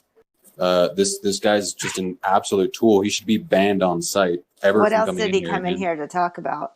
Yeah, true. He just came in here to push his load lie. That's it. Although That's you all think he he came should be in a here to ban on talk about. site, not all of us have spoke to him before, and it would have been nice to ask him some questions that people haven't asked. Although you might think he's viable ban on site, No, he is. not all of us have This is the spoke to case. him No, before. no, his dad was a member of Flat Earth Society. McWest is banned on site. He's an idiot. I didn't finish. I don't. There was a bunch of people who were trying to ask questions and were getting talked over. A few people are really upset in the text chat because they were being screamed over when trying to ask a viable question. Yeah, well, his dad was a Flat Earth Society member. McWest is a ban on.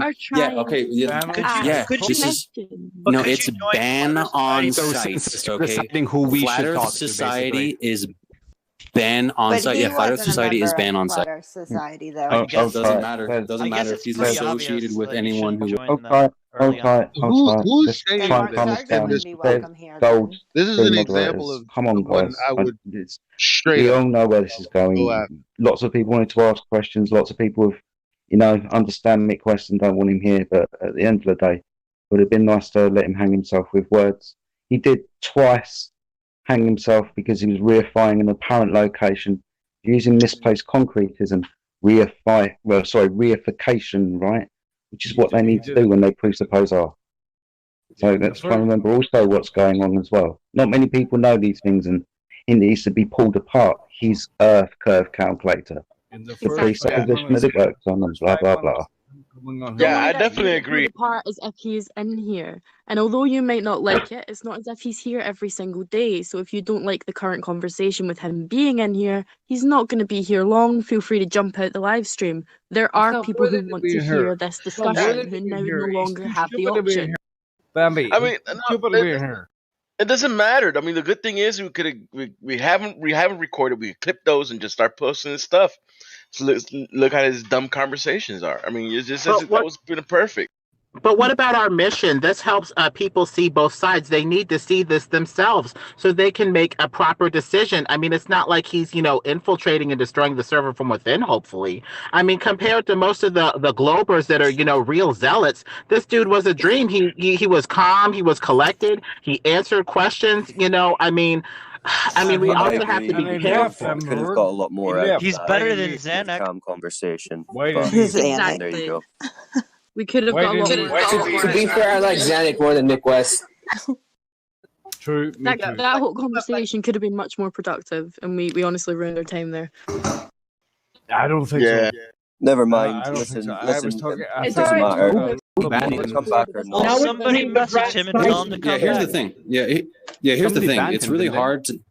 Yeah, it's really hard to have a conversation when there's 80 people in here and there's one McWest. Okay, so it's ideally, it's like, it's easy to say, hey guys, just one at a time, give them a chance. And there's 80 people in here wanting to get a chance to ask McWest a question, and he left and got banned on his own volition. Yeah, so I don't think you understand. There were people who wanted to ask questions, like myself and other people who were staying quiet until the opportunity came around for them to ask. The moderators need to moderate them better.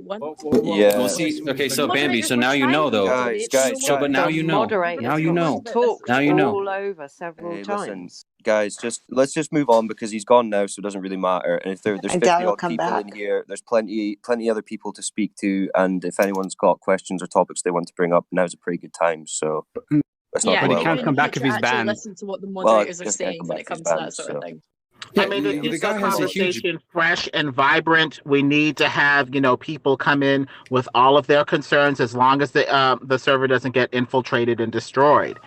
So we need to be But able Lemon, to honestly Lemon, deal with why, people.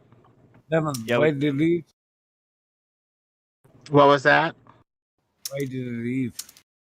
I heard there was a banning, so I don't know. I was in the middle of a comment, and then I didn't hear a response, and I was like, "Oh crap, he probably His left or something." statements were so ridiculous, and like 10 people jumped upon them. So ridiculous that he couldn't even answer it. He was hanging. He was hanging himself anyway. So leave it to the mods to decide, and we'll see what happens. Well, the thing is, we are Legion. I hate to have that satanic reference to the demons of hell, but we are a group. So we need to collectivize in a way that we don't just, overwhelm one person. If somebody has covered your question, then me included, be quiet, shut up, let it be covered by one other person so we don't have 10 people asking the same question. And, keep it down to one thing so it doesn't get repetitive. Eat up the airtime that is precious among 80 people and one person. We need to collectivize along certain routes so that we can have a productive 80-on-1 conversation. Lemon, it wasn't that bad though. Just asking a couple of simple questions. You need to elect somebody to do one-on-ones. You just And that's you how know- you gotta handle it. You gotta get Eric Dubé and. Can I To just be honest, we're usually pretty good with this stuff, but it's really hard when you get someone in like that to come in. It's bound to happen, man. It happens even when like other flat earthers come in that kind of like, well, no, and it's just something that can't really be avoided. But the best we can do is work for at least having a decent conversation, I guess. Well, what I would like to point out, okay, because this just stands true. Mick West, right? Mick West. At some point, I'd like to make a point. If someone would let me. Okay, I got you. I'll wrap this up real quick, Emma. I promise. Okay, just to make this clear, Mick West is this server's literally arch nemesis, and here's why. Okay, he doesn't believe in a single conspiracy. Okay, this is a server for a hotbed. Okay, this is a hotbed of conspiracy topic. Okay, so when we get Mick West in here, okay, Mr. I don't even believe a single conspiracy, Mr. Iron Wall of Defense, that no conspiracy will get past me. Okay, it's just you're gonna get tensions flaring. He is the arch nemesis of this server. Okay, not a lot of globe earthers, not all globe earthers like Mick West either. Asshole. Yeah, I don't like them. All right, Emma, can you speak now, please? Lemon, everyone, stop. Emma, can you speak now? I would just like to say that we played right into their hands because that was planned. That whole thing was planned. You don't think Mick West just suddenly decided, out of the blue, on Twitter, to converse with Bev while everything else is going on. So no, of course, there's an agenda. Either he was trying to feel us out or see what's up. No, it was a complete plan because they're all going on the everybody's nasty. And what happened? They came in here and now we've literally, it looks bad on us, even though it's not. We proved them right. I don't think it does that. Well, you haven't seen what's been going on in the background. I'm telling you this from experience of stuff that's going on behind the scenes. That the few thing of is, us are watching, and he came in for a reason, and he got what he wanted. Well, it's very disheartening because right now the move is to demonize flat earthers. Even O.M. Benjamin's appearance at the Flat Earth Conference may be used to peg, flat earthers as, crazy anti-Semites or whatever. There is a move to demonize flat earthers and push them out of society on some level. And if we can't get it right here in a friendly space, there isn't much hope for out there in the real world either, with people that are much less, prone to give us the time of day. We need to set the example. Show that, hey, we can have a productive dialogue even if we don't agree with everything that they're saying. I understand what you're saying, Lemon, but do you think that he didn't have productive dialogue? Did you hear the shit he was speaking? It was very productive. He wasn't yelling. He wasn't ad-homing. He was maybe his answers were BS or whatever, but he was answering and being productive. If we can have other people on here that, a straw man even more than him, I just don't get it. Well, that's, even with the Flat Earth Society, with good information. But the hard part is to find an individual like him because he's clearly trained in this. So he's well versed and good at what he does. Right. Well, so it's nice to nice to have a worthy opponent, but I kind of get Well, if that's the case, let's not give it more time than it deserves, especially when there's so many people in the room. Let's open it up. Is that Gem Panda in the house? It's a full party tonight. I am indeed. I would be a very, very poor man's Mick West, I feel.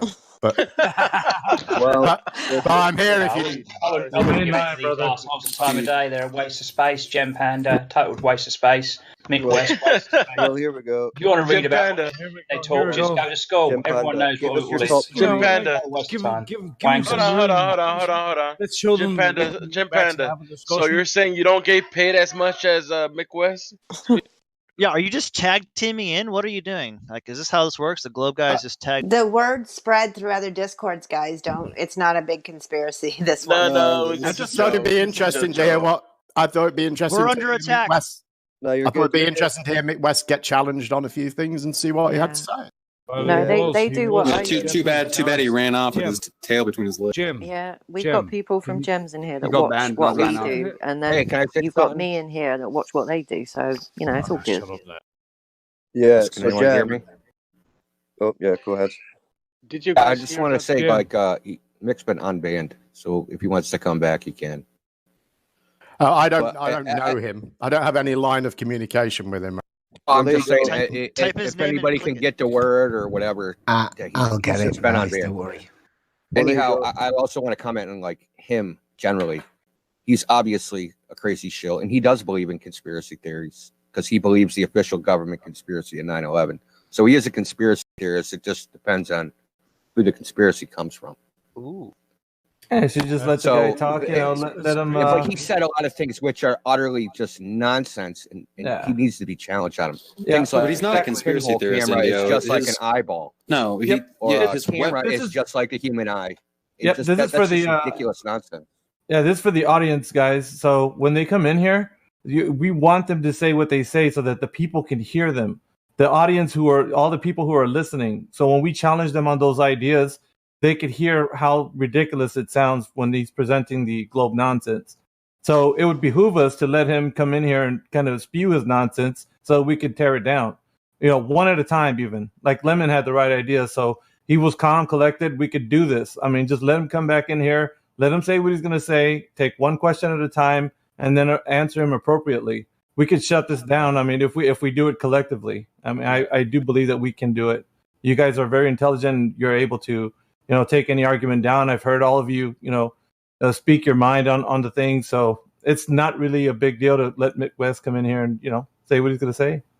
Yeah, you guys have to understand what his argumentation is. He's the ultimate hand waver. He will just make claims and assertions without any type of evidence to back it up. Correct. And the best bet is to just expose it. Just demand his evidence for those things. That's people like him.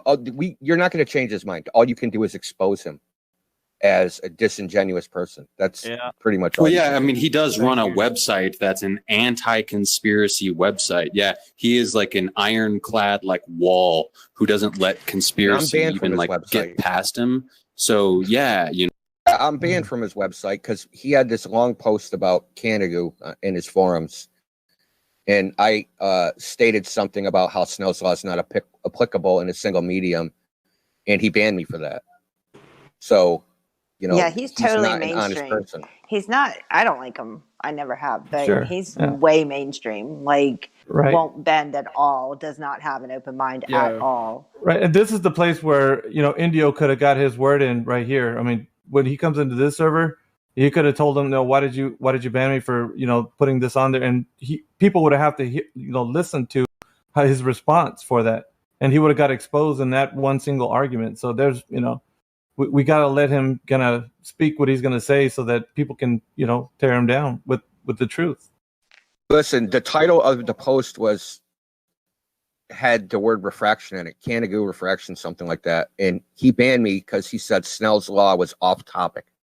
Well, what did he Now even think come about in here that. for, If you though? look up Google refraction, the first thing I'll talk about Hello? is Snell's law, and saying it's off topic to refraction just shows You know, he Well, just that's what he just muted me for no asking reason. apply the refraction at the origin or at the end point, because you're going to have a huge angle if you do it at the starting point where the light, quote unquote, emanates, which makes sense.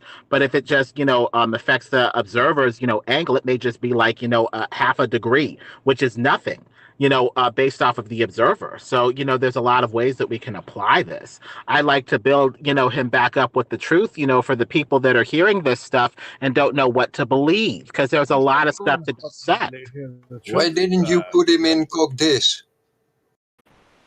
Why is only the bot talking and I Wants to can't think hear like that, anything else? McWest is going to hear the truth. He may. This is previously recorded, whoever I say. Well, it's a conspiracy in and of itself to not believe any conspiracies. So by that, like McWest is a total. Yeah. Well, and then what caused McWest to come here? Maybe he's thinking about it. But if there is infiltration, a healthy amount of paranoia is, possibly necessary. But, let's just use the truth to fight bad speech with a better speech. But I mean, Bong has a point, right? Why is McWest, right, concerned with fleas like us, right? Why does he even entertain? Why does he? Okay, well, but dude, we're fleas. Yeah, no, literally, this is like a chat full of like 100 people. Like, this is nothing, right? Okay, so why does he even come here? And to answer Indio's question earlier, to make light of what he was talking about when he was talking about how he didn't want to talk about Snell's law, with the refraction and everything, and it's because of what we were posting and what I've been posting, what Indio posted in here, was it earlier this week or last week, the refraction index. That at the time they took the photo of Canigou, refraction was on its way down and it drops off rapidly. So the amount of refraction they would need for that photo to work out is not possible at that time of the day. Mick is back. Hey everyone. Hey, welcome, Mick. Oh yeah, Canigou. That's one of my favorite photographs. It's actually amazing how much of the mountain is missing with Canigou. It's just this tiny, tiny bit that's visible over the top. And it's very difficult to explain. It's definitely more than 4,000 feet that's visible. You shouldn't even see the tops of them. If you actually calculate in the height of the mountain too, and then put it in with the 16,000 feet of missing curvature, that leaves you with almost a mile of missing curvature to even see the tops. I don't think so, but like, let's go with it that. Leaves 4,000 feet, basically, a little over 4,000 feet. How many feet in a mile? 5,280? Yeah, that's pretty close to a mile, man. So what's with all the missing bits of the mountains? Why is there's mountains hidden? in the foreground? There's mountains in the foreground. So what about when you get 125 miles away? There's 1,800 meter mountains in the foreground. Yeah, but there's other mountains which are only visible over the ocean, where there's nothing in between, where literally thousands of feet of the mountain are hidden apparently behind the ocean. No, that's the blur line. That's where your eye can't make out what's going on there. Do you understand perspective? What do you think? Holy shit. I do understand perspective. Hold on, everybody. Hold on. Let's do this right. Let's do it one person, all right? Because this is getting annoying. Indio, go ahead. Oh, if you look at the image, so I'm going to talk about the 443 kilometer one, right? So I'm sure you've seen that one. From Peak Fenestrel to that one exactly. Have that where do you think on my board in front of me? Horizon is supposed to be in that image. The edge, this leading edge of the ball, you think exists? Where do you think that's supposed to be in the image? It's that kind of like darkish line you can see just below the peak. But so that's what you think. But if you look at the math, it's supposed to be 128 miles away. And 128 miles away is the far shore of the ocean. I'm not sure. I have to see the actual picture you're looking at, but the real issue here is that there are many thousands of feet that are hidden that should actually be visible if the Earth was flat. And I told you why, because there's 4 mountains in the foreground that are 1,800 meters high. Not with the Pic de Fenestrel to Barre de Ekrin's photograph. It's all ocean. If you look at the topographical map, right, and actually look at it, there's mountains that are 1,800 meters tall in the foreground. before that mountain. Is this guy? So if you get the angular size, it's going to block off 3,000 meters of the other mountain. Hold on, but is this guy asking it with the naked eye, or is he asking with some type of optics? It's an image. It was taken. I think that image was taken with a apochromatic telescope in a Nikon. Yeah, but what the guy's asking, he's saying it should be visible with what? You should be able to see the whole mountain. Visible with the naked eye. Is that what you're asking, guy? Or are you talking If about there's mountains in the foreground, you can't see the whole mountain. That's impossible. Yeah, but if there are mountains that you can't see over the top of, but we're looking at things that are over ocean. Flat. Yeah, he's saying it's flat, so you should be able to see all of this. How? If it was flat. That's what I want to know. Hey, guys, hold on a sec. Like, let Indian have a little exchange. Let him get some groundwork because you guys are interrupting and throwing in other ideas, and it's taking away from the points. Well, I'm going to just give my general opinion, then I'm going to shut up, right? So my general opinion is you guys only taking, when I say you guys, I mean people that believe in the globe. When they look at these images, they are only looking at one particular data point, right? They're not looking like the whole prediction of the globe. Where's the horizon in this image, and where is it relative to the peaks, right? And what distance is it away? So we can look at topographical maps. Well, yeah, just listen. All you have to do is come up. You can use your own calculator that you have, right? Good. So get the Google Earth distance is to the actually really good for horizon. this type of thing. So you can get the distance to the horizon, and you can figure out where that would be in the image. And if you look at it, it's basically the far shoreline, right? And then if you go a bit further, looking at a topographical map, there's foreground mountains that are 1,800 meters high in the line of sight. And as you know, things that are closer have a larger angular size than things that are further. So if you have mountains that are 1,800 meters high, and there's a mountain that's another 125 miles away, it's going to obstruct a significant portion of that mountain. But that's not what we're seeing in this image. So in this image, it's basically water pretty much all the way up to Bar de Ecrins from Pic de Finistrals. I suggest you apply a negative color filter, and you can see all the foreground mountains. No, I have the picture. I actually have the picture pinned to my wall in front of me. I've had it there for several months because it's one of my favorite photographs, and I can see quite clearly. You can see the water going all the way up to that mountain in the distance, Bar de Ecrins, and you can see that all you can see of that mountain is this tiny little bit on the top, like 200 or 300 feet. Out of I think, like, what is it, like 13,000 foot high mountain. So there's a huge amount of hidden mountain there, if you look at it carefully. If I may, we have a different subjective opinion about what that image shows, obviously. So we should try to find the image, and so we can be looking at the same thing. Well, if I may, very quickly, just go to Beyond Horizon. Well, just go to their website. Well, if I may very quickly, things tend to converge down to the eye line of the observer. Now, if you've ever held a coin up to you in the sky, you can block out the moon. So based off the stuff that's in the foreground, you can block huge amounts of what's in the background in a way that seems to kind of go against what we would expect with stuff converging down to the eye line with perspective. And so with the focus of the camera, you can make the stuff in the foreground back off like the coin in front of the moon, and the stuff in the background loom up like the moon looming up past the coin, depending on your angle. So I think it's the zoom lenses and foreground stuff being zoomed in, zoomed out, raised and lowered by the zooming of the lens. But really, how it works though, that wouldn't make the bottom part of a mountain be vanished, because the bottom part of the mountain has essentially the same angular resolution as the top part. Why is it? No, it doesn't. No, it doesn't. Why does it have? Well, when you've only got like a few hundred feet. When you've only got a few hundred feet of the mountain visible over the horizon, that portion has a way smaller angular size than the lower part of the mountain.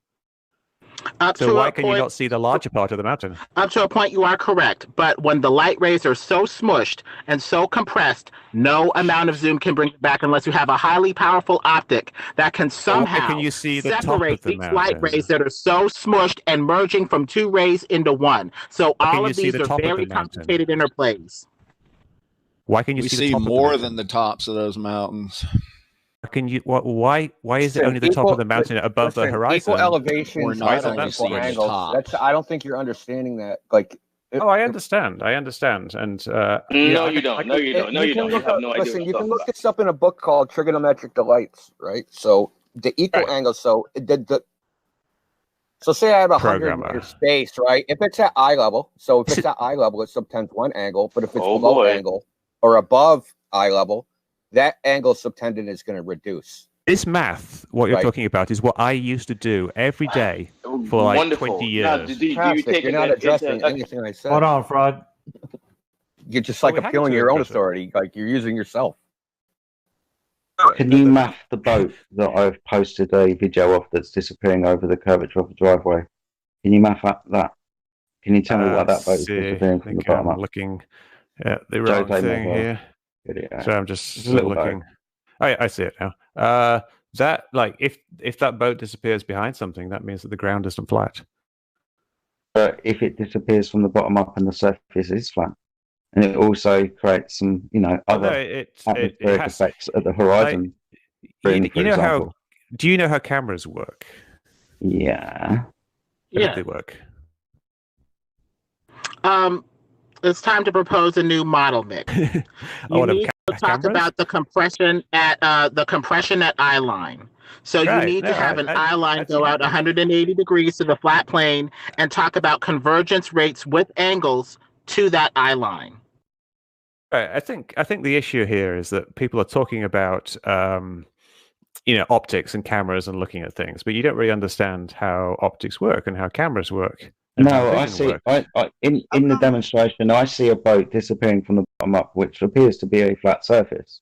Now, that's just happening. A flat surface. Well, I use my eyes. Is it flat there? I use my eyes. Can I shoot it with a laser? I mean, laser's different. We're talking about observing something. I observe. Go ahead. Hey, whoever's talking, let Jedi talk. So it's a different function observing something and shooting a laser at something, because this is an optical phenomena. You observe this happening, and you shoot laser at it, you probably have a direct line of sight.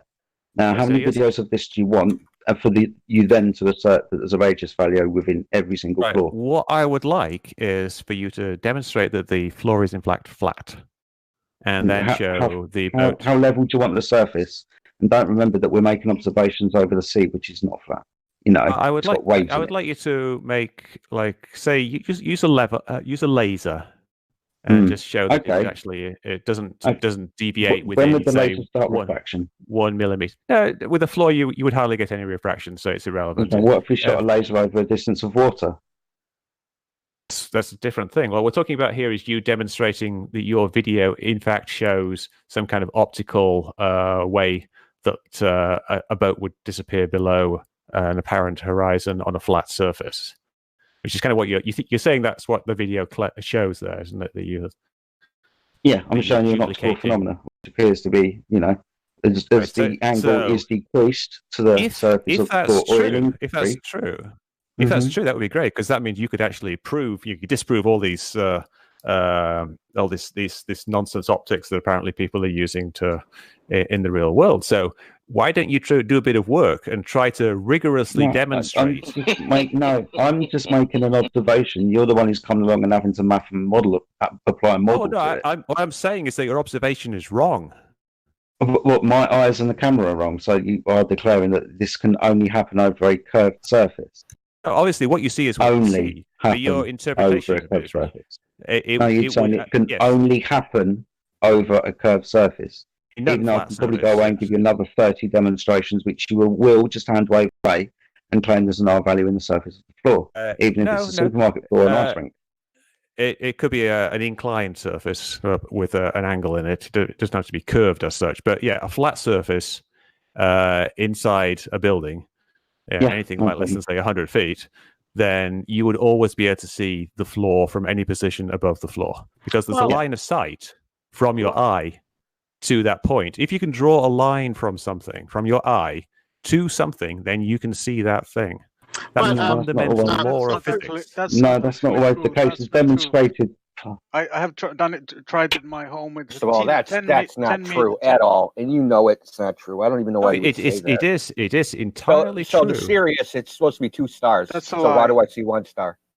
But if there's a line of sight to each star, right? Because there's a difference between being able to see the light from something and being able to resolve the individual thing.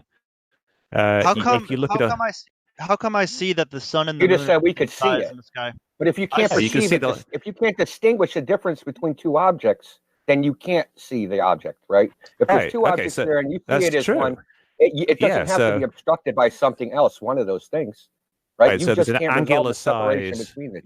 There's an angular size below which you can't resolve things, but you can't say that the top of a mountain, which is smaller than the bottom of a mountain, is visible, and then the lower part, which has a larger angular size, is invisible because of that angular size. If it's bigger, you should be able to see it. Size when you cannot differentiate two objects from one. Sure, yeah. That's the resolution limit. So saying it's like a smaller size. That's one aspect, but the other aspect is differentiating two particular points of light and seeing them as two distinct objects versus one distinct object. Mr. West, as you know, if light rays get too close together when they're refocused, the object effectively disappears as the two rays merge into one, which means at your eye line, you're making angles going up and down, and as those light rays are converging up toward that line, you're going to get disappearance and convergence, which would make stuff up here to disappear over a curve if you had that paradigm in your head, or just simply converge at a horizon line optically over a flat plane. Horizon line is kind of like an irrelevant thing for that, though. Like, let's say you just were looking up at 30 degrees. Where's the horizon line now? Is it always at the same place relative to your direction, Mr. West? If you look infinitely in that direction, that would be your new horizon line. But over a flat plane, guess where your horizon line will tend to be? In the forward direction infinitely. So if I were to look down at the ocean instead of looking at the horizon, would that mean the mountain would now be visible because it's now above my horizon line? You still need a wide enough angle. Are you looking forever in that direction, or is there a flat plane beneath your feet that is limiting how big the bottom half of your vision is? You're only 6 feet tall-ish, so you're only going to have 6 feet or less from your eye line down for the bottom part of objects to converge up toward that horizon line, going straight out over the flat plane. Not actually how it works, though. Like, what if you were to look up so you can't actually see? What if you were to look upwards so you can't actually see the ocean at all? So the horizon is just below your field of view. Wait, you're saying the way we see it is not how it works. Below is there a 6 feet barrier below your feet angling up 30 degrees as well, infinitely in that direction? Then yes, you would see the same behavior. But if you're looking 30 degrees up and the ground is not in the way, the convergence changes. Now you have infinite room up, infinite room down. The only limit would be how fast it converges toward that point. Why does it look the same regardless of which direction you point the camera? Hey, real quick, Mick West, we have 2 members here that have been wanting to ask you some questions. I just want to make room for them before we get on to a quick topic that might last forever. Edna or Bambi, feel free to ask your question now. One. It's okay. My question was answered way earlier. Okay, sorry about that. It's because they've been asking on DMs. Sorry, I was muted and trying to talk. That's embarrassing. No, what I wanted to know was I've heard a lot about you and communicating with Dr. John D. Yeah. What kind of flaws did you see in what he was doing? Like, what do you go against? Well, he seems to have this really strange misconception of how refraction works, and saying that you can never get downwards refraction. And when he actually did his experiments, he was quite good actually, the way he did it. He measured the temperature at various levels, but the temperature variations he actually showed in the video were actually enough to create the amount of refraction needed to bend the laser light around the curve. This is the... Oh my God. Holy shit. So wait, lasers. This was I didn't know that lasers are able to bend around curvature. They don't. They are, yes. Yeah, but No, they don't. Good God, man. On a molecular level, can you show me lasers bending around a curve? Well, I can just show it. I can show it in my garage. It's quite easy to do. All right. So, all right, let's. Let me explain. I want to hear the explanation. How do you do it? All right, does anybody here actually have a laser? He changed the temperatures around the laser, trying to create a refraction, is what he did. But the thing is the temperature medium at night, the air has already mixed and is stabilized, and you're not going to get that change. That's not the question, though. West. The question was like, can a laser be bent? by the air. Upward, but not downward. No, she was asking about down and around the globe. So yeah, I was asking why if it could bend around a curve. It's not going to bend upwards around a curve. Oh, The Earth doesn't curve up. Bend down. Model, it bends So down. you know the basics of how refraction works. Like things get bent towards more dense mediums. Like when something goes into water, it bends down towards it. Yeah. So the problem is the light has to go from the. Can we have him answer it, please? Oh. Go ahead. I'm not really sure how to answer it because it is quite demonstrable that a laser light will bend towards cold air. And you can demonstrate this, like I said, I do it in my garage all the time. You just take an ice pack, you take a laser beam, and you shine it across the top of the ice pack, and it will bend down. Now, you do have to be careful doing this. Like, you have to actually have a very long line of sight because it doesn't bend very much. But you can actually demonstrate it. And we do know that at night, like the ground is colder. Well, not at night. Like during the day, the water is colder than the air. This is something that is known. Water is colder than air. Not in the South Pacific. Most of the time. Not in the South obviously Pacific. There is, yeah. Not where I live.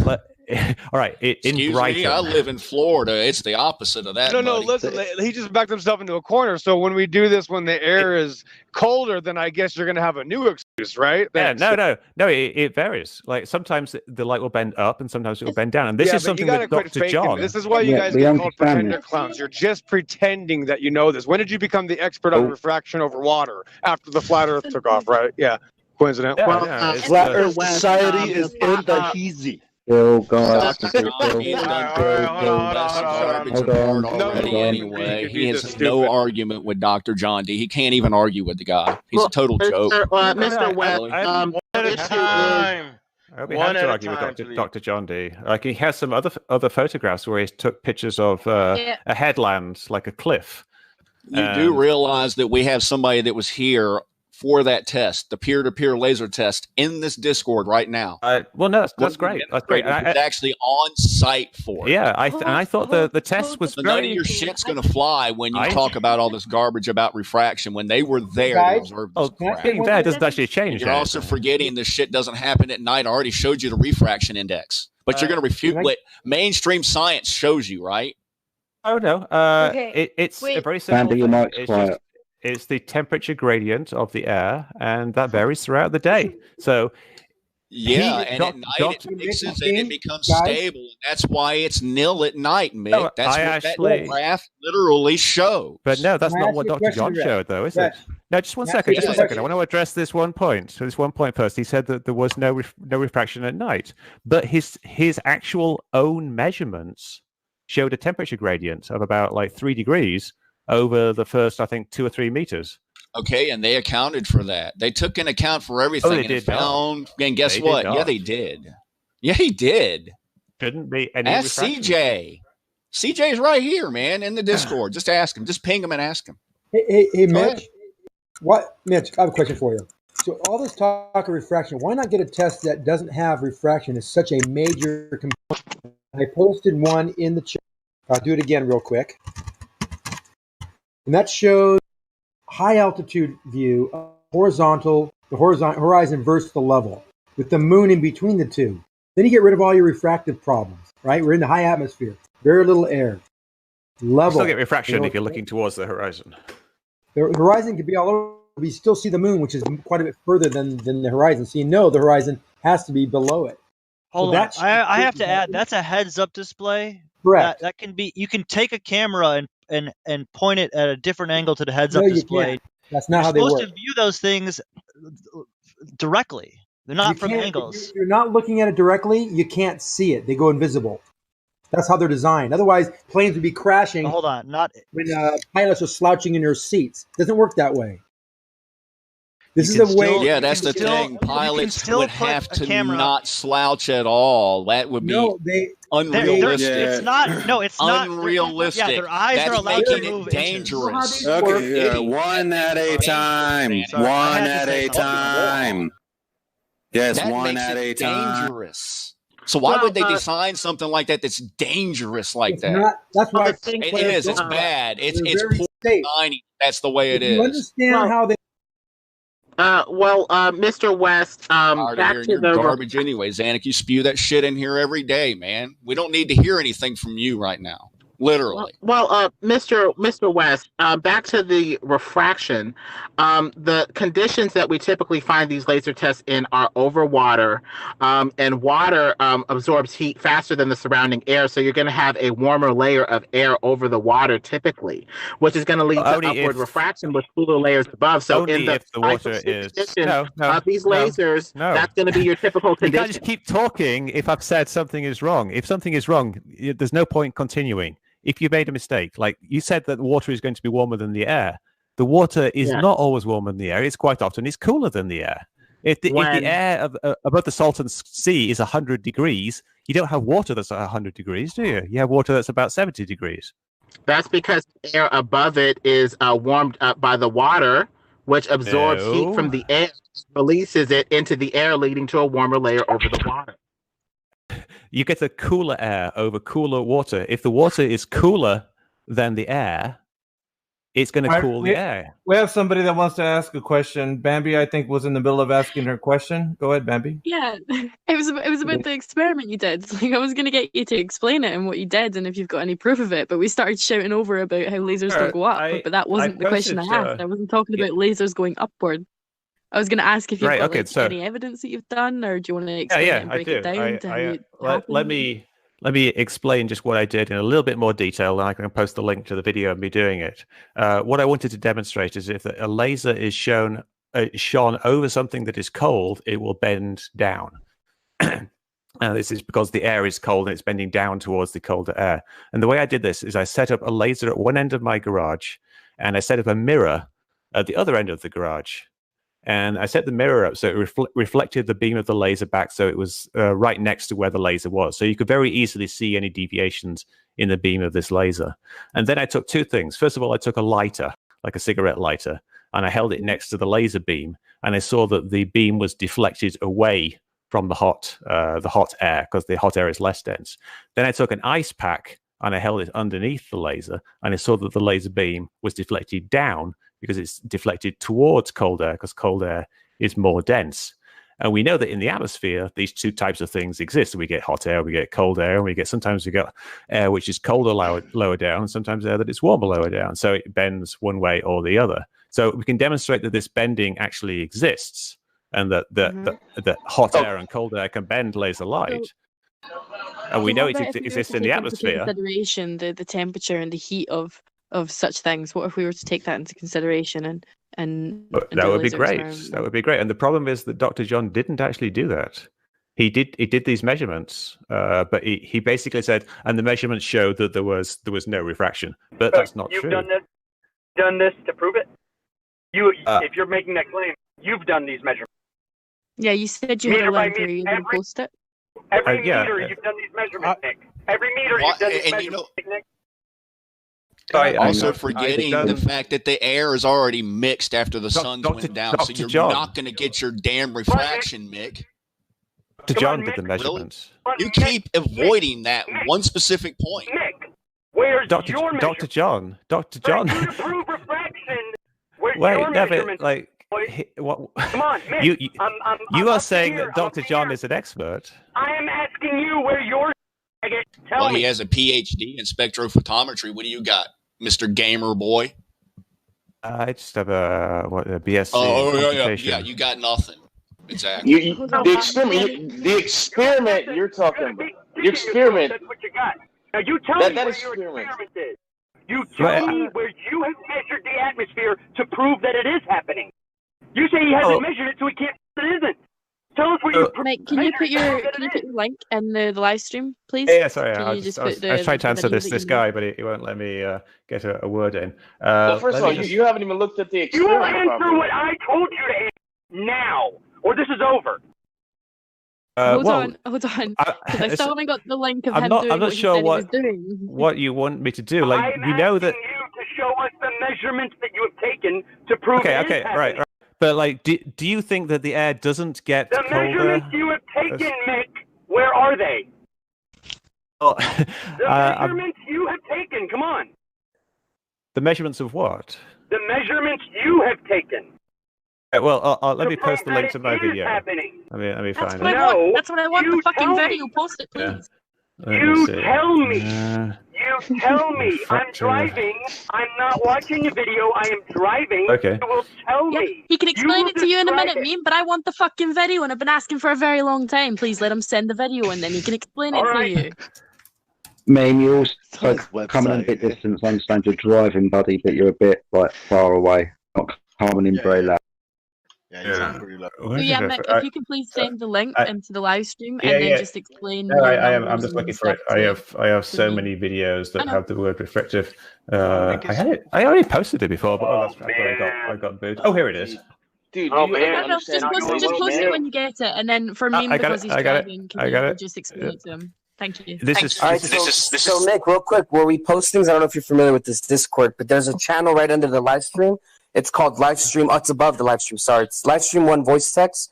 You can drop it in there, and that's where it's. I just did. Awesome. When I gave him PC verified, I explained that.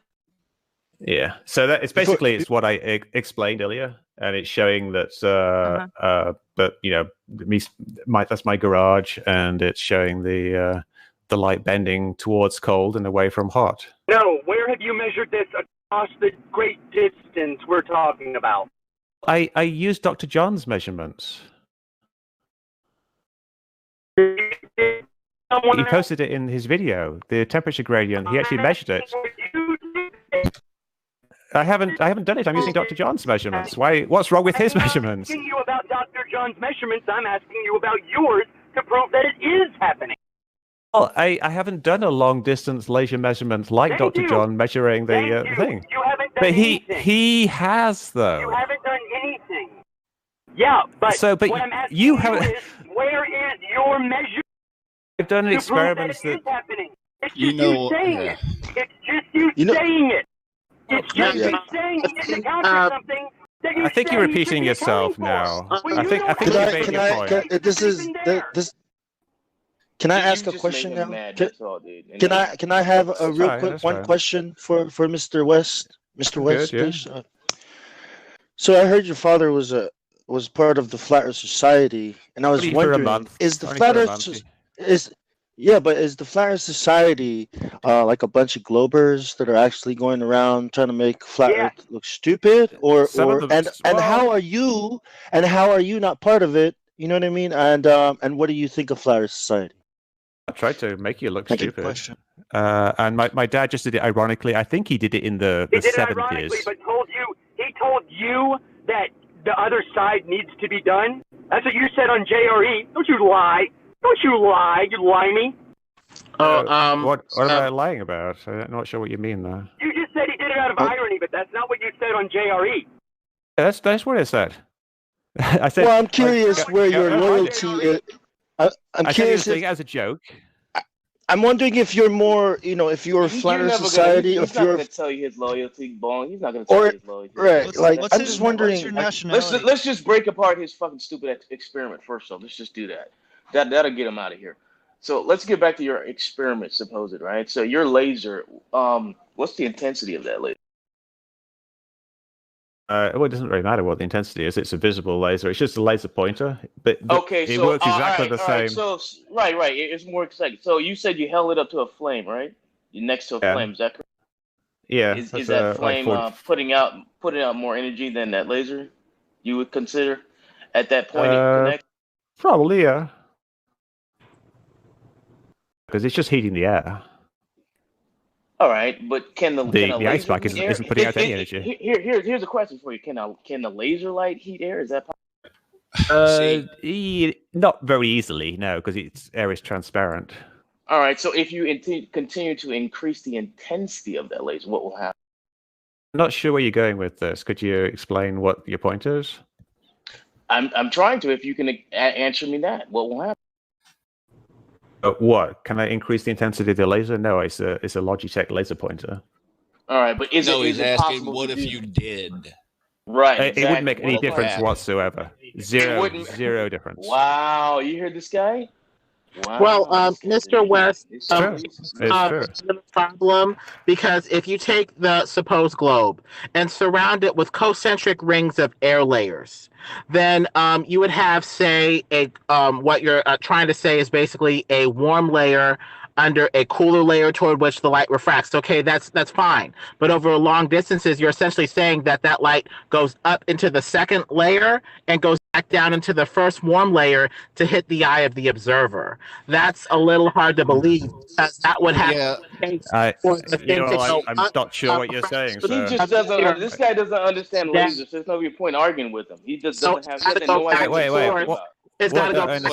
Here's the whole problem, guys. With his whole entire thing, he's changing with the experiment that he's doing. He's changing the temperature around it, right? Exactly. Okay, but what's going on at night with these laser tests is it's stable. It's not changing anymore. So we're not going to see this. This is the problem. You're inducing this refraction. This is not happening naturally because there is no mixture of air where you're having that huge change at night anymore. Literally, you're not having that much change. So guess what's not going to happen? The refraction. But Dr. John, Jesus Christ, this is why we posted that damn graph, man, that you're going to deny again. Well, are you going to deny Dr. John's This guy measurements? doesn't know it. He doesn't know what. No, the graph he's talking about, Mick West, is I forgot who did it exactly, but it was a bunch of people that got together and they were trying to test the refraction. They tested it for about 72 hours, 3 days in a row, and they got the conclusion that I believe that the most amount of refraction they got was when was it, Rich, exactly that they got the most? The day is when you get the most amount of refraction, and in the evening and in the mornings it drops off rapidly, and at night there's none. And that's why we have to match these conditions one for one, Mr. West. Otherwise, they have a theoretical sugar water abstraction. And if you look at the reason why, sorry, Lemon, hold on. If you look at the reason why, you'll notice it's the temperature difference, just like you said. The reason why, though, it goes and it bottoms out and it's nil is because the temperature in the air has already mixed. And now it is constant. There is nothing changing. But would you agree then that you would have to measure the actual temperature gradient at that time?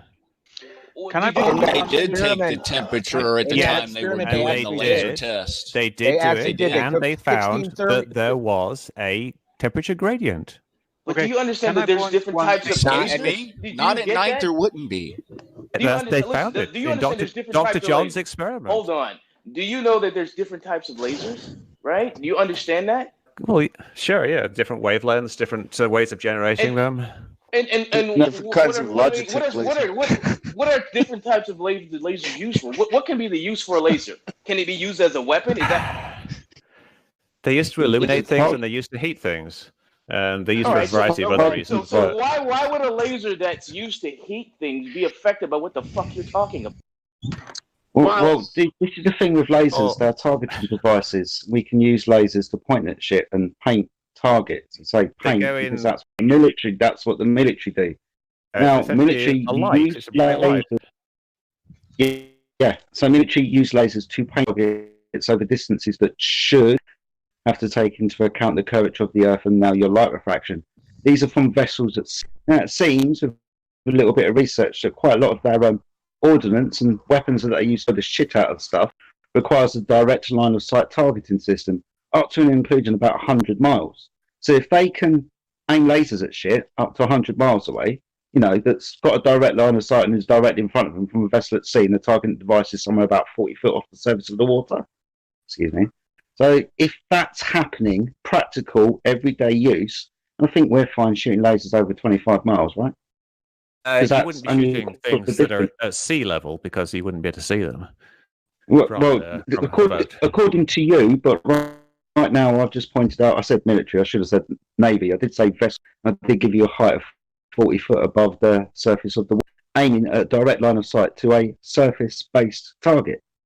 Now, this is 100 miles, it seems, with a little bit of research. Many of the ordnance they use require a direct line of sight. I think you're probably referring to rail guns. I think you're conflating two different things. No, I'm not. I'm actually not talking about rail guns. All right, so post a link then.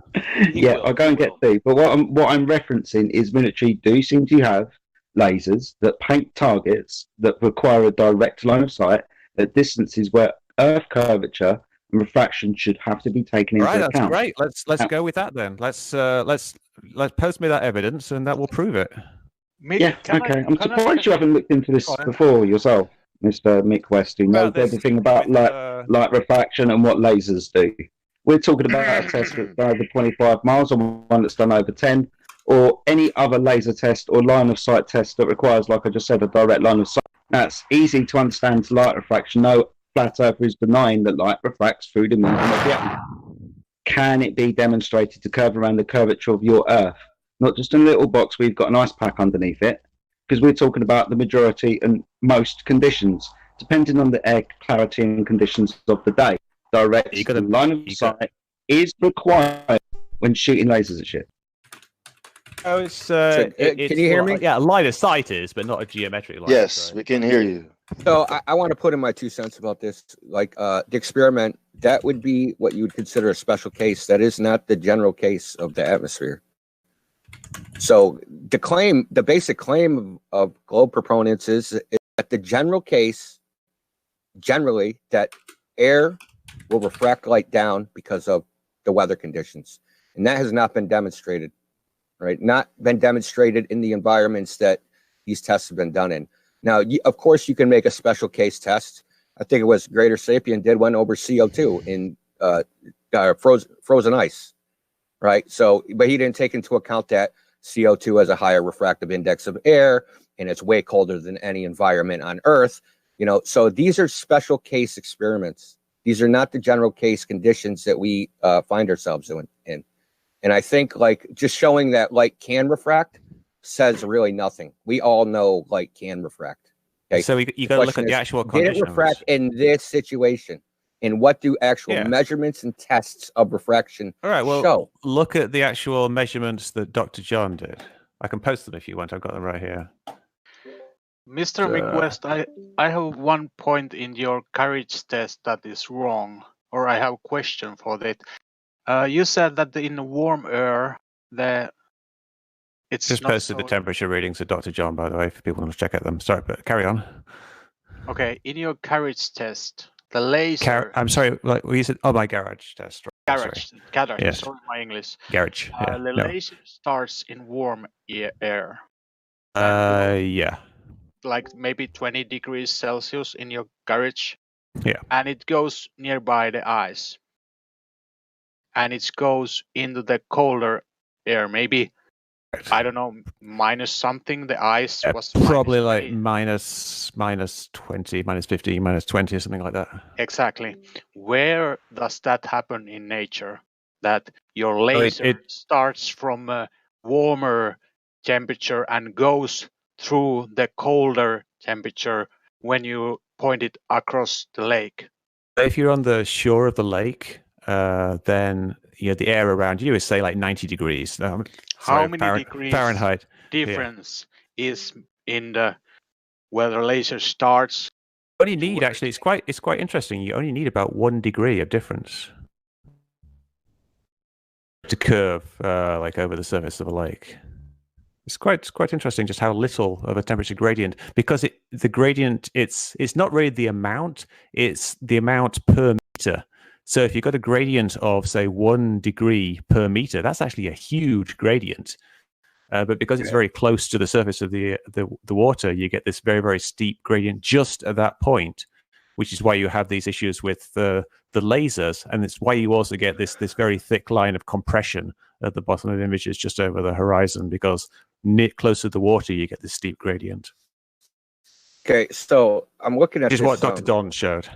Yeah, well, he didn't measure at 2 meters. He didn't measure at 1.5 meters. He didn't do his measurements at 1 meter. He did them at a single elevation, right? No, it's this 5 measurements there. Well, sorry, 4 measurements there. Above the water, 0.5 meters, 1 meters, 1.5, and 2 meters. And the difference between above the water is 1.5 degrees. The elevation that he did, the laser was at, the laser itself. No, it doesn't matter there, because at some point the laser is going to be skimming the surface of the water. Listen, it does matter because this is a vertical chart, right? So either the laser's got to hit the water, or it's going to skim the horizon. So I think so if it's skimming the horizon, that means it this goes. chart is vertical. It goes He didn't through shoot the laser vertically. Correct, he didn't. correct. He didn't cross this gradient. No, it shoots when you go along the gradient. What happens is that the light bends towards the more dense, the air, the colder air in this case. This is something. There's some boundary. There's some boundary. No. It's actually a very difficult thing, and it took me a while to understand. I mean, this is all theory, dude. Like, when it comes down to it, like, where's like the data sets that actually show this happening? You took an extreme case, 70-degree Fahrenheit, going over, minus 20 Fahrenheit. I don't know what type of environment that is in nature, because I don't know of it ever existing. It's an extreme example because it's hard to show. But Dr. John's own measurements just said it was easy. You just said a 1 degree temperature difference will show a significant amount of refraction. Over that distance, it's hard to show in my garage because my garage is only like 40 1 feet long. degree, right? So say you have 1 degree per meter difference. Okay, so you shine a laser 15 kilometers. That's 15,000 kilometers. For 15,000 meters. So if you have a 1 degree difference, it's 15,000 degrees at the other side. No, it's the vertical temperature gradient. It's again, it's like a difficult thing to explain here. If you're crossing the vertical gradient. No, that's the refraction. Look up a thing called gradient index optics. There's a difference between. There's a difference between light going from one medium to another and light going through a medium where there's a gradient. It's actually a very different type of thing. Light, even like you know about Snell's law, and the amount it bends when it goes from air to water. Now you think if something was shining parallel to the surface, there would be no bending.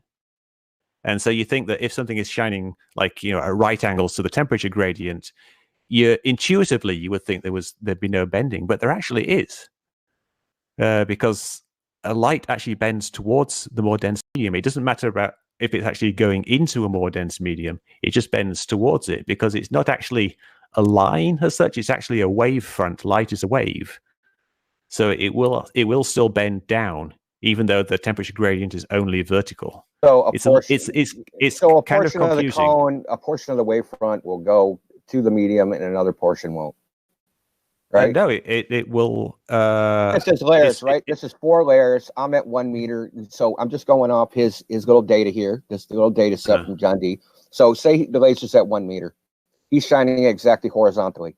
Now, and we assume that from the target from the source to the target, the laser is always at 1 meter elevation. Yeah.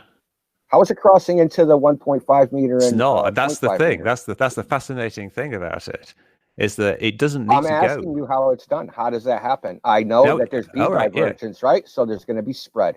A portion of the wavefront is going to spread out and go higher and lower. But the centroid of the beam is not going to. That's not going to happen. Light. The main light is like a wave. Right? No, it's not. No, it's not. Light's not a wave. Light's a particle. Right, it's a particle that acts as a wave. No, it doesn't. Particles don't act like waves. Particles act like particles. Well, water is made of particles, and water. Yeah, but light isn't. Light is made of particles. Light's not water. Water is made of particles. Knucklehead. Water is made of molecules, which is light is made of particles. It's not water. And clown show. It acts like a wave. Photons are particles. Act like waves. They don't. Stop screaming. Why do you get like interference and things like that then if they don't act like waves? Yeah, QE. Look, dude. Okay, we're talking about something else entirely, dude. And you come in here wanting to talk about waves and particles. Look, dude, you're not going to interrupt the conversation and take this in an entirely different direction. McWest, continue talking about refraction. All right, so yeah. He was it is relevant though. Hold on.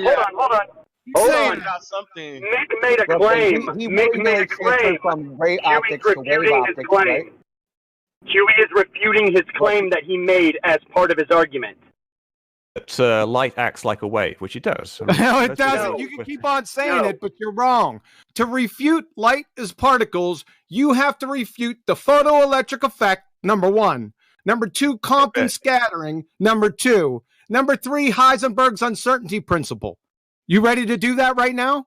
I don't think any physicist would argue that light does not act you like can't a wave. speak. Objection, Your Honor. You Okay, can't QE. speak to any physicist. Dude, if you QE, if you don't, hold up, no. Thank you. So, question and answer. Say again.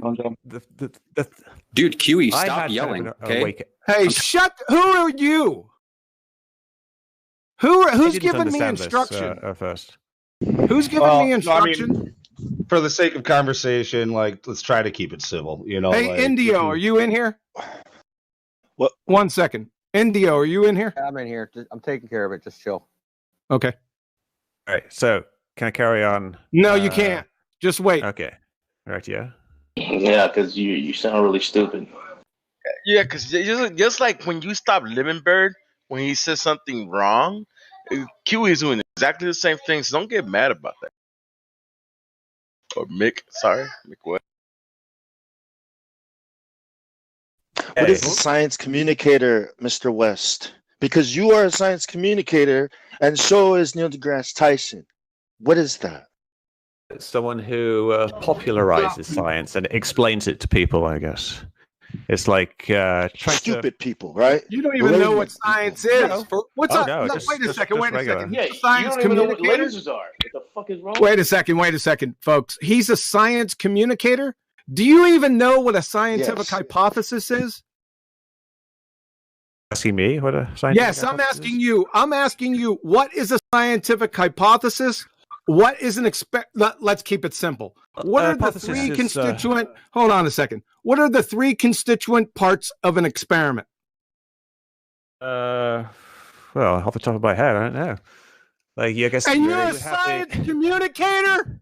Yeah, but this isn't the type of science that people want to be communicated with. I mean, you have like, the variable, you have the variable, you have the hypothesis.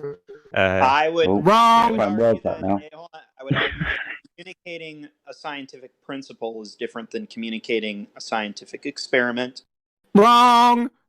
Science Everything, the whole basis of the scientific method is based on experiment. That's why, like, Dr. John's experiment was actually a pretty good one. Dr. John didn't perform an experiment. He even told you that. Now, let's get back. You didn't. You're a science communicator, and you don't know what a friggin' experiment is? You'd fail 5th grade general science. Well, I don't think that's really relevant here. Like, he is also an expert on debunking on what contrails, chemtrails. Would you stop changing You're the expert, subject, right? But like, you talk about like stuff like dependent variables. His life to debunking and making conspiracy theories look stupid. I just want to know what is. Hey guys, Bong, let's stay on topic. Let's not switch it up. So we got two subjects on the table. One, you don't know what the hell light is. Number two, you don't know what an experiment is. No, I do know what light is. No, you don't. It's not a wave. It's a particle. Now, acts like a wave. Listen, if you want to, he has to appeal to physics, to physicists. He's not going to answer. What physics? Why? Oh my God! Because you are not qualified to answer the question, Nick West. Because you are paid, so you're not qualified to answer that question. Am I right? I'm not paid. No one's paying me. So you have to appeal to physicists, right? So you can't answer the question. Why are you asking me questions? All right, listen, let's deal with this right now. Richard Feynman, Nobel laureate physics. The first thing Newton believed, light was corpuscular. Turned out that it had very strange properties from that point of view, and it was then explained that many of these strange properties was because, in fact, it was a wave, which was wrong. Turned out he was right. It was a particle. Richard Feynman, lectures on quantum electrodynamics. Wave. Yeah, I know. It acts like a wave. It doesn't act like a wave. Particles aren't waves. They don't act like waves. Can someone mute him for fuck's sake? Yeah, QE, can you stop yelling like a fucking kid, dude? I'll tell you what, brother, Mr. Kid. Let's meet up, man. Me and you. Who said that? Who said it? I said you should be muted, you fucking. All right, you know what? All right, hold on, guys, hold on. Hold on, everybody. This is what's going on. Hold on, everybody. Look, we got a bunch of the people that hate QE in here interrupting. All those people are getting muted because literally I'm trying to hear this discussion between Mick and QE, and everyone else. Kind of let them go at it for a while and stop interrupting. Please. Yeah, I'm going to pull over up here. I'm going to go ahead and ban everyone who's been interrupting QE like that because I know y'all don't like him. Okay, congratulations. From the chair of physics at Yale, Professor Shankar, everything is really particles, all things, electrons, photons, protons, neutrons. They are all particles. So let there be no doubt about that. Of course, yes. Clown everyone show. agrees with that. I'm not disagreeing with that. I said it acts like a wave. That is horseshit. It's demonstrably true. It's okay, demonstrate it. Well, constructive interference, for example. No, here we go. A wave. The wave function is not a wave. It's a mathematical construct. You're talking about the wave function, not a physical wave. So Young slits, the Young splits experiment. Young splits. It's not a split. It's a slit. I know slits. Young slits experiment. Yeah. Demonstrates the wave particle duality of the nature of light. There is no wave particle duality. Well, the experiment seems to disagree with you. Oh, really? Professor Shankar, chair of physics at Yale. So we have to play this game in two waves. It is particles, but its future is determined by a wave. But the wave is purely mathematical. You can output an instrument to measure the energy due to that wave. It's a construct. You can see the effect. It's a construct. You're mixing up the concept of a wave with the wave function. If you can see it. Misplaced concretism. Reifying something that isn't real into something that is real. Reifying the wave function. It's not a physical reality. It's a probability amplitude of possible outcomes. That's all it is. Exactly. There's no physical reality. Exactly. But you can see it, though. You can see the effect. You can't see it. Show it to me. It's visible right now. Someone posted. I can see the green codes falling down like Neo from the Matrix. Okay, well, let's not yell and hurl insults, man. Just for the PR. From the University of Tennessee, in one dimension, wave functions are often denoted by the symbol psi. They are functions of the coordinate x and the t time, but psi is not real. But a complex function does not have real. See, don't rumpus me, you clown. You don't even know what an experiment is. You're denying reality. You can actually see. Kiss my ass! I just pummeled you. Pummeled you. Are you denying that you can see the effect of Young slits? Oh my God. But the wave function itself has no physical interpretation. That is a physical interpretation. You can actually see the University of Tennessee, the professor of physics at Yale, Richard Feynman, and now we got Mick pseudo-fucking-West telling us the opposite. All right. Well, if you want to deny the evidence of your own eyes... Deny the evidence? Fine. Bullshit. You don't have any evidence. You just got clobbered, and you already denoted... You don't even know what an experiment is, Mick. Wikipedia. Do you want to know what denying the evidence of your own eyes is, Mick? It's looking at the sun and the moon and thinking that they're different sizes. That's denying your own eyes. This guy doesn't even know what an experiment is. He doesn't even know. It's a little weird.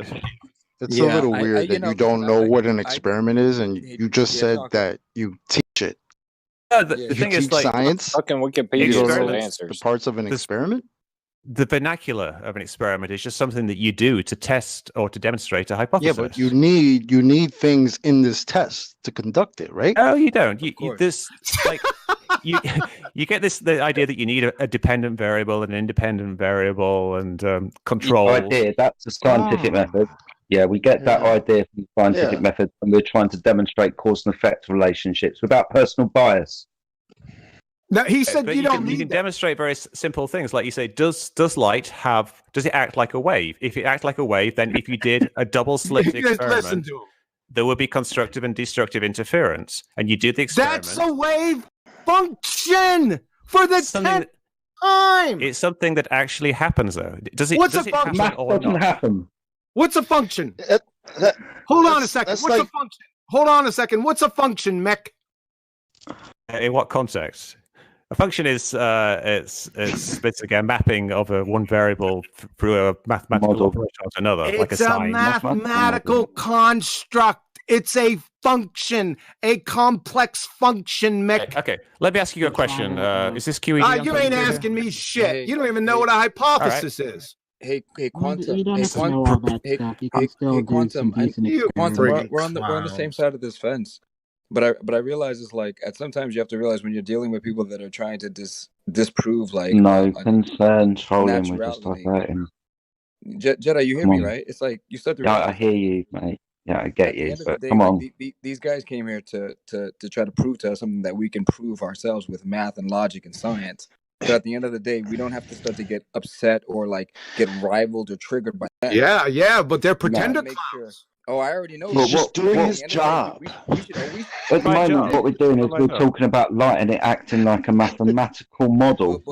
Now, a mathematical model isn't real, is it? It doesn't matter if it's real.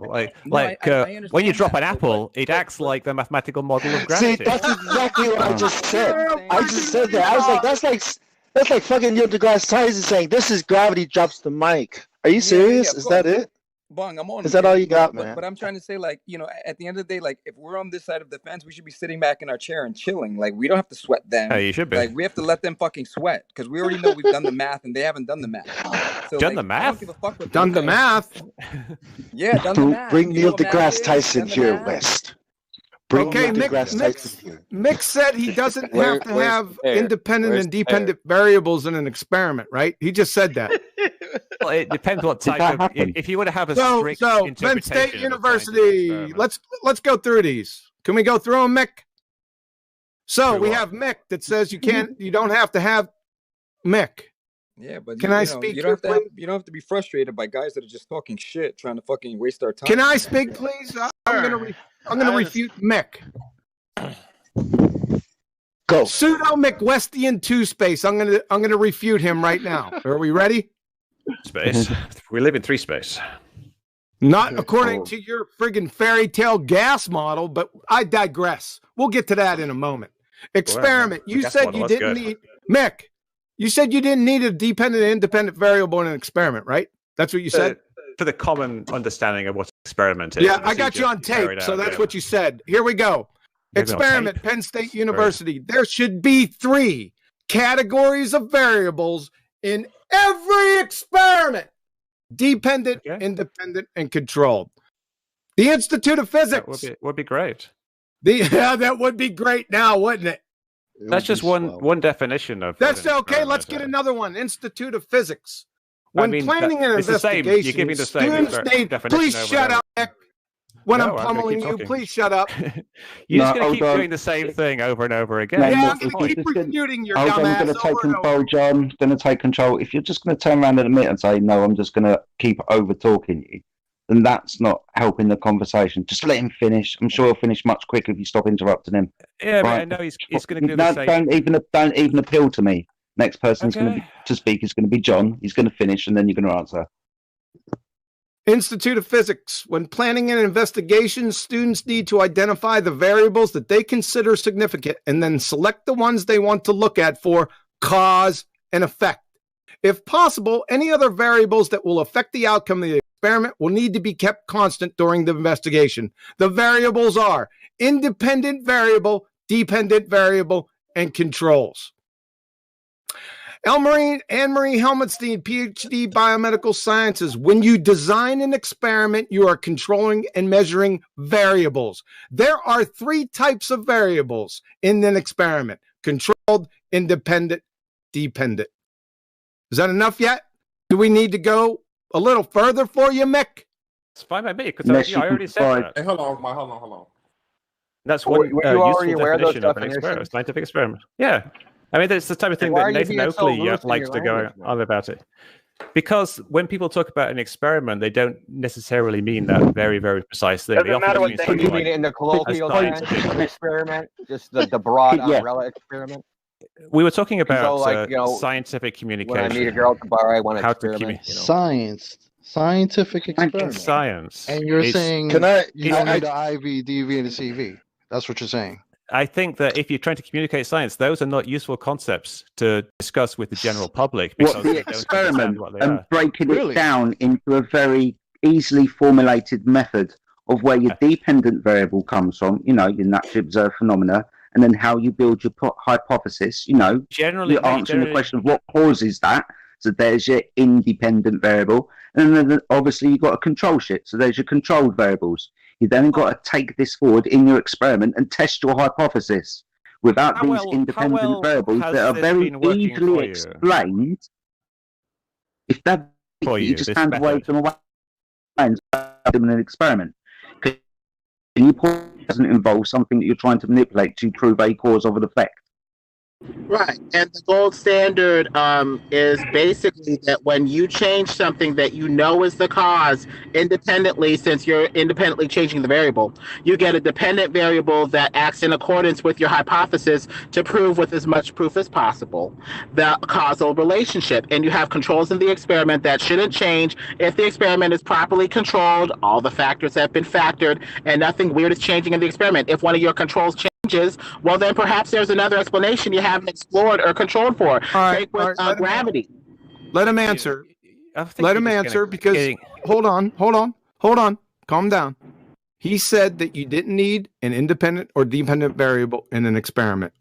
I provided many citations here that said the opposite. Let him answer, please. We're talking about scientific communication. And when you talk about things like dependent variables and independent variables and control groups, it confuses things for the general public. It's usually better simply to describe what the experiment does. You can keep that other stuff in the background as useful information. Like, this is why we need these things. We need controls. We need like this independent variable. We need a dependent variable. But in terms of scientific communication, it's usually best just to describe what's actually going on and what it shows. Nick, you baited. Nick, I'm sorry, I'm going to have to stop you. You baited and switched us. I didn't ask you what you were teaching them. I asked you personally, what are the three constituent parts of an experiment? And you didn't know. I couldn't remember off the top of my head at the time, and now I remember. Man, can I quote you? Can I quote you from Wikipedia? It all stems from a fundamental distrust of science and authority. Are you not trusting science and authority when you say those things? Like, you don't have to explain the variables. Like, so you're quoting Wikipedia? Like, if you look at the Wikipedia, are these your words or not? Are those your words or not? Which words? The word on Wikipedia. Which ones? What? I'm not sure what you're talking about. Read them again. I didn't write anything. Right. Yeah, just read them again. It all stems from a fundamental distrust of science and authority. You are always going to get a percentage of people who are true believers. My goal is to minimize that as much as possible, to stop people falling for it and help them get out as easily as possible. What does that mean? That is what I said. So we're talking about the scientific method here, accurate. and we're asking for the variables, and you're saying, what are you saying? You don't need those, or what? You don't I'm saying it's not productive. It's not productive for communication to the general public. It sounds to me like he's describing atheists when it comes to religion. But people asked me about science communication. They said, you're a science communicator. What is science? And I was trying to talk about it in the context of science communication. Did you even know what that is? Did you even know what that is? Makes you a shell. No, I'm scientist. That's such a corporate little turd term. You know that, right? I'm a science communicator. I'm a product communicator. I communicate what the product is. You're an advertiser. I don't say I'm a science. I create synergies between. You're an advertiser with a stick down your throat. Well, propaganda is important even in science, saying proof for evolution or, proof of the God particle. Part of it is how you disseminate it to the masses to get funding and get support for your projects. But with gravity, we don't really have an experiment that's properly controlled to say we can tell that this is gravity versus, say, electromagnetism or something else. We don't even have proof that it coalesces things into balls for heliocentrism or makes orbits for heliocentrisms, extravagant claims. That's why these experiments preferably would be properly controlled with some decent variables. And sometimes you have to revisit the experiments if you discover something after gravity's formulation, like, say, electromagnetism. Just to see if we're getting off into gravity and electromagnetism. Hold on. I think you're getting off into semantics as well. Yeah. Maybe we should get back to semantics. actual, words mean things, Mick. Actual so experiments. Let's summarize. Yeah, words mean things, Mick. But let's summarize. You are a science communicator I'm that not didn't really. know I'm the a writer. constituent parts of a scientific experiment. Off the top of my head. Fail 5th grade general science. Just to let you know, okay? That's fine. No. And light isn't Well, a wave. that's the general pattern. I mean, he knew what we were talking about in general. That's not what's important. What's important is the shape of the Earth, and these experiments that are used to undergird gravity. Light appear not to have been very well controlled, and so we may have bad theory, built on top of bad theory, built on top of bad theory, leading us to where we are. You don't have bad theories, Lemon Bird. Just stop. There is no bad scientific theories. Scientific theories are validated, confirmed hypotheses. There's a lot of things that go under the term theory that are not scientific theories. To the general public, the word theory and the word hypothesis are pretty much interchangeable. Sure, not for scientists.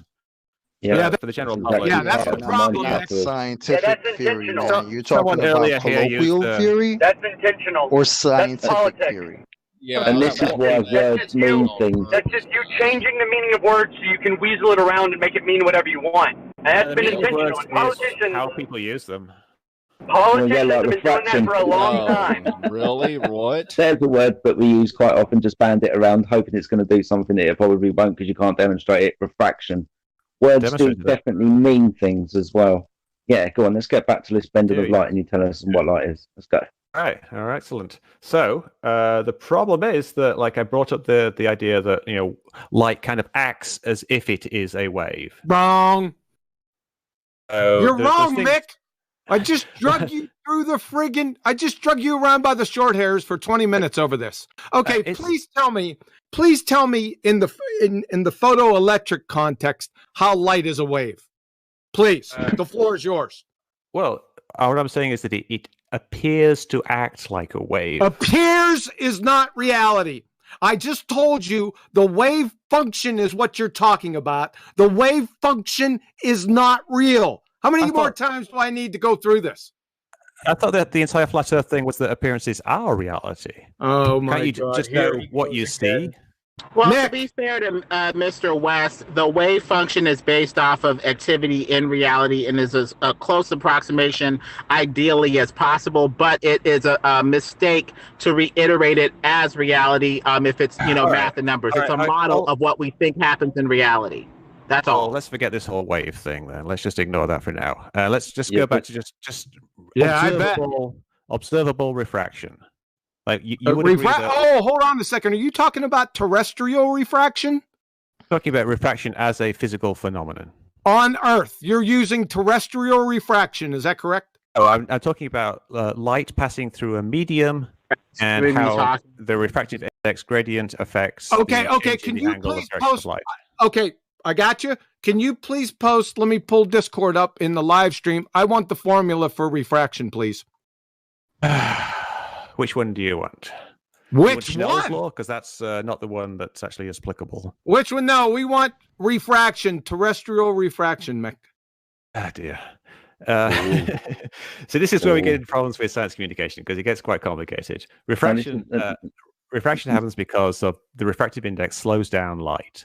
So light. I don't want to. Mick, what did I just ask you for? The equation of refraction. But so I guess if you want an equation, I've got to know what are the inputs to that equation and what's the output. You're the one that claimed refraction, Mick. What do you want me? It's not my job to support your claims. So please give me how they compute terrestrial refraction. That's all I want. We're going to evaluate the formula to see if there's any begging the question fallacies in it. Right. So fundamentally, the refraction is governed by the speed of light in a medium. The speed of light in a medium is the speed of light in a vacuum divided by the refractive index. No, it's not. It. No, it's not. You don't know this. Don't go into the speed of light, Mick. We want the terrestrial. Go to Wiki for fuck's sake. At least that actually is the underlying formula. Oh my god! It's a simplification. Refraction. That's actually a simplification. All right. But we're not seeing light travel through a vacuum. So why would you invoke that? We're talking about here, right? There are no vacuums here on Earth. We're trying to, yeah. Do you know what a refractive index is? Well, the refractive index unbelievable travels through a medium, but we've seen 7.6R, we've seen 1/16 of it, R or whatever or a degree. How about the one that gives the biggest amount of refraction? That'll help hedge in the discussion. How about the equation that gives the highest amount of refraction? Let's go to the limit. How about that? We just want to see the equation they use for refraction. That's all I asked for. That is the equation that you use for refraction. It's the speed of light divided by refractive index. Where do they get the refractive index from, Mick? I want to see every variable in this equation. See, Mick, with equations, right? Every mathematician will tell you that every variable in an equation must be rigorously defined. I want you to post that friggin' equation right now, and I want you to define all the variables. You claimed it, you support it. You're a programmer. You know that. Damn, variables. There's only two variables here, which is the speed of light. Well, it's not a variable, it's a constant. The refractive index is the only actual variable.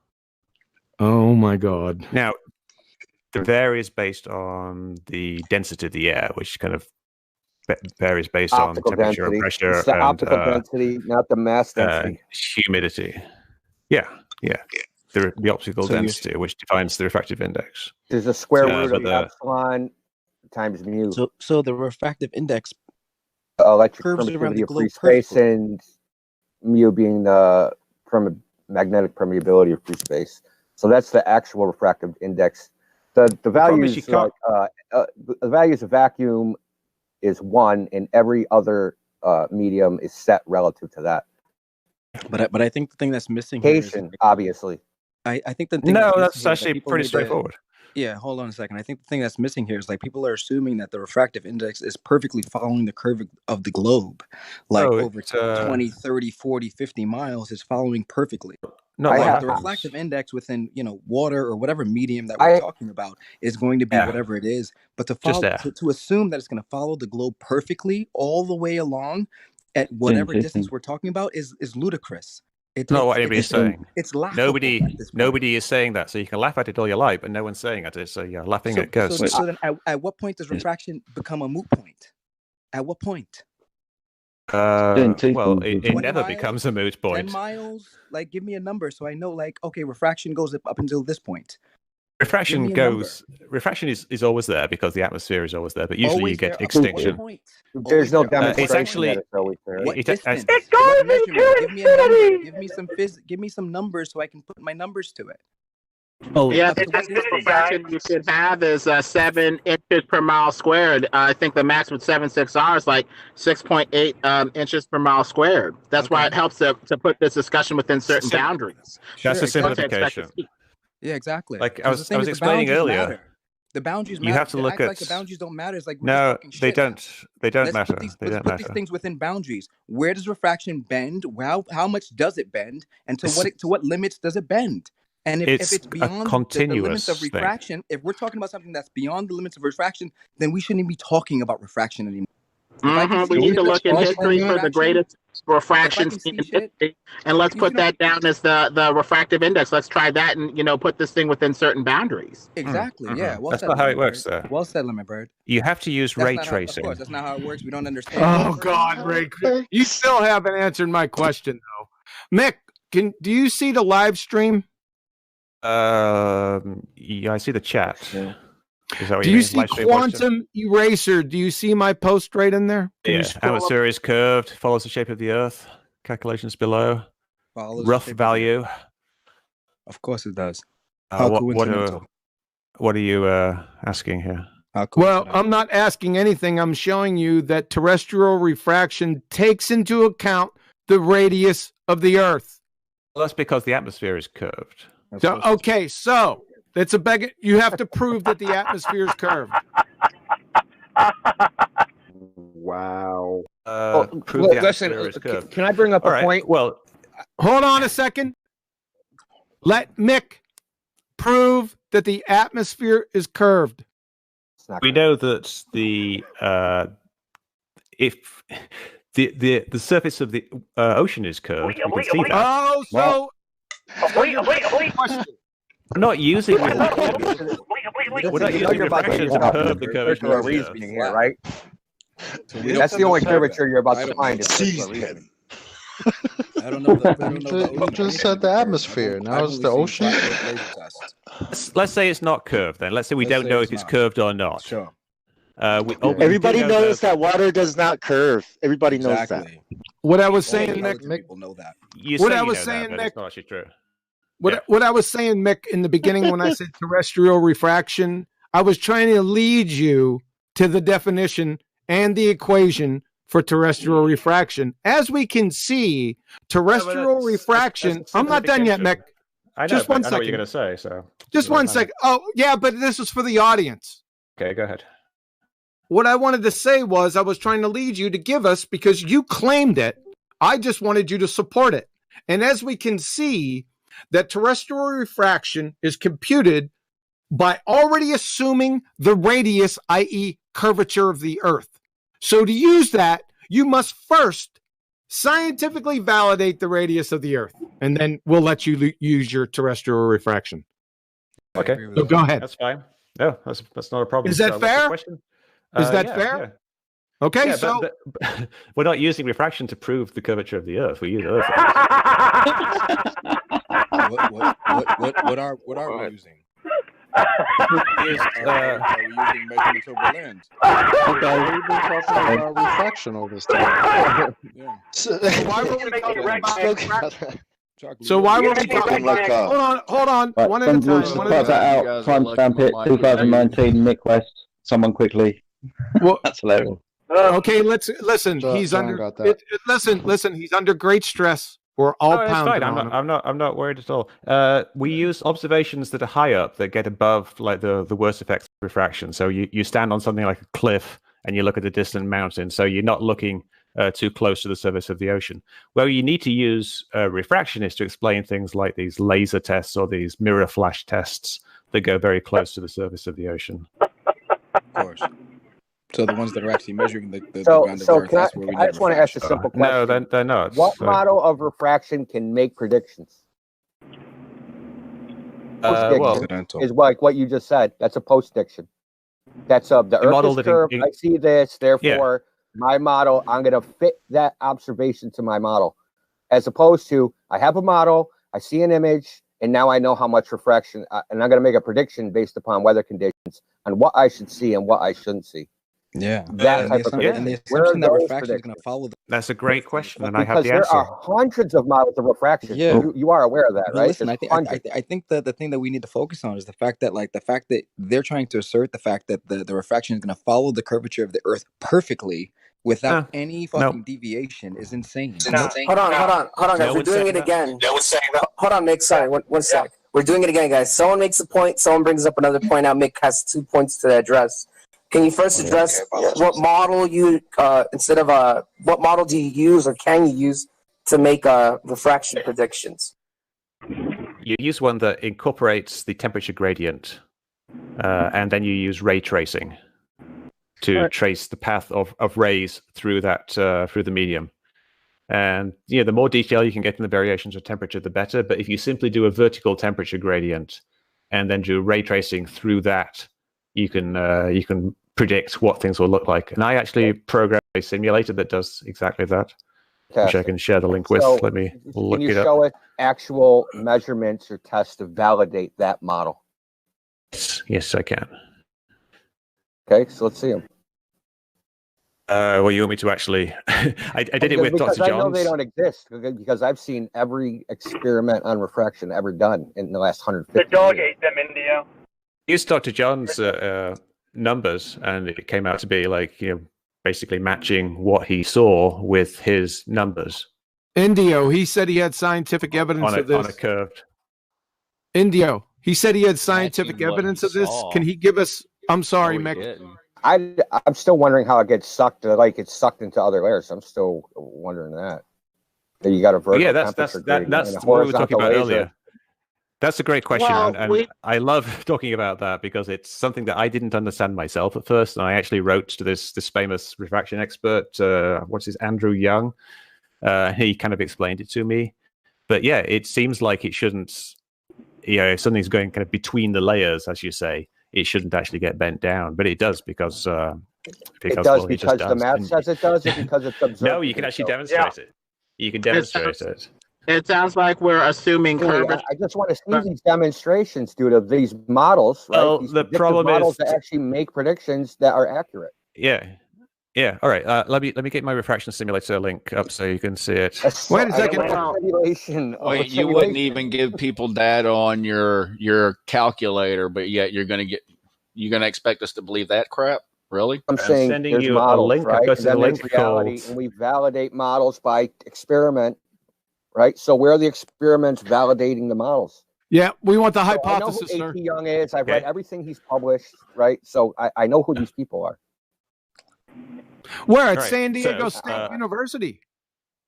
Use ray tracing. You're going to get a bend just from the nature of the equation, right? But that's just the equation.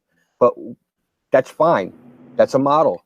So where's the actual experimental validations of these models? Dr. John's experiment. Controlled experiments. Dr. John, hold on a second. Hold on a second. We already talked about Dr. John. Dr. John didn't conduct an experiment. He already said as much. You don't know what an experiment is. That's the problem. Hey, Indio, he said scientific evidence. Can you please have him post the natural phenomena? Go through the steps of the scientific method, please, Indio. The natural phenomenon that he observed? There is there isn't one. What's your dependent variable? Let's see, the temperature gradient. Of the Earth. The temperature. So the temperature gradient is hold on a second. Hold on. So I'm going to write this down, Mick, because I want to make sure that I got this correct. Temperature. It's just what changes. Are you doing the changing, or is something else changing based off of your changes? That's it. Hold on a second. He said hold on a second. Hold on, people. Relax. That's the dependent variable. Actually, will be the image itself. So we're going from the temperature to the image now. Get them mixed up. But it doesn't matter. Wait, 1 second. So if I manipulate the image, what will I get? No.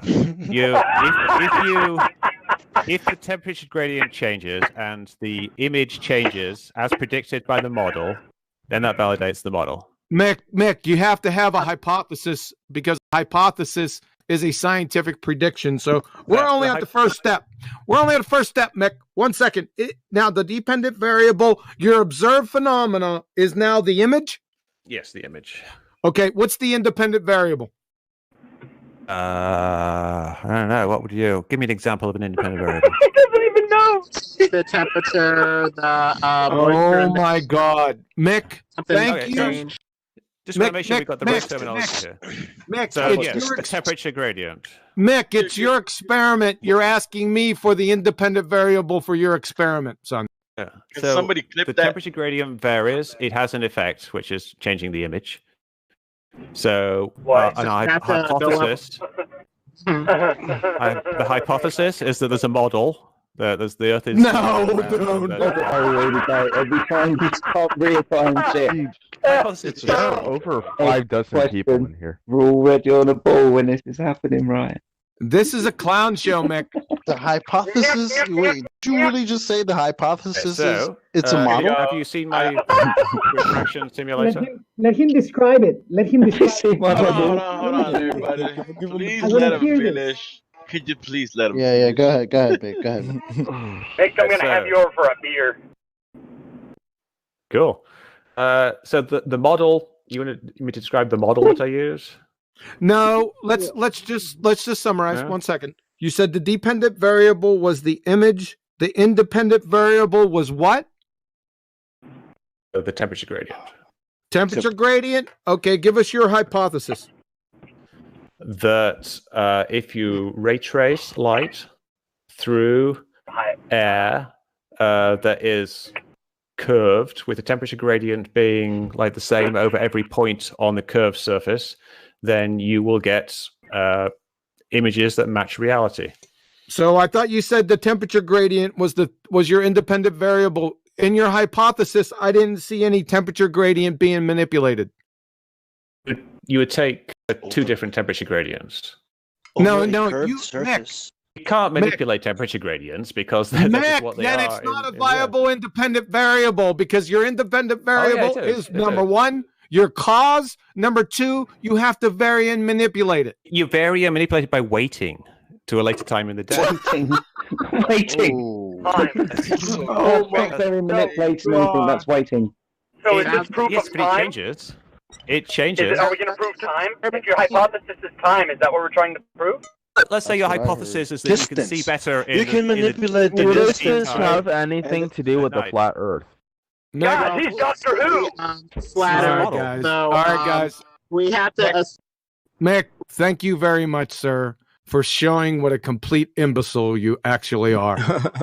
Thank you very much. This isn't That'll be all about for me. Midwest. This is about the flat Earth. But we have to assume curvature. So whether or not there is curvature on the Earth, and so if we do not have reliable sources, say because NASA is lying, or because lenses are adding curvature, we may need to revisit the very basis of our hypotheses that we're, making these experiments off of. Sure. I think my simulator does actually fulfill the criteria for an experiment if you apply it to real-world situations. May I ask a quick question, Mr. West? What caused you to join our server today? Like what? I was invited by somebody. I can't remember his name. It's somebody flat Earth literalist. No, flat Earth level literalist. Horizontal. Thanks, Bev. I thank you for gracing us with your presence. Yeah. Welcome. I'm Even happy though, to talk about this stuff. Did he happen to ask very you interesting. I like the variety of feedback that I've got, and I know that you think that I'm wrong, but I would disagree. And I would encourage you to have a look at the refraction simulator, because it's quite detailed, and it simulates a number of different things. So it even does lasers. Does this refraction simulator simulate the distance with which refraction starts to divert from the curvature of the Earth, or does it just follow the curvature of the Earth all the way around 360 degrees? Well, when does the refraction stop? Is my question. It doesn't stop. So it goes all the way around it doesn't 360 degrees. No. So when does look at this? If it doesn't look go at this, and you'll see. If it doesn't go 360, it has to stop somewhere, right? It stops because of atmospheric extinction and scattering. Okay, but where does it break? Theoretically, where does the simulator stop working? Is my question. My simulator is only set up to go to really about 200 or 300 miles, because I don't see much point going beyond that. Limit to the simulator. Okay. Yeah, actually, let's see. I think you can set it to be quite a long way, but it's kind of pointless because you wouldn't be able to see that far anyway. 200 to 300 miles too much variation. Is that a flat surface or 200-300 miles of a curved surface? You can do both. You can set it to be flat or curved, and you can turn on your simulator. What's the drop on 300 miles? Either. What's the drop on 300 miles? It's that's a crazy amount of drop, right? Yeah, and there is a crazy amount to drop. So you're trying to say a laser that was shot over that? Oh no, I'm not trying to say that at all. Not at all. No. It's not going to hit a target. No, you're not. So then how is it accurate if it won't hit a target over that distance? It will show you not hitting it. It'll show you not hitting it, but then it's not accurate. So that means that the distance that it's actually accurate is less than that. Am I wrong? If I showed it hitting it, would it be accurate? At 100 miles. I'm asking you the refraction indicator, whatever the device you're talking simulator. about. It's a simulator. Have a look at it. It's going to tell us refraction up to a certain distance. Let me show you a screenshot of it. Don't interrupt me. If the laser does not hit the target within that distance, that means the simulator is wrong at that distance. That means we'd have to scale it back because the simulator is shit. Maybe the simulator only works for 200 miles or 50 miles or 100 miles, whatever it is. But there's a distance where the simulator breaks and it stops working. So we need to know still waiting on that data to support with a laser, because if we're talking refraction bullshit right now, There's a limit where the simulator is going to stop working, and my laser's not going to make it around the curve. What's that distance? If you're telling me it goes 300 miles, I need to know what the drop is at 300 miles, given the numbers that NASA gave us. If it doesn't add up, something's broken with the simulator or something's broken with NASA. Nothing's broken with our math on this side. So somebody has to set it straight for us so I get what's wrong here. Simulator uses like real world situations, so it's trying to like demonstrate what you actually see. That can go 200, 300 miles. But if it doesn't go 200, 300 miles, then something's wrong with the simulator. Is it? The simulator uses real world conditions to an extent, right? Until you invoke that radius, right? Well, did you account for the temperature of the water, if there's water in there, and the gradient temperature, whatever, of the atmosphere? Did you account for all that? Like, probably not. Yeah, right. I don't believe because you just spoke about how you did an experiment where you put cold, the hot pushes the laser towards the cold, right? Did you account for that? No, that's not an experiment. It's basically built into the simulator. None of that is in your simulator. Laser shoot straight to my eye. No, it is because you can altogether. I don't give a fuck about a simulator. The temperature gradient. Yeah. He didn't perform something you don't have all the variables for. Refraction is bullshit. Yeah. He didn't perform an experiment. We already established that. Fucking distract us. Refraction is bullshit. Straight up. Yeah, and he has no experiments. He doesn't even know what an experiment is. Hold on a second. I just want to finish up. Mick, friend, sir. Hello? Oh, I'm here. Yep. You have been erased. Thank you very much. Have a nice day. Yeah. Thank you. Terminated. The problem with refraction is usually it's only talked about in one terms going up and down. But if light goes in all directions, we should talk about, the image refracting this way, that way, left, right, up, down, in all directions. So the model appears to be inadequate in some ways theoretically, does it not? Yeah, makes sense. It's pretty much up and down there because of the gradient usually goes vertically. You do get some side to side. If you look at things like the air over a bonfire, you will see all this kind of shimmering, and that's a bit of side to side movement as well. But in the atmosphere over long distances, it's really only up and down. Sure, but by the simulator, 300 miles, it follows the curvature of the Earth flawlessly. It's laughable at this point, man. The fact that they say it out loud is embarrassing. Who's saying that? I don't know who said it. Somebody said it. I don't know. I didn't look at the names, but like somebody said out loud, like 300 miles. It's a little bit of special pleading because the picture should be unstable, hazy.